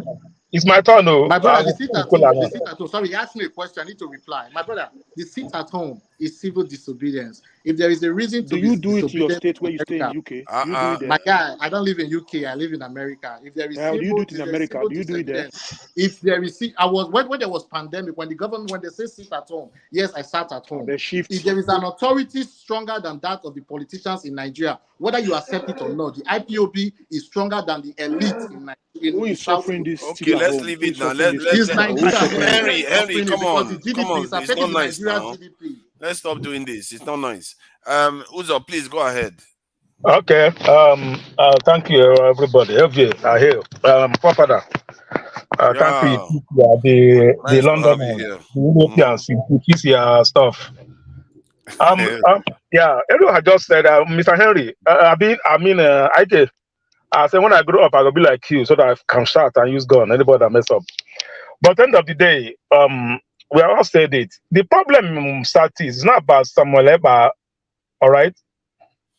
Making the serious staff at home. But sometimes you need to listen. When this strategy is not working, you change strategy, all right? When you see that, when DOS, who brought the seat at home official, not even Samuel Ekpa, you know that. DOS brought it. When they see that, people are going to suffer. It's not going to work. They stop it. And Samuel Ekpa take over it. That is the only weapon he has, which is hard working for him, not for the entire Southeast. Nobody is telling you that, okay, sit at home, benefiting anybody. But sometimes when you see that it's not working, it makes people to suffer. You stop it and find a way out to do another thing, all right? Not that every Southeasterner supports it at home, every Southeasterner support Martin Nnamdi Kanu. We support him. But when he does something that is not good, we still say condemn. There are difference between Nnamdi Kanu and Samuel Ekpa. All right, Samuel Ekpa is more dangerous than Nnamdi Kanu, and that's people are saying this. There are 1,000 of people, most of them Samuel Ekpa out there. 3 years ago, who knows Samuel Ekpa 3 years ago? Who knows him? They're going to be like this. And the federal government didn't even try to come under the table and say, okay, let's find a way to fix this. Because if you go and arrest Samuel Ekpa today and kill him, somebody else more deadly than Samuel Ekpa will still rise again. So how do you stop all this uprise of so many things? It's come to the table and see why this is happening. Instead of attacking and killing. Now there's no more Operation Pattern Dance 1, Pattern Dance 2, Pattern Dance 3. What happened? Why is the pattern not more dancing? I never see how pattern is dancing. Where is the pattern not more dancing in the Southeast? Crocodile is not more swimming in the South. What happened? 4 years ago, 3 years ago, pattern was dancing. The whole Southeast. The crocodile was smiling in the whole South. Why is those things not happening again? So all these things are government-owned funds, someone-owned organized stuff. Nobody is saying sit at home is working. I'm coming to Nigeria with our palliative. You know, all of us know how Nigeria work. Benga Otumbadane did something by giving up his retirement benefits. All right. We are thinking that other people, like other governors that we ruled before, they have been paid salary, collecting palliative, still collecting another retirement benefit. At the same time, even Tinubu, I don't know how it's going to work. As a governor, he still collect his retirement benefit. He still wants to be paid as a president also. I don't know how that works. Most of the Senate are doing that. And we are not talking about Benga Daniel did it, that say he's suspending his to collect his same pension and everything. I was thinking that other governors that have ruled before the Senate will follow that step, but they didn't. I'm not about it. I'm not talking about 8,000 per life. What do 8,000 buy? Even we self, I cannot even give anybody. I cannot give a 10-year-old boy 8,000 in Nigeria. Let me tell the truth. None of us can do that. None of us can bring 8,000 and give a 10-year-old boy. What are you going to use and buy? All right, I give it to a whole family. What do a love of bread is how much? A tuber of yam is how much? Even bobo, you know, when children go to school, you buy them biscuit and bobo. You got to even the transport. A transport from the Lagos Ocean to Apapa is over 10,000 naira. Just for you to go to Apapa and come back, the whole money is gone. So what would that do? Is do nothing. That is that like it's laughable. It's an insult to the whole people of Nigeria. Like if you want to help the economy, people have said here, improve the economy. Nigerians are strong. We are hardworking. If you can fix the electricity, people will create job out of nothing by themselves.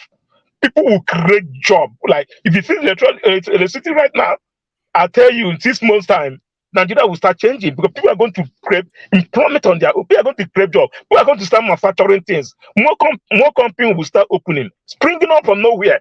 You see companies springing up from nowhere. All right, but you don't do that. You are trying to give 8,000. Who will get 8,000 tomorrow? Okay, let me tell you what happened with 8,000.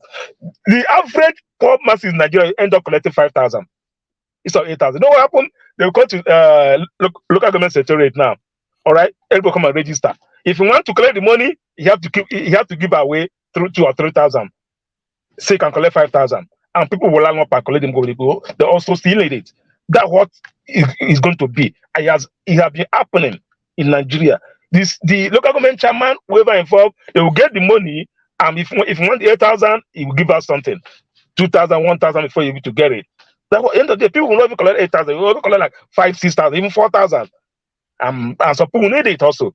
Some people need that money, but it's laughable that 8,000 for a whole family. If your family, we all know how you do. All of us collected palliative during the COVID. We know how the thing worked. You know how everybody was able. If you are working or not working, everybody have their salary aim, whatever you are getting. They say it. So it's laughable for us to come here though to debate about Simon Ekpa. But for me, it doesn't worth debating. I see somebody put Simon Ekpa versus Lagbaja. How does Lagbaja is the chief of army staff? How does that work? I don't know how to help you put that because is there a war? Is there a war between Simon Ekpa and Lagbaja? It doesn't work. Simon Ekpa is in Finland giving orders, and people are carrying the orders. That's just the truth. He's not doing it physically, but he's giving orders. All right, he's giving orders, and people are realizing that order and carrying it.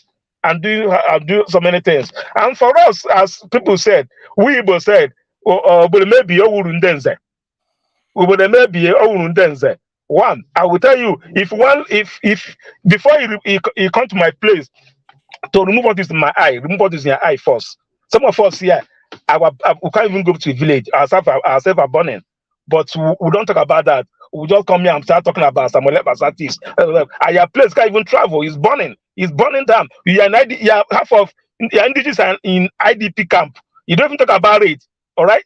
Half of the indigenous are in IDP camp. You can't even talk about for 8 years. You can't even talk about it. But we'll be talking about some. And some of you, they say, if one hand is punching at you, somebody else, the other hand is punching at you. All right. So by the time we start putting Nigeria all together and talking about Nigeria, the more better it is that my own teeth is better than your teeth. That's what some of us do here. Like if my teeth is better than your teeth, because it's my place. So that means my teeth is better than your teeth. No, let's try to put this together. As I said, Tinubu boys are not buying bag of rice for 10,000 right now. Maybe that Tinubu boys are buying bread for one naira. Everybody's suffering. Yeah, So thank you. let me add something to this. You know, they say his name is Abu Qatada in the UK. He was accused of teaching extremism and all the rest. He was held in prison on and off from 2002 to 2013 when he was deported to Jordan. And that they said in Jordan they accused him of terrorism and convicted him to death or something like that. Then they sent him to Jordan only for him to be released the next year, you know, because they didn't have evidence. So this guy, he didn't Thank do you. like They didn't have he didn't. evidence. Hold on. From Let me answer you 2000, that. let me finish Let me tell you. I know where you're Jesus going. Christ. You're not I know letting where me make you're the going. point. Let me You have been finish my saying point. this. Let me finish No, my you have been point saying now. this up and on this comment, and I How will can you avoid tell to you. me Have been saying no? this. Come on, I let you talk. Okay, you have to let me talk. You can't just tell me I'm no. not done though. Let me finish talking. See, he was detained from 2002 up to 2013, and only because he preached something. He didn't do anything himself. He just preached, and the only difference is that he was preaching against things that their country was doing. If he was preaching against something that maybe his own country, like Jordan, was doing, like Kanu was doing, they will let him just get on with it. Even if they know that it's illegal in Nigeria, they will let him get on with it. But if he says anything against their country, suddenly they will turn and they will jail you. And that guy was in prison from around 2002 to 2013. That's how many years? Over 10 years for just preaching.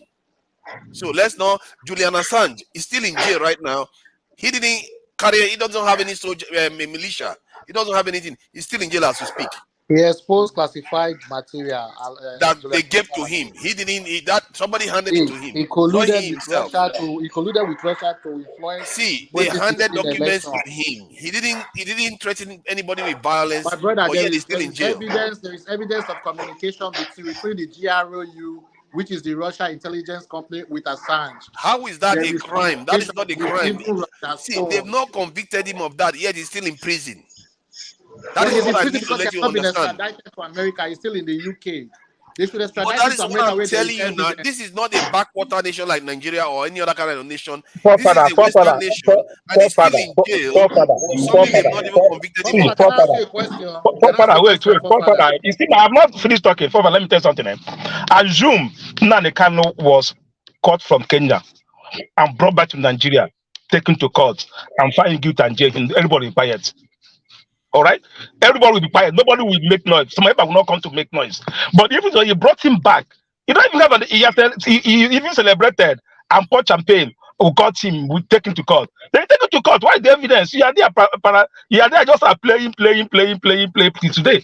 There's no common. Tomorrow you bring the evidence. Tomorrow you bring a new one. The court will strike it off. Tomorrow you bring a new one. That's the problem. Not that everybody. The Nigerian government are useless. They are so useless that they cannot even get somebody that they have evidence against to be convicted of anything. Can I ask you a question? Go ahead, please. 2 questions. Number 1, do you believe the peaceful protest is enshrined in the Nigerian Constitution? And Yes. Secondly, do you support the extraordinary rendition of Mazi Nnamdi Kanu from Kenya? Yes, I support anybody to be brought back to Nigeria that illegally. You support that it to be done Nigeria. illegally? Is what I'm asking. Do you support it that it was done illegally? Rendition is not legal. Let me tell you, just the US does rendition, the UK does rendition. It's not legal. Who are they rendition? Can you point to just don't? Wow! Oh my God! I can bring you lists of American. Oh my God! Let me see. Come on, US. Come on, there are many. There are many. All the people in Guantanamo Bay, they are based on rendition. Don't you know? US rendition my brother, every year. it is a lie. They were not rendition. They were invaded and they were taken as prisoners of war. Please, let's not come here and spew fake news. They were prisoners of war. They were not rendition. When they invaded Afghanistan and Iraq, they were caught and placed as prisoners of war. That is why they were able to put them there without People voice. You're still people voice media. You're still in darkness. Bro, no, you are wrong on that. I'm not wrong, bro. They were rendition. Rendition by where? American rendition people every time. You want me to give me a list? When those people were taken I'm out, having was a list America of them occupying pop up Iraq right and now. Afghanistan? You want me to bring you a list of people that were rendition? They are Yes, all there online. please. We need. Let me give you one is Abu Umar, a Muslim cleric from Egypt. He was abducted by he was abducted by the CIA in Milan, Italy in 2003 and transferred to Egypt, where he claimed to have been tortured. Khalid, you just said something you have no evidence. How can CIA? What do you mean? I said wait, hold on. Let me make a point. How can you extradite somebody that is an Egyptian? You're an American. You extradite them from somewhere and take them back to Egypt. Does that make sense? Yeah, because they can torture him there, but not in the US. That's the whole point. That's what the US does. Oh my God, this is fallacy. Forefathers. Okay, let me give you another one. You can check it out yourself. Fake news. Forefather, this guy is still. He doesn't want to believe. He doesn't want to believe. It's all right. He doesn't want to believe. Show evidence. It's a fact. I'm giving you evidence. Okay, I will show you the page so you can see it for yourself. Forefather, don't waste your energy for this guy. This guy is still living in darkness. Do you think Barry did this against Umaruduko? Do you think he's right? He did against Umaruduko. You know that.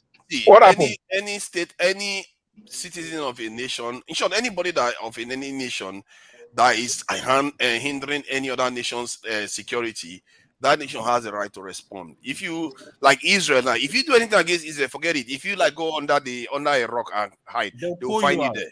Yeah, you can't keep attacking a nation and you just expect to just be walking free. That is not how it works. Nations have to respond to this in national security issues. Forefather, let me bring a point. Those of us that say, "Oh, Nnamdi Kanu did not commit any crime," Simon Ekpa did not commit any crime. I never said so. Sorry, hold on. If you live in the UK, there is this Nigerian guy called Adeyika grandson. Go and check his offenses. He's in prison now. He's in prison. He's still in prison now. And forefather, please go and see his offense. What he did. He did far less than what Nnamdi Kanu did. That is a lie, my brother. He was. Please, can I show you the difference? And I'll keep quiet. Let me just say the difference. And I'll keep quiet. The difference is he was actually calling for the killing of a particular tribe. Nnamdi Kanu asked for referendum, and I only called for the attack of military. So hold on, let me finish. He only called for attack of Nigerian state. Yeah, attack on the military. Okay. He did not call on attack on a particular tribe. Let me tell you, human beings in the military are made of toys. What it takes to attack the military is it's a fair game. No, they are toy men in the military, isn't it? They are toy men. They don't bleed. The toy men that they are. Who these guys say? Forefathers. Yeah. Loco, welcome. During ESA's protest, Nnamdi Kanu was calling for people to attack houses, attack places. My guy, I lie. You always listen on our propaganda. You just are sitting there now. My guy, it is a lie. I don't know why he's saying this. This is our line. I don't even hear it. I didn't want to even go into this discussion. KJ is here, like, people voice nigga. See, truth be told, despite the fact say really like a federal government they behave, you understand? Everybody know that one, but still, it still give some of us, the leverage to misbehave ourselves. You understand? Because if we look them say that they behave, maybe they misbehave. At the long run, we don't undo ourselves because those guys get words to protect themselves. Yes, they carry money, they back from Nigeria, go cheap for some years. Moreover, their family not even in Nigeria. So if we are because we see something where they wrong with us as normal civilians, then we the one to say no, federal government even do worse than that. Yes, even that's notwithstanding, or is clearly we still do ourselves because we not get anything to defend ourselves to hold on to. So say we can only ask for referendum or killing of Abuja. You can even ask to kill one Nigerian citizen. Even if say the other boy for UK talks about they kill one tribe, you are as good as the same crime by almost saying this you kill just one person. Now the same thing Holuna by law. My guy was for self-defense. Listen. Wake up, brother. Listen, wake up. Usually because this guy is dreaming. I listen to you since you just like if you say maybe because you are pained or something, you understand saying Nigerian government error. Then if other person do something else, no, is this and that? No. you not get right. Because if law hold you, then you know say law they work. Probably you never see yourself engaged in anything law. By the time you don't stand in front of judge, they read to your face, are you guilty or not? If they dig out things, interpret law for your head, for which you don't know, you're surprised. You understand? So for the fact say you or not, you say okay, may they won't kill one person, say one soldier man. Now the That's a same big crime. that guy, just listen. Now the same offense with the that guy, who also made the kill the whole tribe. Now the same But offense. for self-defense, please don't misquote me. Self-defense. Listen to me. Oh, hold on. What is self-defense? Did they fight you? Brother, when they come to the east to kill people, you have the right to defend yourself. You said come to the east to kill people. Listen to you, sis. You talk say you get evidence. Say KJ, let me finish. KJ, let me finish. This story in perspective. You will make KJ, let me finish now. KJ, let me finish. No, hold on. Perspective is there. We're going to try to pretend as if somebody didn't commit any crime. He was just pure innocent, and Nigerian government was the one that just picked on him. This is kind of stuff. We cannot be excusing certain people. What I prefer. Let's allow local people. Let's allow local people finish, please. Forwarders, I know as which kind I will blow your eye. Which kind of moderator you be in a show? So I was saying, you're talking about evidence. I didn't say a lot today. I'm going to you. What you now? So you're moderator. You don't need to talk a lot. We were talking about say evidence against Simon Ekpa. He said it. He not me say in talker. He tell them say me the runner, right? Good. But no, I said if there's no action behind it. We said the same thing. I said evidence, not they say in give them money, they take do one more this and that, right? Good. But you are just shooting yourself in the feet right now, saying Unamikanu talk say na self-defense. That make say me like key soldier. You understand? So listen to the word. If you come to kill us, we will kill you back. What is that? Is that not self-defense? You see, no, bro. Not to say you smart, you run. They think say you twist. Oh, boys, you are defending what is not defending. If I want to hold you, I go hold you. No worry. You can't. Sorry, I'm just trying to be devil's advocate. I'm not. Yeah, but truth be say, if we come here to do this kind of something, who ask ourselves who the sufferer? Now who the sufferer pass? Regardless of system, maybe you say this and that. Now we the sufferer. We get family for them. We not get security. We protect them. You know, sometimes we can't come online and be saying certain things because say somebody do something, but yeah, federal government fee error. Yes, in a shall we make the word hear them or the word hold them accountable. But if civilians like us see error, we not official, we go get to fight them with our mouth, everything we take get or physically, whatever, to stop them because now they get the brunt of whatever they do as a civilian within close to us. Now you say Ekpa they talk you right now. Who they suffer them? The federal government? No. Now see now the boys for Southeast, 25 years old boys. Now they carry on the key market for Southeast. Now federal government suffer them? No. So no, we're not talking because of federal government the error. Then this other small boy with the Finland, the Messian, we not tell them say guys stop this rubbish because if you think they want do what they do to counter federal government, who they suffer them? Now your own people for where they village, your grandmothers and their siblings where they village. Now they suffer them. So we get to stop you from those kind of utterances because now who they suffer them? Now we get to look first. You get my point? So that's why I just want to Local P, what is the solution? Let me talk now. Let me talk. If you say solution, bro, if you say solution, let me tell you the truth, we go look ourselves to our face. Say the stand what they take not true. We first move fight ourselves from doing the wrong thing first before federal government, before we fight federal government. Because federal government knows say we the fuck up. That's why they defeat do what they do. Because they know say if we try do anything, not be you the fuck up. You take small thing, fight your brother, you go do them because of small thing they give you. You get my point? So move first of all, stop these things attacking ourselves. We will not get defense. We will not get power, we will not get money, we will not get defense from anything. We will not carry money now, say, take your family, move to Nigeria. No. You not get the bar. But those motherfuckers how can we change the status quo in Nigeria? How can we change the status quo, Local P? Let me say sorry, I don't hear you. KJ, talk now. I say how can you change the status quo? These current politicians will not want us to succeed, Local P. How can we change the status quo? Okay, Bo, for my own little way, like I said, I find out, say, now orientation, you understand? We did not get like this, we didn't get to this stage overnight, you understand? Small things we will see for social media, people committing little crime, we're not holding them accountable, we're not talking out, we're not calling them out. We just will keep quiet like everybody, is your business, what's your business? Yeah, it's not my business, but if I call you out sometimes and somebody else call you out, you would call out sometimes. You would think I'm saying, I say people to watch me or might try arrange myself. But would they form this? It's not my business. It don't affect me, not affect my family. You understand? But it affects your neighbor. And we've kept quiet for too long. Now it don't scatter.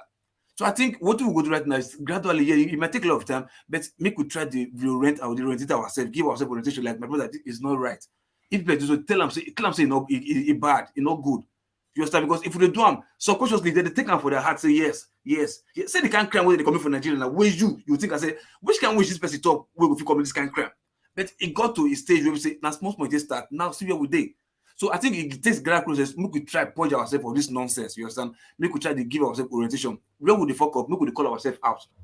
Gradually, subconsciously, we will get them rightly. Trust me, and the time we will take, we'll start them. That's what I'm Local talking about. Thank you very much. But what after forefathers? People's voice. Can I speak, please? Because forefathers, they support criminality. They support extraordinary rendition. Can I speak? Now, I don't know why. Okay, can go ahead. Now, yeah. You see, what Loco you just said now is exactly what brought Nnamdi Kanu out. He was calling out the leaders of the Southeast. But that calling out what has, cascaded to where we are today. Because in Nigeria, when you call out the leaders, especially the politicians who have the authority of government, they bring out the authority against you. Let's put this thing in perspective. Let's not run away with what is going on now.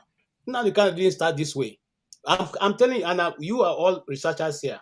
Go back to your distance and find out before Nnamdi Kanu's arrest and the dancing of pythons dancing everywhere in the East.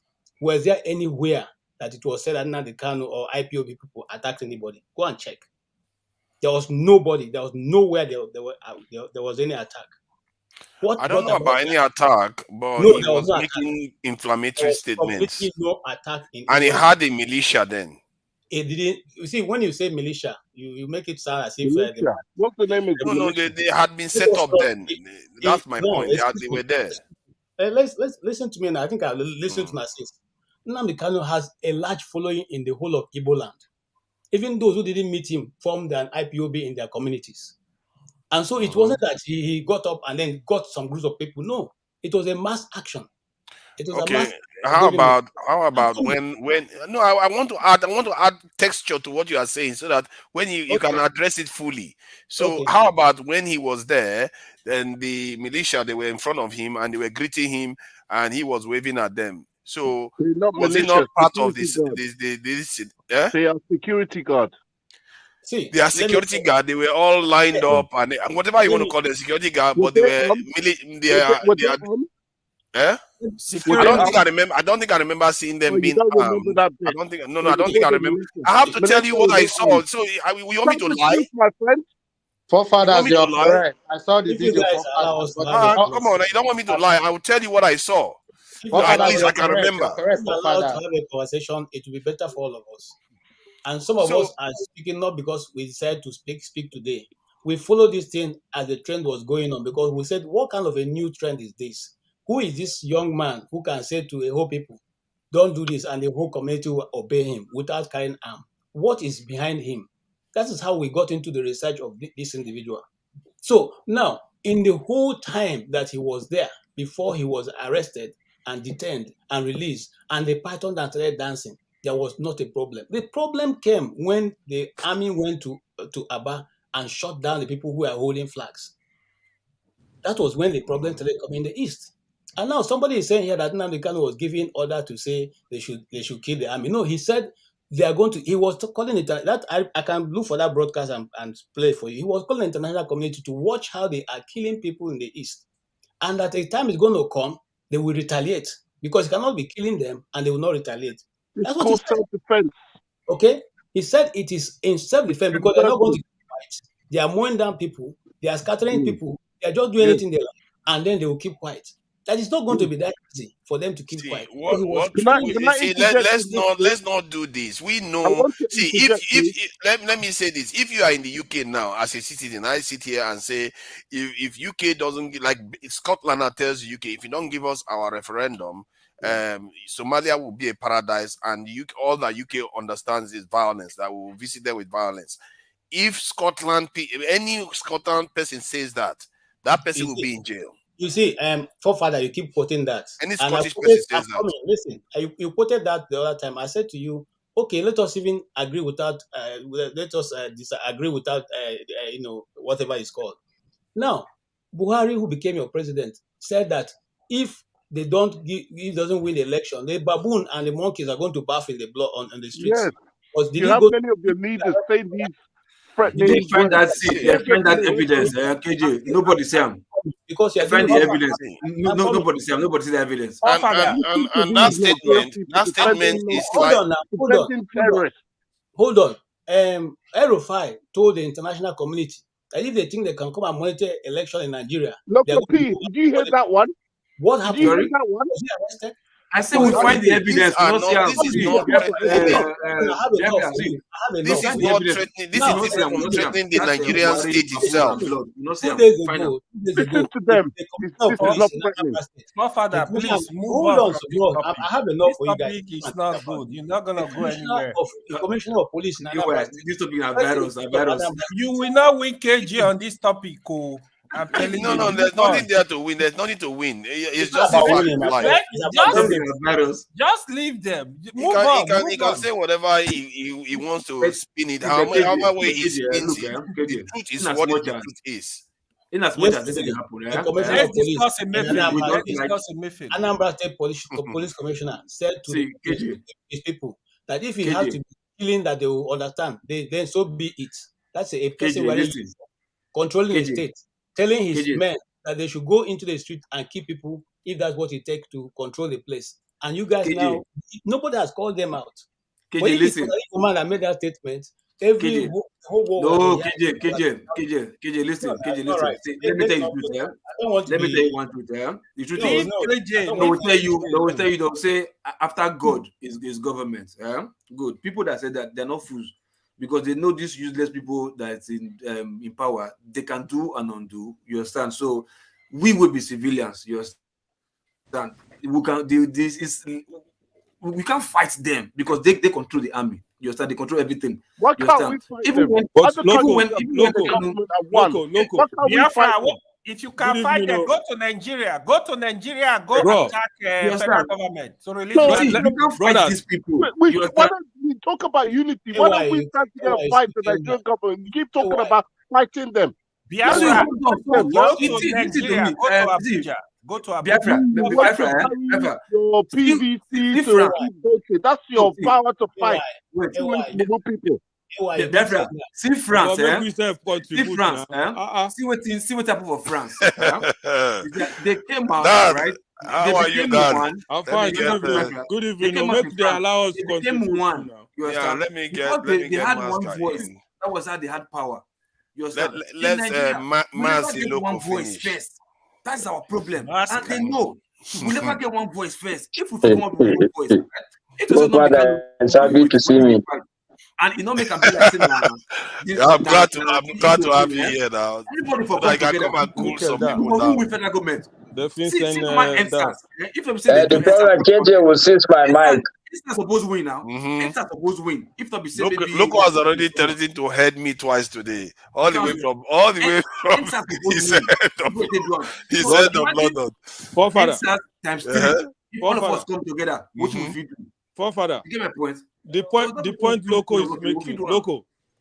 Loco is making is a point of cowards. I've always told him, when you're a coward and you don't want to fight the system, you make such a system because they have property there, the so-called family there. They don't want their people to bullet touch you now. Wait, make bullets touch you. Forget all those. What of the people where bullet touch? The people where don't die. What did you do there? Now coward dies. Brother, now coward dies. People where they coward dies. The way they talk. Cowards. And cowards die many times before their death. As they die, so the world never move on. What has it changed? Many things have changed. Things are changing, Loco. No, things are changing. You better move from this topic. I'm telling you. I'm hoping that we will all have clarity in the end. Everybody will agree. Yes. I think the mistake we're making. Just 1 minute, and I just want to respond to KJ on a couple of things he said. I just want to make some corrections, KJ. Let's not be speaking truth by half. Nnamdi Kanu opened a radio station.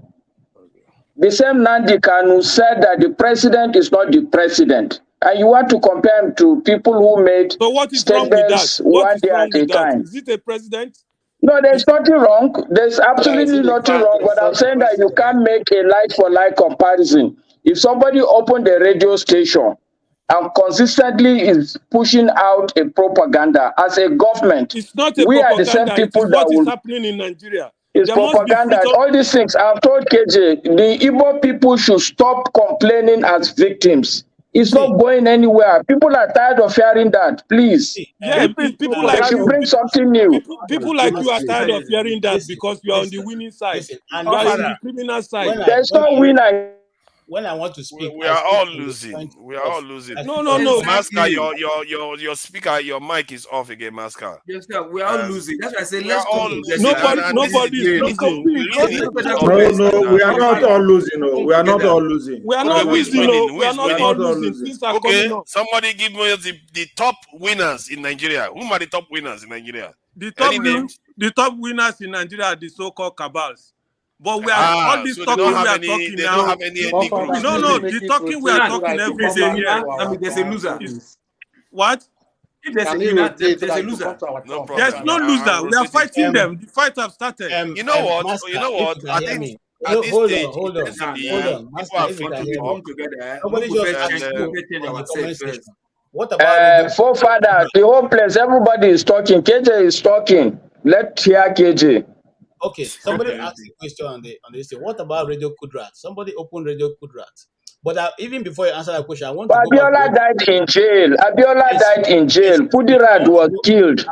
I want to go back to what you asked. Hold on. KJ, did you just hear that? He said Kudirat lost her life. KJ, no, this Abiola lost his life. So are you celebrating that? Are you guys celebrating that kind of kangaroo? No, my point is that my point is that to be fair, hold on. To be fair, what happened during that time? Let me just add this now. Let me add it. During that time when that stuff happened, I never got the impression that was a Yoruba problem. That was a Nigerian problem. Yes. And I think sometimes when like people like KJ and some Southeastern, when they want to talk about these things, they need to try to contextualize it in the Nigerian problem.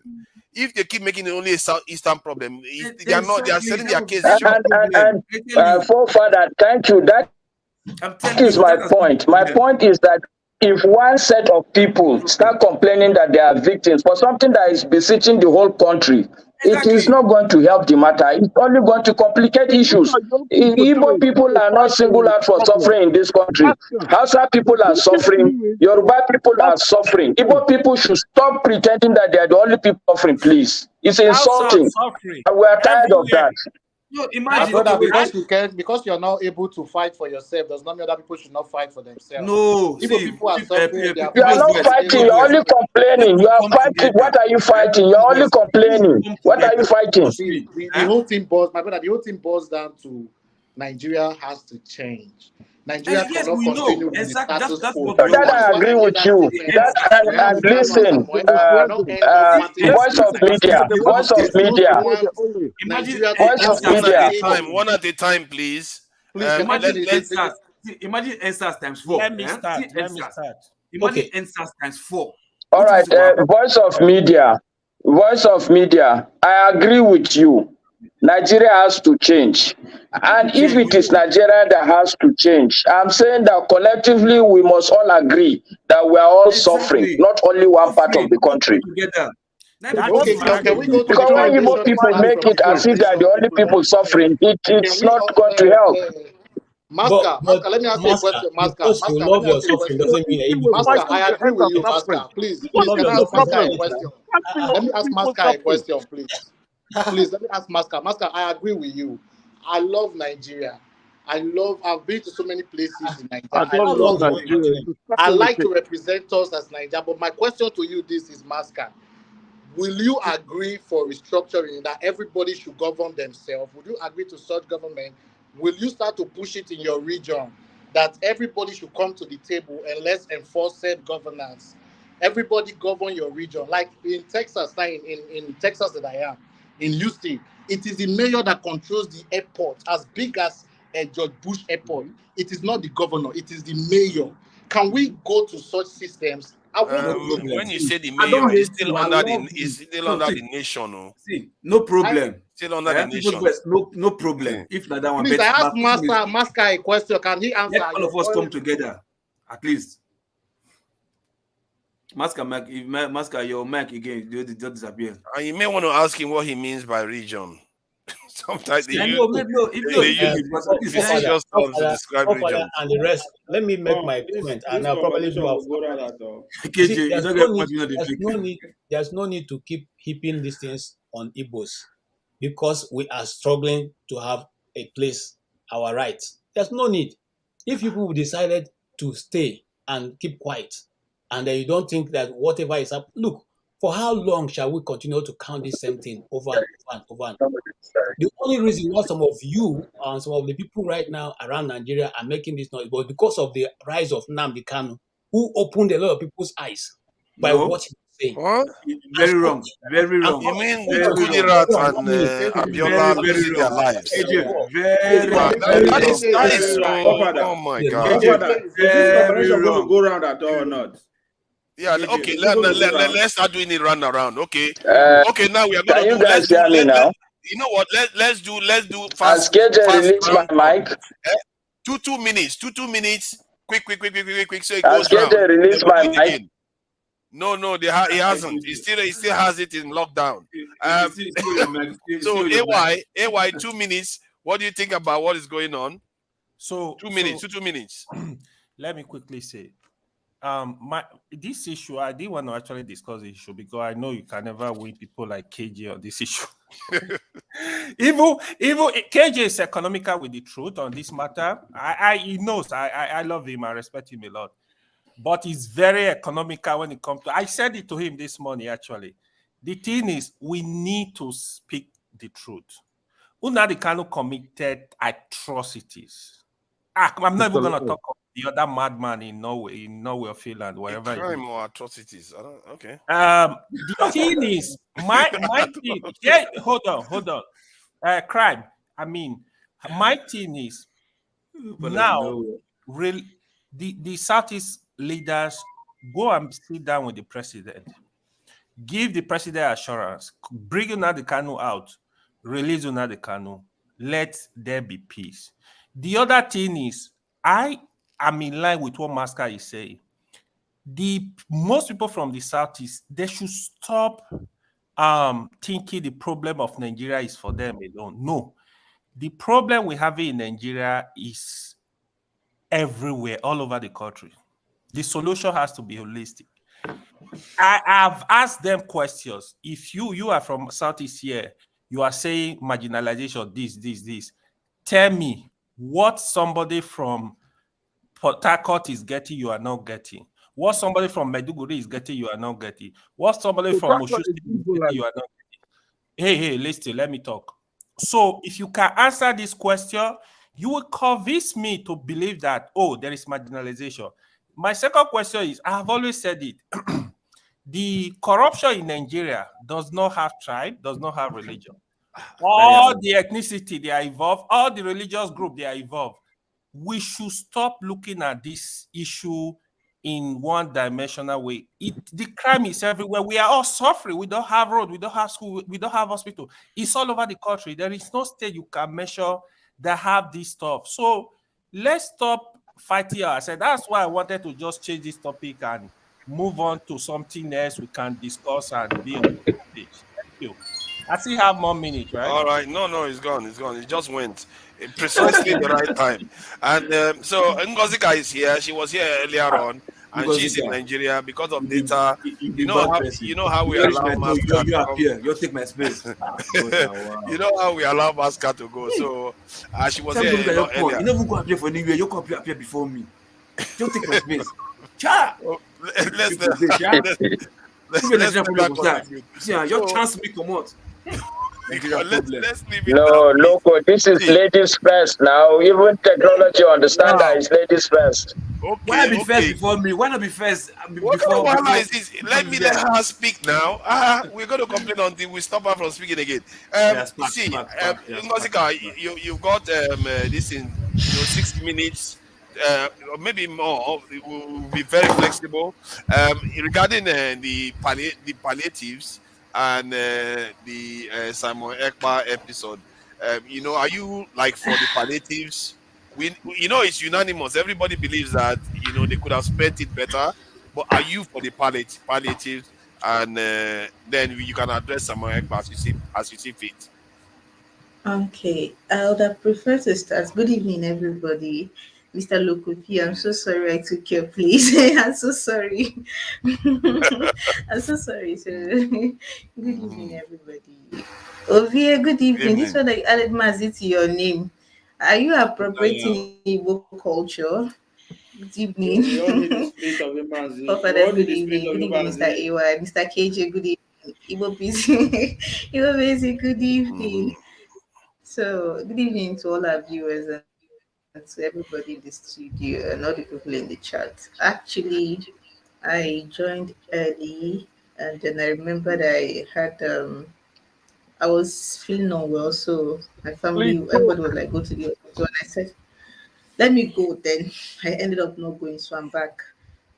I want to start with the sit at home Southeast. See, I'm going to say this for the millionth time. The people doing this sit at home in the Southeast, they know who they are. For the fact that every day that they declare a sit at home, they have to use force to force people, to scare people into sitting at home, shows that we don't want it. Because if we wanted it, we'd gladly sit our asses in the house. So I take an exception to anybody and I do not care who you are. And you come here and you make excuses for this nonsense that is ravishing the East. I put it to those that defend this nonsense here, that they do not live in the Southeast. I live in the Southeast. I live here. I work here. My family, part of my family lives here. And you're telling me it's for the greater good. What nonsense greater good? What rubbish greater good? People are being scared. You can't even go out and talk about these people freely. You can't. You don't know who is listening. I said the same thing last year. Somebody said I'm exaggerating. I was not, and I'm still not exaggerating. It is a serious problem and it is taking us back. It is drawing us back. We do not want it. If you have anybody living in the Southeast and doing business in the Southeast, call them and ask them their opinion about the sit-at-home. They will tell you for free that they do not want it. They don't want it. If you want a pool, I'll take my phone and go into the market and ask people with their faces hidden. They will tell you they do not want it. Even the civil servants that are enjoying sitting at home on Monday, most of them are not enjoying being forced to stay in their houses on Monday because of fear of being killed or having their properties destroyed because they dared to come out on Monday. And somebody will tell me if it is so. One idiot was making an analogy one certain that my sister brought it up in a keke in Onisha. If it is your husband that is in prison and they said sit at home so that they will release him, and will you be saying all this? I said, and what did you tell him? So she had to keep quiet too because she doesn't know who he is. I said you should have told him that they should take their, like I always say, take it to Abuja. It no hard.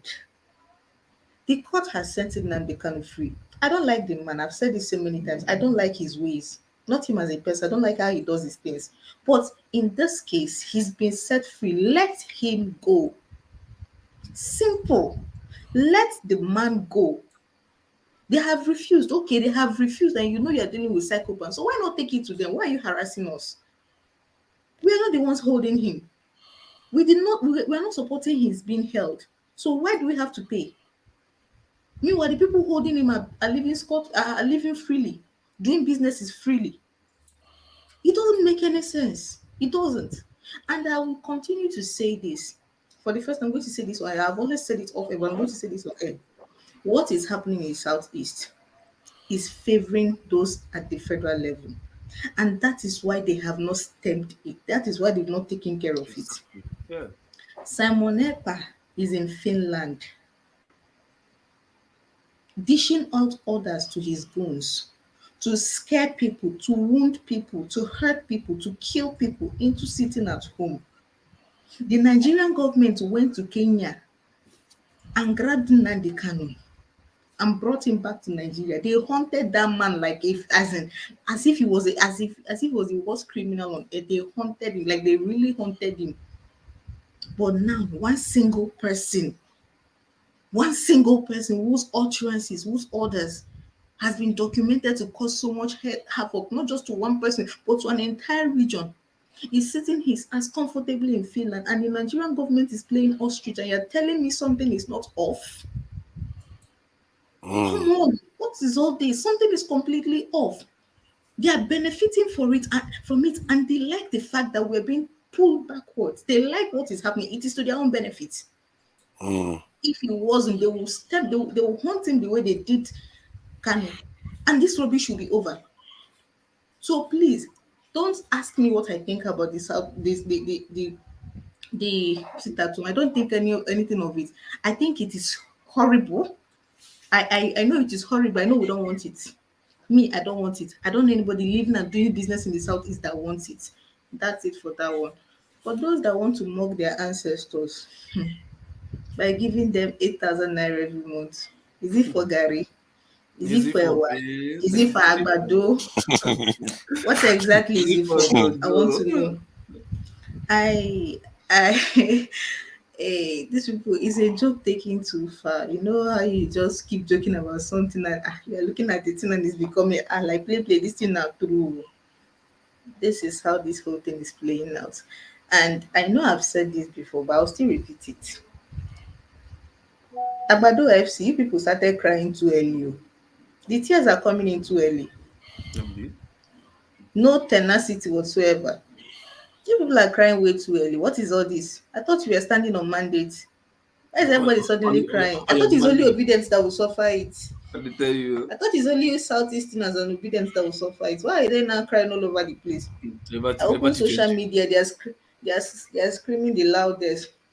It's crazy. That surprised me too. Actually, I was like, I thought they are in office. They have Senate presidency. They have service chiefs. And yeah, they are complaining constantly. I don't get it. It's like they're afraid. It's like they are worried about something that is going to happen in court, or they are just preparing or something. My own is that the tears came too early. That's just my own with them. You see that 8K, it will still reach their hand. It will reach me, and I don't care. But they that were supporting nonsense, hoping that the resources would trickle down to them somehow, because that is the only reason they supported this man. Let's be honest about it. They know he was disaster from the get-go. They know nothing they want to tell me to tomorrow. Every single one of them knew he was bad news. But they had to whitewash him because he came from their own side. And because they believed that him coming from their own side or he being aligned with their interest somehow was going to make the resources trickle down to them. Now, look at the resources that is going to trickle down to the 8K every month. At the same 8K, they're going to do like how they did the Indomie Palliative. You will see it. You will see it. Agbado, you will see it. One naira inside you will see it. It is giving me joy. Ngozika, they are crying because you guys killed that snake that fell down from the tree. Remember during the elections? You guys made sure the snake didn't escape. I will never forget that. You guys killed the snake. You did not allow it to go and swallow the ballot papers. You see? And that's why it's choking them. So now it's too early for them to cry. I think it's a joke taken too far. I think it further goes to show how these politicians do not rate Nigerians, because if they did rate Nigerians, you won't come and take away. By the way, I'm one of those that supported the subsidy removal, but not in this way. So let's just be clear about that. So I think they do not rate the people they are governing, because if they did, You won't go from removing palliative to putting everybody in high jump. And now when everybody is in high jump and everybody is getting sick and everybody is thinking and going crazy, you say, oh, okay, I removed money and that is why you're suffering. Or I come and take the money back. Yeah. Make it make sense. Instead of putting the money where you took it from and cushioning the effect of what you know is making their lives miserable, you're now saying, this money I took now is because it's like it's making your life. I come and collect 1 naira whole body first. Where is it done? Like, how long are we going to continue like this? And let me say this for the 100th time again: Nigerians are not tired. I know I said this after the election that now Nigerians are not tired. When they are, God bless you, Mr. Lugu. I said they never suffer rich. You never enter body. When you go enter body, they no go hold them. Nobody will be calling for revolution. They never enter body. Nigerians, they have extra layer of skin for suffering. Never enter, never even permeate the first one. He go reach where he go reach. They know they tell the person. They will come out. The typical Nigerian now, they know they tell the person. Look, NSAS should be a case study now. Nobody anticipated it, nobody expected it. It just happened. And this one is going to be worse because people are hungry. And I mean literally, people are hungry.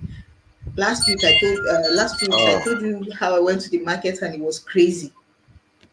People are hungry. When I say people are hungry, that 8K earlier when I joined the shows, I think it was Mr. A White that was trying to say that even the poorest of the poor families was not going to be supported by that 8K for even up to a week.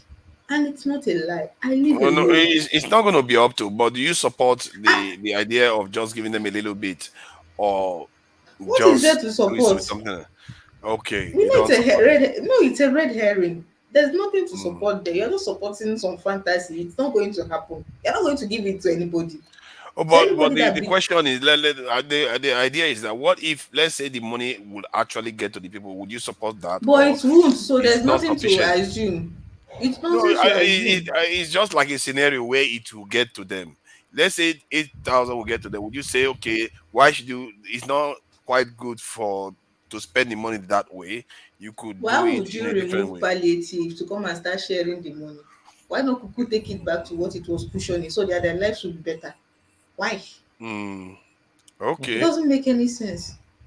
If you're going Okay, to then it's just unanimous then, isn't it? Like people in Nigeria plus people who are overseas don't think that the money should have been given that way. Apart from let me you. even give you an instance.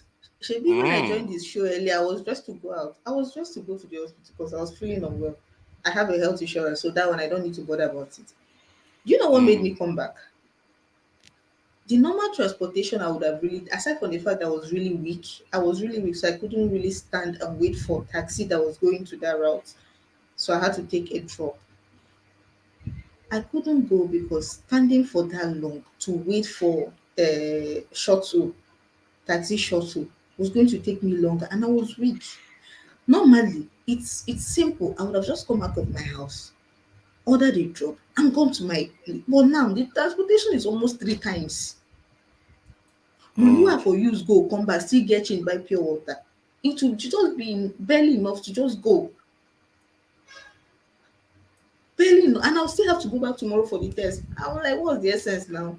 If I go today and they run the test today, I can't sleep in the hospital because me, I can't sleep in the hospital. I'll have to come back to the house. Tomorrow again, I'll carry transport again and start going. Something that will usually cost me everything going and coming back at 900. I'll be paying 2,000 something. It doesn't make any sense. You cost that by removing subsidy without any concrete long-term plan. And you're telling me that I go to what is HK going to do for me? so If I stand up in the if I stand up ask. in the morning, Hold on, let if me I ask stand up in the about this issue of accountability then, because the people that are voting for these things are National Assembly members and senators. So is anyone holding them accountable locally? Because they have constituencies that vote them in every state. So because I don't know sooner about or later everyone. the people have to start realizing that what they should be asking their local assembly member and senator, what did you vote? Are you part of the people that did this stuff? Do we have a culture of even trying to do that in Nigeria? Exactly. We don't have that orientation, so it's not going to work. No, Mr. Loco, you don't say that. It might not be mainstream yet, but I know that a lot of young people on Twitter, at least, I know I'm very certain because I'm part of those on Twitter, are holding their refs responsible, at least for Enugu. I know that for Have you certain. heard of the ones from Labour Party that has made it there? What are they doing at the moment? Are they standing Right against now, all my these things, focus or is they're only just? Enugu. You see, but we need to be knowing this. Maybe not you anyway. The Labour Party, or people that are Labour Party supporters, we need to be knowing all this. What are these elected members doing right now? And Are if they your voting rep is against not a this thing? Labour Party member, uncle, for others, if your rep is not a Labour Party member, uncle, Okay, what you no, should be saying you is hold that Labour Party member accountable. I understand what you mean, but the Labour Party member, because what we are facing now could be a rerun of an election, and if that is happening, you want to have a situation whereby Labour Party is already sending out signals that they stand on the Mr. side of the Father, people. finish your round I do. robin, and then we can go back to her. Yeah. I think let her respond. Then we'll go back to the 2 minutes. This thing, I lightning. do not think this is about Labour Party in any way. Let's keep it the way you said it initially, holding our refs responsible. Bringing parties into it is going to take us back to where we were. It's not about party. It's just human being, just Nigeria. APC Exactly. did the Your same reps, thing. whoever they are, hold Yeah, them responsible. And I'm telling yeah. you that over here, we are doing that. Mm. So, at least For on me Twitter. anyway, because you can do that, but if the leadership is still not the type that is, anti-corrupt and cronyism and all those sort of things, then because I personally prefer to see the Labour Party do better in the offices of government. So one would like to know what they are doing right now. Are they like I standing prefer to out? see anybody that is in the office of power do well, regardless of the party. Then you didn't vote Labour. You didn't vote for Peter Obi then. Forefather. And Forefathers. at the point you have preference. Let's not do this thing Forefather. where we say we prefer to see anybody. Wait. Let me see where you're Because it coming from. just 2 seconds. Forefather, you need to understand we don't need strong men. We need strong institution. The moment we have strong institution, we don't need strong men. I'm telling you. People will think Peter Obi will come and do magic in Nigeria. I put it to you, if Peter Obi become the president today, we will still gonna fight all these issues we are discussing here. I'm telling you, we'll come back here. Please let me just finish, Mr. Strong AY. decision Let is me just controlled by strong finish. men. Oh, Let remember, me strong decision is controlled finish by what I strong was men. what I was telling Mr. If the Forefathers men are is not strong, decision will not be strong. anybody that won the election and got into office legitimately, regardless of party, should be held accountable, should be expected to do well. The Period. reason you see me not even giving a chance to Tinubu is because he got there illegally. If he had won fair and square, if the man had won fair and square, I'll just be like, oh, he should do what? He should do this, he should do that. I'll probably suggest, but he got there illegally. And if you must be called your excellency, the process through which you got there must be excellent. There are no two ways about it. So when I say we are holding the people here responsible, at least for my little own corner, these are people who do not have cases in court challenging their winning. They were duly elected.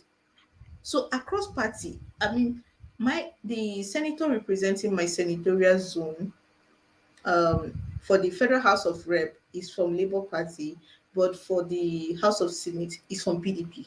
So are you going to tell me because the man is from PDP, I should disregard whether or not he's working, and I should just focus on the guy that is from Labour that is representing us at the Federal Oh House no of no Rep? It no doesn't no make sense. no, that's not what I'm saying at all. All I was saying was that if there's going to be, given that this government, from the way they are doing now, we all criticize what they are doing now, and most Nigerians are not having any good outcome from what he has done so far.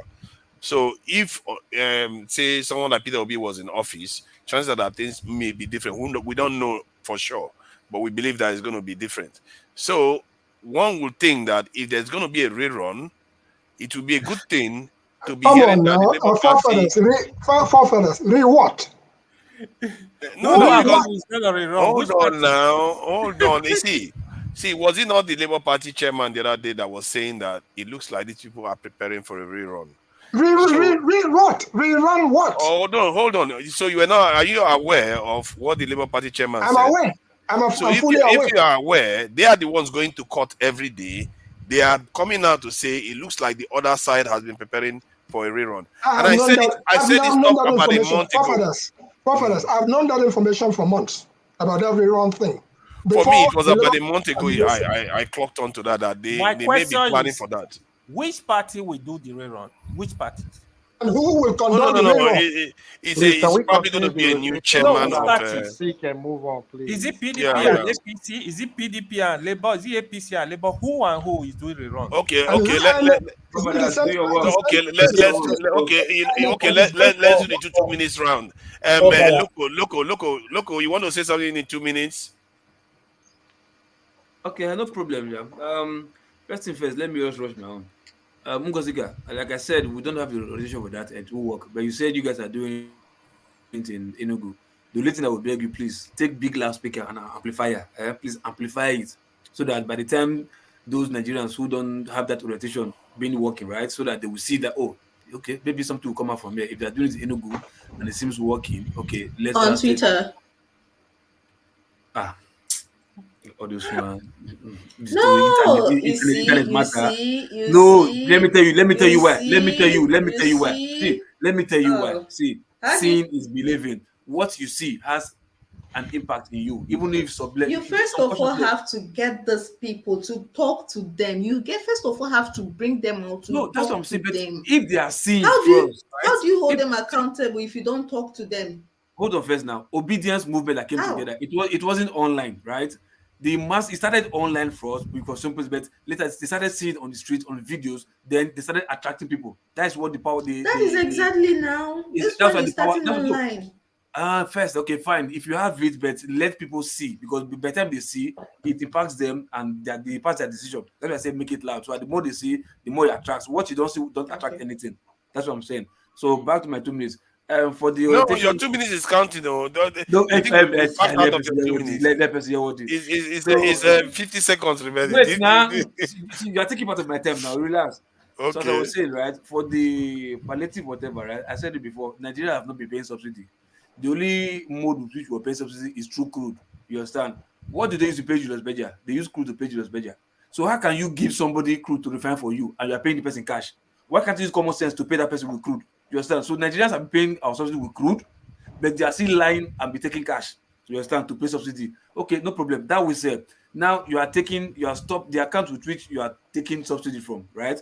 You are no longer paying subsidy. You are now putting the money back in the account. So why not use that money that you've stopped spending on subsidy? Why are you still now asking us to pay more by increasing levies for power and fuel and whatever stuff? You understand? And now you are taking more money from us. That was not even enough. That was not even enough. Time's up. You allow me land now. Let me land with the point now. Okay, a few seconds then. That was not enough. I think if I'm not forgotten, Buhari the last month of Buhari administration, I think, or 2 months, he borrowed like 800. If I'm not mistaken. Where's that 800? Now this guy is coming now. He's still borrowing 500 upon all those money. Then you are giving £10 to do what? $10 to do what? I don't understand.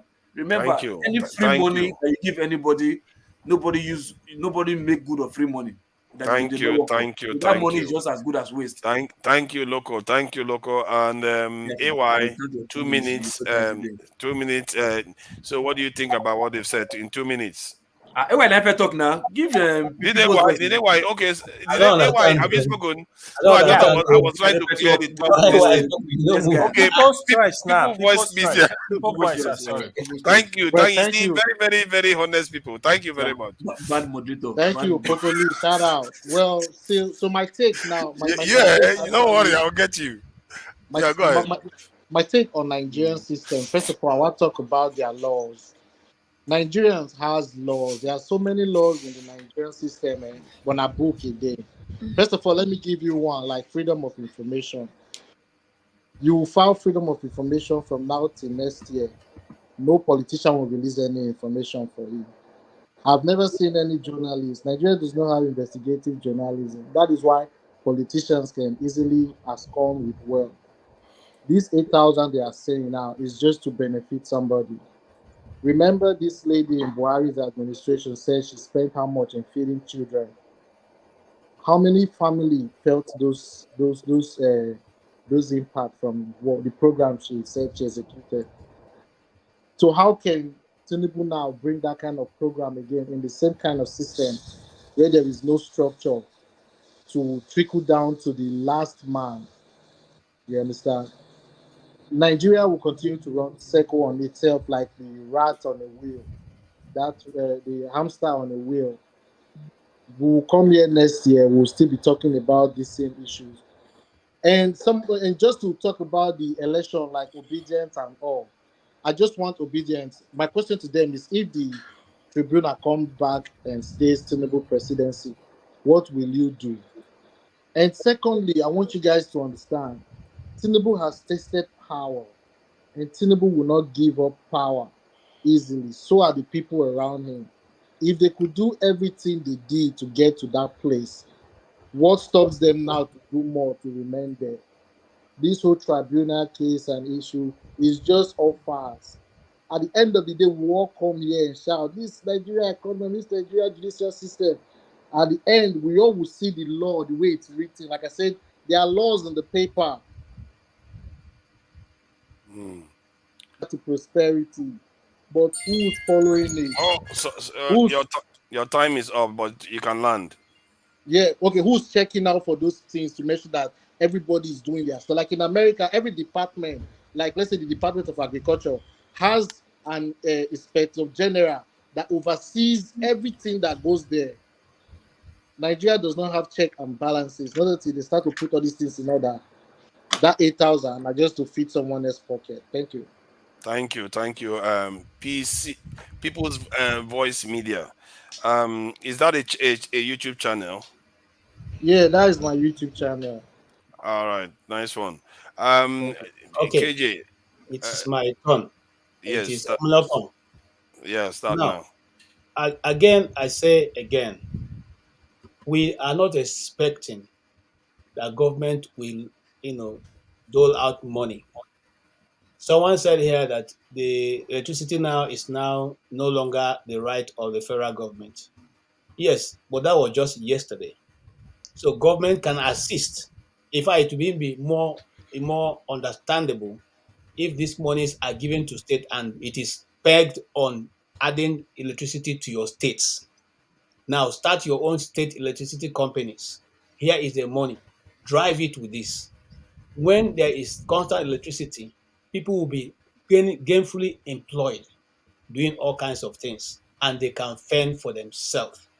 It's not gainsay to say that when you dollar money, people no. If there's too much money in the system and there's less food, how then do you even buy the food that they are getting the money for? So what people are looking for is a level playing ground to be able to fend for themselves. $8,000 naira, like I said, is just a little bit over a dollar. That's what you're advocating people should spend in a month. I think is ludicrous, for us to think that way. That's one. Two, you see what we are saying, and I say that again, and please go mark me.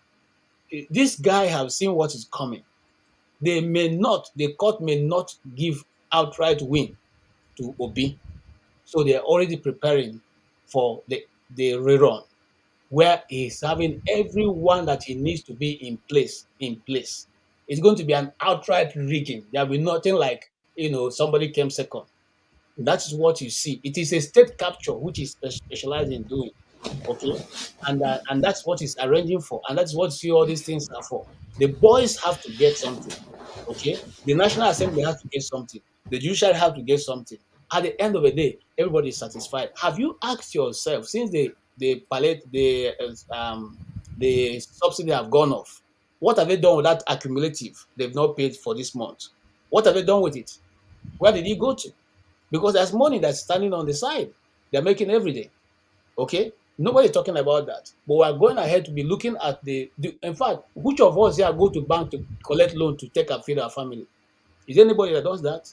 You go to the bank, you go and get loan and use to consume. Which of us here go to bank It doesn't make sense because at the end of the day, there's not going to be any meaningful structure on ground that can help you to pay back this loan.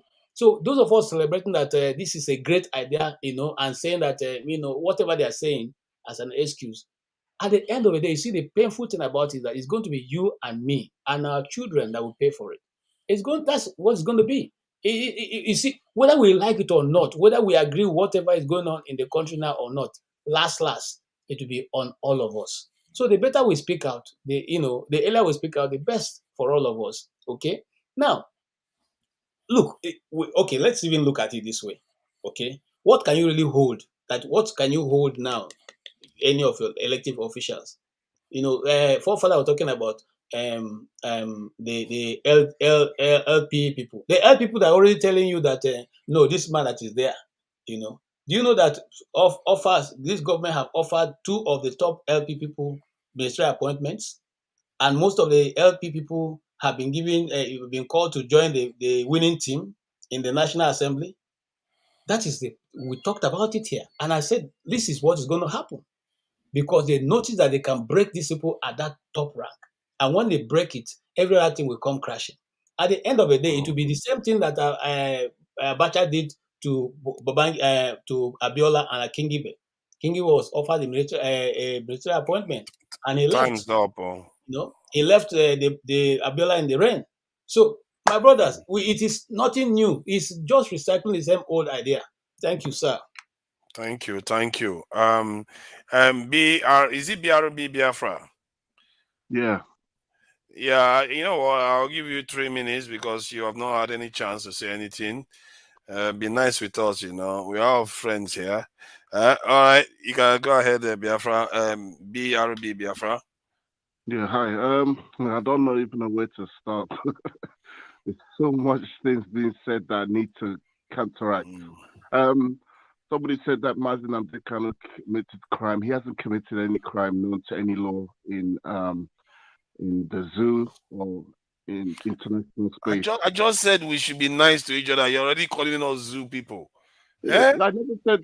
Did I say zoo people or the zoo? I said the zoo. Nigeria is a zoo now. Come on. No, I just said we should be nice. And now you start with zoo. Your time is up. You say be nice. You don't call person zoo. Nigeria is not a zoo. We are not animals. Okay. All right. So he hasn't committed any crime. I think he has made this alleged comments in the UK. UK has incitement law. Like that Yoruba guy, what's his name? Adeyemi grandson had made insightful comments against Igbo people. They arrested him. He's convicted. He's sweating in at Her Majesty's pleasure. If Mazi Nnamdi Kanu made all these incitement comments, they would have arrested him.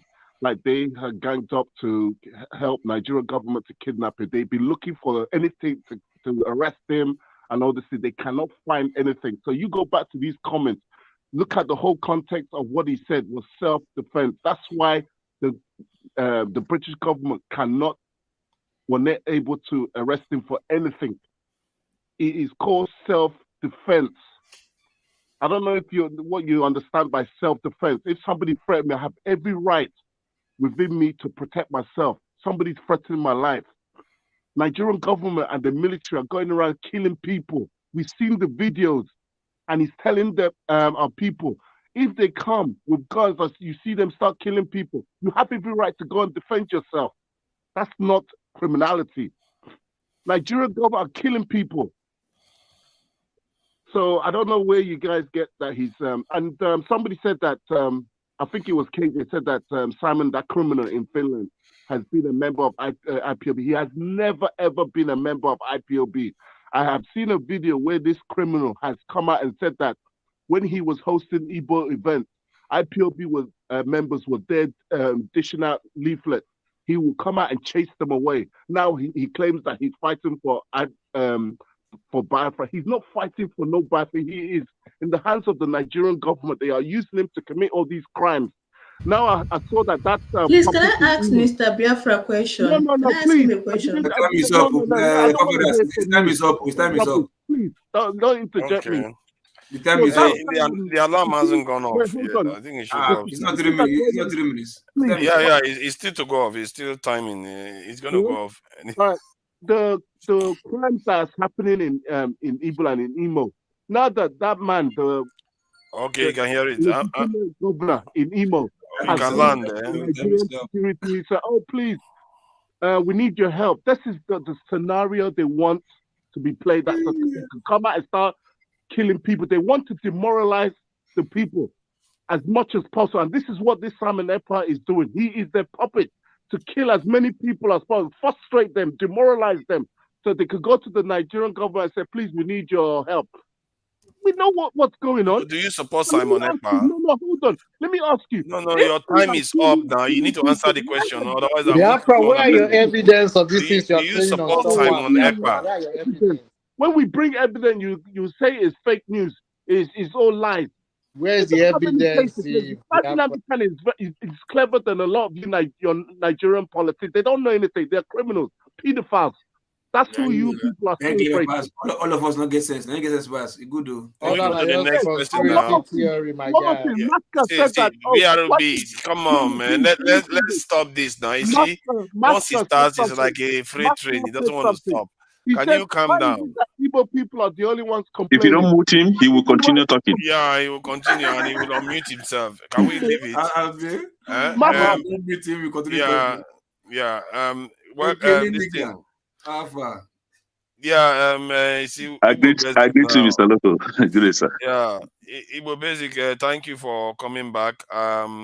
What do you think about what they have been saying? The lockdown, Simon Ekpa is going to be facing Lagbaja, General Lagbaja now, that wants to ensure they protect the people that want to come out, that don't want to do the sit at home. I don't think the Lagbaja, General Lagbaja is going to go into people's houses that actually want to do sit at home. He's not going to tell them come outside. You see what I mean? But just to protect the ones that want to feel free to come outside without being flogged and stuff like that. So I don't know what you think about that. You set fire on your house and you tell me you want to quench the fire. From what angle are you going to be quenching the fire? The government is in power and the government before, they're complicit. Not even going to go to Nnamdi Kanu's case because Nnamdi Kanu's case, Emefiele's case is becoming Nnamdi Kanu's case. Release him, they move the goalpost. So let's put that where it is. Let us reason practically. The whole of last week has been Simon Ekpa here, Simon Ekpa there. We have evaluated what is going on, and I have said it in my earlier submission. Before I said the voice of IPOB has been hijacked, and I dare say it again. And you guys were discussing about change strategies. To what? When they have already taken your game, and they are now playing it against our people. When I left here, I actually spoke to the outgoing chairman of World Igbo Congress.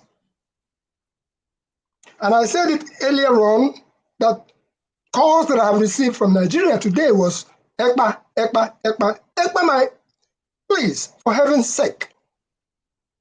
And this goes to Ndi Igbo, generally. In case of Nigeria, I won't even go there. Nigeria is being deceitful to itself. The worst part of it is that Ndi Igbo becoming deceitful to themselves. And what is happening in our own backyard? How are we going to solve it? The man, Simon Ekpa, on this very channel a few times, I've said it. If the man is genuine, I challenge him to a wrestling match anywhere in Igbo land. And I still say it again. And that is what Mwafo will do if you are really trying to help your people.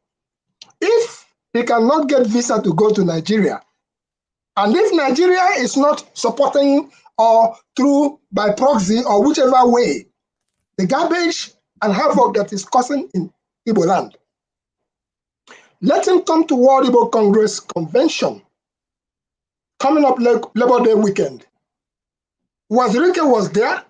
Several of these Biafran agitators have been there. And we talk as Omunne. Venue, please, venue. Where's the venue? It's going to be in Georgia, in Atlanta. I feel sure. Normally, I feel sure. I'll push you out the information. Thank you. What I'm saying there, if you cannot get visa to go to Nigeria, because if Ekpa goes to Nigeria, he may not come back out. We are not stupid. But if he can't go there, let him come to WIC. Or maybe let him come to Igbo London of Igbo World Assembly, which is going to be taking place in August. And let us see the person face to face. Do you observe that when he was here on this channel, he was in a hurry to get out? Once you start popping him some necessary questions, he exists. He films and he lives. Who the hell is he? The chairman of World Book Congress, when I was having a conversation this afternoon with him, told me that he had a direct pipeline having a conversation with someone. Time's up. Okay. But when they were now coming close to how do we resolve all this, the man bolted and cut off his phone. Is that what you call a leader? Hello? Is that the kind of person that we're trying to deal with? The man is deceiving himself and is deceiving some people who are downtrodden and are trying to execute others that, so in a nutshell, let Nigerian government, Nigerian police, come on, the war was supposed to be over, but the war is not over. If they are still marshalling out to eastern Nigeria to go and say, okay, come on out. That is what is happening. Let us stop deceiving ourselves.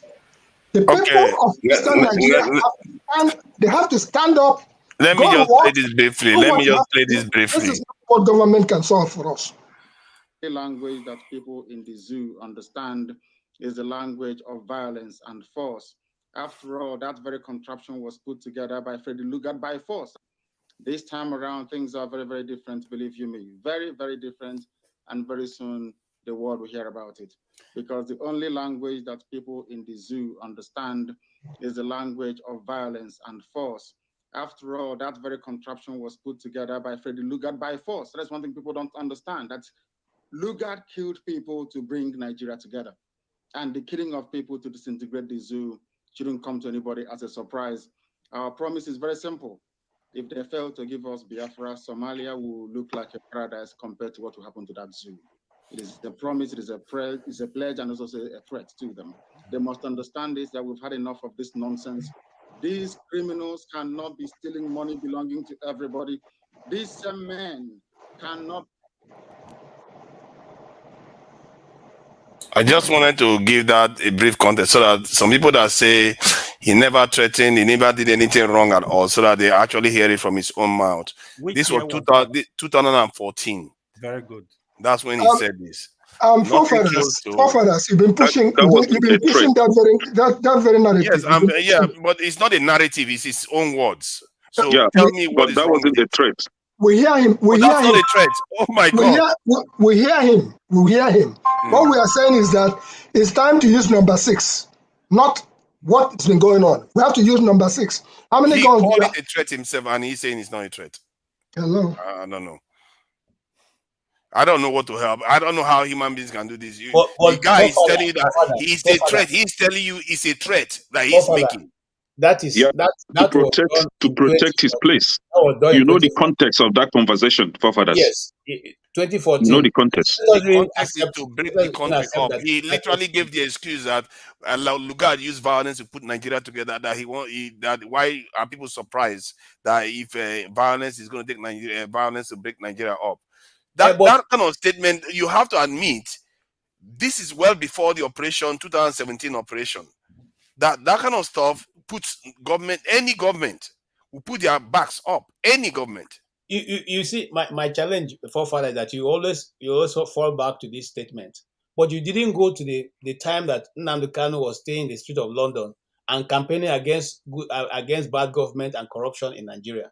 and saying that It the killings wasn't in Middle Belt campaigning. That's are not, you wrong. see. Excuse me, hold on, sir. Because we are quoting the good one, you should also, I mean, the bad one, you should also quote the good one. Give me the link, then I'll play it here. I I've have gone to given that it to link. It's you. I 1 sent you the minute. link. I sent That you the was link. 1 minute. That was 1 minute. No, you sent me the It's link not before. 1 I don't have minute. it now. It's not 1 minute. I still have the video. I can still get it and send it to you No, again. you can bring it again. Okay? You will find out that So it's 1 minute. the thing You is, thought we are it's taking it longer. out of context. Well, look, the situation between Nnamdi Kanu and the rest happened over a space of time. It didn't happen in 1 day. It didn't degenerate to that point. Okay? And apart from that, I do not see how you want. You see, it's only a tree that stands in one place and they are telling you they're going to cut you and you just remain there. Any of one of us will not remain there. And what you are quoting, people who are even in a higher place of authority and who have had the opportunity of running this country have said worse things. And government in power did not at that time go and cut them down. What? Now did they go to kill their people? Now did they go to burn down their Commander, leave this topic. Just Come let's on, move guys, on. I don't know why people. God help us. You are If this wasting is your how we time. think. I said to you, you are wasting your time. Okay. Move on. All right. It's Masca's opportunity to rebut everything everybody has said, including himself if possible. But it's all right. Masca, welcome. 2 minutes, please. Let's hear what you've got to say. Thank you, forefathers. Can you hear me now? Has Loud and Has clear. KJ released my mic? He has temporarily. KJ, thank you. All right. I honestly will not be very happy talking about Nnamdi Kanu and Simon Ekpa, because the truth is that I don't think I'm an authority in these matters. I don't think I'm very, very conversant with the issues. I follow the news. I mean, every now and then as a Nigerian, you know what's going on, but you don't really know the intricacies. If you ask me, my opinion, I think Simon Ekpa is part of whatever Nnamdi Kanu is doing. In any case, Simon Ekpa is saying that he's doing it for Nnamdi Kanu. This is what I hear in the news. So I may not be able to comment very well. But what I would say, I would always be for solutions. As I always tell my brother KJ, I don't think that sitting down every day for donkey years and constantly complaining is the way forward. I had suggested that there are two things that we as a country need to do. We need to first acknowledge that this problem in the South is a national problem. This is exactly what happened to the country when Boko Haram was decimating people in the North. People from the South felt, okay, it's them, they're killing each other. The general sentiment or the mentally lazy thing to do is to say, well, Igbo people are killing Igbo people. But I know that at the end of the day, it is the country. I remembered very well during Boko Haram, I was in Toronto, a taxi driver, he took me to task. He was asking me how many people are this Boko Haram and how many people are in Nigeria. As far as he's concerned, it's an absurdity. He doesn't know where I come from. He doesn't know I'm from the north or from the south. As far as he's concerned, once I said I'm a Nigerian, it became an issue. It was a very disgraceful discussion. And I think that this is the same issue we're dealing. The solution is that we must all acknowledge it's a national problem. And I have said that this is a good opportunity. There's a new regime. Whatever it is, people should stop complaining now and take advantage. And I think the solution is go and say, okay, look, the government will not have 100% of what they would be very happy with. The same thing with Nnamdi Kanu. You are not going to go out and be allowed to be saying what you're saying. I have told KJ this night, you can't, somebody who has gone and established a radio station against my government, I will not sit back and be fiddling my fingers. I will arrest him. And let's not even. Well, he's taking your mic again. So I think so you have gone on a bit too much. so that he cannot say it's anymore. it's all KJ's fault. Maybe KJ A1 will help him. KJ wants Kene to go now. KJ has some power to stop people's mic. Kene, you literally said it's not a threat. When the guy literally said it's a threat. Man, I said, staggering, man, Kene. Stop having that discussion with KJ. You are not going to This is why I don't know if it's my time to talk. And forefathers, I will beg of you. You know, this is my first time speaking, so please give me more time. Okay, I will double it to 4 minutes since you're Okay, good. a troublemaker. Yeah, Thank you. No, I'm not a troublemaker. Just that I really needed to push out some things here. Mr. Maska, thank you for your comment. I think for one, I've seen someone that agreed that the problem is a national issue, not a Southeast issue. Because I was ready today to also accuse those of the middle belt of killing themselves, especially the Benue State. I was waiting for John Aban to join in so that I will ask him, why is the middle belt people killing themselves, since it is Igbos killing Igbos, not recognizing that this is a national issue. So thank you, Mr. Maska. And for my father here, Igbo Basics, he was inviting Simon Ekpa to come to the WIC meeting. And I will beg to ask, Nnamdi Kanu was in Los Angeles in September 5th of 2015 to call for our people to support his quest, the quest for providing security for our people. A conversation that was made in private, a conversation that was supposed to be a family conversation. Some miscreants among the Igbo World Congress, old shameless miscreants, recorded the conversation that was supposed to be a family affair and made it public online, where Nnamdi Kanu was asking for arms to secure our people. Good. These are the same people asking Nnamdi Kanu to come, asking Simon Ekpa to come do what? If I was Simon Ekpa, nothing will connect me and these people again. They are not speaking for the Igbo people. World Igbo Congress, the Ohanese, are not speaking for us. They are speaking for their pocket. These are selfish, greedy, old, shameless people. They are not speaking for us. Simon Ekpa was speaking for Igbo.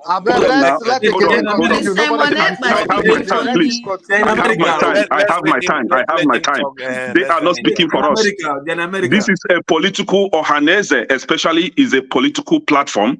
One miscreant now is the chairman of Ohanese, and is now parading himself as if he is speaking for the Igbo. He has no Igbo interest at heart. He's just a political jobber. This is it. Whether anybody likes it or not, Simon Ekpa has come to stay to provide security for our people. If you don't like it, go and hug the transformer. And if for those people, hold on now, I have my time, please. For those people speaking against Simon Ekpa, these are the same people claiming that they are IPOB people, that they are working for Nnamdi Kanu. Nnamdi Kanu will never stick with this kind of people. They are the same people that were on the street of Finland, the street of Nigeria, asking for to stop sit at home. They are joining forces with Nigerian government to try to stop the sit at home. But none of them has ever protested to ask for release of Nnamdi Kanu. But they are on the street now asking for the end of sit at home, and you say that these people are really speaking for us. See, I don't really want to go deep into this. If Nigerian army really want to invade Southeast, let them come out openly and tell us that they want to invade Southeast and continue to kill our people just the way that they have been killing our people. And all of us, we see the videos, nobody's coming to condemn that. So if they are ready to come for the second round, they are welcome, right? After all, the same Igbo people are supporting them to invade our region and begin to rape our women, begin to rape our young girls. Just a few days ago in Cross River, a young student was walking on the street just to go and get something from the kiosk. She was molested by Nigerian army.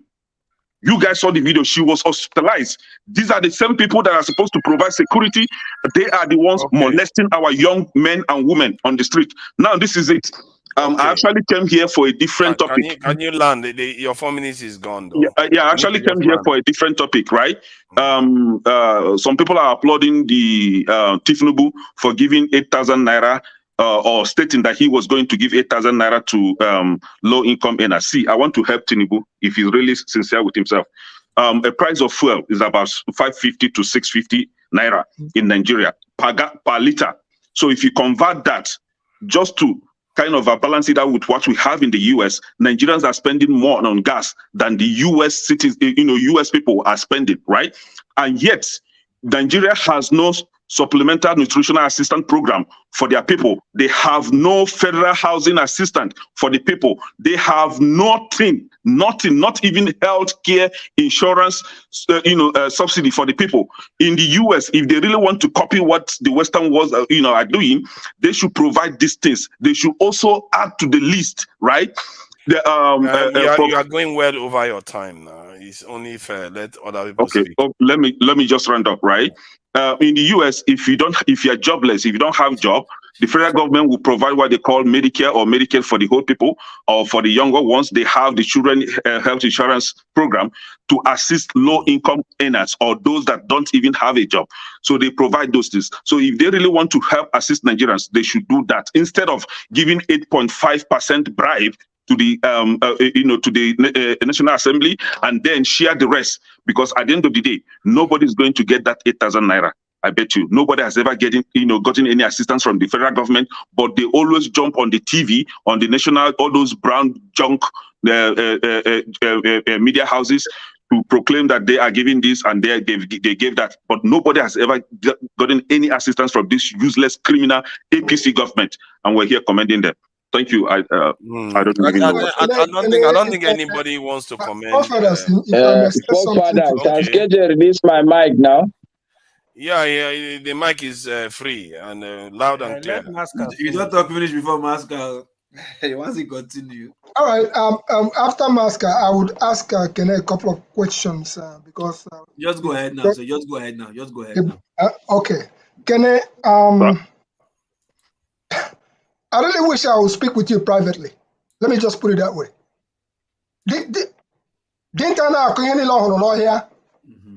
A lot of stuff you've leveled here are quite true. I've been around the block very long.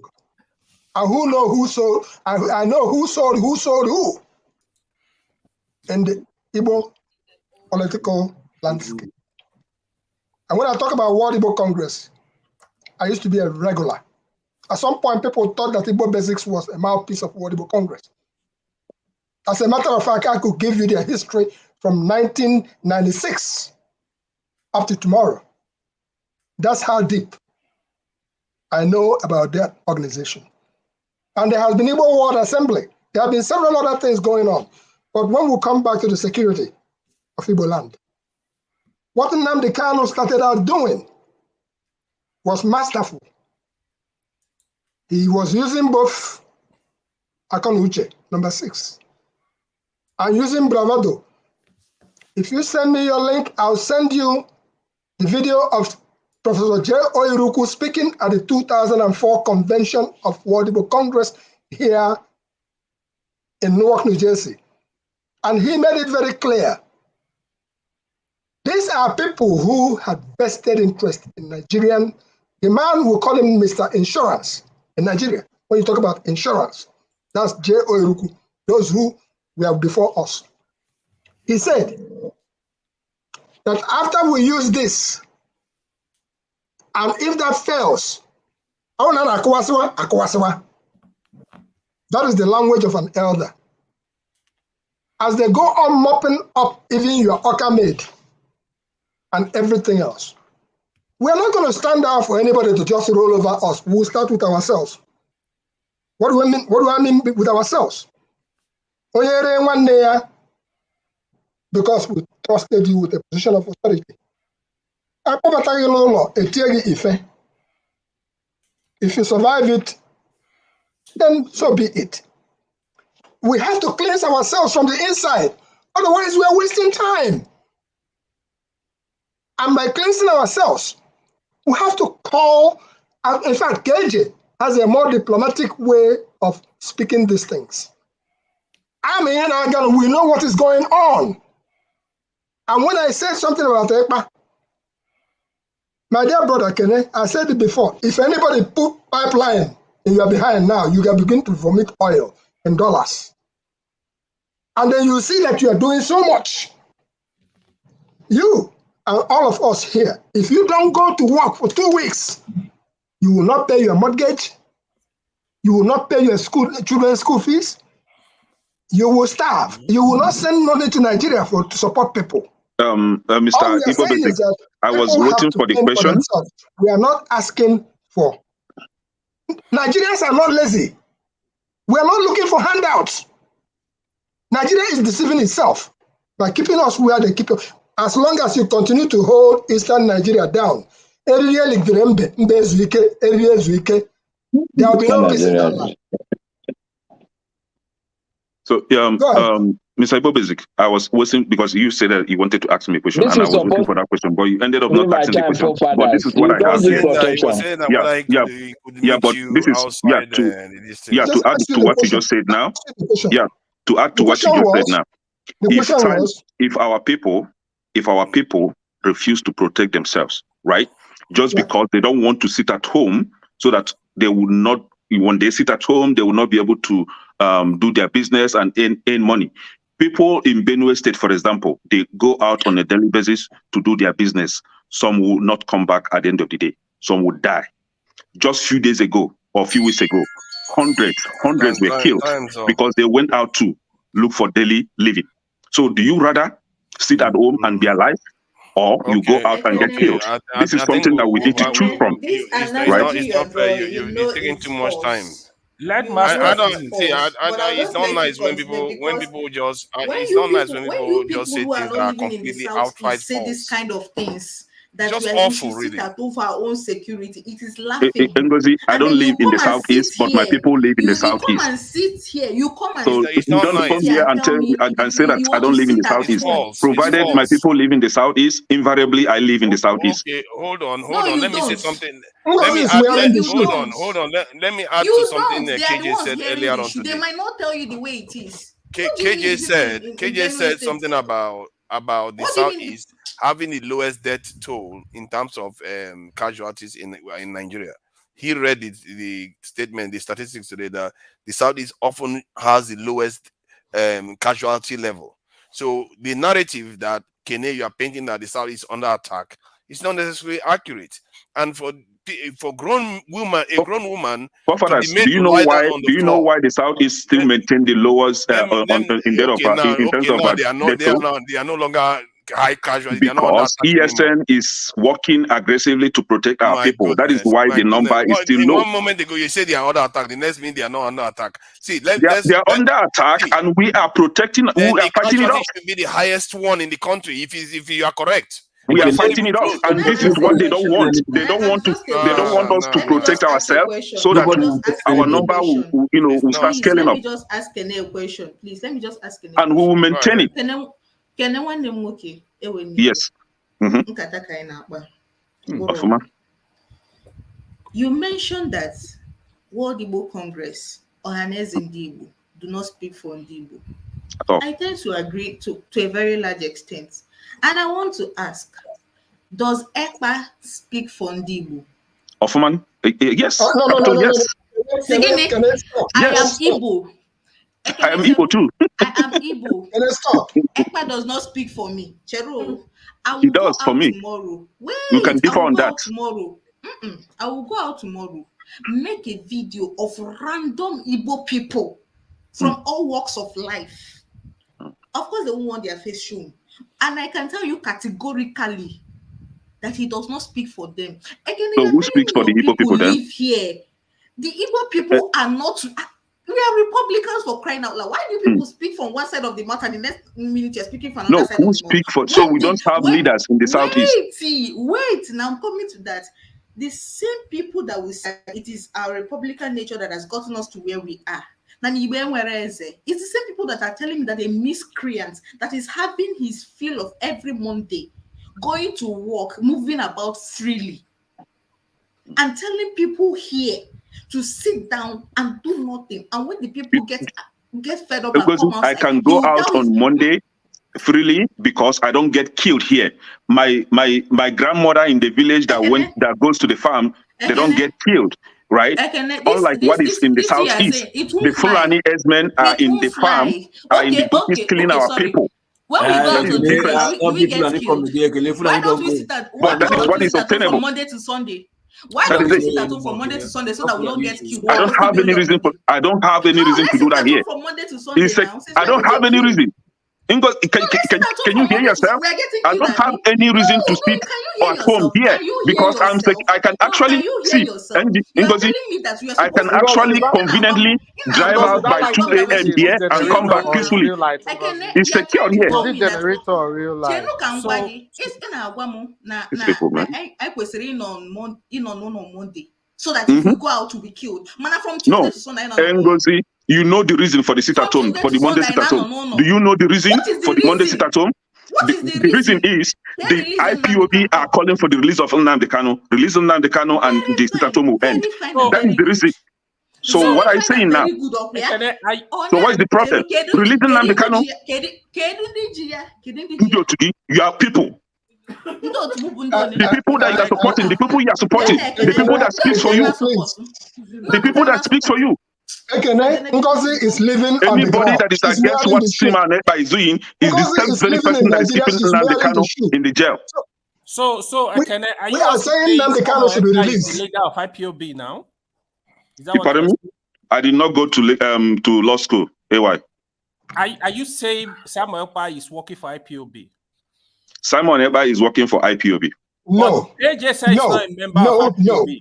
He said Who says he was so? a member, he's no longer a member.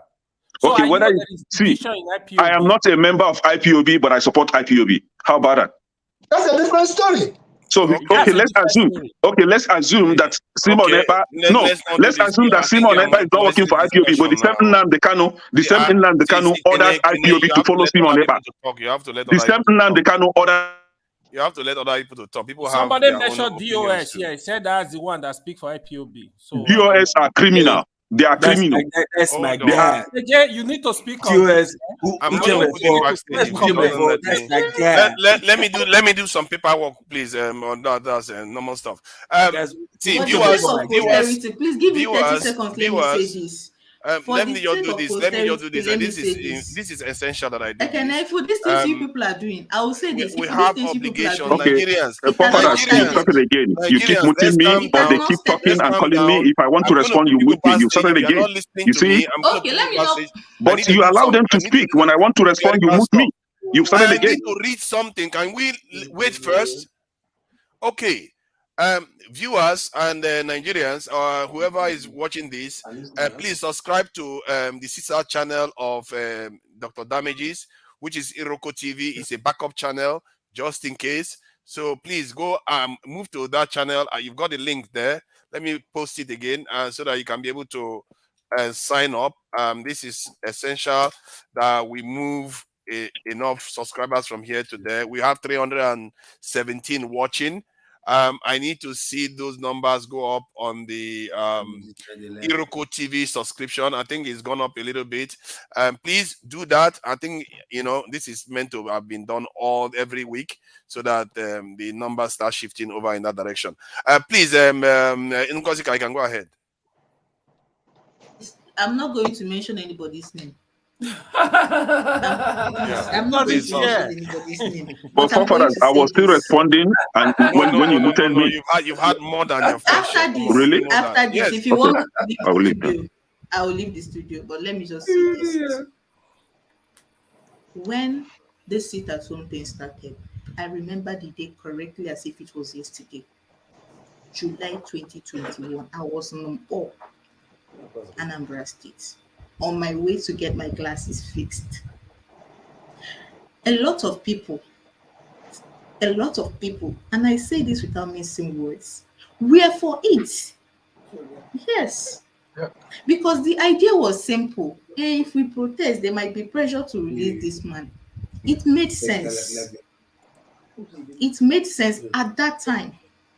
In that first sit-at-home, then those other people, we the laymen, we didn't know that the IPOB had factions. It is them that are saying that they have factions, that these ones are not the proper IPOB, that these ones are the proper IPOB. Later came out and said they've cancelled the sit-at-home. That we will now sit at home only on the days he will go to court. Yep. We said, okay, it still makes sense. At least I'm giving you the history of how it started. So when people make wild claims and draw false parallels that do not connect, I just shudder. Is it that they are deliberately playing ostrich or they are standing to gain from this? It continued and it got to a point. The people that said we can come out on Monday, except on days is going to court, their voices were drowned out. At a point, nobody could differentiate because these other people said they were these other people, and these other people were saying they are not us. But bottom line was, if you came out on Monday, anything you see, you take. And it has continued. And we know for a fact that as Igbo, I'm not going to bother explaining that. It continued. And at that point, we couldn't speak freely about it. I remember the early days. I was quite active on Facebook. If you dared mention these things, they will come for you from all angles. We couldn't speak freely. And I said it on this show, that it's becoming a problem to talk about these things. Somebody on this show, I won't mention names, said I was exaggerating. How will I say that? Then I like blowing things out of proportion. Go to the streets of the East now and see, I double dare anybody to have these kind of conversations we are having now. I double dare anybody in this loud tone. They won't. Everybody is scared. And somebody is telling me that it is for my own good that I'm being forced to sit in the house every Monday. That if I go out on that Monday, that people that go out on Mondays in other places are killed. But from Tuesday to Sundays, I go out and I'm not killed. But for some funny agenda that is not agendering, these people believe that once I sit at home on Monday, I am making a case for somebody that is in prison, who by the way should have been released by now, and that I'm saving myself from being killed. Meanwhile, every other day of the week, I'm going out. So if I'm saving myself from being killed, is it not common sense that I continue to sit at home all through the week? Why specifically Monday? Why force me to do it? And why not listen to contrary opinions? Why no dialogue? People are claiming, if anybody is from the other faction of IPOB that says they are not behind this thing, I am telling you this for free. I've told one of you people offline some time ago that you people let this man control the media. He hijacked the narrative. And he's running with it. So if you know you are not in support of what is happening in Nanibo, and all these people playing ostrich, pretending nothing is going on, that what is going on is for our own good, please speak up. Speak up. Do not care whose ox is God. Speak up. They will call you names. We are being forced. Do you know how many companies that have left the Southeast since last year? What are you telling me? I had a friend transferred from the Southeast because their company was shutting down operations in the Southeast. And you are here talking in the nonsense, telling me it's for our own good. How is it for our own good? Forefathers, can I respond? Because she just addressed me directly. So let me take my time to respond to her. She addressed me directly. Respond to me. Let me talk. It is my turn. Forefathers, can I talk, please? If we want to be sincere to ourselves, yeah, she addressed me directly, so let me respond. Please. Let me have a word with you behind closed doors. I think we will land at the same place. Can I please? Let me talk first. Yeah. Please. Please. See, one thing. Let's move on. Ngo, and I like you. I like your submissions, and it is hard for people in the East. That's true. But I will take on your last statement. Nigeria as a whole, we have lost Dunlop. We have lost many more companies that have left Nigeria. Is Bata still there? But no need to call their names. They've left and relocated to other nations. The government didn't bother about that. They didn't see they were losing economy. I mean, they were losing resources or money.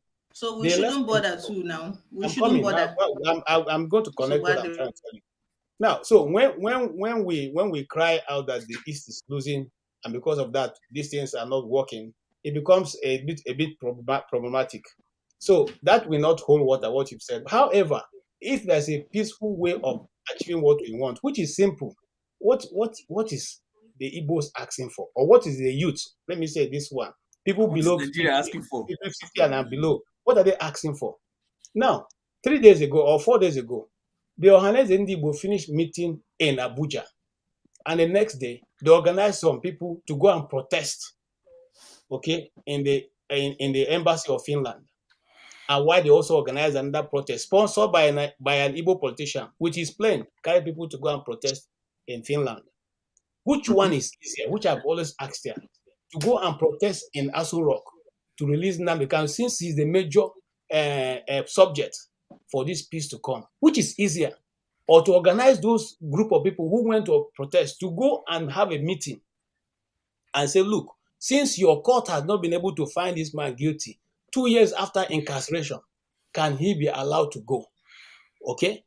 Now, that is easier for me. Now, sometimes again, people in Nigeria, all of us now, we are asking, why is the Igbos, those of us who are not in Nigeria, why not we go back and go and fight? Nigeria was a frontline state when apartheid was going on in South Africa. Why didn't we go move there? Okay, people like Thabo Mbeki were living in Abuja. Time's up. Sorry, sir, I have to round up, please. This is very important. Time's up. Those people who are fighting for 15 that freedom, seconds. let me round up. Unless you 15 want me to seconds. We can't just keep going on. No, let me round Other up. people, It's very important. This is important. Other people have to speak now. Okay, no, continue. Give them a talk. Other people have to talk. Yes. See, Loco, you need to stop. Loco, you need to stop what you are doing. You need to let me I need to moderate. You round need to stop it. It's not I nice need what to you are round doing. up. Unless you want me to check out, I'll check out. It's All not a right. problem. I need It's not 1 about minute to checking round out. You okay? You can get 1 minute to round up. Come on, Now, don't do this. Allow somebody now, to moderate. I have never on this channel insisted on saying something. This is the first time I'm doing that. Please give me that this thing.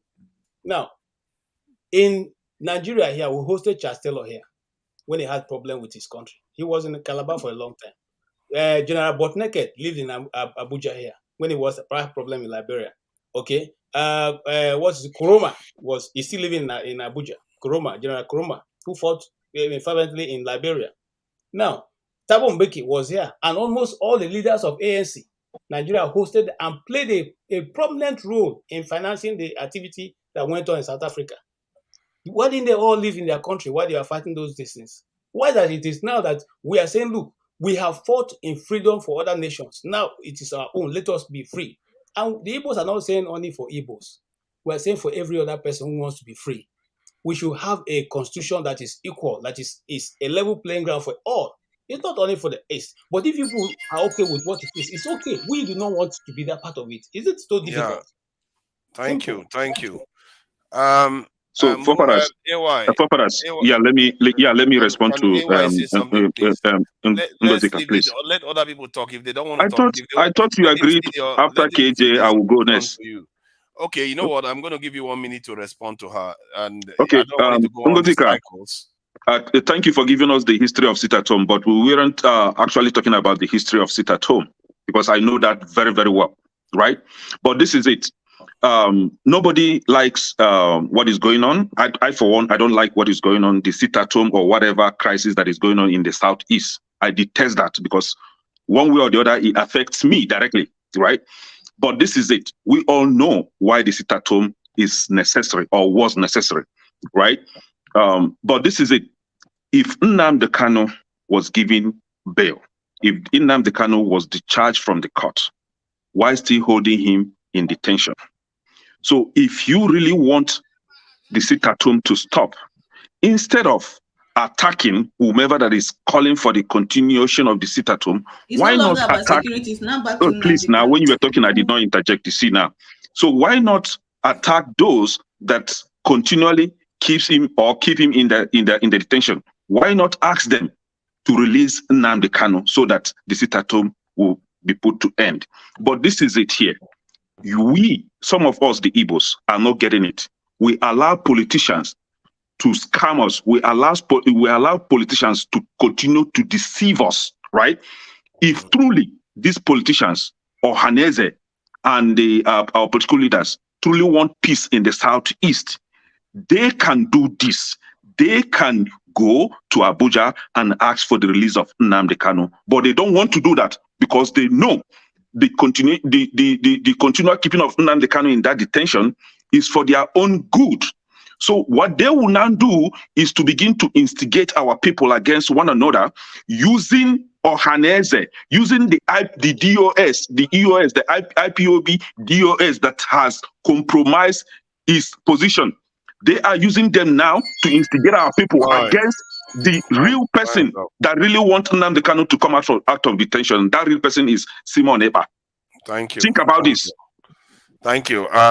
See, some of all the discussion, what really almost drives me mad sometimes, that if I had the power in Nigeria, a lot of people are not going to like me at all. We are not honest with ourselves. I don't know what is happening. I really don't know how we do this. But if we carry on like this, God help us. I'm telling you, there is going to be a young leader that is going to show up, and people that are doing these things, they are going to have their reckoning. That just want to lie and lie and lie and pretend as if things are not happening to everybody else in that country.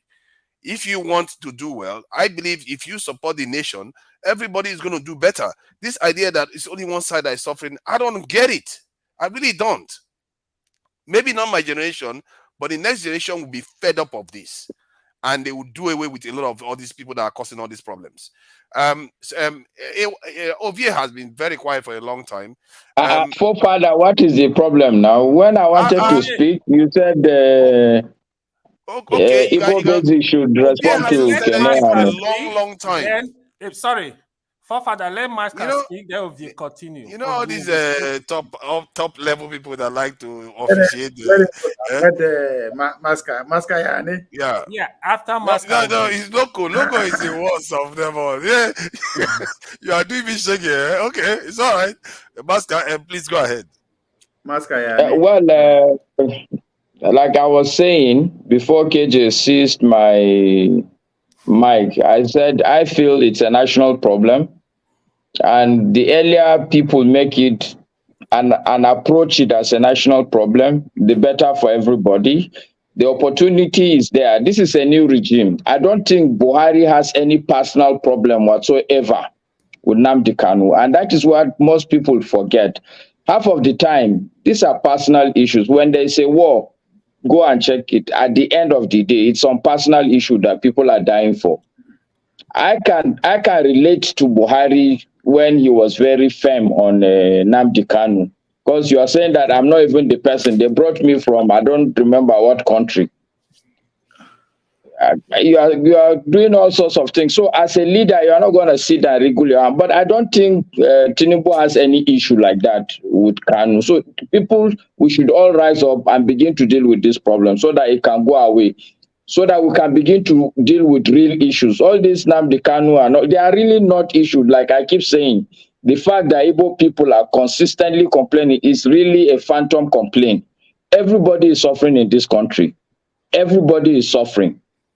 So let's approach it towards that so that we can have a quick solution, so that we can all rally around a common goal and deal with some of our major issues, things like poverty, mismanagement of the economy, a lot of other things. Okay, but I think KJ has had enough. KJ has had enough. He decided that your time is up, even if there's still time here. But I'm sorry, KJ has had enough. Ovie, go ahead. What do you think about what you've heard so far? Sorry, why is it I've had enough? I mean, you are muted, Masker now. Now he's gone and he's gone. You know. Bazi, go ahead, Bazi. Me, I think I have questions. Question for Igbo Basic is here, and who I go pick? Can the generation different? There's a gap in difference, so they can relate to my curiosity here. The Southeast as a zone are known for two things, right? Education and entrepreneurship. And they've proven it over. If you go to Harvard, they talk about it, the excellence at it. That's what makes them special. That's what makes them tick. But those two pillars, as we speak, are under attack.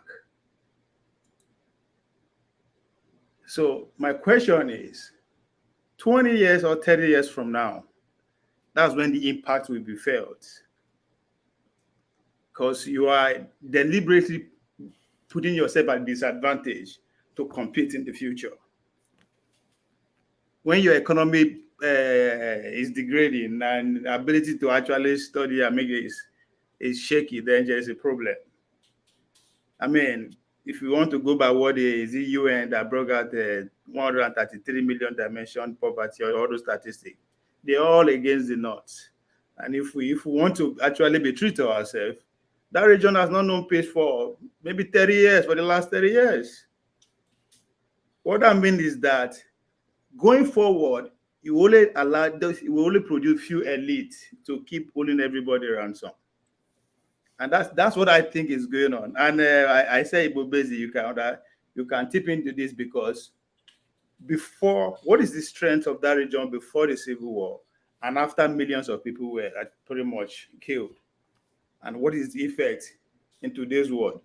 Because I'm looking at it from that angle, because whether we like it or not, money is going, people are not getting educated, people are dying. So what does the future hold for that region against every other region?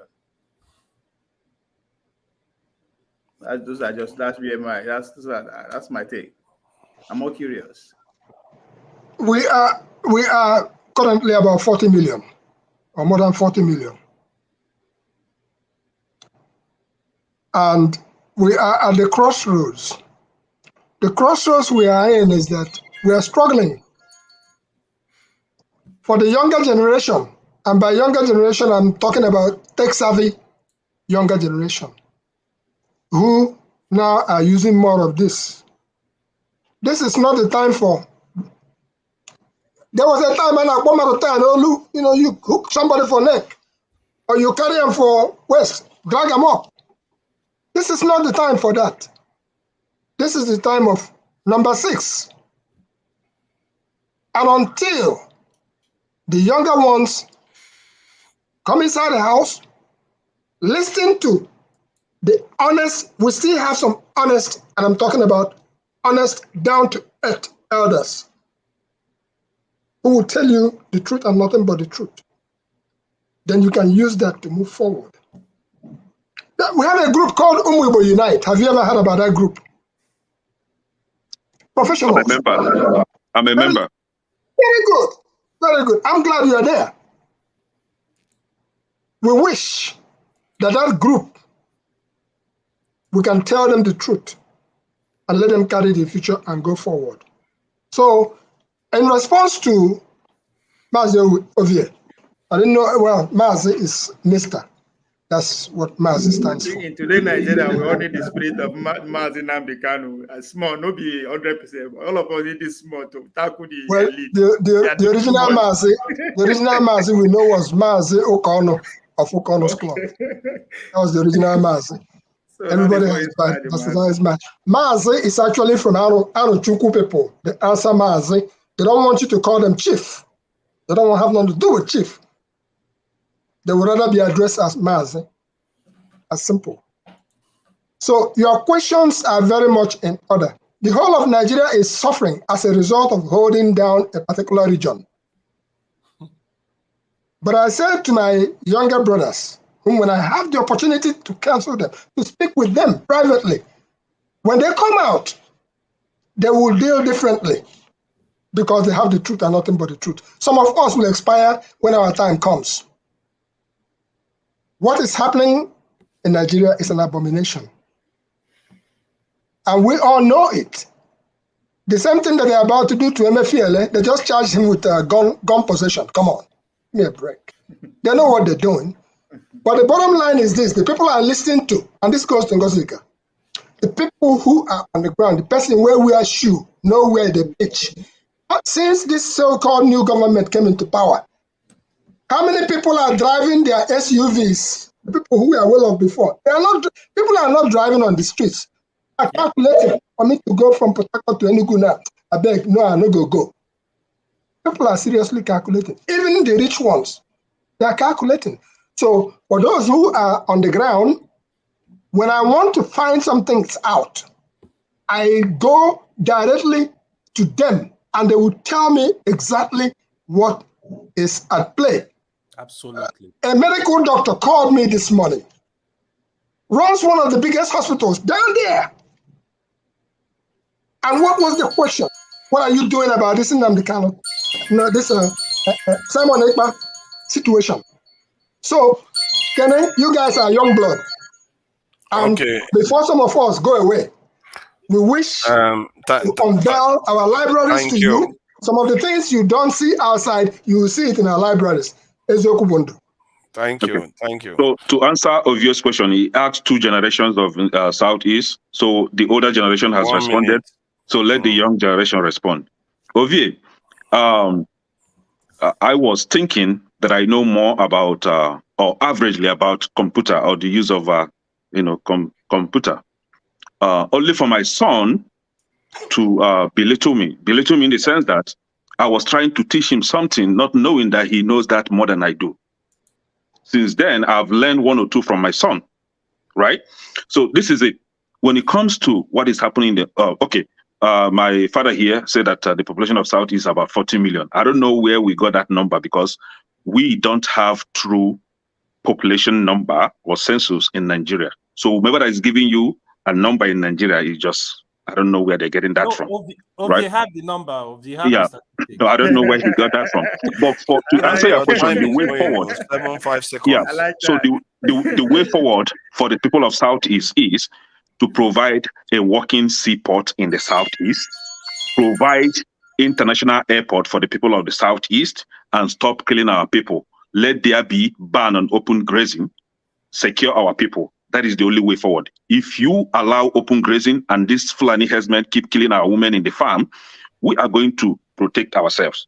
And again, if you don't provide the seaport or the international airport, how do you now want progress in that country? Because whether you like it or not, you are keeping some people down. Federal government went all the way to Kaduna. Federal government went all the way to Kaduna and build dry ports. If they provide those things, that is the Nigerian problem. Where you not allow your children go school, they disrupt their ability to make money. How will they actually run those things if they provide them? Outsider will still come and compete them because they actually have nothing is being interrupted in their own end, right? So that was my question. As with the kids will go compete in the future, ability to go to school and ability of their parents to actually make money to take care of them. So what is the future hold if this thing is happening now? Kenneth submitted very legitimate subject. Kenneth, of course, it's always legitimate. Very legitimate. Of course, it's always legitimate. Let's do this. Hold on. Let's say this. Let me just say this. I think if we look at Nigeria, we have 6 regions, and every time we have discussion here, it degenerates into only one region constantly, and it's not exactly very educational when we are trying to understand our nation. We have to get out of ourselves sometimes and say, okay, let's talk about other people. Let's find out what is going on with our neighbors. What is going on with Benue? They are dying all the time. What is Plateau? Look at what happened recently. And I was watching the news today when one of the officials said that there are communities that have been displaced and other people replace them in those communities. Whether that is a fact or not, we need to get to the bottom of some of all these things so that we know what is going on inside the country. Maybe some people are being forced out of their homes, then other people replace them in their this thing. They are basically land grabbing, and we not know. Maybe that's just a statement that the official made on Arise News, but we don't know until we ask these pertinent questions. And there is one other thing that I've always been wondering. This is a slightly different topic. Like when they say Nigerians send money to Nigeria, remissions. I don't know what they call it, remissions or something to Nigeria. What do you call it? Remittance. Remittance. Keyword. Yeah, remittance to Nigeria. How does it happen? Because what I know is that when you send money to Nigeria, you give it to somebody here in the UK, and the person passes the money to your account in Nigeria. So in other words, the dollar doesn't actually get to Nigeria itself. And if that is the case, are we getting any foreign exchange from that? And if we are not, if we are not getting foreign exchange from that, why has the CBN not tried to corner that market so that they will be getting the foreign exchange, which is in excess of $13 billion US? So I don't know. That is another topic. I don't know whether it's true. If it turns out that we are missing out on that foreign exchange, then that's something that probably needs to be addressed. So, but we can go back to talking about other parts of Nigeria. Let's not dwell on the southeast alone, because we know that there were some issues in the Plateau, and if anybody knows about the conflict that is going on in that area, over here I'm pointing in, and Masca, I don't know whether Masca is around. If you know anything that is going on, you can shed some light, because those people, they are suffering there, and we don't exactly know what's going on. Because as you talk, I'm everywhere now. The same thing that happen. People life are being made difficult for people. That's it. Sorry. Yeah, forefathers, you asked a question, and I really, or you said something that I really agreed on. Each time, all the time, whenever we come here, is about southeast, neglecting what is going on in other part of the country, as if the southeast is worse off. But this is it. Your question about Plateau State, Kaduna, Benue, I will even put Nasarawa State there. This is the same thing they want to bring down to the southeast. And that is why I, Kenechukwu, will always support what Simon Ekpa and his group are doing. Protect our people, whether anybody likes it or not. Because I will not stand it to see that my village has been taken over by some group of godforsaken people. In Plateau State, for example, I would name names. The places like Kwampan, Shandam, Lantan, and even part of Mangu local government.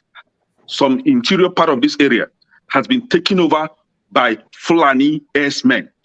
The villages, some of these villages, wiped off completely. The people were wiped off. The name of the village changed to a Fulani name, and they are occupying it today. All these things, why are we not bringing proofs of all? Hold on now. Hold on. Forefathers. Hold on. Forefathers. I'm going to give you proof. Forefathers, hold on. I'm going to give you proof. You do send proof in Kaduna. Come down to Kaduna State. In Kaduna, part of Kaduna South, these villages has been taken over by Fulani headsmen, and the name of that community changed, and even they instituted or crowned their whatever they call it village leaders in Kaduna State. Now, when you come down to Nasarawa, that has been achieved long time ago. Nasarawa State, they've taken over part of these places long time ago. Now we come down to Benue. That is what is happening in Benue State, in Benue today. Are we not here, or were we not here when part of Enugu State, almost half of the village nearly wiped off with the help of Nigerian military? With the help of Nigerian military, and you want us to fold our hands and it will now come down to the southeast. Remember, it was happening. It was happening far away, Borno State, and everybody was quiet. Now it's coming down gradually. Gradually, it has happened in other countries. So we've seen what happened in other countries, and the southeast people are not going to allow that happen. Can I quick question for you? They've not taken over Borno State. Borno State, the people still remain where they are. Please, I have a quick question for you. In Borno State, where they are paying taxes to them, where the citizens are paying taxes to the Boko Haram, and you're saying that they've not taken over? They have not. Can I hold on? I have a question for you. I have a question for you. Go ahead. My question is, when you measure all these states in the north, why do you always cut out Zamfara and Katsina? They are facing the same crisis. Zamfara case is even worse than some of these states. Why do you always cut it off? You know why I'm cutting it off? Because when you are talking here, you have to be very fast. If not, forefathers is going to mute you. Fair point. That excuse, I don't take that excuse. But what you say is right. So I'm forgetting those because I'm trying to cover up, as fast as possible. You know why I'm saying it? Let me tell you this. The last time I heard Senator Yerima talking nonsense online, look at in Zamfara State. I served in Zamfara State for over 10 years ago. Before you hear all this killing, they've been killing people in the villages already. These politicians were aware. You see now. If you doubt it, if you know somebody that live in those states in Sokoto, ask them. Forefathers, are you hearing it? It's not just now. They started this crisis long ago. That is what people don't know. The Plateau case is over 20 years old. It's not even now. It's just that when this problem started, they did like take urgent step to stop all these crises. But now the thing, man, Nigeria, I don't know, man. Okay, thank you, AY. For the first time, we are agreeing on something today. Thank you. I don't know what the agreement is, but Ngozika, please go ahead.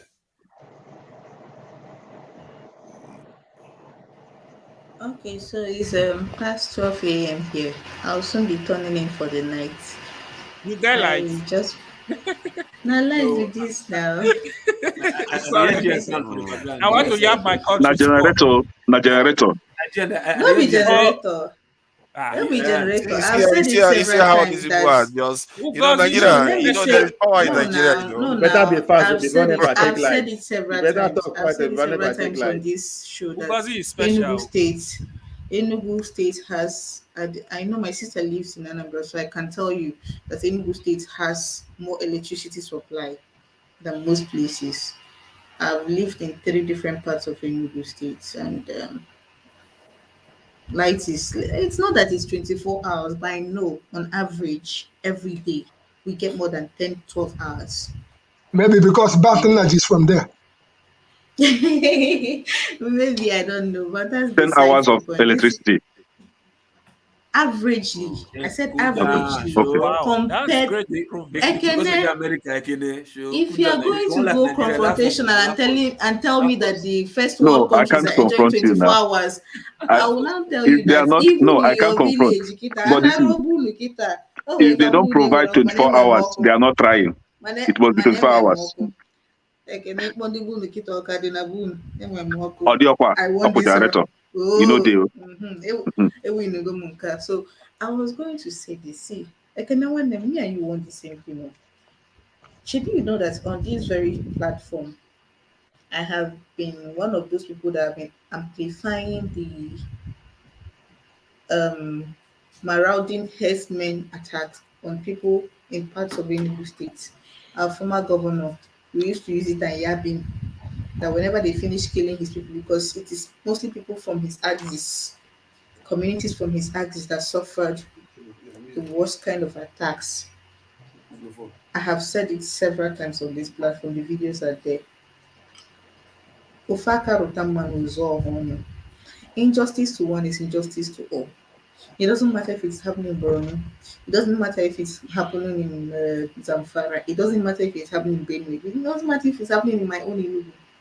Injustice to one is, and if they're killing people anywhere, I do not like us to politicize it. I like us to treat human life with the sacredness it deserves. Human lives are sacred. Whether it is one person or 100 people that are killed, they shouldn't be. Nobody should be killed. And my problem with you is you went from telling me that we should sit at home for our own security to telling me the cousin that the can is rich. I don't even know where you stand. But that aside, do you people now know that while we are arguing Southeast and whatnot, Seychelles, ordinary Seychelles, have banned Nigerians from coming to their country? Oh, I saw that news today. Seychelles, it's been confirmed. I waited till I could confirm. East Africa. Yeah, Seychelles Very is a tiny, tiny small, land. small island country. Insulting us now. I was surprised I saw it. I was surprised, like, hey, God die. You see, when we measure in the minor and minor in the major, these are the issues. We can sit here from now till tomorrow and point fingers. Oh, you are playing victim. Oh, you people every time you're shouting marginalization. Oh, it is Simon Ekpa that. Oh, it is Nanda. There's only one reality on ground as I speak to you now. You can call your people here and confirm. The Shege has moved up. It is not yet Pro Max. So for those that are saying it's Shege Pro Max, they should calm down. The Shege is still boiling. You know when water wants to boil, it's still gathering momentum.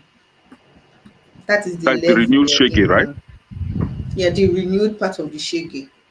It is now gathering momentum. And it is not going to affect one part. That is what I keep saying. It is not one particular people that will face it. So Forgive me when I say that I will not use my hand to spoil my own. The shege is already there. They are telling me to add the shege to add extra shege to the shege that they are showing me from the center with my own hands. Make it make sense. I know you deliberately did not comment on those children who were flogged. They were from Enugu West. I am from Enugu West. That primary school is in Enugu West. I had to confirm it. Brought out of their classrooms, flogged, and told that they were speaking Igbo in that video. I will interpret it for you.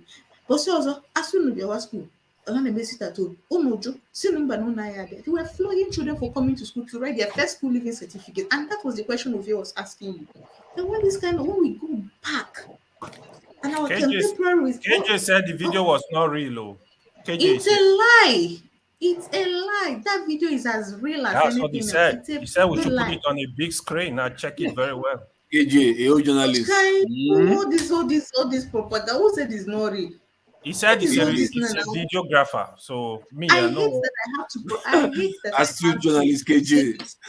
See, I hate that I have to say this here because it's embarrassing. It's shameful. I hate that I have to say it here, but it is true.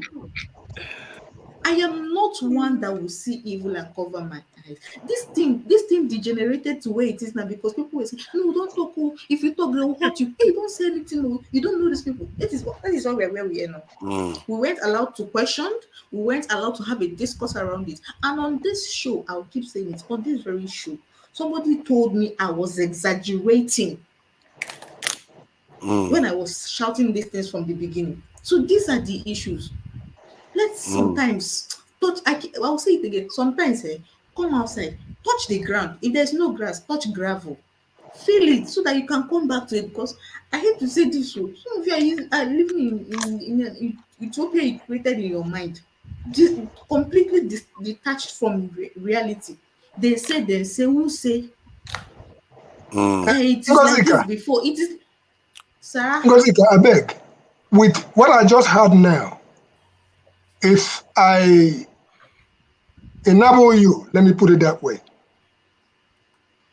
is there a way you can actually find out for me that principal where those people where they lie down for ground? Is there a way you can reach? Yeah, if you can reach any of them, because I will believe everything you said to me. I asked for the name of the school. Let me tell you how I confirmed the video. So I got the video from a source I know personally, and I refuse to believe it because these days I don't know. It is difficult to tell reality from propaganda. So when I got the video, then I kept seeing the video. No videos like that circulate real quickly. Then I took it to a group from my place. This group, I don't want to mention what the group is about, and I asked that it be confirmed. Is this video real? And somebody said yes. They refused to give me the name of this. Well, he doesn't know whether I refused or not, but he did confirm that yes, it happened. So that is to the extent I can tell you. So it was not Photoshop. If it was staged, I don't know. But the person told me that yes, that video was real. Sorry, sorry, I missed it. What is in that video again? Apparently, it was a bunch of kids and their students and their teachers. They were under the sun. They were laying under the sun, and some men were flogging them or doing as if they were yes, I saw them. it. It's authentic. Yeah, yes. I took my time. And the person told me that the children had come to school to write their first school living certificate. I saw the video. I don't know if any of you also see a video of Nigerian military in some villages. I think in a part of don't do this. Don't do this thing. Killing, shooting sporadically, killing the people in the village. We are mixing it up. We are focusing on this. You keep doing this thing. This is exactly what I was saying now. Evil happened here. Condemn the evil. Trash it. Don't say I hate this evil happened here, but another evil happened there. No. See, when I saw that video, I didn't, somebody gave me the link. I thought it was At just least it was maybe. flogging, not shooting them. Hold on, now you don't understand. When I saw Oh, it, at least I it was flogging. thought it was Children just were not flogging. shooting, not prevented killing, from writing their Can like I the first school Nigerian army leaving did. certificate. Hold on now. Let me just explain how I felt when I saw that video. At first, I thought it was just flogging and that would be it. Then, yeah, when you look at the flogging, by the flogging that I got in Nigeria, that's not really significant. But what gets to you is seeing teachers lying down with young children, lying down on the floor, Wasn't the it young so children, Father, and sorry, it then the way wasn't they even were the teachers. talking, with Those fear in their children, voice. Father, sorry to cut you short. Those children were writing their first school leaving certificate exam. Does that not ring any bell to anybody here? We're Imagine, and writing an exam. they need to qualify. No, my first commentary on that, It can was be that those who postponed. made the video, Their are mates are cowards. finished writing Ekene. Their mates In don't a write Those are village, finish it. some They won't cowards. be villages given in special Olo, Nigerian treatment. military went there and level out everybody in the village. Did we not see the That is video? a different subject that we will deal with. No, The let's deal with same the thing main happened. subject. This is the main subject. That's That not the main subject subject. They're talking about necessitated this very lockdown. one.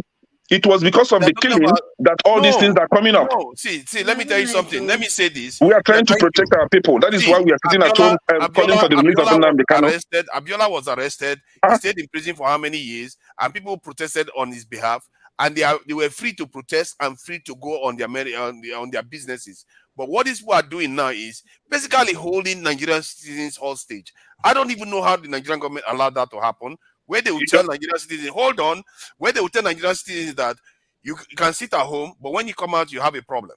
No, that is kidnap of human beings. You are not allowed to do that. If I was Nigerian government, I would lose it. Because you can't tell people not to be able to freely go out when they want to. If they want to sit at home, fine. They are allowed to sit at home. But Forefathers, is it okay to go to a village, to send Nigerian military to a village and begin to kill the people? Is that right? It's not okay. 100% Thank you.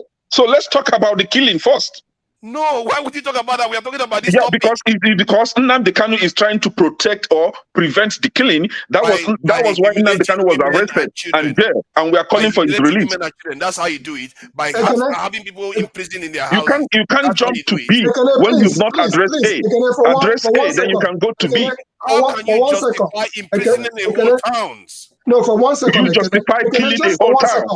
1 second, Ekene. One second, Ekene. I agree with you with all your submissions earlier on. Yes, sir. My question here is very simple. I submitted earlier, unless the Nigerian government is complicit in what is going on, what forefathers just said is what they should be taken care of.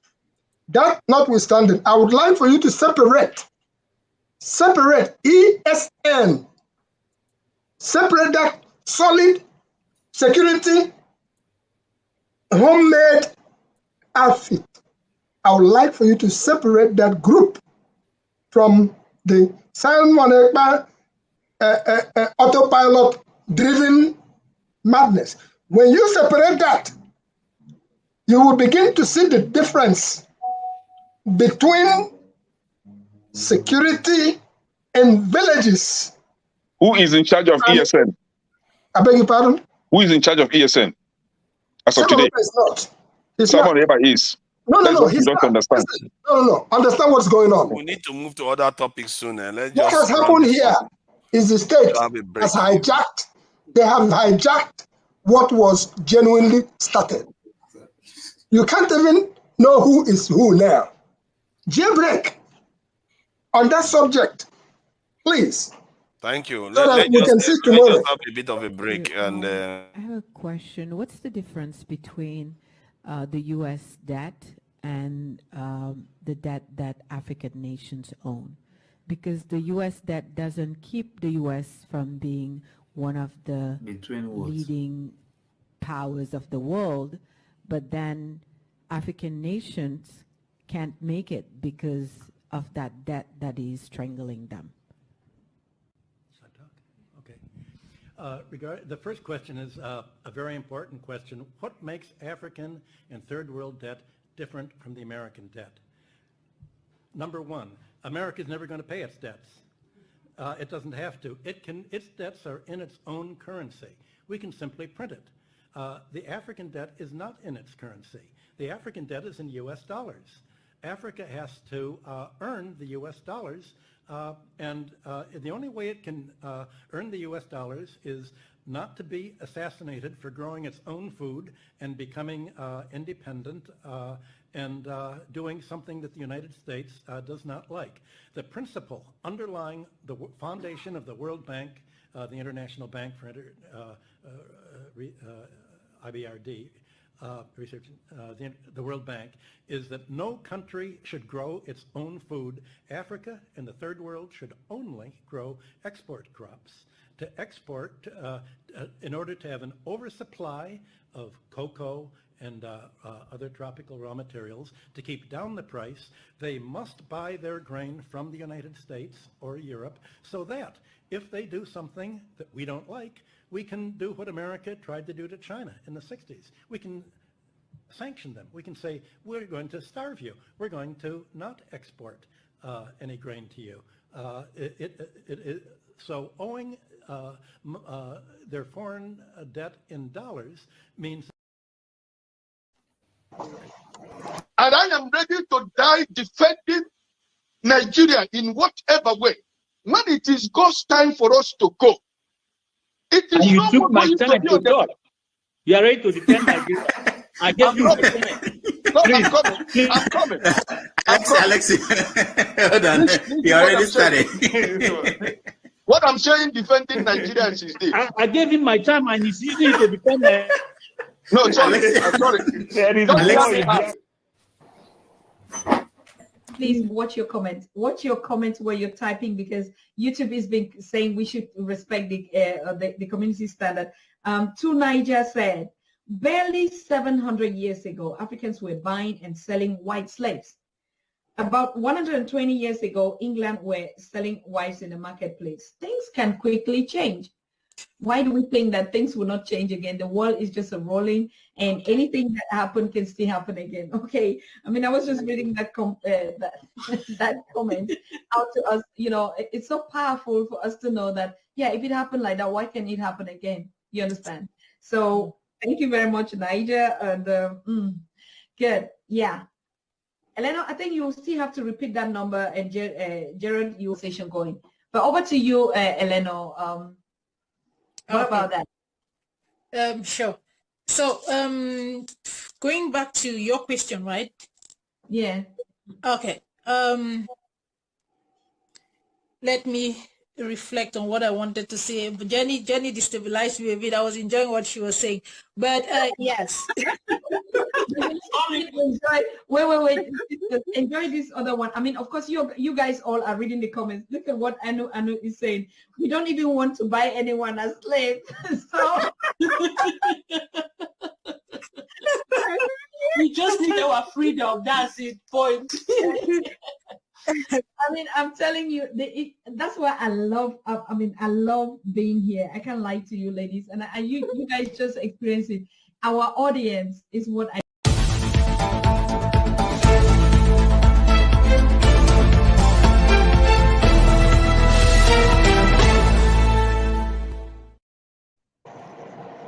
All right. We are back. Okay, KJ, you can go ahead.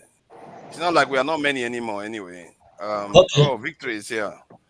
Thank you. Oh, my friend Victor has come. Victory. Now, the truth of the matter is that I still remain, AY truth. He tried to throw me some sparks, I still remember that video. When you said that again, I went back to watch it all over again, just to be certain that what I had said was exactly what it is. And that is what it is. It's that video is staged.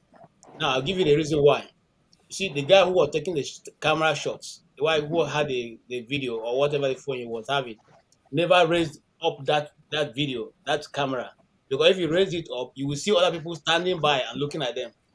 You see, at least there's a place they made a mistake. He caught somebody's leg, somebody standing and looking. So it is quite arranged. And if you really wanted to flog the school children, I don't think that was beating the one thing that looks like bamboo, what do you call it, palm tree leaf, is what they would have used to beat them. So, and then look at the pictures of the children crying. The children crying don't look frightened. They look like they are talking to somebody they know and who is giving them directives. I did theater and I practiced very well. So let's leave it at that. Now, let us see what zeroing on Simon Ekpa. In which other country has the the leader of the army, been detailed to carry out this thing against a particular people? Why we're talking here, do you know that in Buhari's somebody has a loud sound? In Buhari's regime, there was jets flying over Owerri and dropping bombs. Did you know that? Did you people see it? Did you see the video of helicopters dropping soldiers in the middle of nowhere in Enugu State? Yeah, When we saw that. they said no, it is not true until some ladies caught it on action. Dropping And posted it. Do you also So know that? are we back there again? Even no matter what we say, we are relentlessly in this same area. Hold on now. It is the same talk. This is saying something about the people that are having this conversation. You are incapable of seeing from other people's point of view. No, you are wrong, sir. Now I'm dealing with the authority. As you say, they are dropping bomb. They are dropping soldiers or dropping bomb. Both happen in the east. No, now see the video. I beg. There is even a video. There is even a video where one of the people picked it up. It's there now. It's not. It didn't even happen yesterday. It happened many months ago. So it's not even something I want to debate about. What I'm saying is, but even if they did, they are doing it all over the country. So what is the difference? No, that is forefathers. The difference is this: the rope where you take tie turtle, and the turtle is southeast of Nigeria. Nigerian government tie am rope, and that turtle is moving. That rope is not moving. Is not resting. Nigerian government is not resting. Nigerian government is deceiving itself. Is what I'm saying. But it's everybody, though. It's happening to everybody in Nigeria. There was one incident in the north where just one attack alone killed more than 1,000 something cows. It tells you the kind of attacks that they do, that they don't even care how many people that are. Forefathers. Was it an attack or a reprisal attack? No, hold on for a second. By the Air Force. Nigerian Air Force did that. It was not an attack. The army chief was going to Zaria, and then the Islam, what they call them, El Zazaki's group came to block the road. That's what happened. It was not an attack. No, it's not. That's not what he's talking about. It was by the Nigerian Air Force. No. It was by the Nigerian Air Force. It resulted in over 1,000 cows getting killed. It was in Benue. Okay, forefathers. You see what's going on here?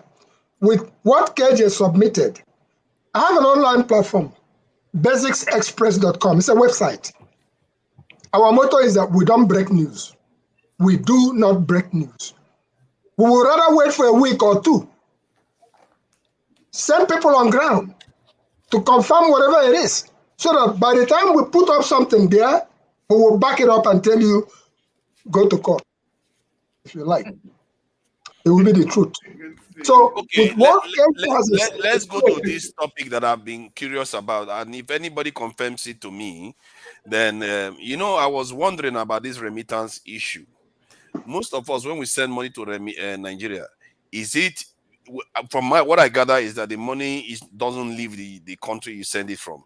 It's just exchange hand in Nigeria. Money changes hand in Nigeria, meaning that Nigeria doesn't actually get the dollars, or the 13 billion or so that they said that Nigeria gets Nigerians sent to Nigeria every year. Does it arrive in dollars, or is it like? Yes, how do you mean? Yeah, it does arrive in dollars, and this is why I say that. So, hold on. Let me ask one other question. Banks to give them cash, naira, but the way of currency arrives in Nigeria, but the CBN doesn't want you to have that currency. But the thing is, you are missing my question. Sorry, oh my God, let me make the point. We are missing the point. What I'm saying is that these people, when you give somebody money in the UK, they don't necessarily send the currency down to Nigeria. They exchange money in Nigeria. That's what I'm talking about. No. So they don't count that one. They don't count that one. No. Okay, it means that we are actually sending more than 18 billion to Nigeria then. If you send money to Nigeria, if you want dollars, if you want it in pounds. Oh, Victory is here. Thank God, Victory is here. He's going to know about this. He's a money man. I will talk about the one I know. I don't know much about it, but the little knowledge that I have about this is what I will say here. When you send money to Nigeria, for example, you send $100 to Nigeria, they are going to get that $100 cash and then go and exchange it wherever they want to exchange it.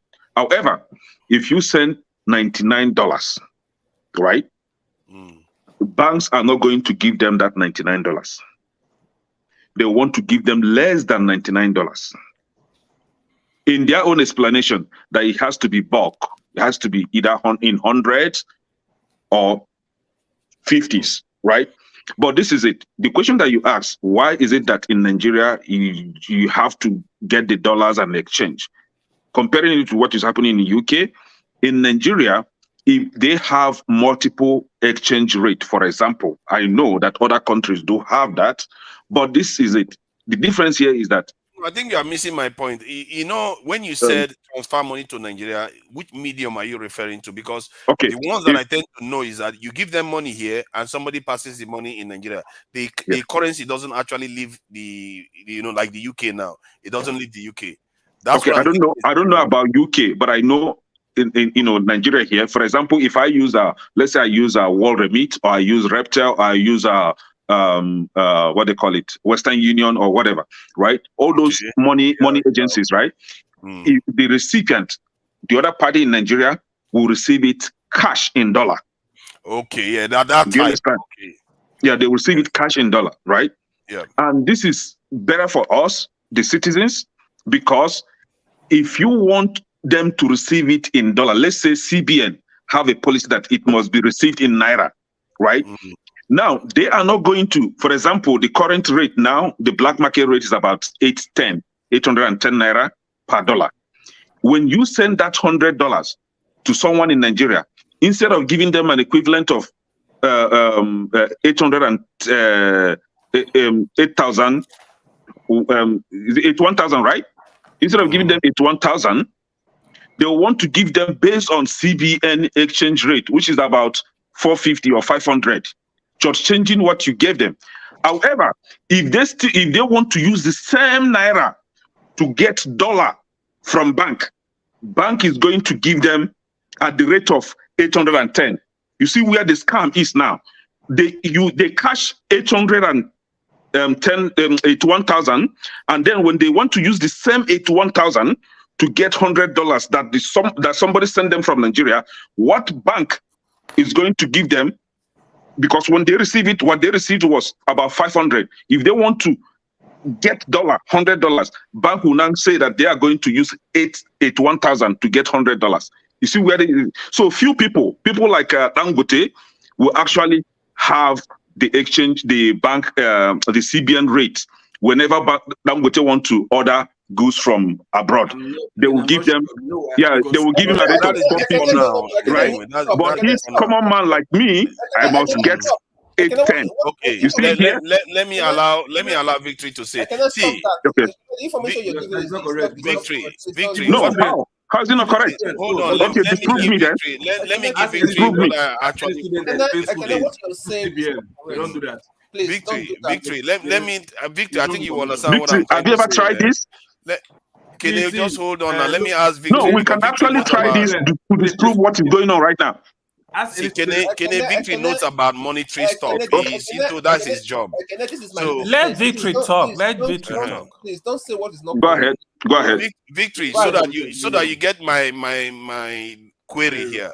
The query is that I think that quite a lot of people don't actually send the dollars out of the country. They just exchange it in Nigeria. So let me ask you now. I want to ask you specific questions on this. What is the percentage of those people that do it that way, where the currency doesn't leave the foreign nations and just do the naira transfer in Nigeria? What is that percentage versus the ones that actually send it through Western Union and people in Nigeria actually get the foreign currency? Okay, go ahead. Let me explain to you. This is going to be a little bit long conversation, but I'm going to summarize it. In December 2020, the CBN governor said that listen, that all the remittance company overseas, like Western Union, MoneyGram, RIA, those the bigger ones that have license, that they will give you license to trade exchange currency in Nigeria, that they should stop changing the dollar and paying out people in naira in Nigeria, that they should remit that dollar back to Nigeria. That CBN needed the dollar because do you know what he was doing? Emefiele was literally giving the dollars, right, to some cronies in Buhari's government, right? They drained Nigeria's foreign reserve. They literally finished it, right? So they didn't have dollar anymore, and they needed dollar. So Emefiele looked and said, what will I do now? That's why he now said he came up with that policy that if you send, is it like $100, they give you like, is it 1%, I'll be 1%, they will give you 1%, something like that on top of your money. No, each dollar they give you 5 naira. Something like that, yeah. So that the remittance company should bring the dollar back into Nigeria, or the pound sterling that we're selling from the UK back into Nigeria, into the CBN. Then when you send the money, when they pay the money back into Nigeria, the bank, normally when you go to the bank to collect that money, the bank, within the bank, they will tell you that, listen, you know that it's up to you, we can give you the money, but if you take it outside, you know, there's security and all that, let's just change the money for you here. So the rate they will give you, for example, if the black market was like 700, they might say, okay, they will change it for you for like 680, which is like maybe 10 naira different or 10 naira different. Most people will say, okay, just give me the naira because there's no point of me taking the dollar outside of the bank because anything can happen. And that is a lot of profit for doing absolutely nothing. Yeah, yeah. But if at that is, it's not, that's still okay anyway. That you can still manage that. 20 naira. So now what they did now, they said he has now reversed the policy. Like this Tinubu government has reversed the policy.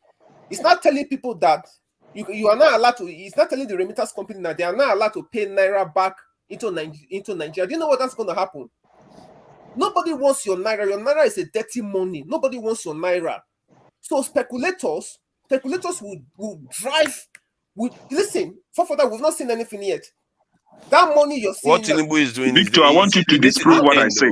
Disprove what I say. Hold on. I think what from what I understand, what Tinubu has done now is now cut off Nigeria from the dollars that people send from overseas. Because what these companies do is that they will have naira in reserve in Nigeria, and when people send money, they just exchange it and pay them the money into their account. That's like it was before. And that is not good because we need the foreign currency coming into the country. Let me explain to you. That's what I'm saying to you, that even the dollar that they were bringing back, that you and I, or pound sterling that was sending back to Nigeria, Emefiele was still giving them to the Buhari's cabal. But they still have to pay the this thing, what they call it. Victory, you said that what I said was not true or was wrong. I want you to disprove me. You said something that if you take the dollar there and you want to convert it, they will give you at official CBN rate. That's not correct. Yeah. What rate are they going to give you? Victor? For example, if the black market was 700, they will tell you that, I will sell it for you for like 680. Not CBN rate. No. You've not addressed what I just said. I made a two-way case. This is what I said. Yeah. If you were giving $100, let's say I send $100 to someone in Nigeria, right? If they go to the bank, there is, and the black market, I say that the black market is 800. Let me use 800, right? And the CBN rate is 500. If they go to the bank, the bankers, though I did not address this, but because you come up with it, let me address it now. Because the bankers also transact dollar business. They will now want to tell you, see, instead of giving you that $100 cash for you to go outside, that they will give you $750. You are even very, good with the 680. They will say they will give you $750. They will cut off 50 naira. Now, in that case, you will now compare cutting off 50 naira or going outside to get more. So people will prefer to go outside and get more. Now this is it. When if you take the other option of going outside to exchange it, what you are going to get outside is 800 per dollar, right? Now, if you have that 800 and you come back to bank and say, see, I want to send money to somebody in the US and I have this 800. Yeah. Please, how much are you going to send? They will, first and foremost, They don't have the dollar. They don't have hold on now, hold on. No, They will first and foremost take you through a rigorous process that you will not even, you will be tired of having that trying to send that money. But if they eventually want to send it for you, the person in US isn't going to get $1. What the person is going to get is the equivalent of the CBN rate, which will be about 6 point something pound, dollars, cents, not up to $1. This is what I know. And upon that, you're still going to pay bank fee. But if you're a student, for example, if you're a student and you have student account in the US, now the person sending you money from Nigeria has to provide an evidence or documentation showing that they are sending this money for a student in the US. This is when you are going to get the equivalent. If you are not a student, if you're a business person and you want that money back to you in the US, you are not going to get that equivalent. You are going to get the CBN rate. Okay. This is what I know. No, but with CBM rate, you can buy more dollar. Hang on. You just say something that is, you just contradicted yourself. That means you're gaining more money. No, sorry, I made a mistake. I made a mistake on that. It's not the CBN rate, I said the black market rate. So let me correct myself. The black market rate. So you are losing more. No, that's what I'm saying to you. Yeah, and what I'm saying to you now. Okay, you send $100 to Nigeria now, and you didn't change it in the bank. What I know, the difference is normally between 20 naira and 10 naira gap. That what they would convert it for, because I disagree with you, Victory. I disagree with you 100%. That is not true. Ike, that's your own connection. I have my own connection. I'm telling you from what I do. So I don't know. What do you do, Victor? Can you repeat that? I didn't get that. Sorry. I said when you send, for example, you send $100 to Nigeria, right? If the black market rate was like 800, the bank will tell you that within that bank they will normally change it for you for within 780 to 790. It depends on where you go. Okay. That is not true. Victor, let me give you a real case. The one that I actually was involved. I sent money to somebody in Nigeria, and that time they claim that they don't have dollar to give to the person, right? They claim they don't have dollar. Now they want the person to sell the dollar to them. This is bankers. And this very banker, he's a friend to the person that I send the money to, right? At that time, the black market rate was 710. Black market rate, 710. And this banker wanted to give him an equivalent of 660 naira. And I said, can you give the phone to the banker? He gave the phone to the banker. The banker was like, oh, there is no dollar, blah, blah, blah, blah. That because of his relationship with him, he's going to give him 610. Already, the 660, already. I have somebody already in the US already that wanted to give me 600 at the rate of 705 naira, right? I said to the banker, you a criminal. Please, I told the guy, get out from that bank. Leave the money. I'm going to cancel the transaction, and I did cancel the transaction, and I exchanged it here. So I guess my fears have been assuaged. It means that the Nigerian government is not letting that money go to waste. But Victory, though, how about forefather, it's my turn to talk. Let me explain now. You are free to jump in anytime. You don't have to wait for anybody. Forefather, it's time for me to talk. Yeah, we are basically in a parlor now. Let me tell you. All these things, the problem in Nigeria is that there is 3 rates in Nigeria. There is a bank rate, there is a black market rate, there is one who is slightly above bank rate, in between bank rate and black market. That is just Nigeria. And that is the reason why people are hammering to see if there will be one rate. Which one is that one in between? So that in between is what he's talking about. The banker will tell you, they will negotiate with you. That is in the between. That is not official bank rate. The bank rate officially is way lower than even close to black market. So in between rate is when the bank manager Because the bank manager won't make that money. Now the bank manager is negotiating with you to see if he can squeeze you. But the bank rate is way, way low. It's not even up to 500 per dollar.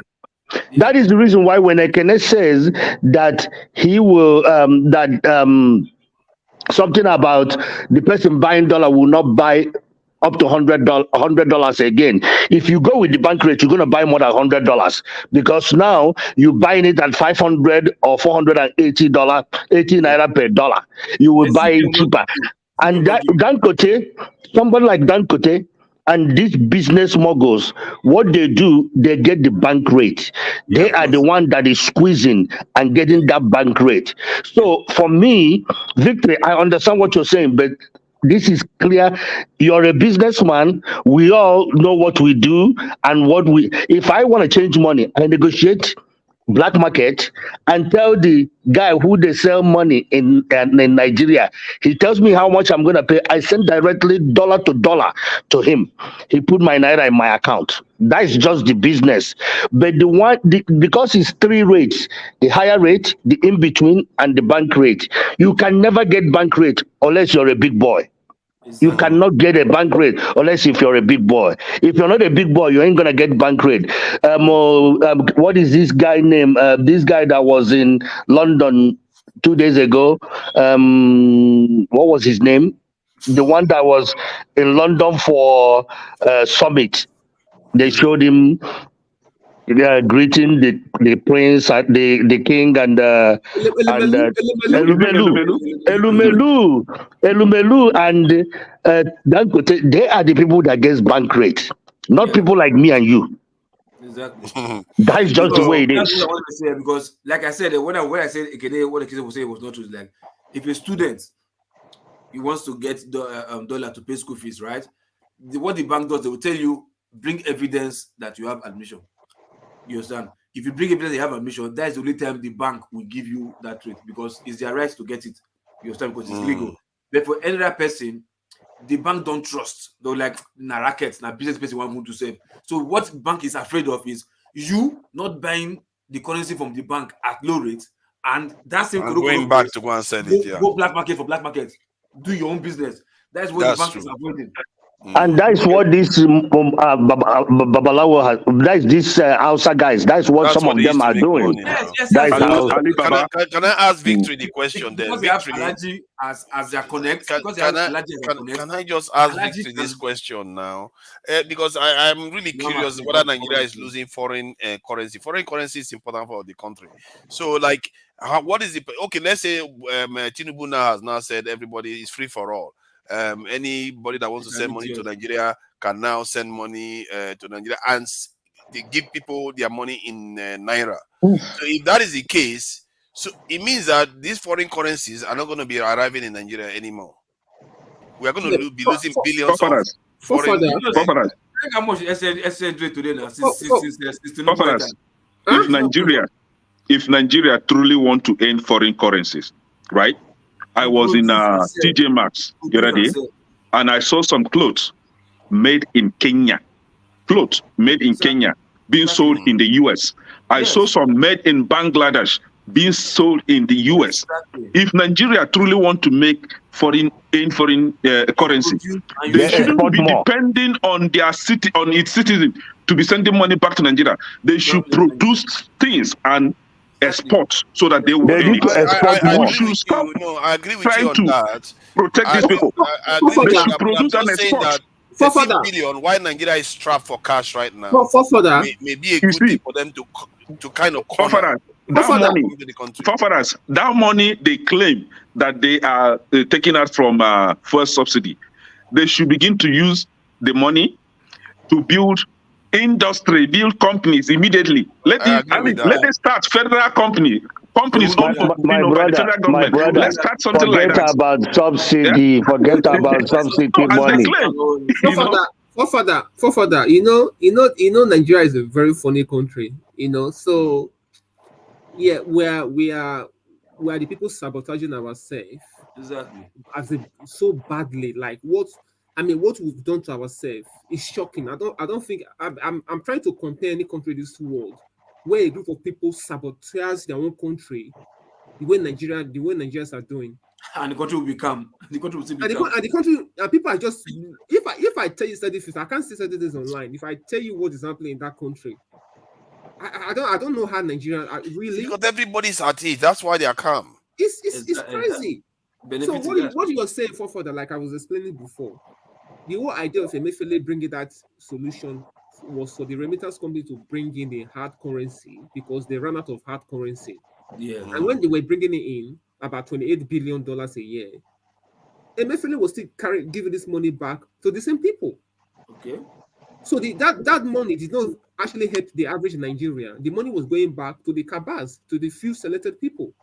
Right, like what he was saying, Ekene was saying, You mean most of it? Those students that get it to travel overseas and all the rest. Those students, how many are they for that? If you go to the bank, they'll think that you should fill from A or from O, something like that. Yeah, it's not only students; it could be other ones too, other things that other people are getting. Now, my point is that 13 billion is not necessarily going to the cabals. 28 billion. 28 billion. Okay, it's not necessarily going to the cabal. That's a lot of money. Actually, small father, the amount of money that diaspora is remitting to Nigeria is more than 50 billion. You know why? Because me and you can sit over here and call our guy and say, okay, how much you... One of my friend, all he does is ship striped cars to Nigeria. When he finish, he leave the money in Nigeria. Then he sit over here. He sit over here. If you need dollar, he give you maybe 20 naira difference. And you will do 20 naira difference in a heartbeat because you don't need to pay the fee to send to Nigeria to your domestic account and stuff like that. And that is, those ones does not count because the reason why it's not counted is that you're not tracking that. Because it's working in between Nigeria. Exactly. It's working in between Nigeria. When I started my project in Nigeria, I negotiate direct to the guy that's selling money doing exchange. I send the naira direct to him. We negotiate today. If I send it with Chase Bank in 48 hours, he will be in Nigeria and he collect his money and put my naira account. You see, that one will count in that amount that you're talking about because he's domestic.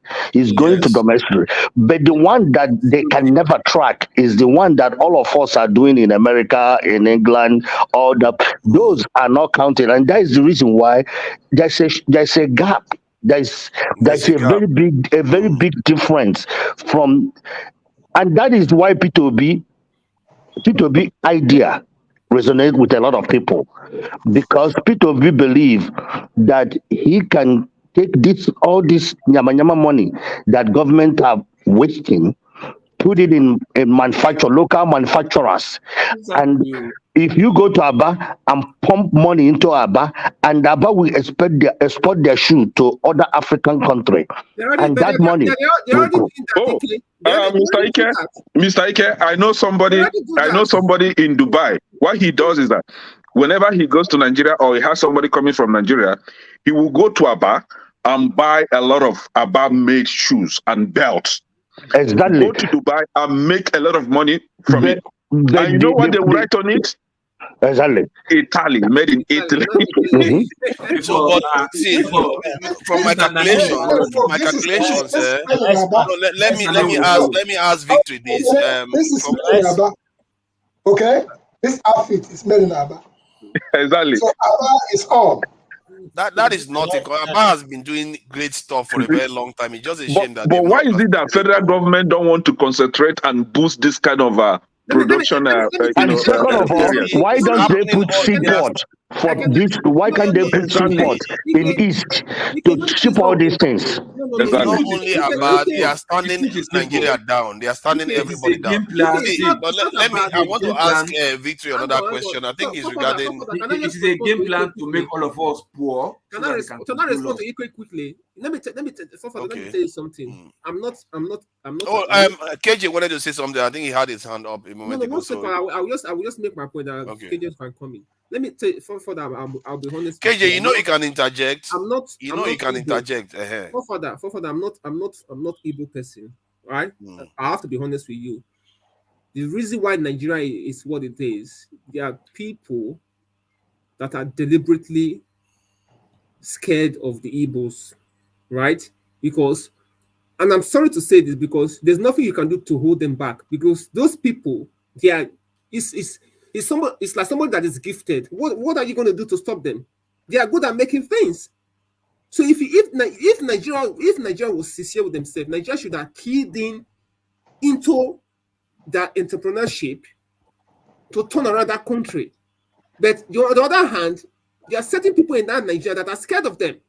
That if they have that huge economic power, it's going to be a problem, right? Because listen, I've been to Aba several times and I've seen what people are doing in Aba, right? I went to one guy's shop. The guy used to make shoes and is exporting all over Africa, right? If I tell you how much that guy is making, that guy is not up to 30 years. If they tell you that guy controls that kind of money, you will not believe. He's sitting in Aba there. You know the funniest thing? I wanted to ask a question now. Can I ask the question? I don't know if this has happened to anybody here, but when I came to this country, right? Hold on now. Let me ask my question. I have a question. This will be very funny. Victory. This is very funny to hear. No, don't worry. You ask your question. Let me ask the question to Victory. Regarding or anybody really. The federal government is about to spend this 80,000 for 12 million people for about 6 months, and then from my calculation is around 8,000, not 8,000. 8,000. Yeah. For my calculation, it should be around 600, 700 something million dollars. So if the government wanted to found industries with that money, how many industries could they possibly found, like medium-sized distinct industries? More than 10. How much do you need? More than 10. More than 10. And they should first and foremost, that 8.5% of that money they are giving to the House of Rep, they shouldn't do that. They should take it back. I don't see the reason. That's why I said to you that our people, Nigerians, I don't want to say this, but it seems like Nigerians are one of the worst people in this world. Right? Let me tell you something. 10 industries, and they wouldn't even put it down, and they just want to spend it. Do you know that if Nigeria was able to share that money, if they split it, let's say $30 million, and that will go to, if you divide 30 by 600, what do you get? About maybe 18 states, right? In every state, there are certain natural resources that you can convert. You can create a factory, right? Yeah, for manufacturing. Making those stuff, and then we export it abroad. Look at Nigeria that has gold. And we are traveling to Dubai. There are even people from Dubai coming to Nigeria to buy our gold and take it to Dubai and make it. Imagine we having a factory that can make the gold there, the watch, the necklace, everything, right? And you have a gold market, let's say somewhere in Lagos, where foreigners can come in there and buy gold. Do you know how much that will create for the country? And to build the manufacturer is not going to cost you up to $100 million. Victory, you are talking about gold. I think for you to make the gold or whatever into finished product, you have to it will require a big machine, right? But go to places like there's one place in Ebonyi State, there is one in Lokoja, and I think there's one in somewhere in southwest where they have these they call it shippings, that stone they use for building, right? If you go to these places, right, the people in charge of that quarry are Chinese people. Everything is written in China. When you buy, they will write it in the receipt. In the invoice they're going to give you is written in Chinese language. So Chinese will make the money here and take it back to China. See, whenever I'm calling out our Nigerian politicians, that all of them, I'm not sparing anybody, all of them are stupid idiots. They don't have common sense. You guys will think I'm just insulting these people. I have zero respect, zero, for these people. They don't have common sense. Just imagine a nation, a country like Nigeria. You said that you are poor, that things are not working, and you are not willing to help yourself to come out of poverty because you want to continue to subjugate a group or ethnic group, the Igbos precisely. You don't want them to move forward, but you don't know that invariably you are not moving forward. For you to move forward, you have to release them. They are blessings to that country. They move forward, everybody move forward. continue to keep them. Let's see how we're going to move forward. My own take is this, right? My own take is this. See, I don't believe this idea of saying Nigerians are scared of Igbo people or some people. I don't believe that. No. The talent is everywhere, right? Yeah, I know Igbo people, yeah, because about this and that, they can do more. Because I've seen several times where people from even the north, they do electric cars, solar power, whatever cars, you understand? Like I said, I think I made mention here the right time when in Benin, Uniben, to be precise, during the pandemic, where people were suffering from what's called ventilator, because it was very expensive to get. Somebody in the University of Benin did a ventilator that is powered by battery. It's mobile. You can even carry it as a suitcase. Ventilator, high capacity. You can even power it with battery, power it with solar. You can take it from one patient to another. You understand? But the ones we were struggling to get import from so-called abroad was so expensive, and we don't have a feel of it. What happened to that ventilator? That they did it, tested it, it worked in University of Benin Teaching Hospital. After the pandemic, that project died natural death. You understand? So that's why I said I wanted to Nigeria share is something. scared I of wanted to Igbos. share something about businesses. Nigeria is too scared of Igbos. Nigeria doesn't want anybody to produce anything. See, I think it's a game plan. I think Nigeria is playing to the gallery. This is why I wanted to share some of this, because this is, I know that the Chinese used to do things like whereby they fund their own citizens to buy up companies in the West and then transfer intellectual property right, because whatever that company has invented and everything they've done, they have to, whoever owns the company owns all those intellectual property rights. So the Chinese will buy these companies from the West and transfer all those expertise back to China. This is why most of the time they will spend most of the time learning all these things from what they've gotten from the West. Some of them, they actually steal the technology. But look at this company now. It's an electronic manufacturer company. It's worth 2-something million. Not a lot of money. And look at, you can see companies that are out there for sale, revenue $5 million dollars. If Nigeria, because this is a company that is based in the UK, the market in Europe is saturated. If a company like this was in Nigeria, the market is the whole Africa. But Nigerian government just isolate Nigeria and not allow Nigeria to get expertise. They don't want to do it. They don't want anybody to do anything. Nigerians will go to Dubai, this science and technology first competition to do even robots. They were saying they were doing robots, robotic engineering, this and that. Nigerian came first. Till tomorrow, what happens? They died natural death. Nigeria is so scared of any tribe. Nigeria doesn't want anybody to produce. They want us to remain poor. They want us to be dependent on them all the time. They want us to fight against ourselves. I think they're just playing to the territories of these Western European countries. That's why every time they are doing this jackpot syndrome, they want to make sure the Nigerian government doesn't work, so that all of us will run from Africa and run down to Europe to be go and serve them now. Guys, I still disagree with you. I don't think it's all Nigeria. Let me tell you why. The reason why I would say it's not all the Nigeria. I'm a Southeasterner, and Southeast, I have asked the question, why do they hate Southeast people that much? You are afraid of Igbo. Excuse me. You're afraid of Igbo. No, okay. They are. Do you know why? They closed the Port Harcourt seaport. We cannot export. We cannot ship our car to Port Harcourt. Then Innocent is car manufacturer in Nigeria. Innocent. Why is Nigeria shipping all the SUVs? Each SUV. All your Southeastern governors not buying from Innocent Motors. Well, when Peter B was there, Anambra State governor. It just started that, isn't it? No. Peter B, during the time Peter B was a president, was the governor. Peter B bought Innocent Motors, and during Jonathan time. Why you call it one state inside five? Loco. Loco, I'm coming in here. Loco. Hold on for 1 second. Loco. The question you ask is very valid, right? And that is why. Hold on. Loco. The question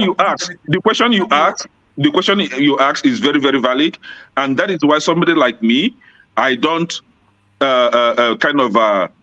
speak good of this. Okay, they don't catch the microphone. Can I use Yeah, that? the Southeast governors. Hold on. But in order to justify the claim that Southeast or Southeasterners are being hated by the federal government, especially when Innocent, what they call it, Ibeto, when Ibeto was importing cement, the same time Dangote was importing cement.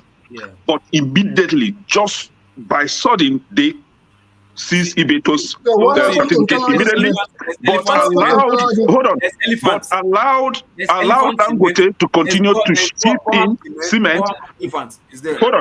Hold on. They cut off Ibeto from cement production. They allowed Dangote and Boam Elephant and Boam and Elephant Cement. Boa is owned by a Fulani guy as well.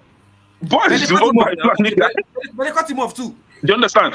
But Boa is still producing. Huh? Yeah. Boa is still in the market. The cement I use is Boa. Yeah, the cement I use is Boa. Right? But this is it. Boa is still imported or producing. But this is why local. Your narrative seems to be consistent. We are victims. There's a conspiracy against us. We are. No, we are. We are. Conspiracy against the entire Nigeria. There is no single sea or river in Kaduna, big river. But in Kaduna, hold on, federal government went to Kaduna State and constructed a dry port. When we have River Niger, we have the one in Warri, we have the one in One. The South, they are suffering. None is working. None is working because they don't want Igbos to have access to seaports. That's what I'm saying now. You understand? You are victims constantly. We are victims. Igbos are victims. All the Nigerians are victims. We are victims. We are the one wearing the shoe. Hold on. The South are they not bigger victims than the Igbos? The South are there. There are Igbos in the South. What are you talking about? There are Igbos in Delta. There are Igbos in Rivers. Stop. Are you claiming them for Igbos now? This is a form of. There is nothing like South in the fourth place. We are all Southeast. This is a form of. You see what he's doing now? Can you say that, man? Don't say that. Of what he's saying. What I see here is that, hold on, let me say my piece. I'm getting cross about this because this is what we do. This is our expertise. We pretend as if we are talking about victimhood. In other words, it's just tribal supremacy. That's what you are fighting here. You need to stop it. It's killing this country. Everybody is suffering. Tribal supremacy in what sense? KJ has something to tell us. What kind of rubbish is that? I didn't get you. You just said KJ has something to tell us. KJ. I didn't get you. It's not getting us anywhere. I still don't get you, Papa. KJ has something to tell us. The South is not necessarily Igbo. The South is they have Ishekiri. They have. Are there Igbos in South? Are there Igbos in South? There are some Igbo in the South too. So what is their point now? South is not Igbo. Are there South in? Are there Igbos in the South? There are some South. Okay, are there some South in Igbo land? No, are there indigenous Igbos in South? You live in London, right? Okay, are you saying you live in London. People are they Igbo? Anyosha in Delta State, are they Igbos or not? Did they call themselves Igbo? Yes. Anyosha people. Anyosha is Igbo. Now, what is the meaning of Anyosha? They don't call themselves Igbo. What is the meaning of Anyoma? What you know as you speak. What is the meaning of Anyoma? Hold on, you are speaking English. Are you an Englishman? No, in the south, Delta State, in the south, Delta State, there are Igbos in the Tony Elumelu is Igbo. Do you know that?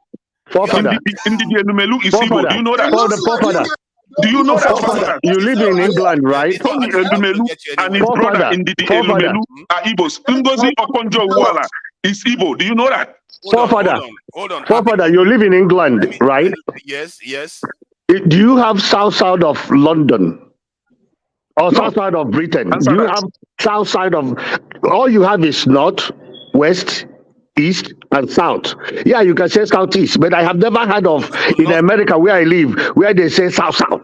There's nothing like south. There is nothing like south. See, this is what I mean. See, hold on. Remember, hold on, let me just mute this mic first. This is about political boundaries. It has nothing to do with geographical notations. This is political boundaries. So when the reason why they put those things there is because the people in those regions are overall not necessarily Southeasterners. If they were, they would have been part of the Southeast already. They didn't do that because they are not overwhelmingly Southeasterners. So when a Southeasterner come here and says, what are you talking about, forefathers? What are you talking about? In the north, northwest, are they all outsiders? Northwest, are they all outsiders? Let me spell something out for you. I think you said something about that. Was it Victory that saying people are afraid of the Southeast? No, it's not afraid. Is this attitude you have? No, forefathers. No, answer this question. Northwest, northeast, are they all outsiders? If you want to hear the truth, no, no, forefathers, you should be the one to hear the truth here. Northwest and you are not listening. Victory said it himself that why is it people hate them and that people hate them? I'm telling you now, the reason why is the same attitude that Kene is portraying right now. They dismiss other people. Hear this. Go and read the speech of Isaac Adaka Boro. Can we have west and north? Oh, go and read the speech of Isaac Adaka. No, can we have north? Since we have south, can we have north and have west? And I think KJ has something. KJ has something to tell us. Forefather, please, let's have organization here. No, I've said we should leave this one topic. One person cannot be talking every time. This is I have to talk. People have been talking about this for a long time. We're going on about this and repeating the same thing over and over. We are victims, we are victims. Other people are also victims in Nigeria. We are victims. We are speaking for ourselves. Speak for yourself. We are victims, and we are saying that we are victims. You don't shut us down because we are. You don't shut us down for speaking out. Over and over again. The Igbos are victims. You cannot speak for your people. Enriching the country, even in the southeast too. You are making it about victimhood constantly. We are. Let me make my point, please. If you are a victim, you are going to remain a victim. You have to take control. And we are fighting so that we don't remain victims. And that is what we are fighting for, against it. Stop talking about victimhood and focus we on have to talk before it's addressed. If it's not addressed, we have to speak up. Not by complaining. Talk about what you want to do. Let me make my point. To build. We have to speak up. If not, it will never be addressed. Forefather, you said something here today. Forefather, you said something here today that is about tribal dominance. That's what you said, right? And that's what it is. Right, let me tell you something. Nobody dominating anybody in Nigeria. We are just struggling against each other all the time. Yeah, everybody has their own piece, right? I've heard this thing from a lot of Igbo people. You need to stop this, okay? You cannot speak for anyone. What is that, Victory? Right, you just said there's nothing like sat. What's that got to do with you? Did you do maths and physics? Did you do science class? No. I'm saying something to you. Don't tell me how I'm going to define myself. Victory. Do you know why South was created in the first place? Do you know the reason behind that?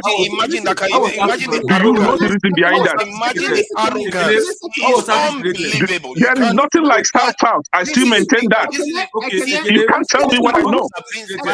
If there is nothing like North, there shouldn't be anything like South. If there is nothing like North, there shouldn't be anything like South. You need to respect me for that. You have to respect my own view. What's a view? If there is nothing like North, there shouldn't be anything like South. If there is nothing like West, there shouldn't be South. I did well in math and physics. I know these things. I know my geography. You are okay with North Central. You are okay with North Central. You are speaking for me. That's what you're doing. Do you know There's nothing like North Central. There is middle belt. No, what I'm saying to you, this is what I said to people. There's no middle belt. You cannot speak to me. You cannot speak for me. I have a man. Let me speak. I'm not speaking. Forefather, you live in the UK. If you go to anywhere, they will say speak, right? Anything that is I want to you need to respect me. How about that? Can we make traction? If I say to you, listen. No, let Victory I've heard a lot of people say this thing, right? I'm saying this to you, like anybody here. I hear people say, "Oh, there's nothing like sat." If I say to you, I want to be identified as sat, you need to respect me. People are allowed to self-identify. You cannot Victory. Your own identity on them. Can you allow us to identify with Biafra? Forefathers. Pardon? Why are you not allowing us to self-identify as Biafra? No, I'm not stopping you from self-identifying. I'm not stopping you from doing that. No, you are doing that here. No, never. You are doing that. You are the one calling for people to stop the call for secession. No, I'm saying because it's not productive, it's not going to get you solutions. South is not productive. Because I'm saying you South is not productive. You are allowed to South is not productive. Biafra Hear you now. as much as you want. Based on what you are saying, that means South is not productive as well. That's true. We all have the same problem. After the raise our oil, beat Nigeria. We all exactly. Azikadaka was the first way to want to say from Nigeria because of No, all this he hassle. just said that Biafra is not productive. So South is not productive as well. No, what I mean by that is You know that your own, but you don't know mine. what I mean I by can that speak is up. the targeting. Father just told us here that South is not Igbos. See, what I was trying to say was that if you are trying to break the country up, it's not a productive way of solving the problem. Forefather, can you just give me 1 minute? Hold on, please. Everybody, 1 calm minute down. then. Calm down, All right. calm down. Let's come back to this topic again. Let's calm down. Let's calm down. You see, this what you just witnessed now is what have been going on in the Nigerian politics. If you have been following Nigeria for a long time, they always introduce something that will create a ripple effect of quarrel, anger, and all that. They didn't create anything. I now begin to see that. Look at Kene, he keeps going back to the topic.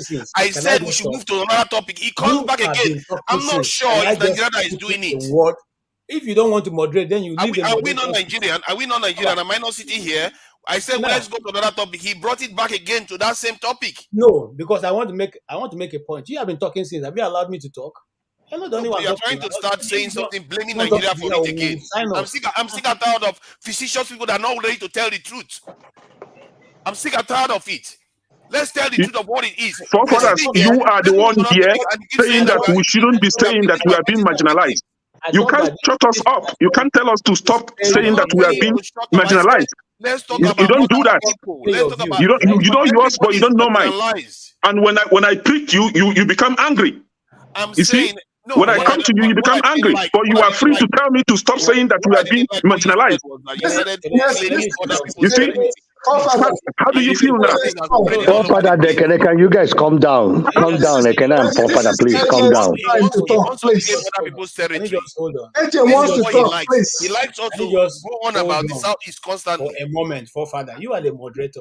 I don't drink medicine. Yeah, he refused to move on from this topic. Now listen, I want to point out something. You see, when you shut it down, you don't let me say what I want to say. I don't have the power to be shouting. Now, there's something that always is introduced into the politics of Nigeria and it becomes a problem. I give an example. The North always shouts, "We are Arewa, we are Arewa." They started the Bank of the North. They had companies, they always meet. And it was going on for many years. The day that the South sent governors, it became a big issue in Nigeria. So much so that El-Rufai had to issue statements saying that the Southern governors have no right whatsoever to meet. Okay? This is on record. It's on record. Now, I won't want to dive into the issue of the name South-South until another time we'll have a listen. That I will put down how the term South-South even started. But that's not where I'm going. Where I'm going is that, you see, if any of you look outside, you will see that there's a blue sky. And the sky is so wide for all of us to fly. So also is Nigeria. What are we really looking for? And I was just because Forefather asked a very pertinent question. How can we develop Nigeria with all these things? And I've been looking at it. This is what I've been working with. I wanted to even tell Igbo Basics that I have an idea that if I have the opportunity of going to the Igbo Forum, I'll probably let them know. Because we need to come up with a new thinking, new understanding. Can't we develop a new city in the East that can be a commercial hub for everything? That people from every part of the East, it's not going to be in any particular state. Rather, it will be between all the states. All of them will contribute land and build this city, a new city totally. Okay? Now, if you look at the Nigeria and the way we have been set up, every region has something to contribute. But what is revenge? Don't collect the mic. It froze for a moment. At that freezing moment, forefathers, at that freezing moment, we are talking about banking and stuff like that. Exactly. Okay, it reminded me that I posted a link. Check out blah, blah, blah, blah, blah. The last thing on the private chat, I posted it there. I'm almost sure that none of you have taken a look at what I posted there. It turns out that at the end of Chief J. Oyeruku's commentary, who shows up there? Peter Obi. And Peter Obi was talking about banks in Nigeria. And he was talking about, I mean, please take a look at that. Let me not, just, if you just see the introduction of that subject, go to the end and see Peter Obi's response. That video, my crew captured it in 2004, right here at the Sheraton, the WIC, in New Jersey. So sometimes things are in our face. Kene was talking about seaports and stuff like that. It pains me that in 1959, the Nigerian government had approved a seaport at Ihiala, and that seaport was being built. And all of a sudden, what did they do? Up to tomorrow. It was a few weeks ago, I saw a journalist actually went out there to say to us, this is what is here. Nigeria is deceiving itself. If Nigeria can decentralize a lot of stuff, live and let live, play your part, do your best in your own area. Let's stop this concept of I'll lord it over everybody. It does not pay. Why don't they allow? Okay, KJ was asking about building a new city. There is what is called a Kununo that is being built now in Enugu State. That's fine. It's a concept of its own. I'm fully aware. And I was saying to Kene earlier on that the new group called Umuibo Unite, a dynamic group of professionals, lawyers, doctors. In fact, my son interviewed the Aonis here when they came here to New Jersey. I was there and I saw for myself. We are paying now that those young folks that will give an opportunity for them to be the leaders of today and tomorrow, because they are not taking the bullshit of the lies and lies and lies that elders tell. So enough of this is enough. There is Nigeria is big enough for everybody, and it was functioning before the war. But all of a sudden, things have gotten bananas. People like M.I. Akbara, you have read that. Eastern Nigeria, I still believe in Eastern Nigeria as they were managing themselves. The economy of that place was consulted by some Americans who built the place. Others have a chance to do the same thing. All we are saying is this: let people express. It doesn't matter whether you're South or whatever you want to call yourself. I was having a conversation yesterday in Ibogadi, Senefna, a group of think tankers. And one thing I said to them is this: next tomorrow, an Anambra man will say, Onye Jekebe will say, I'm not Igbo. Watch. These things have been going on. It didn't start today. Ikwere man who is from Ukwere tells you he's not Igbo. My good friend, who is Commissioner of Lands and Survey in Rivers State, with his Igbo name, with his complete Igbo language, tells you he's not Igbo. What are we? You can't run away from your shadow. If care is not taken, if you trace forefathers' roots, my people from Ibere might have a relationship right there. Maybe we originated from there. There is a king in one of the riverine areas whose name is Ibere, spelled exactly. Ibere Miro from my town actually made an effort and went to visit him to find out what's the correlation, how are we related. But people will continue to, whether you like it or not, split and split and split until the end of the world. How can we hold the center? Good. How can we hold the center? If I see any of you tomorrow, you are still my brother for one reason. Victory. Because you're a Nigerian. 1,010 naira. You're a Nigerian. That is why. So please, I draw your attention to what I posted there.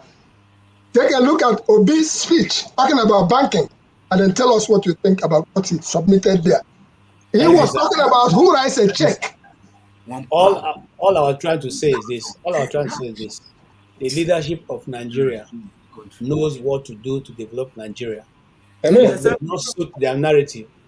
Because if that development comes, the kind of life lived in the north will no longer be livable, because the Talakawas will become become equal to yes, okay. But like a friend of mine told me in the north, we can never be like Igbos, because in our own culture, the Talakawas we cannot remain the Talakawas, while the leadership we cannot remain leadership. So if you are born as a slave, or as a helper, or as a shoemaker, or whatever, you cannot remain that way.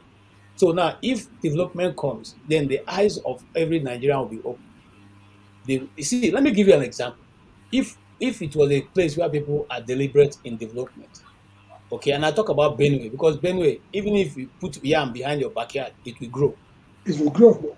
They will have turned that place to, in fact, anything, even palm trees grow in Benue. They would have turned that place to a farm that of some sort, where everybody will be farming. Now, oranges and mangoes grow so much in Benue. In fact, after a while, it is thrown away because they're not able to harness and keep.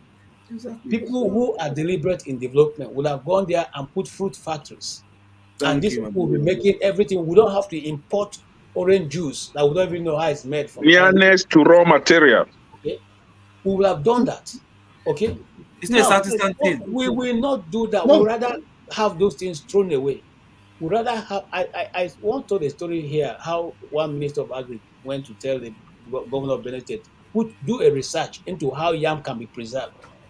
Here in the United States, people are the yams we buy are from Ghana, and the yams are not good as our own. What stop a deliberate government by saying, okay, you know what? This is the tons of yam we need for you people. Make it conducive for Benue people to export yam. Make it conducive for you people to preserve their mangoes and export. Make it conducive for them to preserve their cashews and all their oranges and export. What stop a people from doing that? They don't want to do it. If they're really serious in developing a nation. Okay. So it's a Nigerian thing, not a Southeastern thing. Local, come on, palm oil that is now resonating in America. Palm oil can be exported.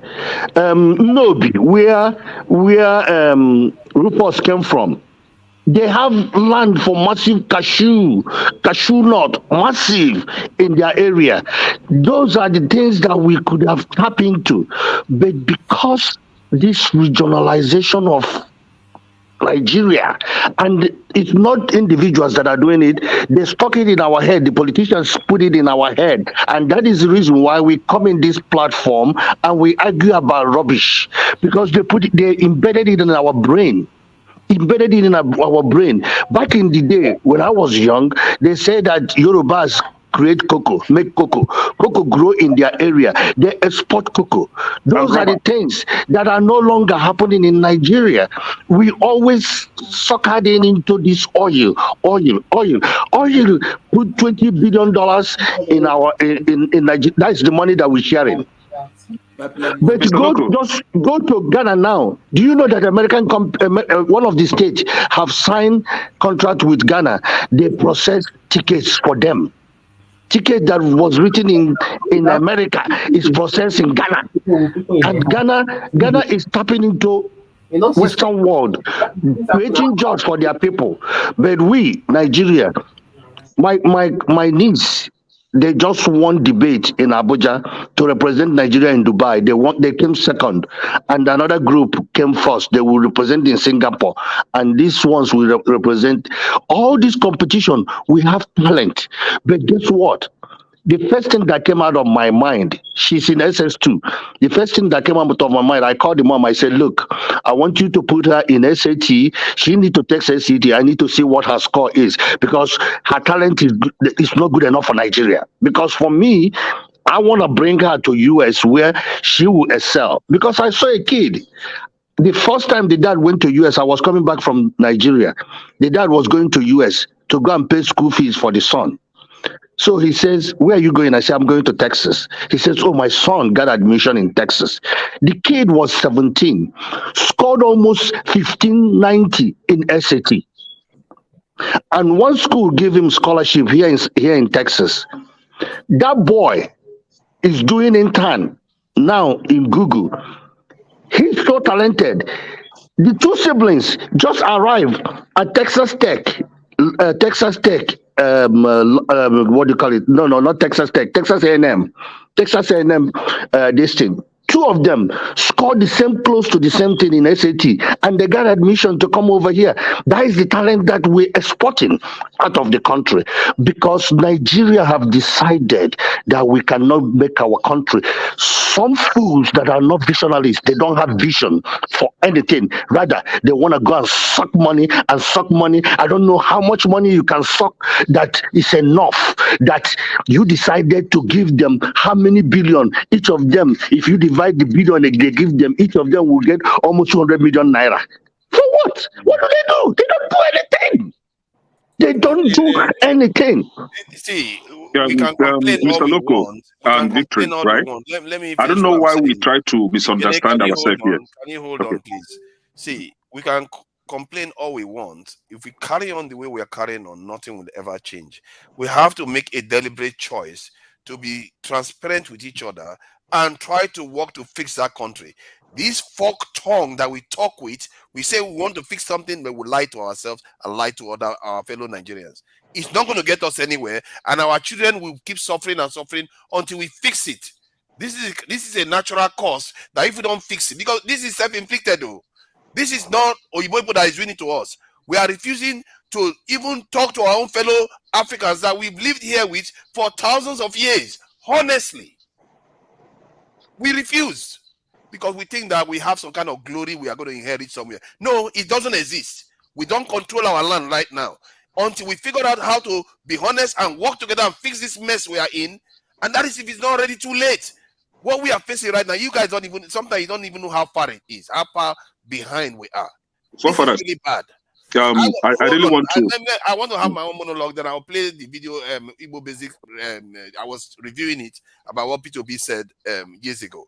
See, we have a country of 5 million people. 5 million people, just like every one of us. You would try if I put him on this. If I put those people on this stage with you, Kenny, you probably shout them down. But these same 5 million people owe 1.2 trillion, 1.2 or 1.7 trillion dollars in debt, and their country is still functional, and they are kicking the backsides out of Nigeria. 5 million, and they have almost the same level of GDP as Nigeria. 5 million people have as much GDP as a country of 200 million people. These are men that are shorter than us. How did they pull that one off? Because they figured out, you know what? We have to figure. They don't have natural resources, so God didn't give them everything that they gave us. So this is disgraceful. Our behavior. We've run our own land to the ground because of all these petty arguments. We can't even focus on one discussion to even when we're talking about money. We come back again and start talking about. We have to get out of this mindset. If we don't, that 5 million. You remember, there's another one that is 1.4 billion there. Those ones, the Chinese, they are going like they are not looking back at all. The whole world is moving on. India just sent their own moon mission to space just yesterday or just this morning. They sent it to space. And what are we doing? If we don't get ourselves, our children are not going to thank us. So that's how I'm going to leave it. And I'm going to play the video. I don't know what I'm going to make. Can I come in here, please? Did you notice that Loco and Victory, I really want us to understand this, right? For a very long time,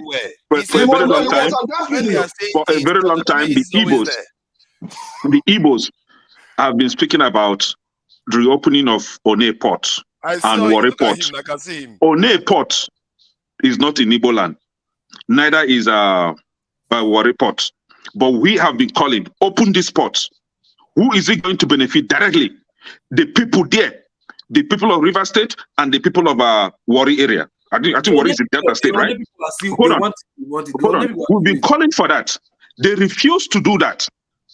who refused the federal government. And even the people that owns the Oneo port is host in their place.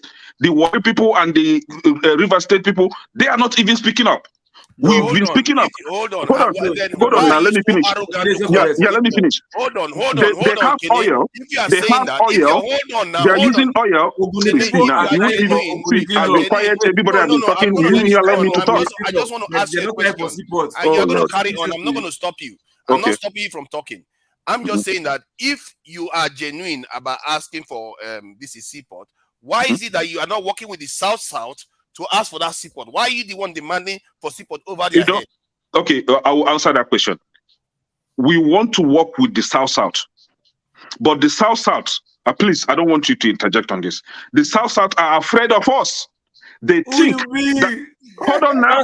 They think, hold on. They are afraid of unknown. They are afraid of the unknown. Hold on. They are afraid of the unknown. They thought is a push for domination. You guys cannot deny that. And that was why we now said, okay, you don't want to open Warri Port, Oneo Port. You don't want to reopen Warri Port.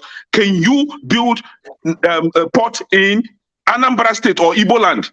In 2019 election, before the election, the campaign, remember, the campaign was that the Onitsha seaport is under construction, that by January, that is after the election, by April, after the election, that the port will start working. Where is the port today? Where is the port? You see that? Hold on. Thank you. And that is why we've already figured out that divide and rule tactics that they are using. They are trying to divide us with our brothers, whether you like it or not. And we are not going to sit down and allow these people to continue to divide us in order to dominate us. Igbo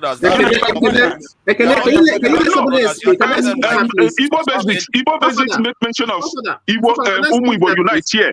Igbo Unite is a group in the United States where you have young Igbo professionals come together, for Igbo cause. When you go to Igbo Unite, you will see people, members from Ibanke. Ibanke is in Edo State. You will see people from Edo State, they are there. You see people from Delta State. You see people from River State. You see people from even Bayelsa State. They are members of Igbo Unite. Are you not going to say that since they are from Edo, they are no longer Igbo? Are you going to say that since they are from Delta, they are not Igbo? Or since they are from Biafra, they are not Igbo? And even Benue, you see members from Benue. There are nations, all members of IOC is not Arab. All members of IOC are not Arab. Just because somebody joins an organization doesn't make them the same people. It doesn't make you understand that. Where are you from? No, it doesn't matter. What language do you speak? No, I give you what if I tell you that you are not from that place? How will you feel? Exactly, but you are the ones telling them, not them telling you. You are the one telling them where they are from. No, I didn't tell them. They are part of us. They identify already. No, they joined the organization. What is their point here? They identify with their brothers, Umuibo. You know the meaning of Umuibo? Oh God, you don't understand. It's okay. See, no, you are not the one getting it. Today, even those from Benue State are members of Umuibo. You have made your point. They will never agree with your point. So let it go. Today, Egyptians call themselves Arabs. He doesn't want to agree that. Today, the Egyptians call themselves Arabs. Does that make them Arabs? Even if the Egyptians call themselves Arabs and they speak Arabic language. And yet, local, let me give him a clear example. Egyptians today, they call themselves Arabs and they speak Arabic language. Does that make them Arabs? No, they are not. So what Kene doesn't seem to understand is that just because somebody speaks the language and even calls themselves Igbo, you have not gone back in history to understand how that came about. That makes some of them say, you know what, we are not exactly the same as the ones in the southeast. You refuse to accept that. Even if we have seen it happening right today in our own time. Can I make my point there? Go ahead. Can I make my point? So this issue have been going on. I've been on different platforms where people have said this, and I will go back. I will go back to history. It's just like what the Jews went through in Germany, right? How they were being treated, and then they moved them. They're now in Israel. Look at what they are doing to the Palestinian people. right? This is the same time I say to the Igbo people, you're going around speaking, you're speaking on my behalf. Who told you to speak for me? Yeah. I have math. Victory, are you Igbo? Can I speak? Can I speak? I didn't interject. Are you Igbo?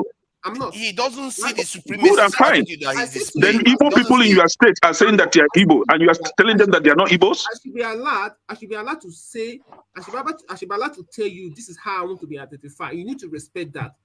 No, hold on. Can I allow him to speak? Can I allow him to speak? Allow him to speak. You should be able to allow me to identify with whoever I want to identify with, how I want to be called. That is what, especially here in the UK, is called my own right. And Kenneting's full and is bad. Right? If I say to you, this is what I want to be identified with, you need to respect that. And you made a statement. You said that people from the South are scared about Igbo dominance. Who told you that? Who told you that, Kenneth? I'm Robo. You asking me a question? Why do I need to be scared of any tribe in Nigeria? And that's what I've always said. That's what I've always said. That's what I've always said to you. That's why the Nigerian project, I'm fed up of this. I want everybody to be released, that everybody can go and compete on an evil ground. Don't worry, a generation is going to come and do away with all these people that refuse to let Nigeria breathe. On an even ground, so that we can know that, oh, this one is not holding me back, this one is not holding me back. And that's what the Nigerian government don't want to do. And I'm saying this, whether they like it or not, the way they are going about doing things, they will end up scattering that country themselves. Those people that they think they have control. Unbelievable. With all our gifts, and this is what we get. Yeah, Victory. Victory. Victory. Let me speak. I know you have the right to identify with whatever you want to identify. I don't know the state where you come from, but let me use Delta State, for example.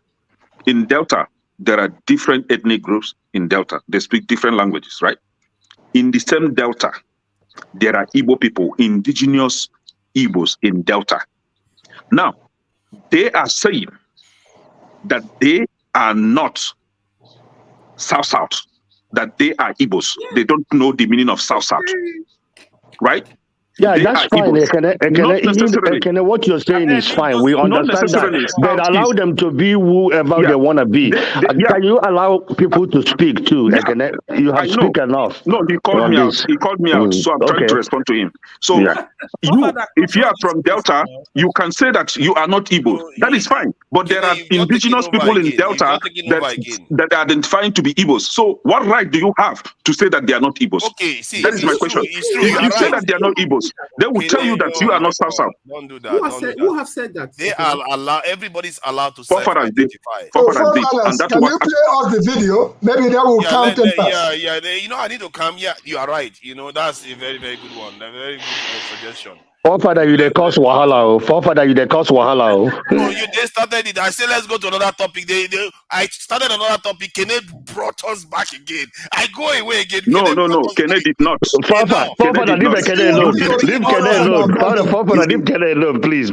I consciously went to another topic because of this. Stop forcing other people. You said that the Igbos in South-South are not Igbos. That's what you say. Period. Ekene, you don't do now. Ekene, you don't do. They were never Igbos. AY, allow them. You better stop saying that. You better stop saying it because this is provocative. You can't say that the people in the South, the indigenous Igbos in South. A question for AY. A question for AY. A question for AY. To Peter Obi. See, that's enough. Shut everybody down. A question for AY. A question for AY. Mute everybody. Mute everybody. A question for AY. Our image with other ethnic groups. These are the kind of things that A question. We have to teach the value of tact. We have to teach the value of diplomacy. These are things that soften the way for you. And we have to teach the value of good manners. And organizations should spearhead things like this. So I would like to conclude this opening address, i.e. the introduction of what I proposed to do when I speak last night, and when I speak later tonight on my keynote address, which will cover all these things. I'd like to conclude it to say that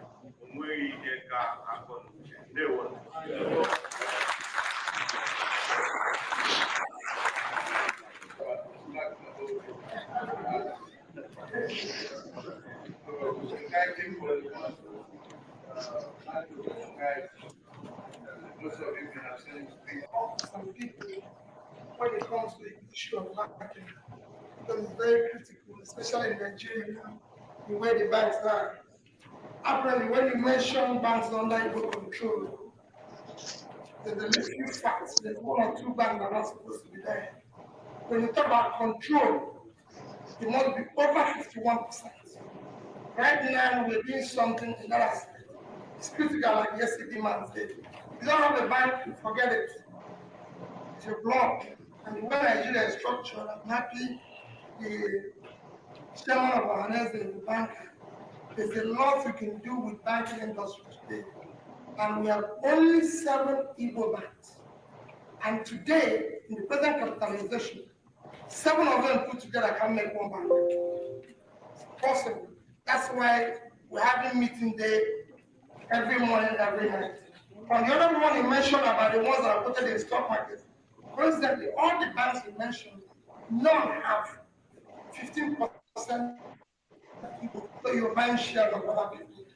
And I can tell you, no other tribe in Nigeria will give you a check of a bank that doesn't belong to their area except Igbos. A check, I say, write a check and say, I've done business with you, this is the check. So, just correction, I'm prepared, the team, give you advice, and two of the banks you mentioned are distressed. So you can mention something people can put in their money like, oh. So we can give you background of sound financial that equals control. And I'm very good. This is on board of 3 banks, and I can give you that whenever you want. Thank you very much.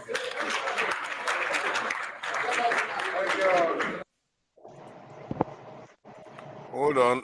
Before we go there, let's just see what other people are doing while we are here tittle-tattling about stuff. This is India. India going to this thing is a moon mission. They are probably deploying a satellite to monitor the moon. So while we're here, just today or so, when are we going to even dream of getting here at this space? We have to have electricity first. Can you do science without electricity? You should do the first thing get first. there now. To get there, we need to you get, do back, the get past yes. talking about each other. So in such a way. You do the basic thing. Tanzania is putting what is it called? Electric charging points all over Dar es Salaam. What they're trying to tell you is that they've got 24-hour electricity. That is the meaning. Where is Nigeria? We are talking of 4,000 megawatts. So we haven't started. You count 1 before you count 2. You don't just start going to the moon I when agree you. with that. Now my problem is that when we are having conversations that are considered relatively backward, when we should be leaning forward and say, what are we building for our children here? Exactly. That's why Obi should enter so that we know whether Nigeria is moving forward or backwards. All these ones Tinubu is doing is a continuation of Buhari. You borrow money, you share. Oshibajo was sharing in the market. Now they are borrowing to. But what type of economy do you run? You go and borrow money and start to share. That is inflation. That is pure inflation. In economics, 2 things go together: productivity and income. If the productivity is rising, the income is not rising, the workers will go on strike because they will tell you that they are producing, you are not paying them commensurately, or some people of them will resign. If you increase the income so much without productivity, you are inviting inflation. That is what is happening in Nigeria today. How can you borrow money? Because you print money, so much money in circulation. Nigeria is not productive. It's as simple as that. We are not. That's why Obi said, forget about the dollar. If I come in, when we start exporting, you start having dollar. I think somebody said they bought something in America made in Kenya. That is dollar. We buy clothes in UK, go to Marks and Spencer, pay Marks. They are made in Bangladesh. So if you don't produce, you don't earn anything. Nigeria earns about $30 billion from crude oil for the whole country. Why Kenya exports more than $35 billion of coffee? Vietnam, more than 75 billion, according to the figure V was bringing up. So there are a lot to do. Peter B went to Taraba and told the governor of Taraba State, he said $30 billion for the whole country, and you want a portion of it. But tea, you can grow it in Taraba, and you make more than 20 billion, only you, Taraba State, $1 billion in a year. He said Kenya is making it. What it involves is you, the Taraba, we go to Kenya and tell them we have the same climate with you. That's they call the Rift Valley area of Kenya. That is the middle where the Kikuyu live. If you know the map of Kenya, that was what Malaysia did when they came to Nigeria. By the Kakalo who advised them, he said, "Go to Nigeria. You have the same weather with southern part of Nigeria." They came there and took our oil palm from Bini, knife for the one along before you get to Uniben. He went there. They collected the thing. The Kakalo helped them. They planted it. Today they are leader. Malaysia is now making money from palm oil. They borrowed it from us. So why can't Taraba go to Kenya? Say you export coffee. The climate here can support coffee. You grow your coffee, make your $1 billion. You don't even wait for oil from Bayelsa. So that is the issue we are talking about. But the fact that everybody feel that we have to get money from crude oil, we do everything. Look at where Nigeria is now. It's in a mess. Today, somebody said 10.50 for you for 1 pound for 1 naira. For 1 pound, 1,050 naira. By next week when we come here, it will be 10.20 or 10.25. Are we doubting it? So that is the issue. What's 10.25? I mean, no, I'm saying by next week when we come here, look at somebody put on the chart here that one pound will give you 1 naira. 1 pound is 1,080 today. What are you saying? Okay. 1,080 on the app I use. Brother, what now? On the app I used to send money to Nigeria, WSL Remit. I've been using it for like 3 years. On the app I use every day. The money I sent to Nigeria yesterday was 1,075. This morning, when I say this morning, I mean Saturday. We are not in Sunday. That's not exactly correct. So I know 1,080. I know 1,080. WSL Remit. No. For show, yeah, there's a box there that you take. That if you don't want to pay commission, it's not like that. Look at it very well. 1,000. So it should be more or less. It's less. Yes, That's what I'm saying. I know them. I know the guy, so I know what I'm telling you. Okay. Wait. Okay. Today we are on 10.50. By next weekend when we come here, it's not. Is it good? Is it a good thing? It was 1,000. Look at as in just it's not. Wait to put Ghana is 13 to 1. Funny thing. Let me shock you guys. Let me tell you guys something. Right? That money, right this time today. If they don't reverse the policy of saying that we want to unify the exchange rate, they don't reverse it back to the way it was, that money will get to 1.5 in the next 2 months. See, this is what they were saying. It will favor me and my family. This is what they call voodoo economics. You don't fix exchange rate. If you start producing something exporting, the thing will balance itself out. That is the thing. You can't suddenly say, okay, let's peg. You don't peg anything. What you do is you produce, you export. Yeah, when you export, this is common sense. I just shared a list of companies like in the UK that you can buy less than 2 million, 3 million. They manufacture things that Nigerians. If you want to generate companies that can manufacture stuff, you can easily buy them, take them to Nigeria. You know how much Nigerian government is going to spend for palliatives? About $600 million. And they have money to invest in Nigerian manufacturing. They won't do it. Brother, these guys, they are standing us down. They are looking for ways to steal money. You are telling them to invest. But they're looking for ways to steal money. Those things, though. See, they are going to make money from those things. They have to work for that. They have to work. That one, you work and you make profit. This one is just direct, literally siphoning. No. See, when you invest, that they are making money from it. Okay. So now tell me about the money. The money they steal from us, the ones that they've been stealing for the last 60 years. Why don't they invest in Nigeria? Why do they take it overseas? Exactly. They don't want their money in Nigeria. They can't. I think they are enablers. I give them that allowance to do those things. That's why they are doing it. These people are compromised people because it doesn't make sense. If you have a livestock farm, you don't starve the livestock so that you get less out of it. Look at those Western countries now. The rich people there are far richer than Nigerian rich people. So why do they make their own country so weak? Okay, let me just share some screens there because this is crazy. So it doesn't make sense on any level. Like any way you look at this stuff, it doesn't make sense our behavior. Look at this. Look at some of these companies from the West here. Look at this one. Okay, let me show you another one. These people know these things you're talking about. Look at Singapore's GDP here. Hold on now. Look at Singapore's GDP. What should bother you is this population here. 4.5 listen. It's not even the population of Lagos. These things don't bother me anymore. Let it bother the people that can fix it. It doesn't bother me anymore. Because I mean, it bothers me, but what can I do about it? Look at their debt. Did you see the news of the Chinese guy that was arrested in Nigeria for illegal mining? Somebody some group of people that work for Elon Musk at what was this Twitter? They sue Elon Musk for incentive of $500 million. They're in court right now. Why Nigeria? This is one company. Why Nigeria? They borrow 800 million from IMF. Man, Nigeria, there's nothing we can't fix Nigeria until we start fixing our mentality.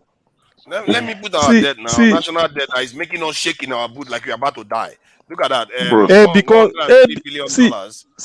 But look at that of Singapore. 5 million people. They owe 1.8 trillion US dollars. Debt in itself is they have the capacity to pay. They're exporting country, they can with the money you borrowed. What you did. The question you should be asking yourself is how is it 5 million can do this? 2 minutes now. Okay, no, we are going to do that soon then. Why is it that if a country of 5 million can do this, why is it that a country of 5 million can do this, while a country of 200 million cannot even do half of that? Forefathers, it's about choices. It's about choices. You live in the UK. There are people who live on benefit that wear Nike trainers that you can't wear. Exactly. It's about choices. There are people. Exactly. They go on holidays. Holidays you've never been on. There are people who are on benefit who do those things. It's about choices.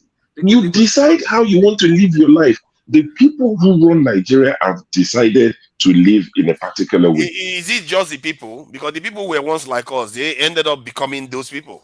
Is it not people like us that create the mindset that we can't do these type of things? So who do you want me to blame for this? The people on the street of Lagos, or the people and the leadership, the entire people themselves. Plague on both of their houses, the people and the leaders. It's somebody has to take a leaders. Igbo people say that means what I get from the leaders, everything have packed. Somebody has to take the big trickle down to the rest of the people. So I don't know what solution for Nigeria is. See, listen. The solution to Nigeria is to go production, and this is where we take advantage. What they call comparative advantage. You see, comparative advantage.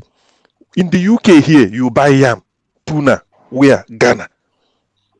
I've bought coconut from Sainsbury's. Ivory Coast. But I've bought plantain, Colombia. Look at where Colombia is. Very far to UK. Yes, all those things. You see, they what they call comparative advantage. Let us forget about anything that will involve dollar. Let's say we tell Taraba, you can grow tea and coffee. Go to Kenya, go to those farmers, understudy them for 2-3 months. You have the same weather. Come and plant it. Those Delta, whatever, Cross River, plant your cocoa and palm and oil palm. Let us start exporting. Within a year, this thing will be cropping because when we export it, we are getting dollar. The dependency on dollar cannot be only through the crude oil. This is how economics is a simple subject. Only requires common sense. I don't know. That's what you think, but the people that are ruling Nigeria they don't have common sense. Because they are criminals. Wait. For that, I won't have time, man, so that we can go around, man. We'll just Wait now, Victor, calm down. Oh, you are not doing your job. All these here people, So, you know, I'm trying my best here. Okay, if I lightning round. One if I minute. liken Does this anyone back agree? to 1 minute lightning round. 1 minute. no, Start now. I can't do 1 minute. I'm sorry. You see that? 2 minutes. Okay. Let show start. Do you No, want to do 1 minute or person won't log out, make it log out. So I know they do 2 minutes. I'll finish when I finish. Okay, So, let's see. I'll And finish when after I him, finish. that's fine. Take your time. Then we go. After he goes, then we do our lightning round. The Taraba thing you said, CM, it's not like they don't know. You live in the UK. Let me give you another example of things that happen in the UK. I know 1 or 2 people that live on benefits in the UK. And when we had conversations, trying to help them upskill and everything, to say, your lives can be better. You came here as immigrants. Why are you living on benefits? You get the minimum. People are calculating and saying, if I go to work, because of the skills I have and all of that, I will get like minimum wage. It's not much more than what I get as benefits. I would rather get the free money. That is what is happening to the Taraba. I'm using Taraba as an example. Across Nigeria, rather than go and grow tea and put in the effort, I would wait and get my allocation from Abuja without lifting a finger. It's exactly the same. Exactly. That's what. See, it's not like you can. The person I was advising to do this, it was like almost 8 years ago. If they had started doing that job then and earn 1,002, 1,003 pounds a month, and they carried on, 8 years later, they'll probably, even if on the same kind of job, they could have gone to like 1.6, 1.7, 1.8, 2K. But even if they change, profession, because you can easily move and change your career, they could be on 500 pounds a day today, 400 pounds a day, 700 pounds a day. It's not beyond them. But they would rather wait for the government to give them gyro and live on benefits because they don't want to work. There's free money somewhere. And this is what crude oil has done to our people. Nigeria. So why should I go and grow tea when the next man won't grow anything and will get money from Abuja? I too would wait and get this free money from Abuja. That's the attitude. And I know that the people should get some of the blame. But for further, I think we all have to agree that majority of the blame have to go to the leader. Unto whom much is given, much should be expected. Exactly. Yes, blame the people, but the leader should take it. Okay, the Chinese guys that were arrested in Nigeria recently, 3 days ago, for illegal mining in Nigeria, they've been arrested. We'll come back here a month later. Nobody will hear anything of that case. Illegal mining. In fact, most of them are in Nigeria on illegal visas. Oh, sorry, on the wrong visas. They came on a visiting visa to Abuja. They took buses from Abuja to Kwara State, where they're doing their illegal mining. Look at the ship that they apprehended. That ship was apprehended 11 years ago, arrested. They confiscated the ship. Somehow, the ship was released again, continued stealing our crude oil. Now, they caught the ship again. They set it ablaze and sunk it. Who does that? The same way they say because of evidence. You understand? So is this the people? Is this not government agencies? How can you catch a ship and you set it ablaze? The people that caught the ship, go and look at the directors of the company. Tompolo is the director of the company, the security company that caught the ship. Tompolo is trying to see they are playing. Tompolo is trying to prove to Tinubu that my security company is still working. Don't give anything to that Azari Dokubo. All of a sudden, Tompolo's company is catching the ship. These are high-level things. What can you and I do about these sort of things? These are the things. That is why we elected them. Transparency. We are not entirely helpless. This is why I like what electricity is proposing. Section 58 and 110. No, we have to help. We will have to hold our House of Assembly members accountable. Let us try it now. Let us try it and see if it works. Set an example with our 5 of them, and if the Labour ones that they voted for, we set the Labour ones that wrote the Labour legislators that wrote the Peter Obi wave. What have they done now? Have they not gone quiet? Exactly. Are they even obedient? They wrote Peter Obi wave to National Assembly, to House of Rep, and now they are quiet. The point is that nobody's holding them accountable. They are getting away with it. Start now. At least you and electricity start. We will follow you. Okay, good. No, I agree with you. Yes, now. We need to start. Sorry.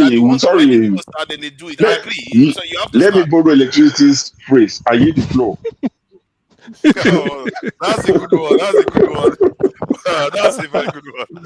That's electricity for you. Light it round. Light it Sorry, round. local P. Go on. Sorry, I beg. It will just be my. I just the vex sense. No, for me, truth, I think is high time, right? We because I now understand that Nigeria will lack orientation.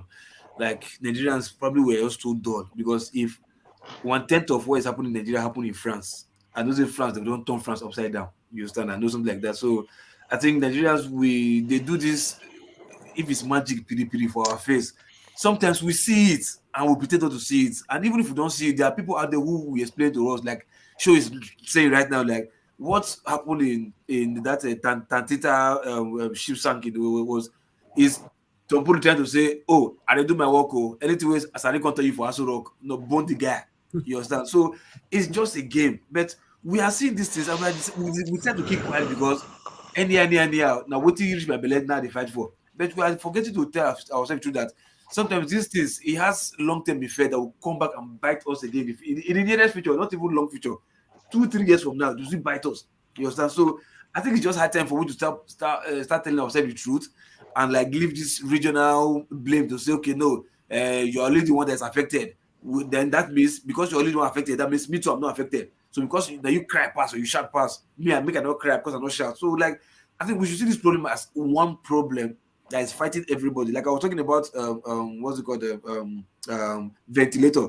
Somebody invested in Benin did ventilator that was saving COVID patients in University of Benin. Till tomorrow, that project died. Nobody invested in it. Federal government did nothing. Somebody in the north did electric bus, small mini bus that should be carrying people from. Till tomorrow, that thing died. Time's up. So that electric bus, they killed it. Yeah, that natural death. You see, this is what I mean. No, this is what I mean. It's not because Nigerians are not doing something. These citizens are deliberately killing it, and these things that make profit, they are killing the projects. But So you're no longer blaming us now. Thank God for that. No. It's the Nigerians that want to be those leaders. That's my point. And it's they have family members that are telling them, come and bring money for us. Let's go and shop for the money. Sometimes those ones blame them because sometimes it's like by choice, by duress. You understand? Not like indirect duress. Victory. Your 1 minute. What do you have to say about this? How do we get our Nigerian government to actually start diversifying and actually start founding businesses that can actually generate foreign exchange for Nigeria? Maybe we'll carry placard. That's true. For that, sure, I just said everything. Like these people know what to do, but they don't want to do it. Do you understand? So, and the like, I know sometimes we'll come in, we'll say, oh, let's look for solution. But what we're sitting here, we're talking. But the problem is that a lot of people in Nigeria don't get this information. So if you look at it, there's information gap. How will somebody in Nigeria have money to buy data and stream YouTube for hours? And they're looking for food. They're looking for food. They will get it now. Do you understand? So they're getting ready for church now. All of them are sleeping now. The Nigerian government know what to do. I think we that are here in the diaspora, we're not doing enough for a long time. I think That's true. We just sat by idle and just watch things just go down the drain. And like it's come to a point whereby some of us here have realized that hang on, no, this cannot continue. We have to try and do something to at least see how we can fix that country. Look at everyone here. As long as you've left Nigeria, every Nigerian you see here, they excel. It doesn't matter what you do because Nigerians are not lazy people. We're very hardworking people. The average in Nigeria is a graduate, so we don't sit back looking for handouts. So them giving people 8,000 naira is absolutely madness. I've never seen this kind of thing before in my life. This is the worst thing, and I'm telling you now, right? Let them. I wish Tinubu well. Let him continue what he's doing because I want Nigeria to be pushed to the wall. I want petrol to be 1,000 naira. I want dollar to be 2,000 naira. So that the people can come out and say, listen, enough of this. Enough of this. Now we're going to have you. Right? Anything you see, you take. And I'm telling you this, what I'm seeing, what I'm looking at, mark my word, if they don't go back to that policy whereby they say, oh, we're going to control the currency, I guarantee you, 1 pound will be 1,500 naira in 2 months' time. Because we speculators, right? So far, I can say to you that I don't give a damn because I'm making money for the market. You can't talk I wouldn't now. say that. Come on. Come on. Yeah, your bro. time is up now. Huh? Yeah, we just let you. Not you, Victory. Show. Why are you raising up your... Don't know. Let other people talk now. I'm moderating, no bros. I think come on to you. I think come on to you.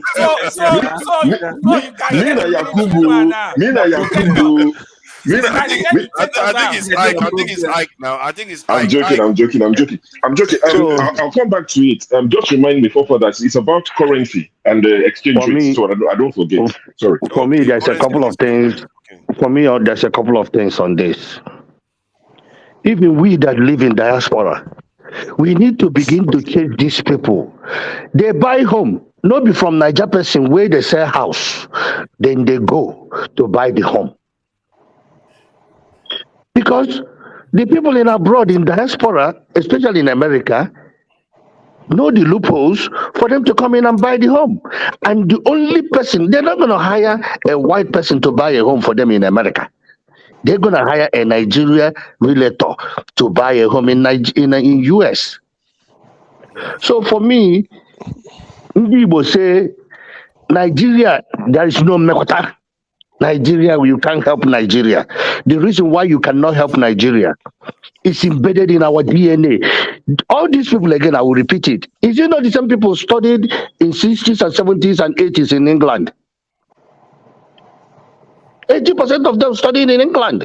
And they come to Nigeria. Guess what? They went over. Time's up. Allow me to speak. Okay, I'll let you learn 15 seconds. 15 seconds you can learn. They come back. What did they do? They went over there and perfect out of criminality. They come back and do you know that Obi just open everybody's eyes?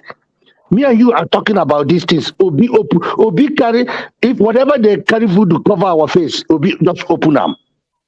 That is what is happening. That is the reason why we notice all these things. We know how much Nigeria is making in oil. All these things are happening. Oh my God, forefather, me and you get problem. You said 1 minute now. You said 1 minute. It's no problem. I will yield the floor to like electricity. It's gonna come around again to you. Oh, Hey, thank you. What do you think? 5 minutes this time at least. 1 minute. Started now. So I don't even have much to say, man. The thing is, I will align with Victory. You see, like, if you want to govern a country, your decisions have to be deliberate. The problem we are having here is the decision of our leaders are not deliberate. For example, we discussed the issue of subsidy removal. Everybody knows that subsidy removal is a good option, but did you actually look at it? How is it going to affect the people? Just like the way we're discussing it this morning. Now, the issue of unification of the foreign exchange, the platform, CBN and the BDC, is also a good thing, but you need to know if you allow the dollar to float, it's just going to be going because we are not producing nothing. So there is nothing to, just like what Victory said, that money is going to go, if you're not careful, 5,000 naira very soon. Because I'm just exaggerating, but the thing is going to be keep going. The borrowing we are doing, how do you borrow to consume? I align with Peter Obi on this point. Thank you. You borrow to produce. You can't borrow to consume. That's why we keep having all this problem. So this state, each person to go to their state and do something with their head. You know, we need to look for a way to cut out all this stuff.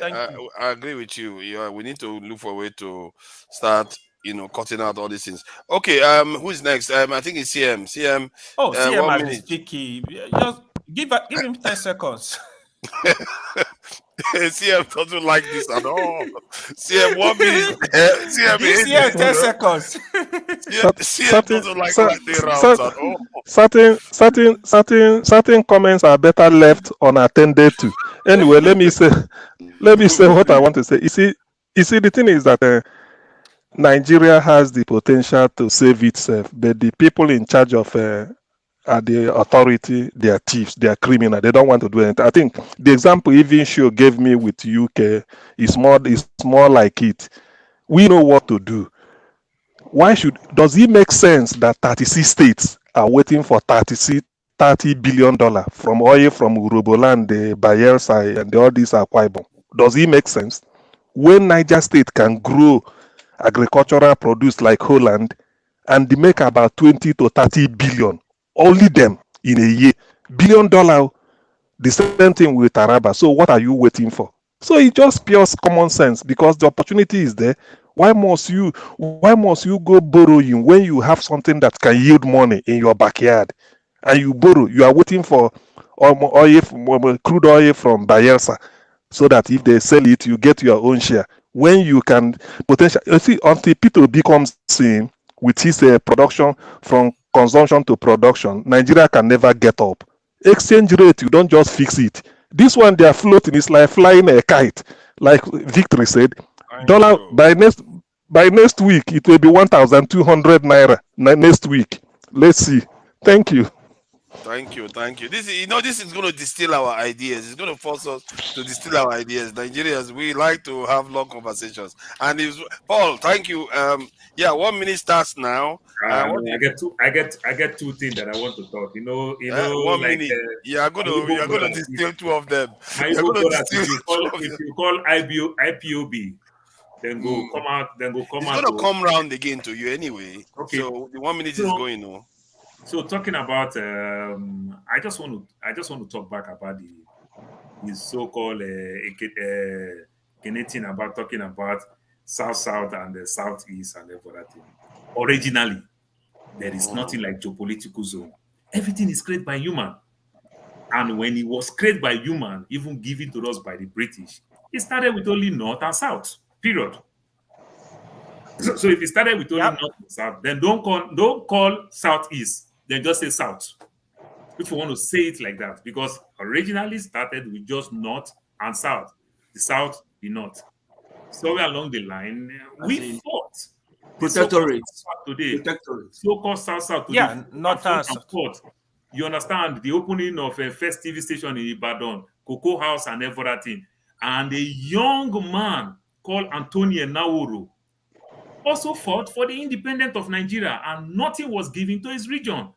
This is how they fought and get what we call the Midwest region. Midwestern region. The Midwestern region and everything. This is how they fought. So this is how it increased from 2 to so-called 3 to so-called 4 to so-called 6. Thank you. You don't understand this thing. So So let's please don't. Let's not go back there. You know where it's going. Even in the Aburi Accord, Ojukwu recognized 4 regions. AY you started now. Let's not do this. You know where it's going to end up. So let's not do this. Then talking about the oil before. So you're taking 2 topics now. Your turn is gone. Your turn is gone. It's your turn now.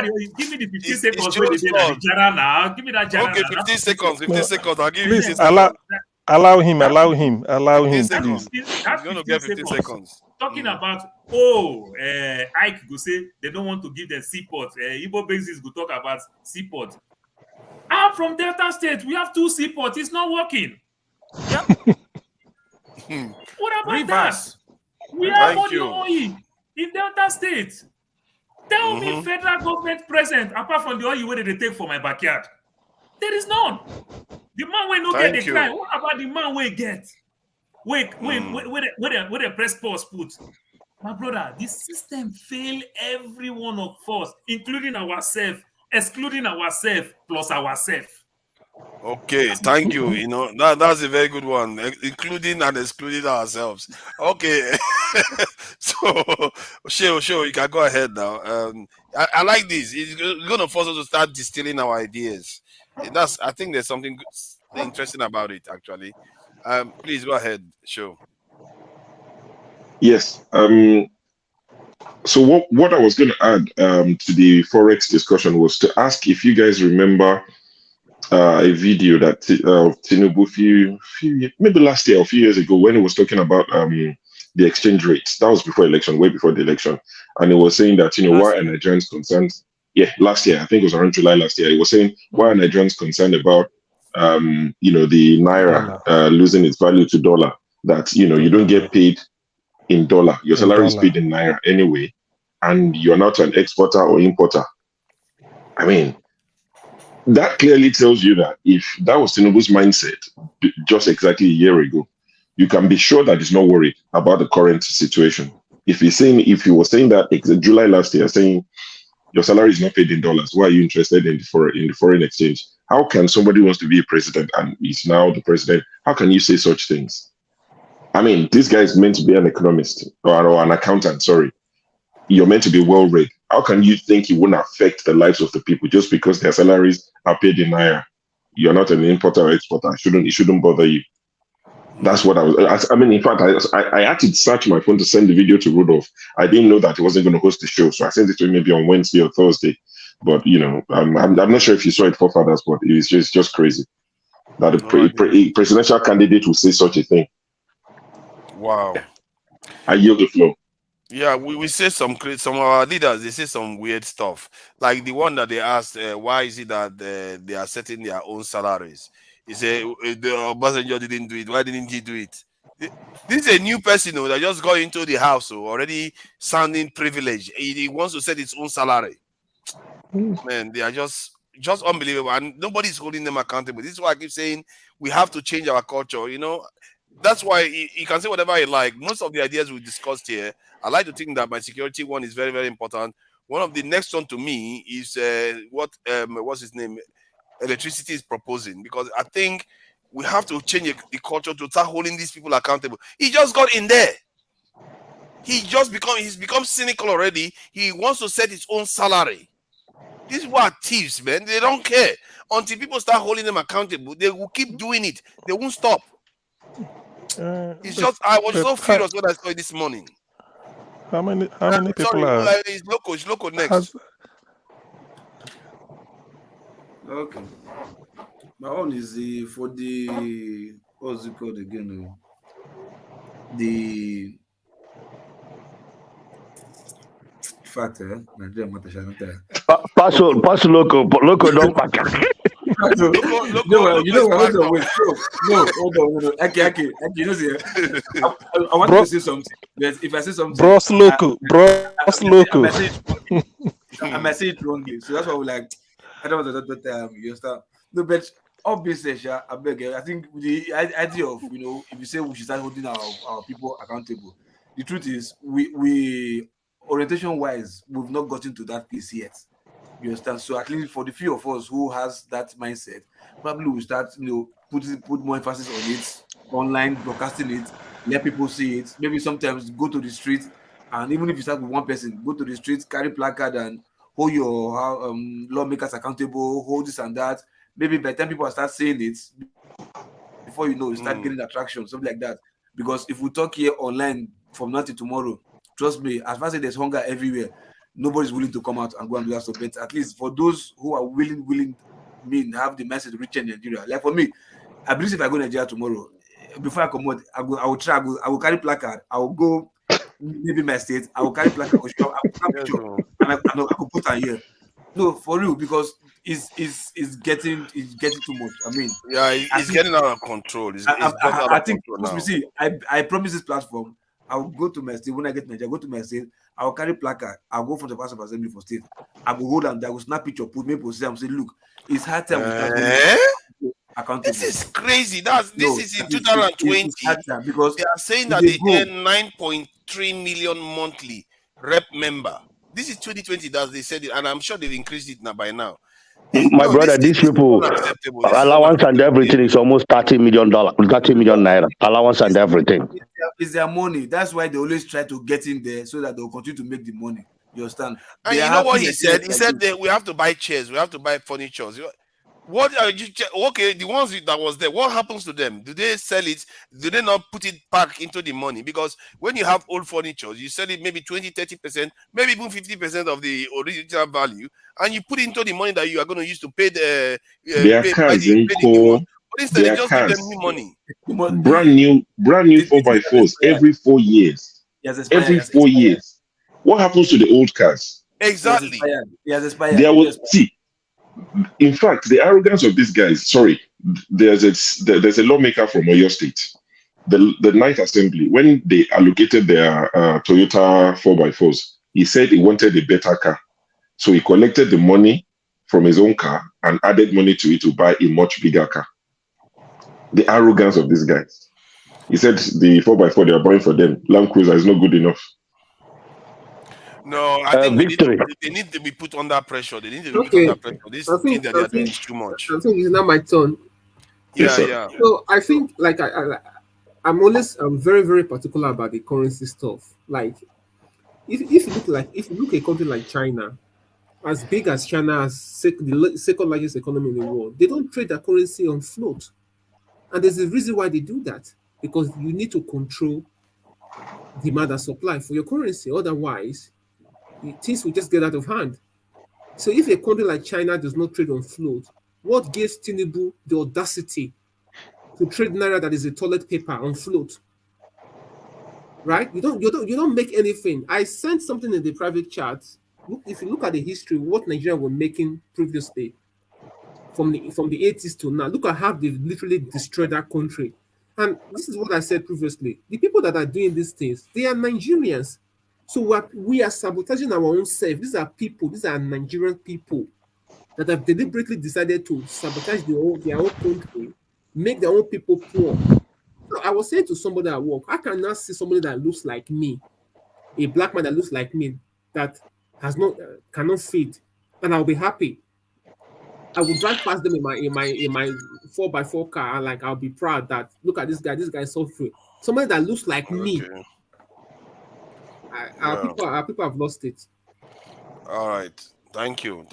I don't know where we are going to get out of this thing, but I know that somebody has to move, and I will be supporting as much as I can, and whatever I can do myself, I will be doing. I'm doing my bit in Nigeria. I'm sure a lot of people are doing their own bit in the country, but it needs to be more direct. These people, they are not listening to anybody. They are not listening. I'm carrying placard in my state. I'm going there. Now you see why they like to travel overseas all the time before they go for election. Because they will finish the election and they will go and start sabotaging their country. Now, since this man got into office, he's just devalued the naira. Then he made life hard for people. Everything they are just doing is just running everything to the ground. I don't get these people. What kind of human beings? We should know, because this is what they do. They're sleeping in France. Then from France, he sneaks to London. Then comes back to us again. And what do you expect from these our useless leaders? This is what we get. Sorry. I just want to say quickly that Local P, when you go to Nigeria, you try that they go flog you, and when they go flog wait. When you come out, they go This Local P said. And when they flog you, don't be smart. When they flog you,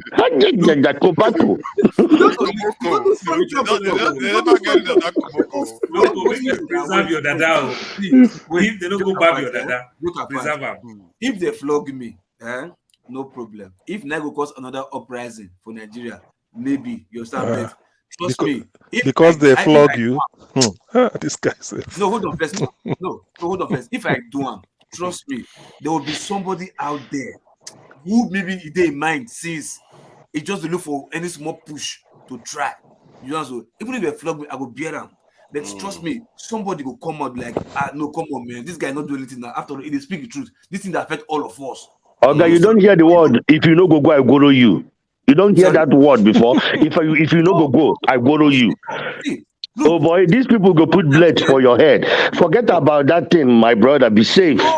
See, why are you telling him not to do anything? Why would you encourage somebody to say not to do anything to change something? You never know. He may have a point actually. What can trigger it? Because I would join if they go and flog him too much. I might join him. Many people for Nigeria, they need push, but because nobody just start or just spark, they just lock up like, okay, they go. You understand? You may be surprised. Trust me, you. And if I done for daytime, for open place, I not done for corner place. If I go for the National Assembly, the front, stand for the gate. I not abuse anybody. I not they say I want inside that place. Stand for the front gate. Who won't pass me pass? Okay, don't start it by yourself. Pay each person 1,000. Carry 10 people go. No, be by yourself. No, thank you. Let me tell you, if you pay, it can't be like those people. They are doing it for the money. That they're not doing it in selflessness. The government says somebody pay them, and once they are being paid, they might lie against them that now position I pay. You understand? Exactly, and if they go and tag a British national, they are going to find double trouble on their plate. This Nigeria will tumble. They play because you see this you know what this in local. This is what they call good trouble. You know, you are probably a British national, and there are certain things you are gonna do that is within your rights, and even British people say they are not. If they go and do certain things to you, they are going to have to start to answer BB questions that they don't want to answer because you didn't break the law. Forefather, British people? Forefather, please get no. They're not going to. It's too inconvenient. All you are doing is protesting. Loco, Oga, when was the last time where you go, Niger?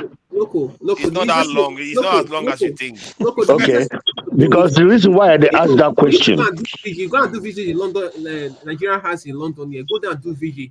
If you go to the Chinese embassy, yeah, close to the where I work. There's somebody they've been doing VG in that place for more than 20 years. If you go there, you see what they wrote there that they do it in Nigerian embassy. No, you have to go do it in Nigeria. If you do it here, then nobody listens to you. Victory. In case you don't know, 7 p.m.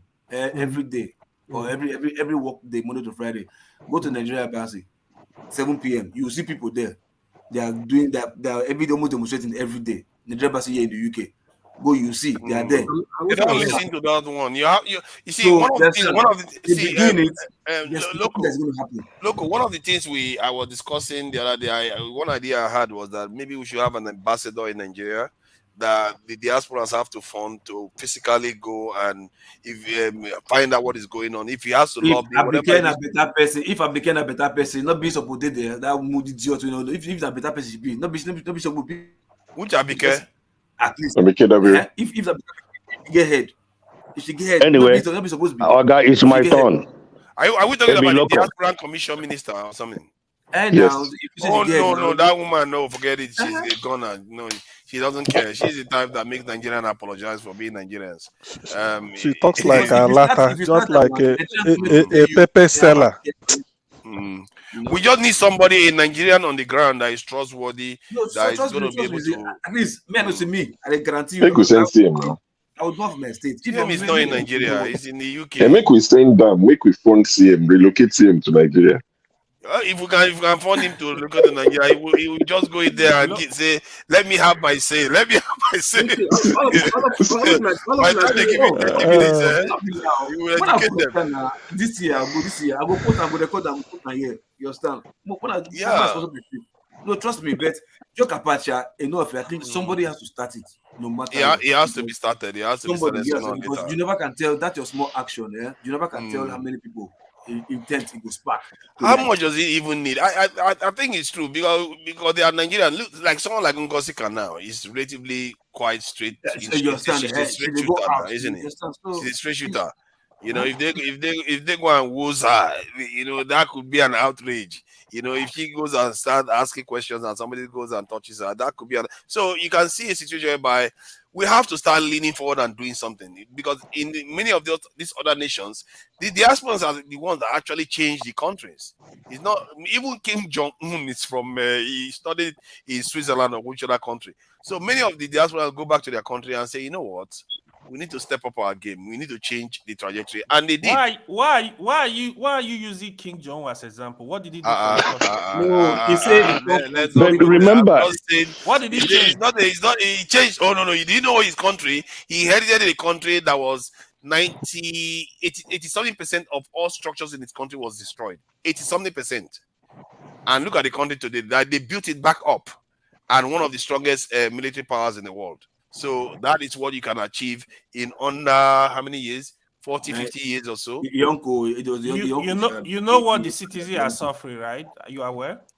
I don't know. Their suffering is not as much as ours. So that's one thing I know. You need to get more information about that. Okay, what is the information? Don't buy the Western media.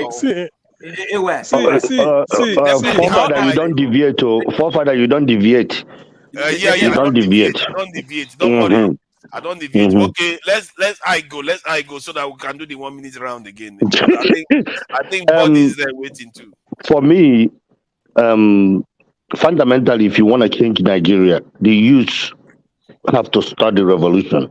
But unfortunately, the youth are compromised because the people that compromised last election were the youths. Unfortunately, the only way Nigeria can change, that was what we were hoping. I think all of us were hoping. If P2B would have been a president of Nigeria today, I bet you money many people would have relocated to Nigeria to establish companies because he have an idea. He have idea where to go. Somebody like Tinubu fundamentally doesn't have a clue. He doesn't have a clue of the end game. Even he doesn't know the beginning to the end. There is a level of life. When you get to that level of life, you just play grandfather's role. Sit with your grandchildren, play with them. That is the level where Tinubu is because we don't know his age. But fundamentally, if we know his age, you can understand that it's time for him to be spending time with his grandchildren, great grandchildren, not playing the idea of being the president. He says, I don't watch Twitter because they trash me in Twitter. As a president, you have to know what is happening in Twitter because a lot of citizens communicate through there. The media is where internet is where people are communicating. Do you know why Trump is effective? The reason why he's effective is that he put things in Twitter. That is the reason why they end up banning him in Twitter. But he used Twitter to get a whole lot of people. Even some of his policies, nobody hear about his policy until he put it in Twitter. Thank you. Time's up. My brother, your time's up. Your time's up. I don't know. I'm sorry. You said we should start it again. Hey, why is it your turn? Hey, why is your turn now? Let me see the pay, just see the pay set and don't finish. Yeah, 1 minute. Just a quick one. So right. this idea of everybody, if Peter Obi come, he's gonna turn Nigeria to heaven. He's gonna do this. We should stop this kind of play, man. Nigeria's job is not. Hey, hold on. Nigeria is not easy, man. It's a lot of work. Peter Obi, evil Peter Obi is there, a lot of work. See, anybody that is there, I want us to keep hitting on him, criticizing policies. What is good is good, what is bad is bad. We don't care who is there. I don't actually believe Tinubu is I don't actually believe he's clueless. Tinubu is good. It's actually good. But the thing is, let's keep watching Tinubu. Let's give it time, at least 1 year. Let's see where he's going. No, 1 year is too long. Hold on. We are criticizing him now. We keep criticizing him. But for me, before I will say Tinubu fail, I will give him that time, man, to say, okay, you really look at what he's doing. This man is going nowhere. Then I will just. Do you know how you're going to know whether he's going to succeed? If he doesn't fulfill anything of his military manifesto, is done. In everything he's doing, I can assure you it will fail. Don't worry about it. So go ahead. Round up. So that's the way I see it. The other thing is, you see, some of these politicians, we keep criticizing them. I want to bring a new dimension to this thing. The people are also involved in this crime, in this crisis. How? You see these politicians, you go contest for local government chairman. Let's say you go contest for House of Rep or House of Senate. Thank you. They spend a lot of money. Thank you for your time is up. you know it's 1 minute and you want to take long. What's wrong with you? No, it's fine. All right, thank you. CM, your turn now. You're ready to go. Okay, give us your very best solution in under 1 minute. Well, the thing is, let people be getting. This is the reason. If there's no basis conducting an election, when you go and bring a crook, if you know Tinubu will be there, why telling people? Why prescribing qualification? Tinubu is the only Nigerian that has NYC discharge certificate and the NYC exemption. It's a fraud. So what are we talking about? I mean, that's why it's really a shame. I'm really ashamed hearing people saying Tinubu is good. Good for what? How old is he? Why can't he tell us his age? Do you know the schools he's attended? What are we talking about? The world is laughing at us and we are talking of Tinubu. Okay, if we know we want fraud, if we want thieves or fraudsters, so we say it in there that we don't need a school cert, we don't need you to present NYC certificate, you just go in. How can you present discharge and you present the exemption? One person, and we are talking of president. I'm ashamed. I can't be part of it, please. It's terrible. It's really and people in the Western world are praising this type of thing. This is a fraudster. These are the two certificates he submitted to INEC. In 1999, he gave one exemption. By 2003, he gave the one he served. One person. I'm not gonna be part of all this kind of propaganda because Please, excuse my turn. It's my turn. You don't allow people to interrupt you. Please. I don't. Please. You are not supposed to be talking. You are not supposed to be talking because you interrupted somebody. Your own is past. Please, just try and be civilized. Just pretend you are civilized. You know, AY, you made your point now. Everybody heard you loud and clear. What is this? Just pretend you be civilized. Show me your friend. I tell you the person you are. Somebody can see Tinubu as a hero, as a leader, a crook like that. I'm not a drug baron. Therefore, I can't support Tinubu. Those that deal on drugs can support Tinubu. You can win people up with argument, not necessarily trying to insult them. Just take it easy. The way we talk is that, good, man. I mean, the way some people present their hero. How can somebody be talking of Tinubu as I look up to Tinubu? I'm not a drug pusher. So those that deal on drugs can see Tinubu as a capable. Let's stop the criticism. Let's go to Paul. Why did you interrupt me? Did I interrupt you? Why did you interrupt me? Okay, make una stop. This one no be woman and woman. Paul, because Paul make you talk. Paul, go ahead. Talking about the exchange rates, just because of our so-called leaders and politicians. Now, when our leaders, our so-called politicians, try to benefit what we call the 1% of the 1% because they want to practice capitalist economy, they did some very abnormal thing that they don't practice in so many climes in the world. I just sent money to UK yesterday. I sent money on Saturday last week. I didn't receive it too. Yes. Yes. So, but what I'm saying, when I send that money to UK, you don't go to the bank and go tell them, say, no, na dollar they send, na dollar I go get. Why do we send dollar from US to Nigeria and they will receive dollar when we actually have currency? Because our politicians fail us. They are the ones that create all this nonsense for people to also go buy this dollar from the bank and take it quickly to black market and sell. Don't you think it would have also made good sense if all of us send money and we receive naira? Like they do any other part of the world. You understand? Don't you think it makes sense? Yeah, it does. You understand? When students want to pay for their school fees and everything, they go to the bank, they give them naira, and they get the other currency in other part of the world. Why do we do things different? In the name of few of us now that send all this our $100, $1,000, maybe $100,000 to build our house, the whole country is stealing from us. That's why we have the black market, the bureau de change. Thank you. We should be having exchange so that we get naira when we arrive in Nigeria. And this is where CBN can make money from. They get the foreign currency, they change to Nigeria and give it to Nigerians. I don't know why. It's a very simple process. They should have done it that way. Buddy, what do you have? It's 1 minute. I'll give you 1.5 minutes, or maybe 1 minute 10 seconds. But there is just coming. I'll give you 1 minute. I'll just maybe 10 seconds. What are we gonna do here? Okay, let me start. The issues that like the dollarization of the Nigerian economy, we started way back around 99 upward, whereby you see people taking rent. This is not going to end well. In dollar, people taking school fees in dollar. We have bad leaders. Those establishments should be shut down. They shouldn't dollarize our economy. We have some law firm in Nigeria, whereby if you want to hire a lawyer, you have to pay in dollar. So those things have to stop.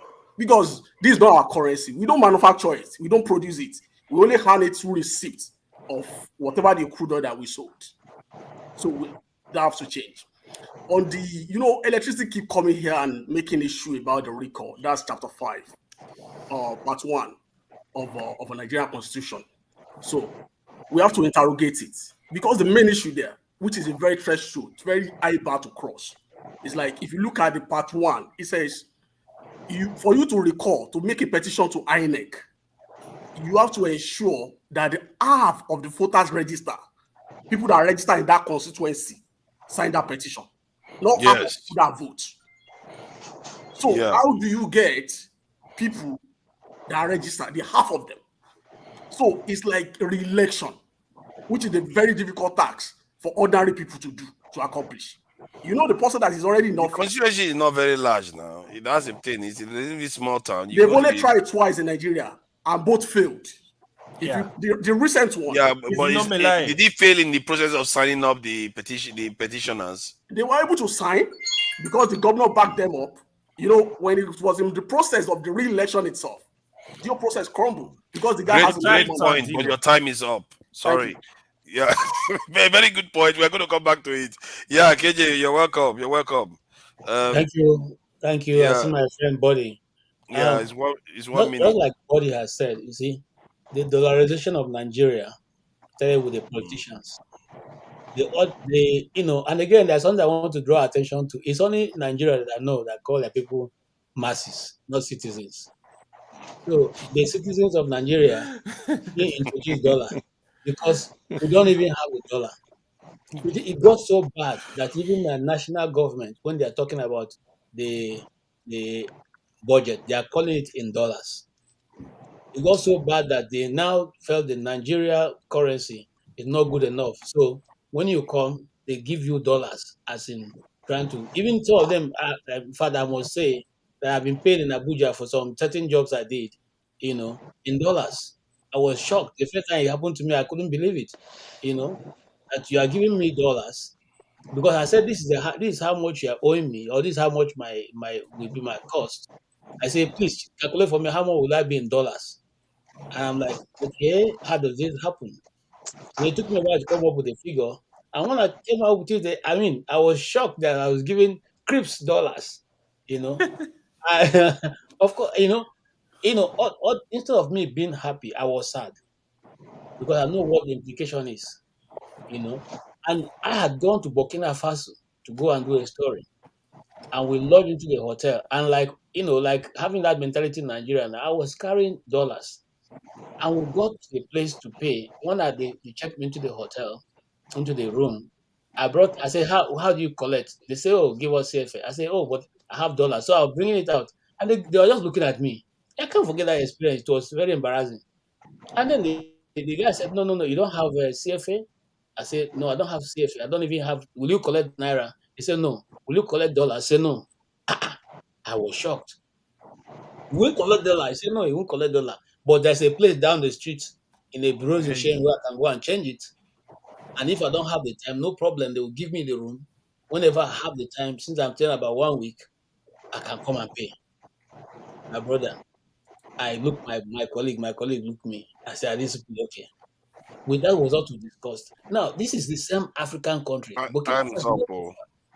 Okay, what am I trying to say? The dollarization of the Nigerian economy was started and is still being run by the government and the politicians. That's just the case. They destroyed everything.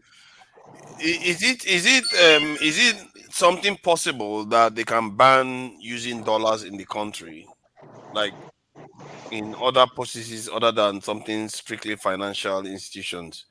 Can they ban it? Is it normal? Why can't they ban it? The constitution said that the mode of the currency of transaction is the naira. It didn't call dollar anywhere at all. And then they should do that now. And Nigerians, do they still spray money in Nigeria? Like when they go to party, do they still do that? Because I know it's supposed to be illegal. That's our way now. Every day. No, every day.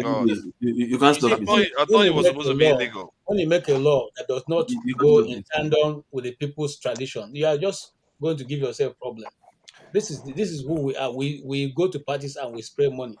So you saying that they shouldn't spray money is almost saying that Nigeria shouldn't breathe. How you going to tell a Yoruba man not to go to his but is that a good culture? When we say Yoruba and Igbo, they go leave Nigeria first. You understand? Yoruba nation go go, IPOB go go, then it will stop. If you say that the Igbo should not spend money, that means you are just wasting your time, my brother. They must but this money. money spraying thing, but is it a good culture? Is it something that we should keep? Because I don't know. It's a good thing. Do the houses spray money? I don't think they do, you know. They do, but it's not that. It's not The that Northerners. bad. Let me put it this way: the Northerners. Do they No, spray people money? do in the north, but it's not that bad like the They south. do. It's not bad. Reach our own. The south we abuse more. No, we just we do them like this.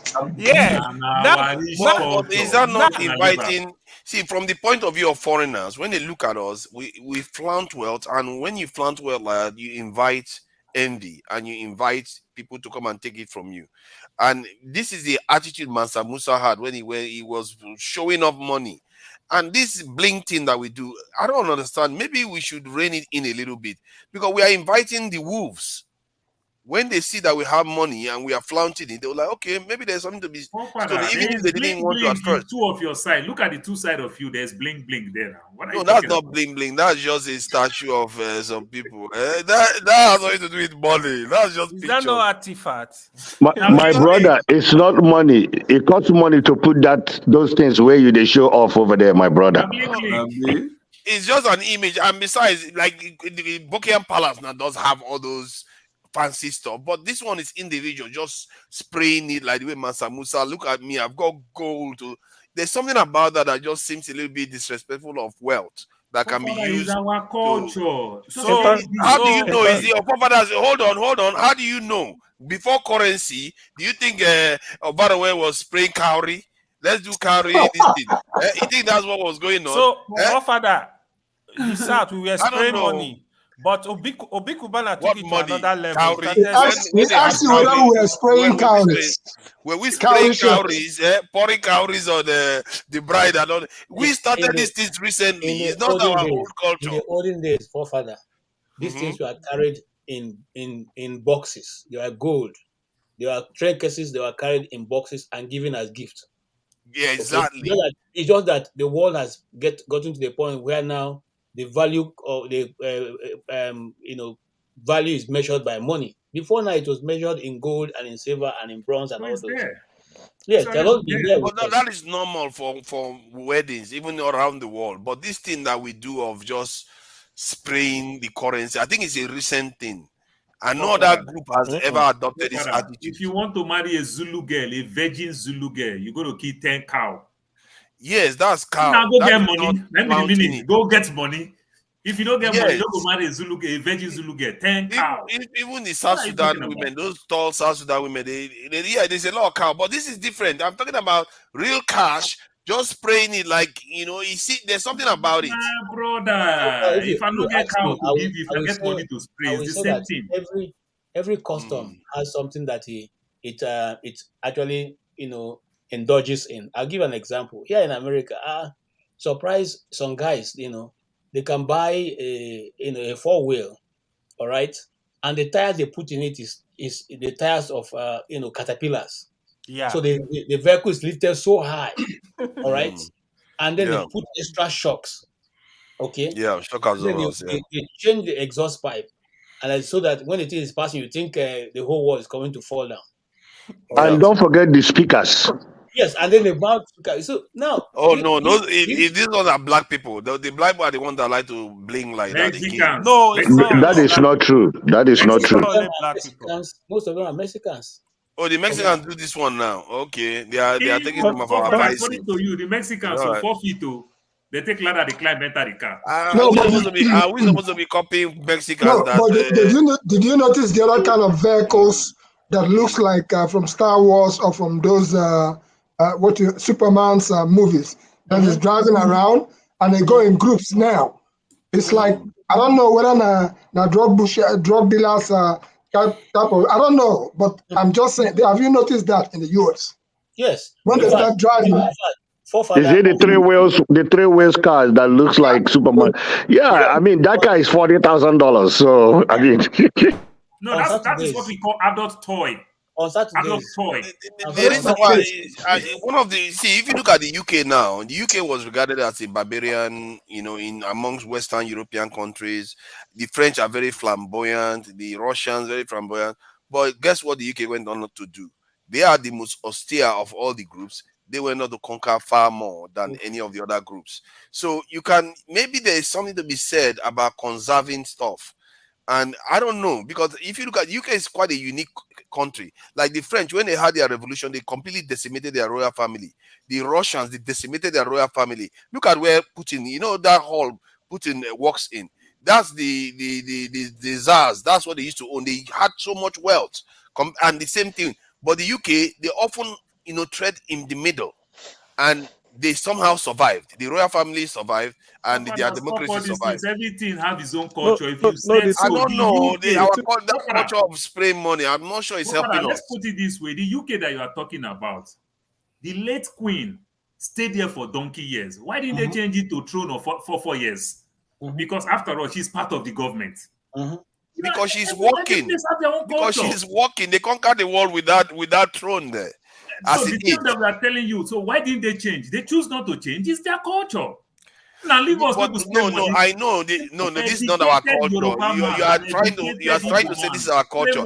See, okay, Paul. What if I told you that this culture you are calling our culture is the culture of the period when we were suffering most? Come on, sit down. The culture of when Fela said we were suffering and smiling. That is the period we picked up all these habits. You see, what if I told you that? This spraying money in my culture is something we copied. Originally, it's not part of our culture to spray money. Originally, that's how culture is now. Where did you copy it from? Then it changes. Where did we copy it from? Sure. What to put it now? Sure.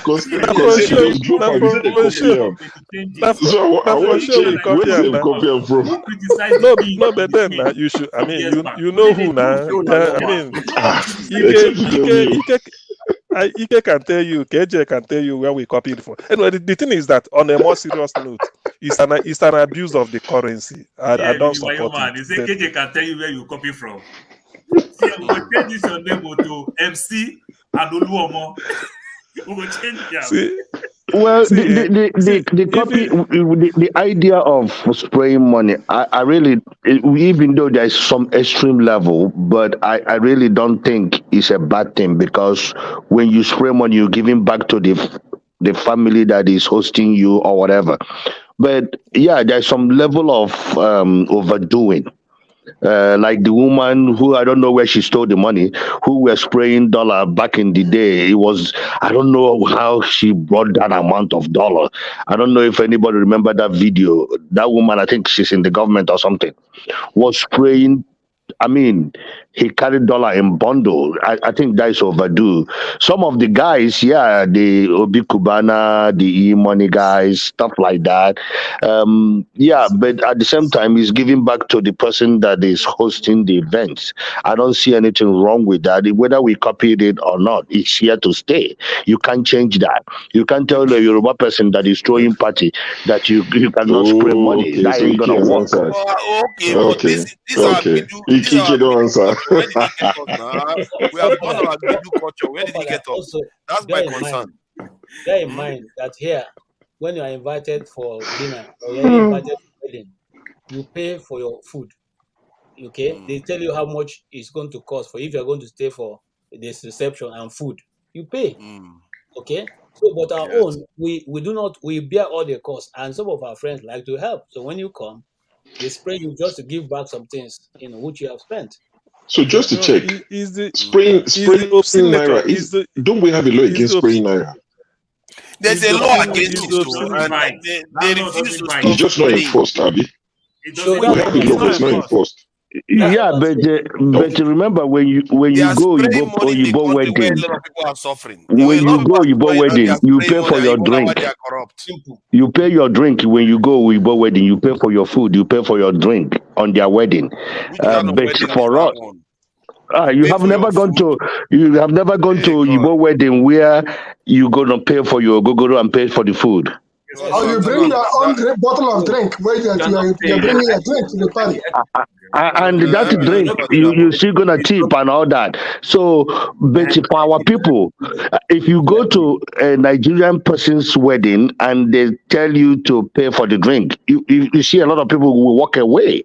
Yes. But when you go over there, you get your drink, get your food. Then when they start dancing, the girl and the guy dancing, you spread the money. That will help to cover the cost of that drink and cost of that food.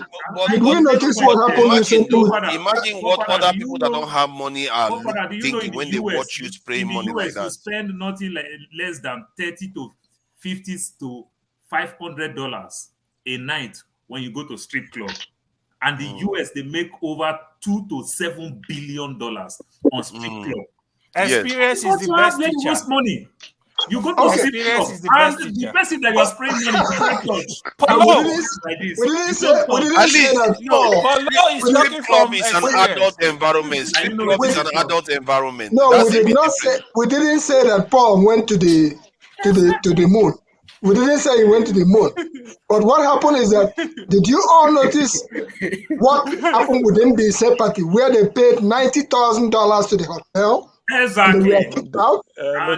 They made a mistake now. They made a mistake. I blame them. They didn't say why they kicked them out. Nobody knows why they kicked them out.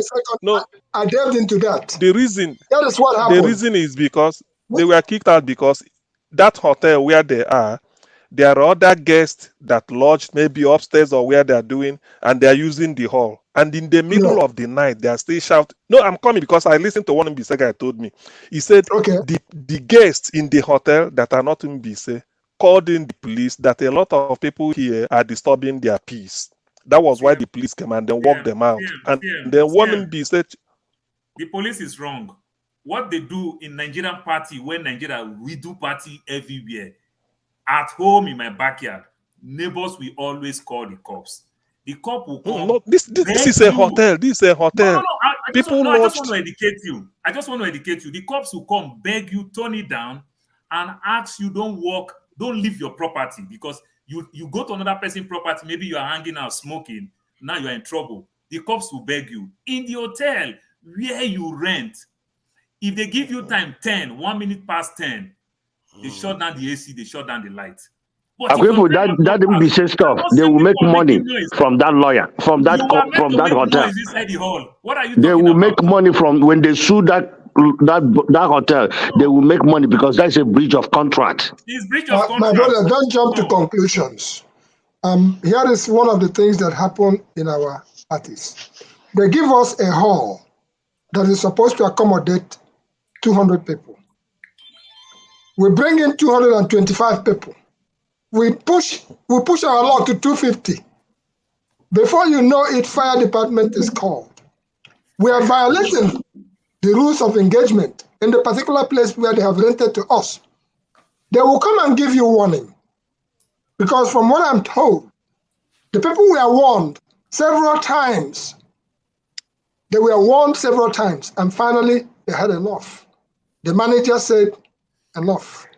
Shut it down. The police came. That is the reason why Nigerians need to own halls and rent it to Nigerians. Nigerians own halls, but even at that, Nigerians still abuse their own hall. What I'm saying is that there are rules of engagement. If the capacity that the city ordinance says 200, put 200 people there. That's because of insurance, especially. If anything happens, your insurance doesn't cover you anymore. My appeal. I used to attend almost all parties until I had enough. My appeal is that when we come to a place, we will not allow any hotel to abuse us, but we should not abuse the hotel. We should not. That's what some people organize things in such a way that they have children in a section where the children are taken care of, not letting them loose all over the place. It happened at Robert Tree Hotel in Newark, New Jersey. When I noticed that each time we come, what they do, they don't even bother about putting toilet tissues in the toilet, stuff like that. I called out the hotel. I called out our people. I said, I'm talking about one of the most expensive hotels you can find around here, Newark, New Jersey. I called out the hotel, investigated it because I used to attend parties there.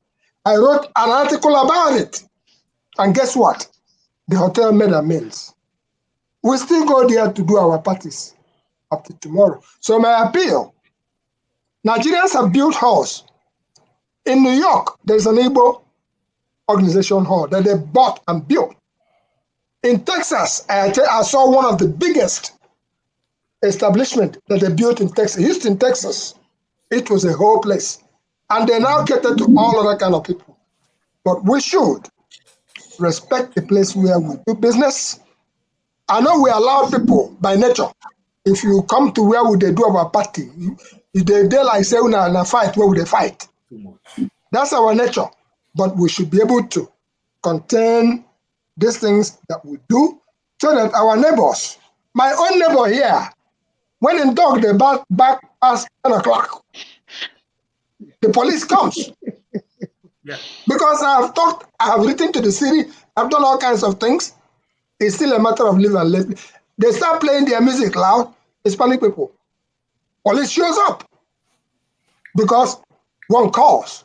So all I'm saying is wherever we are, I know we like to enjoy ourselves. Let us respect ourselves. Let us conform to the city ordinances so that they don't come shut us down again. Let that be a lesson. And the person who is saying, oh, they're going to make money, investigate the case before you go into making any kind of. So it was basic. If they say repent and be born again by 5 a.m., you go call Popo for me. Repent and be born again by 5 a.m. Ringing the bell. Where then they do in Nigeria every morning. Carry Bible, pastor, they pray. So you go call police for them. You're talking about in Nigeria, right? No, I'm talking about here. In this place? Here you go and try. No, go and try it. Go and try that you're ringing bell down the street, and then you find out that even a homeless person living across the street from me, what happened the other day? It's been a nuisance for quite some time. Guess what? The city showed up the first time, and with 2 police cars, trying to evict those people from that place. They evicted them. The next day, the people came back. It's still a running battle. All I'm trying to say is... Actually, in Texas, if you do what I just said, somebody put a bullet in your head. That is just Texas. There you go. Listen, we once attended a function. We once attended a World Book Congress convention. And what happened here? Blows were being exchanged inside the hall. And a policeman showed up, trying to go in. And I was standing by the door. And I tried to explain to the police officer. I said, please, if we break things, we will pay. But if you go in with your gun, there might be an accidental discharge. What I'm applying here is diplomacy. Because our people, even in our own meeting, it goes to the extent. In Newark, New Jersey, the same area where there was a fight in the church, Anglican church, the same place. Somebody was knocked down. Igbo basics in the UK, people are much more disciplined. They You're talking about Enugu versus Aba. No, you are talking about Enugu. You are talking about Enugu versus Aba. Aba, if you talk nonsense, they go hook you for tire. For Enugu, Americans are too wild. If it's in UK, ask sure now. People, okay, yeah, people in Canada. Canada is like Europe now because Nova Scotia means New Scotland. The population of Canada is. You are comparing Enugu and Aba. For Aba, you go talk. Somebody go hook you for neck from Motor Park. Gear and blow. Which side? Okay, but for Enugu calls it they are gentle. So that's the way we know them. Honestly, people, you go cross them. That on a US now, wow. No, CM, you're welcome. CM, make you not talk about US or make you not talk about US, we good. Why you not talk about Abuja? On a no good. Abuja. You should come to Abuja UK for restaurant. training or go to Canada for training. Go and be Restaurant. trained in Canada. No, to be honest, Canada is a Canada is second-hand citizen. My friend will say, Make it come Abuja come enjoy life. my friend will say, Nigeria. Wait a minute. Are you talking about Abuja restaurant or are you talking about Abuja? It's true. Yeah, Abuja restaurant is actually owned by a Cameroonian, Sam. Oh, Okay? yes. Abuja restaurant is owned by a Cameroonian. I fear that on a US. But then, what? Why should somebody leave Nigeria and go to America and still be behaving as if it's in Nigeria? In UK, you can try that. There's a law. But Monkey doesn't matter. Monkey went abroad. You teach America monkey how to drink tea. So Paul, did you come to Abuja restaurant before? Oh yes. You know that Abuja restaurant is owned by a Cameroonian. Yeah, I know he's owned Okay, Sam. I was there when he started the restaurant. In fact, like I said, majority of his clients are we are Nigerians, but now the place has started changing. I haven't been back there for quite some time now. Hispanics have taken over. The original restaurant here was Odabro African restaurant in history. And that is where the big men, including governors from Nigeria, including senators, that's where they used to go. Augustus, I will tell on a good night to make I go back. Today, don't they good? CM, please, make you not talk about to us where they America, we there fine, we there JJ, make you keep your London. All I know is that if it is London, or if it is wherever Paul is, America, whenever I come into town, I always in advance try to reach out. I say, Mr. Show, I'm coming to your area. How far is your place?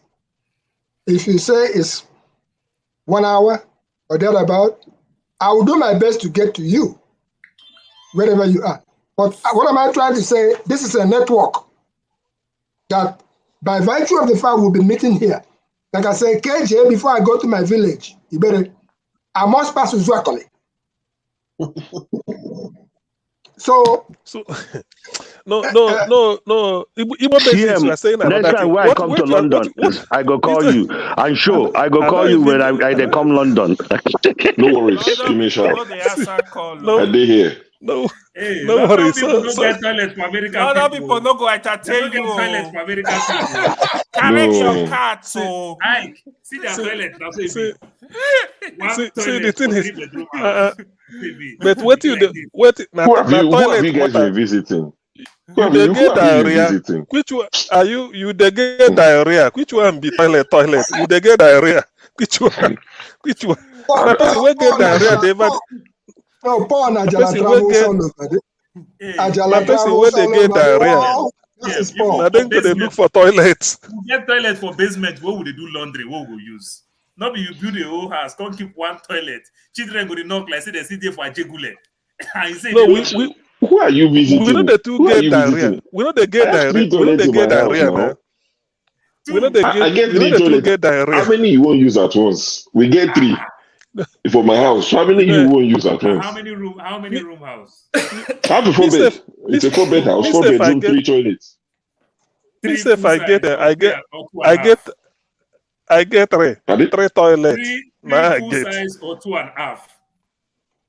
What the bathroom? This Paul said. Every one of them complete full size, or one is just I surprised though. I tell you, say Paul Ajala travels all over the world. So there's a toilet downstairs which they call the cloakroom in the UK. I'm not sure what you guys call it. So there's one downstairs which is mainly for guests. It's just a toilet strictly for guests. So that is half. That is half. Yeah, so it's yeah. So if you come greet me during the day, you won't bath. No. You won't bath. You come on Saturday morning, you down for evening. You won't bath before you go out. No. That one is half. Sure, that one is half for people where visit. On a more serious note, So Paul, upon all the thing where they house, no only toilet they matter for you. You they get diarrhea all the time. Which one be toilet? You know, ask better.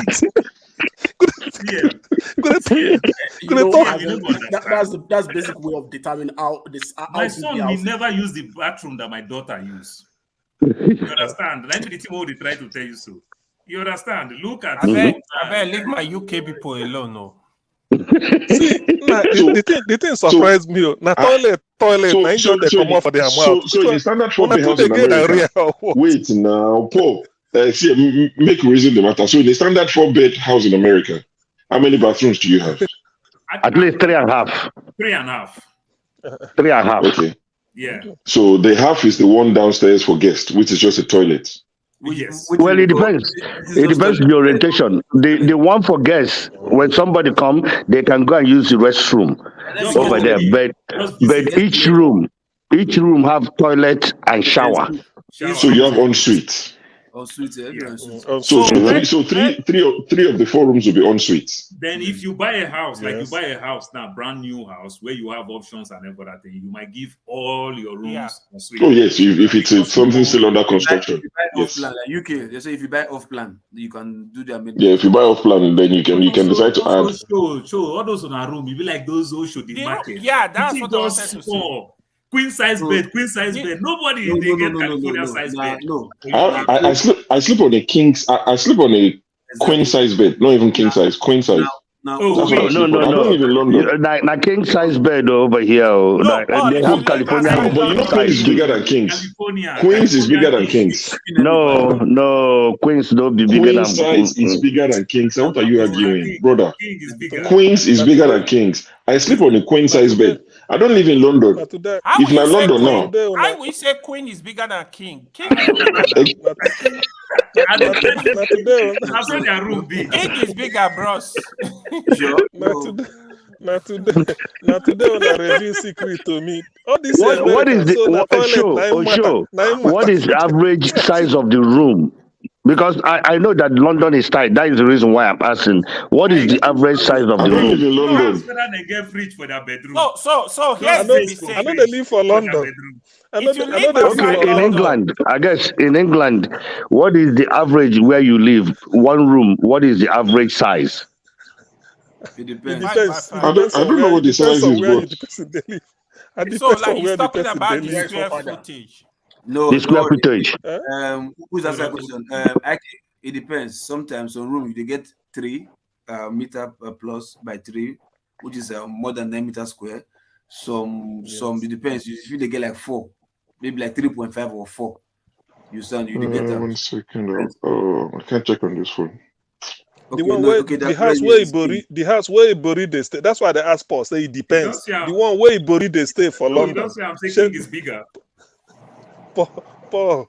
No. I'm trying to check the size of the bed of the room because I do things like that. I don't care. For us over here, it depends. It depends over here where you are, where your house is located. But minimum 12 by 12, which is that'd be 3 by 3 now. That's 3 meter by 3 meter. It's 12 feet by 12 feet. Okay, that is No. The truth is you can't compare rooms in UK or US. No, you're still not getting the point. See, listen. For London, that's why I want more room space. But if you don't go outside London now, where people they new build. Now they get bigger. Yeah, it's true. I agree. So how big? You say 3-bedroom house. How big is it in size? When the whole it's big. It's bigger than what I could afford in London. I don't know how big it is, but it's quite big. I have a lot of room. Everything has all the rooms come with built-in wardrobe, which you don't often get. It's quite spacious. I mean, for UK standard. Compared to what you get in London, my house. I have never been to London. I think it's one of the places I have never been because I hated London is quite. I mean, there are big houses in London. Nine be town house for Texas. Just understand them. Period. Okay. Now just Paul, what I want to tell you be say. Paul, what I want to tell you be say. It depends because the house where you buried they stay for London. You know you buried now, your brother. So the house where you buried the whole state money now. You know, they look up. No, but you can't put Ibori in the league, because if you talk about that, then we talk about people that live in Hollywood. How big is their house? But that's the way you're gonna put. But we are talking about a normal. You cannot take Ibori na our own thief. Ibori na our own thief. So village again, our juju own and town thief. juju dey different. Mm. You understand? And the whole village go come outside, come serve town juju. You don't understand? It is different. Yeah, because over here in Texas, average 3-bedroom house is about 3,500 square feet. Yeah, up to 2,500 to 3,000. That is not even including the land. It's just the physical house without the garage, without the patio. That is the average. Now I'm even So talking about like a 3-car garage house. yes, like me, that is I'm about 5,000 square feet home with 3-car garage inside and 4-car garage outside. But the house is sitting in a half-acre lot, which is about 4+ of land in Nigerian standard. And I'm not surprised, even though from your size we know everything for Texas big. Everything for Texas big. England is a very tiny island, so you can. England is a tiny island, so to compare the two, the reason why I say that people that live in Britain, that they say that the people that have been there say that the houses and the rooms are too small. In Texas, for us, it's a conservative system. Everything is conservative. That's the idea they used to build Britain. If You need to know the that. whole of in England, if they visit you, just pay for an hotel for them. If they visit you in your house, they're gonna feel bad that plenty space there for me to stay here. Why you go? Who are these people you are dealing with? Where they come from? I don't know the people you are dealing with. So that they will see house and they'll be tripping. Paul, I swear you know good. Paul. I don't know the people from UK you are dealing with. they will see room and be tripping. Where have they come from? I don't understand. Always in Manchester. I'm supposed to be in Manchester next month. Manchester, that place. Manchester. It rains in Manchester in summer. I was there for work last year, all last summer. The cold, the wind. For me, it's the weather. No, it's the weather. Nigeria. I used to think it was a stereotype. I was in Manchester for work the whole of last summer. I would call my family and I'll be talking to them on a video call, and I'll be, video call, and I will see shadow. When they're talking to someone, they're in the garden. I say, how you take a shadow? It's cloudy and raining here. They're like, this is June, July. How can it be? It rains literally every day in Manchester. Depression will kill me if I live in that town. I call it Rainchester. I call it Rainchester. Honestly, it rains every day. Even if in 5 minutes it go rain. That's like Seattle. That's like Seattle in America. That's like Seattle, Washington. Seattle, Washington. I couldn't. The whole of UK landmass is smaller than the state of California. Not even Texas. Yeah, it's quite small now. If you check it, do you know how big Texas is? From entrance of Louisiana and Texas to entrance of Arizona and Texas is about 23 hours drive. It's about 23 hours drive. No, see, Texas. Where you will know that you can't compare the two countries is you guys have different time zones within one country. In the same country, some people are some hours like US is like 3 different continents. They say they have Eastern time, something time. What is Eastern time? There is Mountain time, there is Eastern time, there's Central time. It's crazy. Even flight from New York, JFK to LAX is almost 5-6 hours flight. You don't reach Nigeria now from London. No, London to Nigeria is 6 hours. Canada. That's what I'm saying. You don't reach Nigeria. Within Canada, you travel 8 hours on flight. Mm-hmm. Within Canada, 8 hours. But London to Lagos is 6 hours. You are there. You aren't going to compare or less, or a bit less. Or less, yeah. Maybe it's so bad. Five and a half hours. Yeah, It's not crazy that here, man. less 5.5. No, the thing is that the only thing UK take big parts California is the population. Otherwise, the landmass California is bigger than the whole of UK. That the Did you whole say UK you hearing. comparing the California population and UK? UK is more populated than California, but California is bigger in landmass. That's what I'm saying. Population I don't know about that. I don't know California about may the be about population part. I've checked it. California may be 40 million people approximately, but UK is 60 something. That's what I'm saying. Oh, okay. That's what I'm. No, UK is quite. We know even Texas is bigger than France now. France is a country, but the state of Texas landmass is bigger than France. Texas is supposed to be a state of a country of its own. Actually, Texas is supposed to be a country of its own because it's so massively big. Do you know that you can drive from where I live in San Antonio to El Paso, Texas? It's about 8 hours drive. You can drive 4 hours on the left, no house. On the right, no house.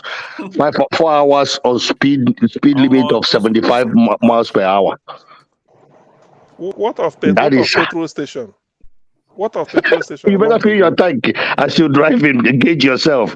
You sometimes you see these little town petrol stations, but there is a stretch that you're not going to see any petrol station. But if you have any problem, then you park and make a call from the emergency call. But these are where you're crossing and deers are passing on the road. The deers are crossing the highway. So I see. If you crash your car against them? That is accident. Now, if you're not careful, of course, it happens every day. It happens every day. It happens every day. There is actually people paid to pick up deers on the road, on the highway, on the road. They take them out of the road. That accident happens all the time. Deer might cross and you smash, and you try to defend. You might flip. You can smash your car. So it happens every day. I see someone in the comment section said they can't see our AC units in the UK. That Choma said you can't see the AC units. So the reason why the houses in UK don't come with AC is because it's generally a very cold country. We get it's an island. It's an island. The summer is meant to be, spring starts from like March, end of March. Then you get summer from like June to July, I think they August. are managing because Canada is way colder than UK. Canada houses come with AC in the UK. People install AC anyway. No. So that's you. See, one of my friends recently installed AC. He came, he's someone who grew up in Nigeria, and he came. And when things got easier for him, he installed AC in his house. He installed 4 units, the regular split AC you see in Nigeria. So 4 Samsung units inside, 1 in the living room, 1 in the 3 rooms. He didn't put 1 in the guest room. He said the guest room is always cold. I said, you're lying. Anyway, so he put 1 in his child. He's got 2 kids. 1 in each child's room, 1 in the master bedroom, and 1 in the living room. So 4 units inside. And those big, ugly units you see outside, like the engine? He got 2 of those. With the installation and everything, he paid £6,000. I'm talking something that was done like 2 months ago. This is 2023. Houses should come with HVAC. No, because it should be based on need. If there's no need for it, in Texas, it's automatic. Your house have to come with AC. What's the temperature on the average in Texas? Well, I will be honest to you, it's been for 10 months. 10 out of 11 months in the UK is cold. It's cold in the UK. It's cold. But why do you need AC? In the UK. So even in Canada, that is way colder than UK, they have AC in their houses. No, so you're getting it wrong. When they have summer in Canada, they actually get summer, and their summer lasts like 3 or 4 months. In the UK, you get like 3 weeks of sunshine in a year, and that's it. It's gone. In a year, and even that summer there may be rainfall. That is the reason why you guys gonna keep the place. I'm not gonna leave the place. You guys can keep it. You understand? So if you so let me show you what let me show you what I did. I've got a few of this around my house. I bought a few of this. So I've got AC, but they're like the mobile units. So I've got 3 that I move. I've got 1 in the living room, 1 in my room, because I don't like. So the 2 or 3 weeks for me it's like torture. I can't handle it because it gets to like 20. You guys do 100. We do when it gets to like 27, 28, it gets too hot for me. I have this type too. All of you because of the summer. Because of the summer, so you know, this ones you get a unit for like £500. An average decent unit for like £500. I bought 3. So I have one in the rooms where I spend a lot of time. One in the master bedroom, one here, you know, we have one in the. But to go and do £6,000 for something that I will use for 2 weeks in a year, I feel it's not worth my money. And that's why I'm saying that most of the builders will not install AC because they don't see the need for it. Of course, we have heating because it's always cold. So we have there's heating everywhere. Toilet, bathroom, kitchen. So for over here, they have the heater and AC installed central. So we don't have the normally we don't have these units that you put on the wall. In Texas, mostly is central. So you have all the vents going into the each area of the, and they have this thing. They said, okay, the flow per square meter, whatever per square feet, but they have it central. Even the heater is central. The air condition is central. Yeah, our heating is the only thing that is central. No, and I have refused to discuss what you're discussing because I'm now thinking that. The heat is trying to keep some people in Nigeria. People are here talking about how easy it is for people to install your AC and enjoy. No. Heat stroke is happening in Texas now because Texas is so hot right now. We're having too many heat stroke. Last year, the heat was much last year. The heat was much last year. If they're talking hot, you should be talking Arizona. Yeah, no, but Arizona is mostly dry heat. Over here, the humidity is what is killing people. The humidity is so high. Like my temperature today was 106, and the humidity, humidity is almost 130, 140. Ogapo, do you have heater in Arizona? For instance, in Texas, yes, we do. What if you open the windows? Does it not help? Arizona no, that is oven. Yeah. If you open your window, that is oven. If it's humid, opening the window won't solve any problem. If you because this is summer, I told my kids, okay, what we're gonna do? Let's try this and see. In the morning when we wake up, we turn the AC off. In the evening, we put it back on. My electric bill went way off the roof. So I asked somebody. He says that's not a good strategy. You are robbing yourself. The strategy. You are robbing yourself. The strategy didn't work. They say what you can do is to increase it a little bit. In the morning. Then when you come back in the evening, you decrease it. I was like, either way. After the first summer bill, I was like, you know what, leave it. Let's deal with it. Yeah, you're going to freeze yourself in the morning, then reduce it. Yourself is going to last you longer. We're just catching stray bullets in this UK. Someone said, I also hear they don't have jobs in the UK. We have jobs, so other cities around Texas. Look, there's just the Yagos anyhow saying we don't even get job for comment section. Say job no day UK. I will give to it's because they don't have skill. They don't have skill. They have skill. Nigerian food. If they have skill, I give it to now. They don't have skill. Only fresh Nigerian food. I give it to now. They say you guys are talking about jobs. You know, how many Nigerians work in the UK? Do you know how many Nigerians do what? How many Nigerians in America work in the UK? It's not there. Do you know how many UK guys that are working in America? One guy said they drink 1 beer in the UK. How can you drink 1 beer in the business school? we just the catch stray bullet this evening. What do we do now? Now wow. No, you see, I know that place close and the enter Mulwe up and down. You don't surprise us. Now Mulwe and the enter up and down. I think that's why you people use one car for 10 years, 15 years. Ike, when was the last time you buy a car? You don't need to tell me. It's last year. I bet, please leave exactly. Actually, it's last year. UK. I think you need to refresh your friends in the UK. I don't know your friends in the UK. The people you deal with they are not. They suffer.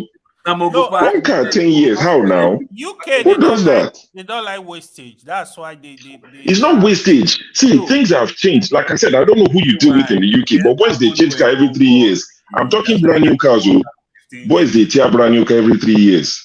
You use it for 3 years before you start purchasing 4 years. In UK, do they finance cars or you guys pay cash? Okay.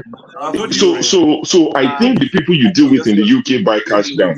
We do finance. So we return it after 3 years. We pick up another brand new one. Because all this one car thing. So back in the days when people is it finance or leasing? There's two different things, finance and leasing. So there's CPC and there's HP. If you do HP, after the whole time, the car becomes yours. If you do CPC, you return it, you agree, you do 10 miles a year. That is leasing. Okay. So it depends on everything is available. We do both. You can do whatever works for you. And there are still a lot of Nigerians who are planning to go and retire and build house in Nigeria while they rent here. They are the ones who live in all the tiniest homes that you've referred to so far. And they save 3K to buy a car. And once they buy that car for £3,000, they will drive it till it breaks down. I'm telling you. They exist. But me, I'm not in a hurry to build anything in Nigeria. I live in the UK. My children live here. I can't afford to deprive them. When I was in Nigerian Airways, when I was working in Nigeria, when UK people, they come from UK, to finish you, they go wear Ankara with Ghana must go. You don't need to beg them. When you see an American person, my people alone. I must go America. You go carry data like local. You go put bling bling. You go put everything. UK go where native come from UK to Nigeria. You go tell your friends say my uncle is coming. You go call the shame. Now your uncle is Naim, na professor. My experience with UK people, it's not good. Paul, if you don't work for UK, they not tell you. You sometimes to release money, you invest to release money. If you work for UK, sometimes you invest to release money. You just imagine say you why they do like that? Wait first now. Imagine say you use your money buy TV for your house. They'll tell you you can pay license to get that TV for your house to watch TV. You understand? So sometimes the way money take more for your hand, you invest to just like they won't pay you to me and I say come give me £20. You know how long it take me to get that £20? Those kind of stuff. So sometimes you pay TV license. I think it's about £160 a year. So if you buy a TV today, for you to have a TV in the house, just TV tax. So basically, if you buy a TV, that tax they charge you because it's not called tax because it will annoy people more. They call it TV license. So if you go to the shop and buy TV today, as you're buying the TV, they will ask you for your address. So tomorrow, if you just get and say, have you? And I mean, what you paid it for, I pay yearly. Because I can't. I used to do monthly. I used to, split it to 12. But every month I look at mine. So are they, when you pay that money, are they gonna give you cable? They're gonna give you everything you need. Cable is just for the. So we have BBC. BBC. Just like so for you to have access to BBC, that's what you're paying for, basically BBC. But the argument from a lot of people is, I don't watch BBC. British Broadcasting Corp. I don't watch it. Why are you making me pay for it? They say, because we don't run advert, we don't do this, you have to pay. And you know the worst. Make una keep doing a London self. Make una keep on a London. The legislators, the MPs, CM, I'm not sure if you're aware. The MPs who made this law, CM, the MPs who made this law, I'm not sure if you're aware, they are exempt from paying TV license. So, local P, now your placard. Maybe you start from Westminster. And that's the most powerful city in the world. The most powerful city in the world. How can you make a law that will pay TV license? The people that made the law, one of the perks of their job is to be exempt. There's again, man. So they do. Useless country, useless people. TV license. Oh, UK, man. Money. My brother, this one a country. The only reason why, for some reason, really, it's not my country. To get into British Airways is a very big problem for me, because what they did in the 90s and when you come and you have Nigerian passport, they start putting hand in your behind, checking everything back in the day. So that turned me off. I never fly through London. But you can't blame them. It's the things that people have done. I mean, look at Seychelles. Seychelles, for instance, the announcement that their vice president made yesterday was because they said of drugs. Nigerians are dealing drugs, and that they are using a lot of fake credit cards to pay for hotels. Yeah, You can they imagine. ban them. So if the next person goes to Seychelles now and experiences, that scrutiny, it's not because they just woke up and chose to be, horrible They to ban us. Nigeria now. They ban Hey, Nigeria. they don't ban us now. So Nigerians be vex say make we ban them people. Yeah, Seychelles is having a lot of problem when it comes to drug. It's #1 in Africa. So they are having that problem. But outside that, Seychelles, the Seychelles currency is stronger than the US dollar. So Nigerians go there, they don't want to come back. They do anything to survive. Okay, no, Paul, but wait first. Wait, this is our Nigerians. Wait, I know we not get sense. Now everything here we go now, we drug till the full hour. I know We don't get sense. Dubai. Forefathers, where have you been? They've I abused was us. just not mind They've them. abused us. They just keep Finish. picking on this Nigeria money. They are just They jealous. say we'll be homeless. They are just They have jealous. been having drug They're problems just for a jealous. very long time. Paul, if you watch Nigerian news, you see if they bring out this thing for airports, people they catch for drug, illicit drug, cocaine. As they catch people reach, people say they carry the cocaine, put for bag. The one to carry pass the airport, let's say they be willy. I don't understand. Everything they catch it. You see, this is over and over. Okay, because that person with a cash, the person doesn't pass that road so many times. They don't catch them. You understand? Now they stab themselves behind though. No, They but pass even what did happen. regardless, I beg, make we hear from KJ. They say one talk. From locals discussion, let me bring up another topic that you guys may want to discuss on. 2 days ago, we got a notification that Nigerians have been banned from entering Seychelles. Okay, so now if you're carrying a Nigerian passport, you cannot be allowed to enter. This evening, I just read it because they refused to give a reason. But this evening, I got I read up in the site that is because they've been suspecting Nigerians of a high,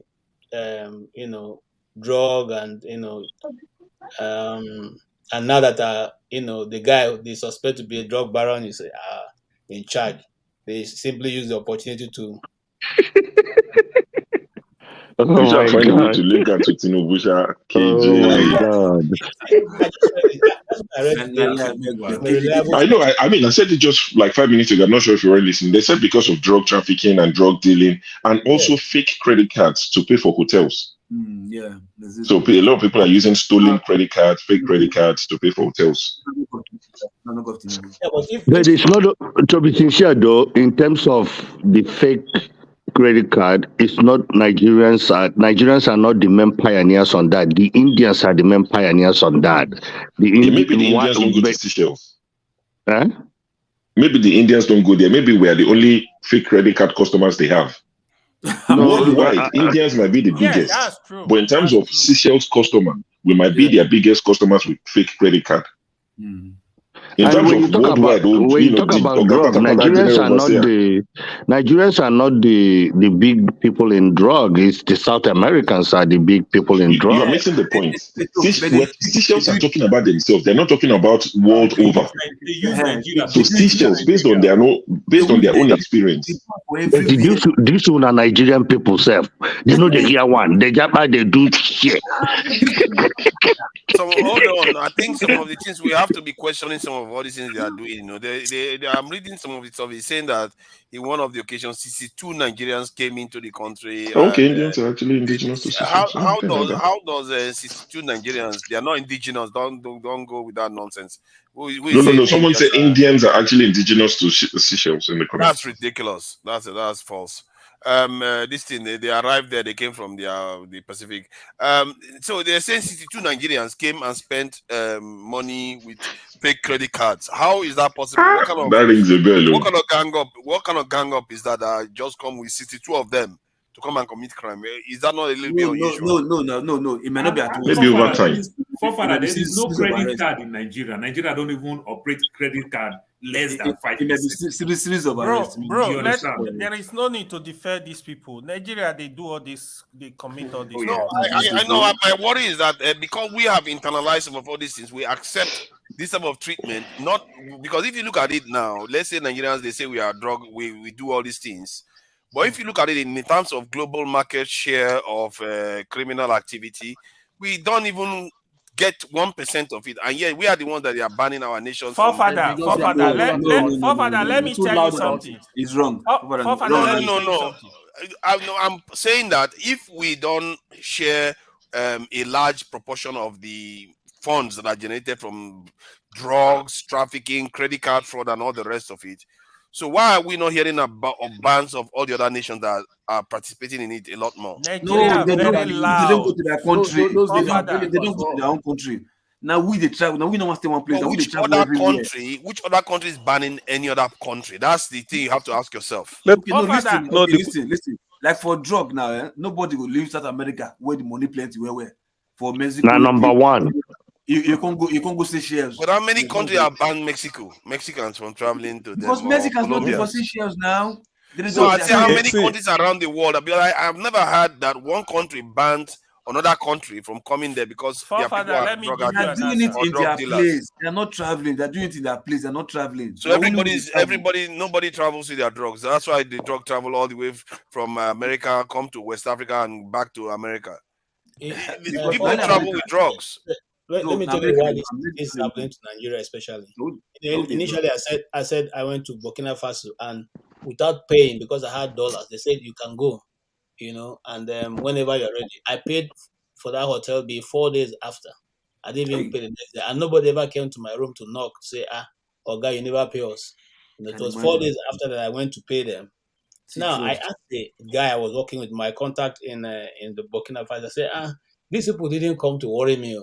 I didn't even see them, and nobody has, and I still get all the services that I apply for.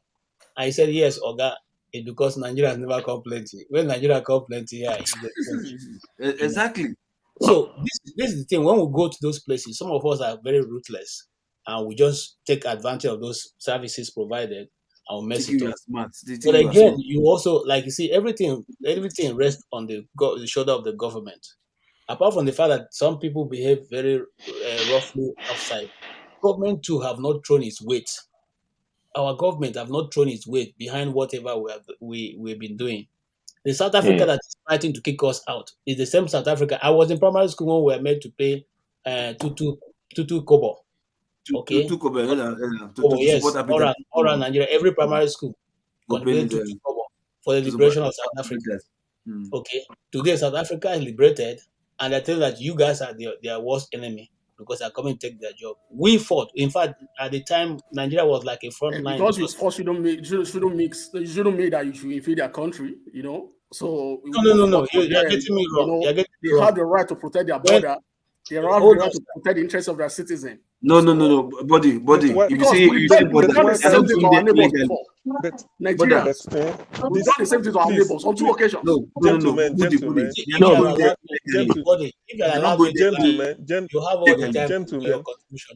Gentlemen, why can't Nigeria ban some countries too? Can't we say we put some country on the ban? Can't we ban? Of recent, we close our border. We close our border. Just let me land. But closing the border is rubbish. They didn't ban them. Closing border is different. We ban some countries, some citizens. Sorry, let me just add this. Seychelles itself is literally a kind of fraud land because it's a fraud state because it's a tax haven itself. It's a tax haven itself. So nobody fear abuse Nigeria away for Father's Day. No. Seychelles itself is basically a fraud. This is in the country because it's a tax haven where rich people hide their money all over the place. No, we have many countries. We have many countries in the world that don't have. I think is it not controlled by the British? If I'm not mistaken, the Seychelles, the British are controlled. I think it looks French. Is it French? That name sounds very familiar to the British. No, but they speak English. No. They speak English. Yeah, I think the British are controlling it too. They speak English. Yeah, let me confirm. So, guys, while Forefathers is checking, would you agree with what someone said on the KJ? I'll let you finish. Just let me read this. Maybe you can add it to your submission. Someone said in the comment section that the reason why we're facing such, bans could be because we have a weak foreign policy and there's no incentive to maintain cordial relationship with Nigeria. Do you agree? Very, very correct. You see, our foreign policy is neither here nor there. Okay? We not get. And it just anything goes. In fact, sometimes I feel so sorry when you hear some of our foreign policy. I mean, when our foreign secretaries talking about Nigeria, instead they are even deferring on the part of the other government more than instead of defending their own citizens. The Like worst Kalai of it Mohammed. is Abike Dabiri. You know, sometimes I feel like just drawing her out of the TV and slapping her. You know, No, that's not our role. You know, that's beyond the no. scope of our work. Hold You on, know, sir. Hold on, sir. You see, You're sounding like Kele. no. defend now. Listen first. You are running an office called diaspora, in charge of diasporas. Diaspora Commission. Diaspora Commission. That means you are relating with the people, Nigerians outside of Nigeria. That means that you should be on your fingertip, first of all, to defend first your people. It's just like America here. No matter what you do, what an American have done, you can't prosecute him in your country. No matter what you do. So first of all, they make sure that they defend their citizens, bring him back,